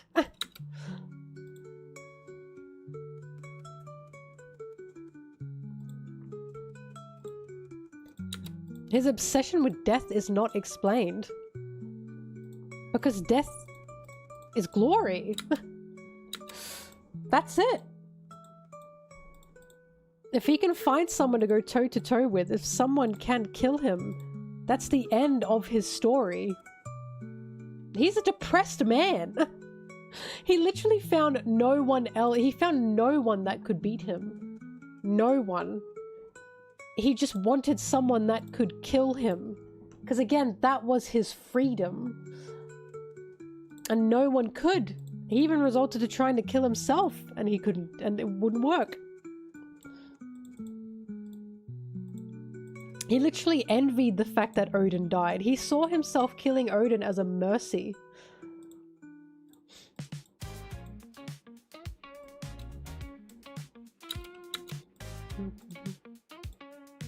Kind of also reminds me a bit of Mihawk. He's bored. He had no way to find liberation after he'd become the strongest. Because again, it wasn't just winning wars, it was war, point blank.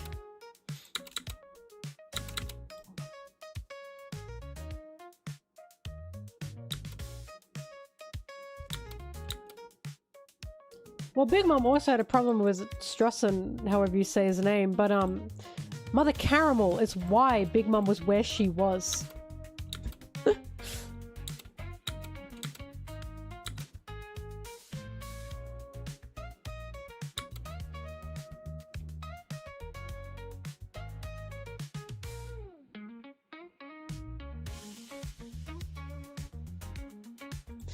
Anyway, Kato and Big Mom are just two people who they had humanity taken from them.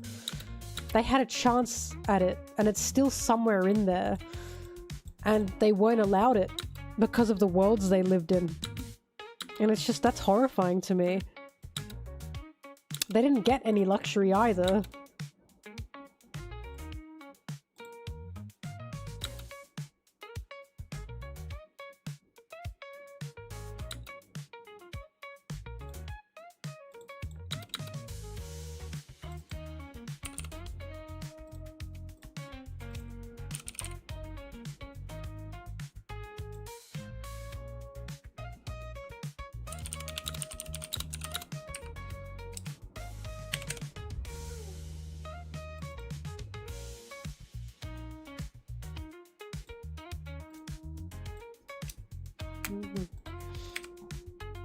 But yeah, they make my heart hurt. Hi Kuma, because I think about them a lot.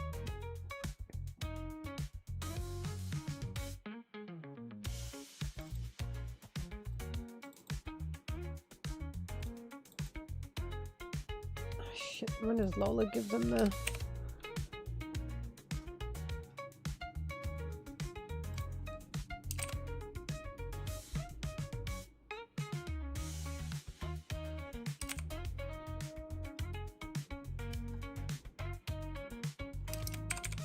Oda makes good villains. His villains recently have just been phenomenal in the time skip. Really, really good.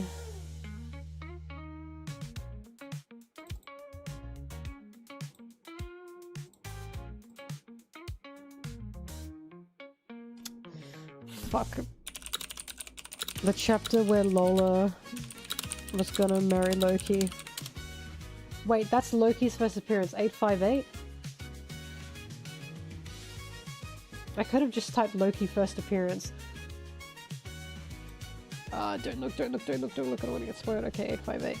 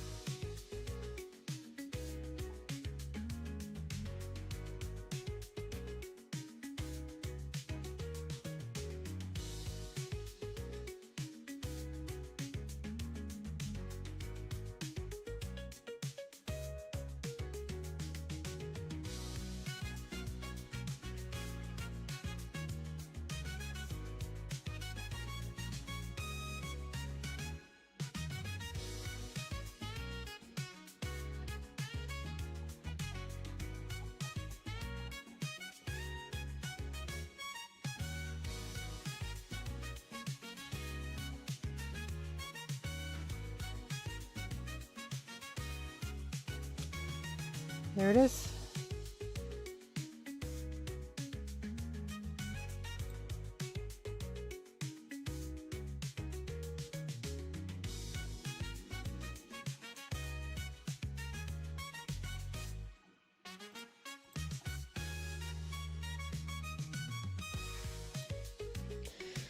Lola, Loki, manga page 858.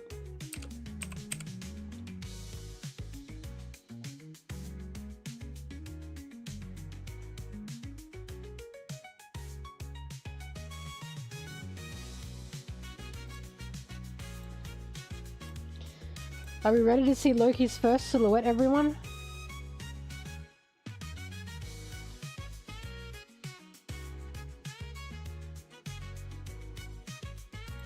The Giants went on a crusade against Big Mom.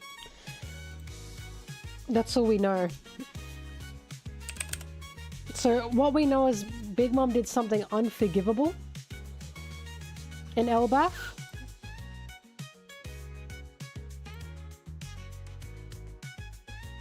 And the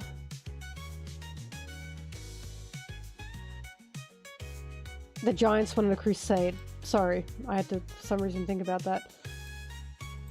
But that's all we know. We don't know what the unforgivable thing she did is, but we can guess. All we can guess is what happened as a kid, right?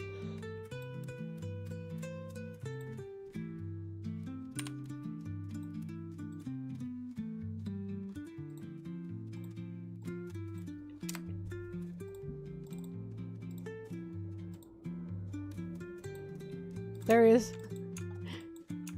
Who is this man? Aw! He's giving her a flower. Loki, I know you're soft and kind and beautiful.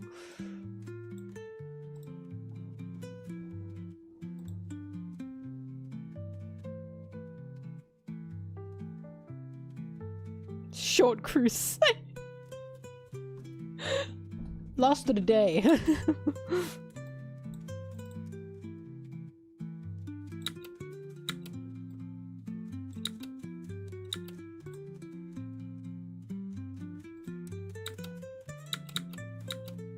I know some people are really sticklers for the silhouette problem. I personally find it funny. Like, I'm sorry, it makes me chuckle.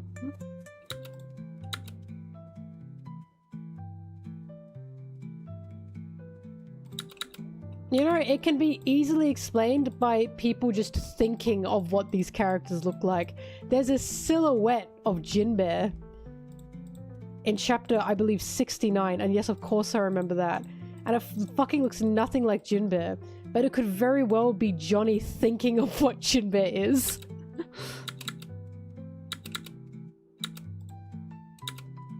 He lost weight after the rejection. Wait, that's a good one. I'm gonna send that to Oda. Oda, the Loki silhouette looks different. Did he lose weight after Lola rejected him?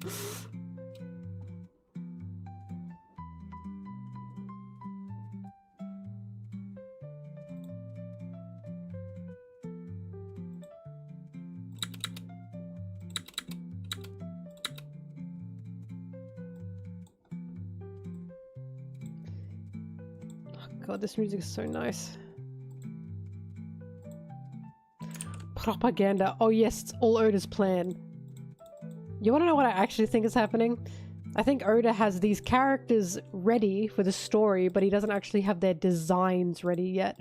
Because in all fairness, design is like a last step. So, well, it can be a last step. It's clearly a last step for Oda. So I think he has them written out and they're ready to go. He just has to design them. So he just makes, fuck it, put a blob of a silhouette there. I'll get to it later. I can think about that in 10 years.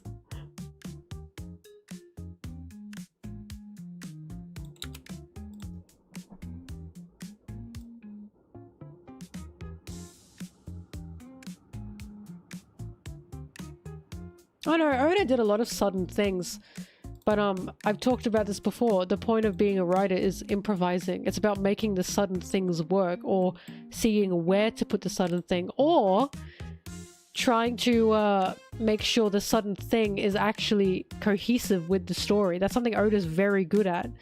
When he makes a sudden thing, he thinks about what the addition means. And a lot of writers can't do that. Or they don't do that, because it can be hard.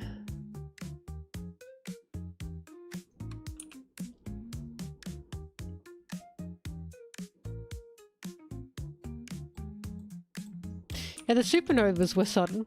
And look at how fucking good they were.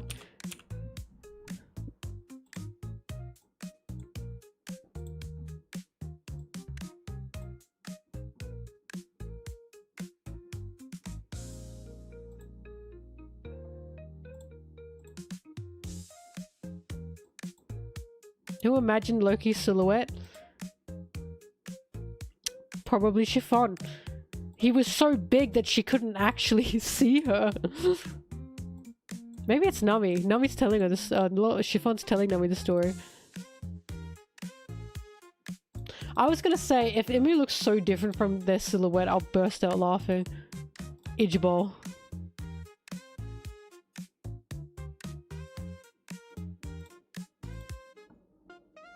I like this Loki silhouette.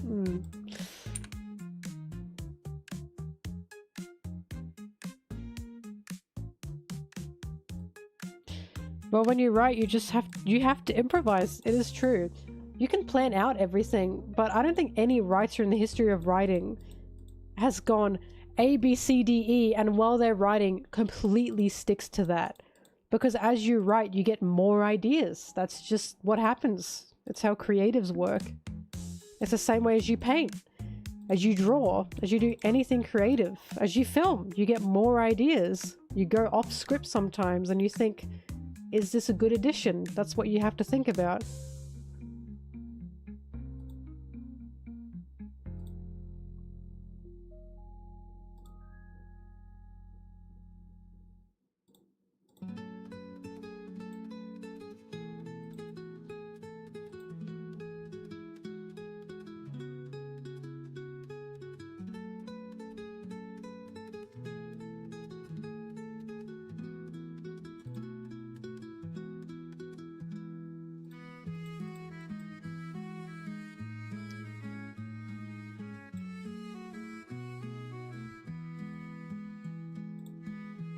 Are there any more unknown silhouettes? I feel like the God Knights?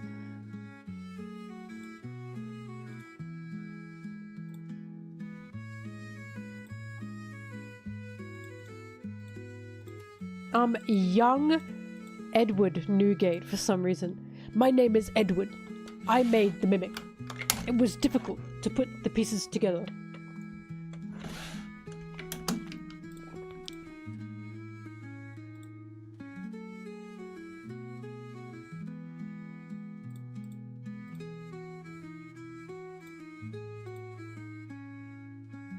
Yeah, but now we get young Whitebeard in silhouette form with rocks. Younger Whitebeard.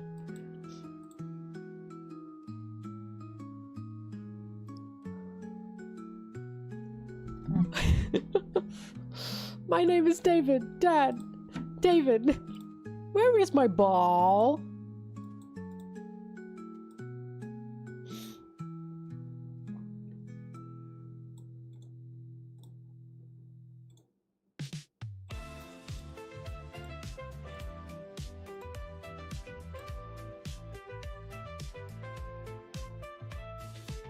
I think that was Shamrock in 1121 with the sword. I think that's Shamrock.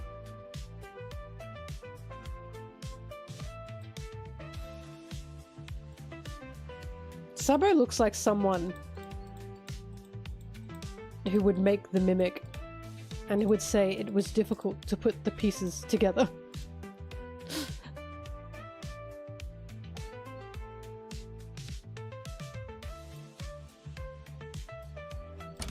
Oops, I repeated myself. Oops, my anarchy symbol.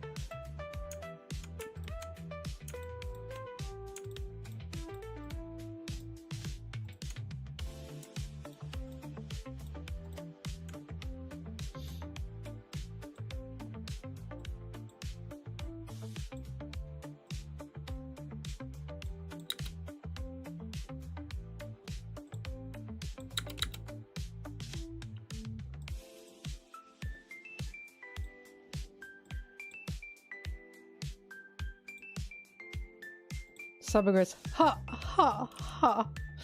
Ha, ha, ha. That's how he laughs. Ace and... I swear someone made an animatic of that.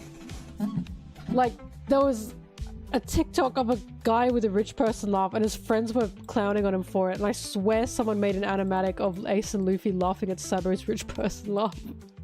I swear that was a thing. Maybe I made it up in my mind.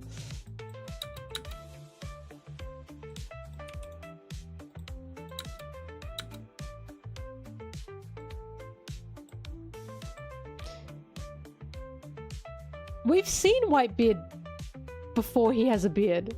He looks horrible. I swear we've seen that. When he said, I want a family.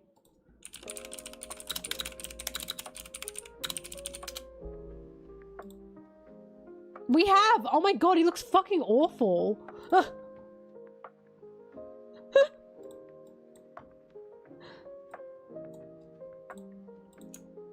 Look!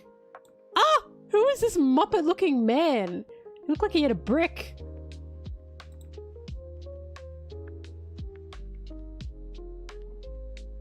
I remember this because I was like, oh my god, he looks... Oh.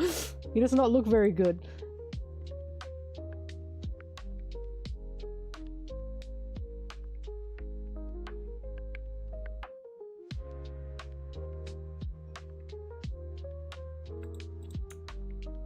Why did Whitebeard join Rox? I don't know. I want to believe Rox had boxy game. Long ring, long land. Davey back. Yeah. I don't know. Don't ask me things I don't know the answer to.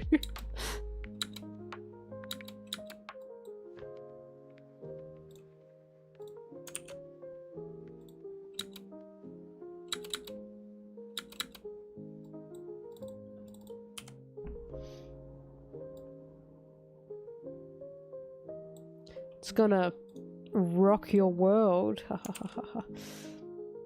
Ha ha ha ha.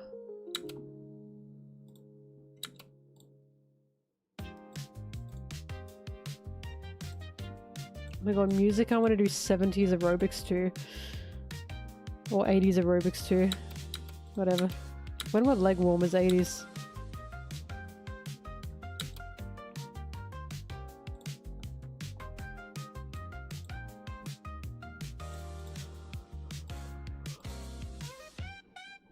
Wah.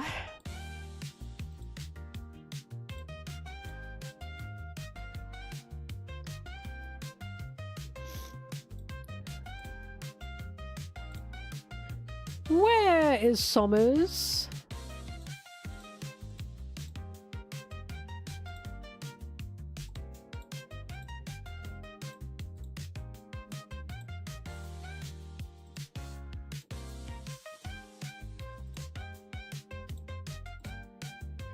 Where is my ball? I don't desire to see Weevil again, so I'm fine with that.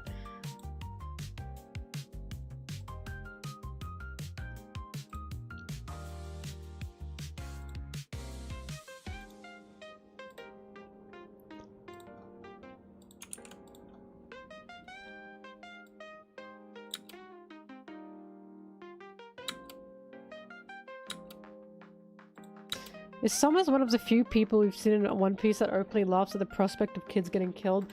I mean, we've got Caesar. We arguably have Judge. He doesn't laugh at it, but he sure didn't give a shit. We have Doffy.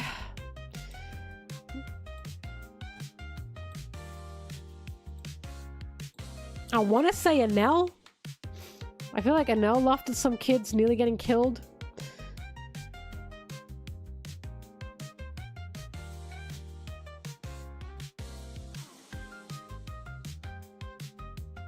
Who else we got?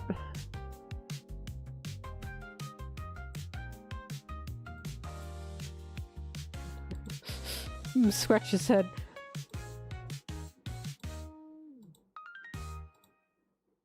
Spandam? Spandam didn't, but because he wasn't around any kids to kill, but his dad did.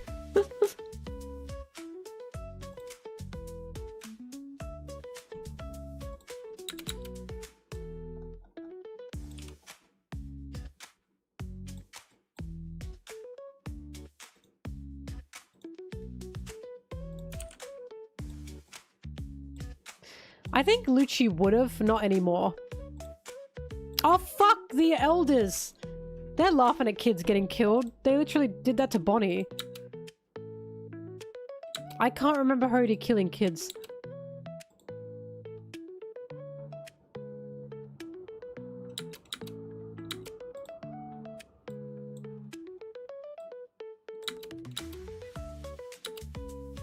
Does Lucci laugh? This is why I don't care for him. He's so boring to me.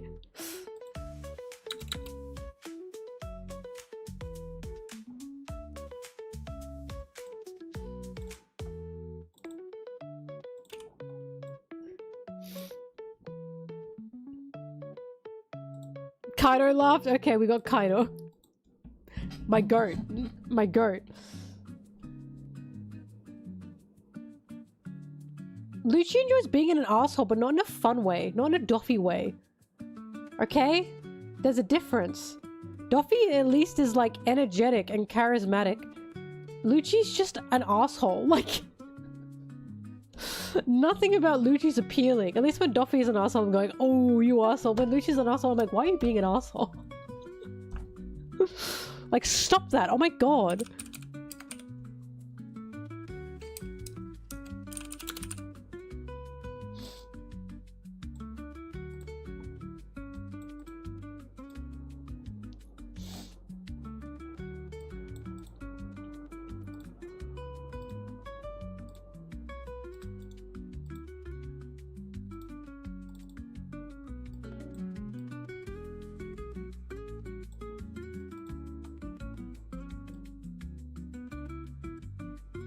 Was Big Mom laughing at kids being killed? It's the laughing part, I think, that's particularly malicious. I don't think she laughs at kids being killed, but she will kill them.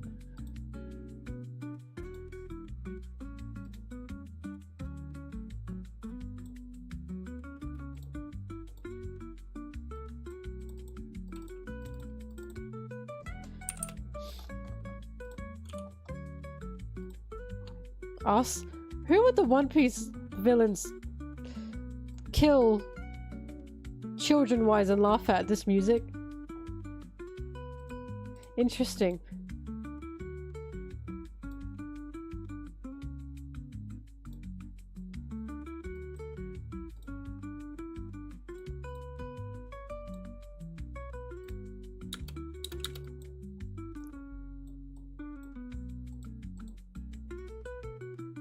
She cared for Tama until Tama went against her, and then she was like, I'm gonna kill you.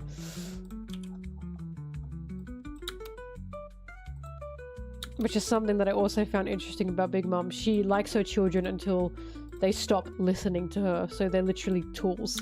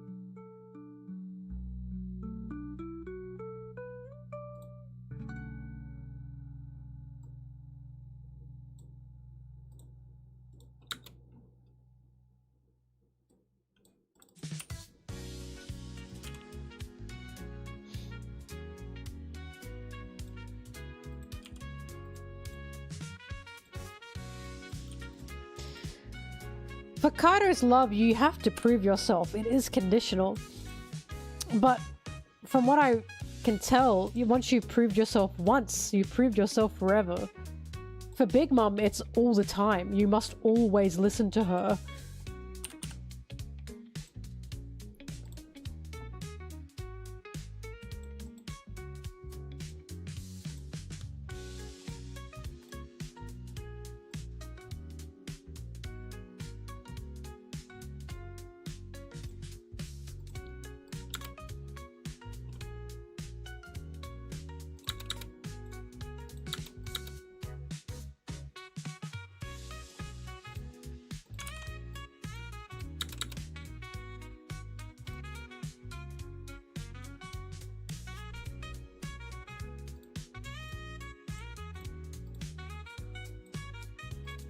I'm nearly at my mark today. I'm so close.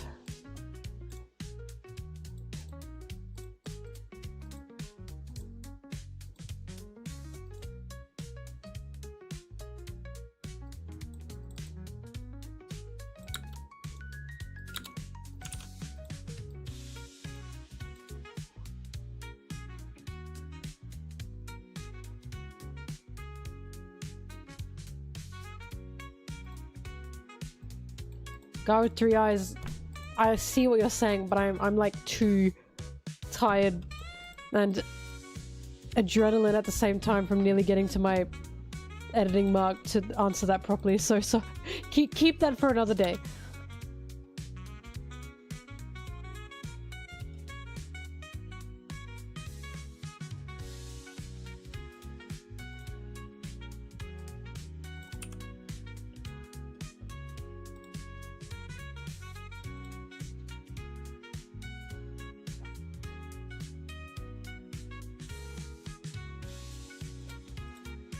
Actually, I hated your question.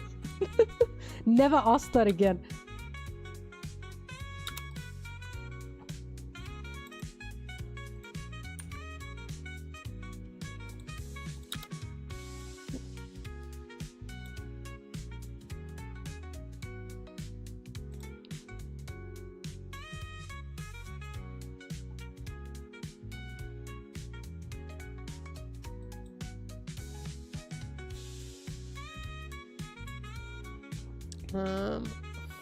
Four. That's what I want to...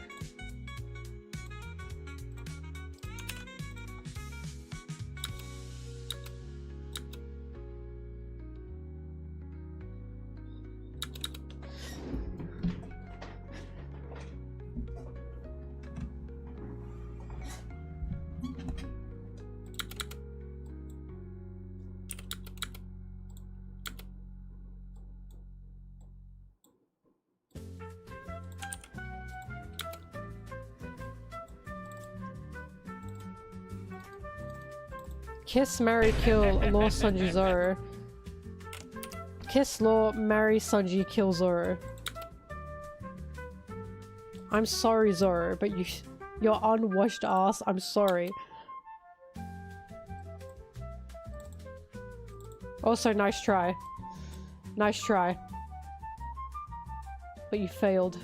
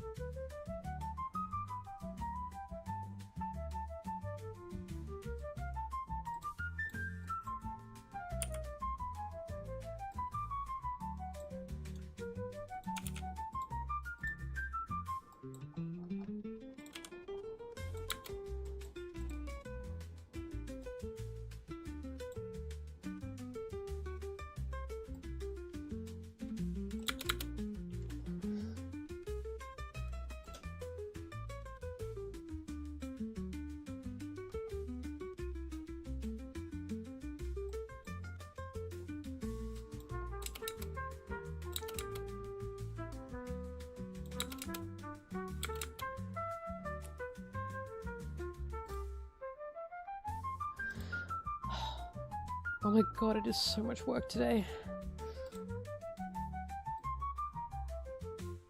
I have a lot more to do tomorrow, but it should be easier work now. Alright, I made it to 20 minutes. That's where I want it to be. Is bedtime. Stream end, bedtime for Mel. Let me stop the music. Alright. Thank you for sticking around, if you did. Some of you have been here for a very long time. I'm a little bit concerned about you. I will be back tomorrow, of course, to keep editing. This is my job, so this is what I'll be doing. And yeah, thank you for the support. Thank you for the subs. I always appreciate it. And I'll get my box. Hang on, box time. Yay. Oh, I love being contained in my cell. Okay. Thank you, everyone. I super appreciate it. And I will see you tomorrow for more editing. Have a good Friday or whatever. And eat lots of Easter eggs and chocolate. Bye-bye. Bye-bye, bye-bye, bye-bye, bye-bye, bye-bye, bye-bye, bye-bye. Bye.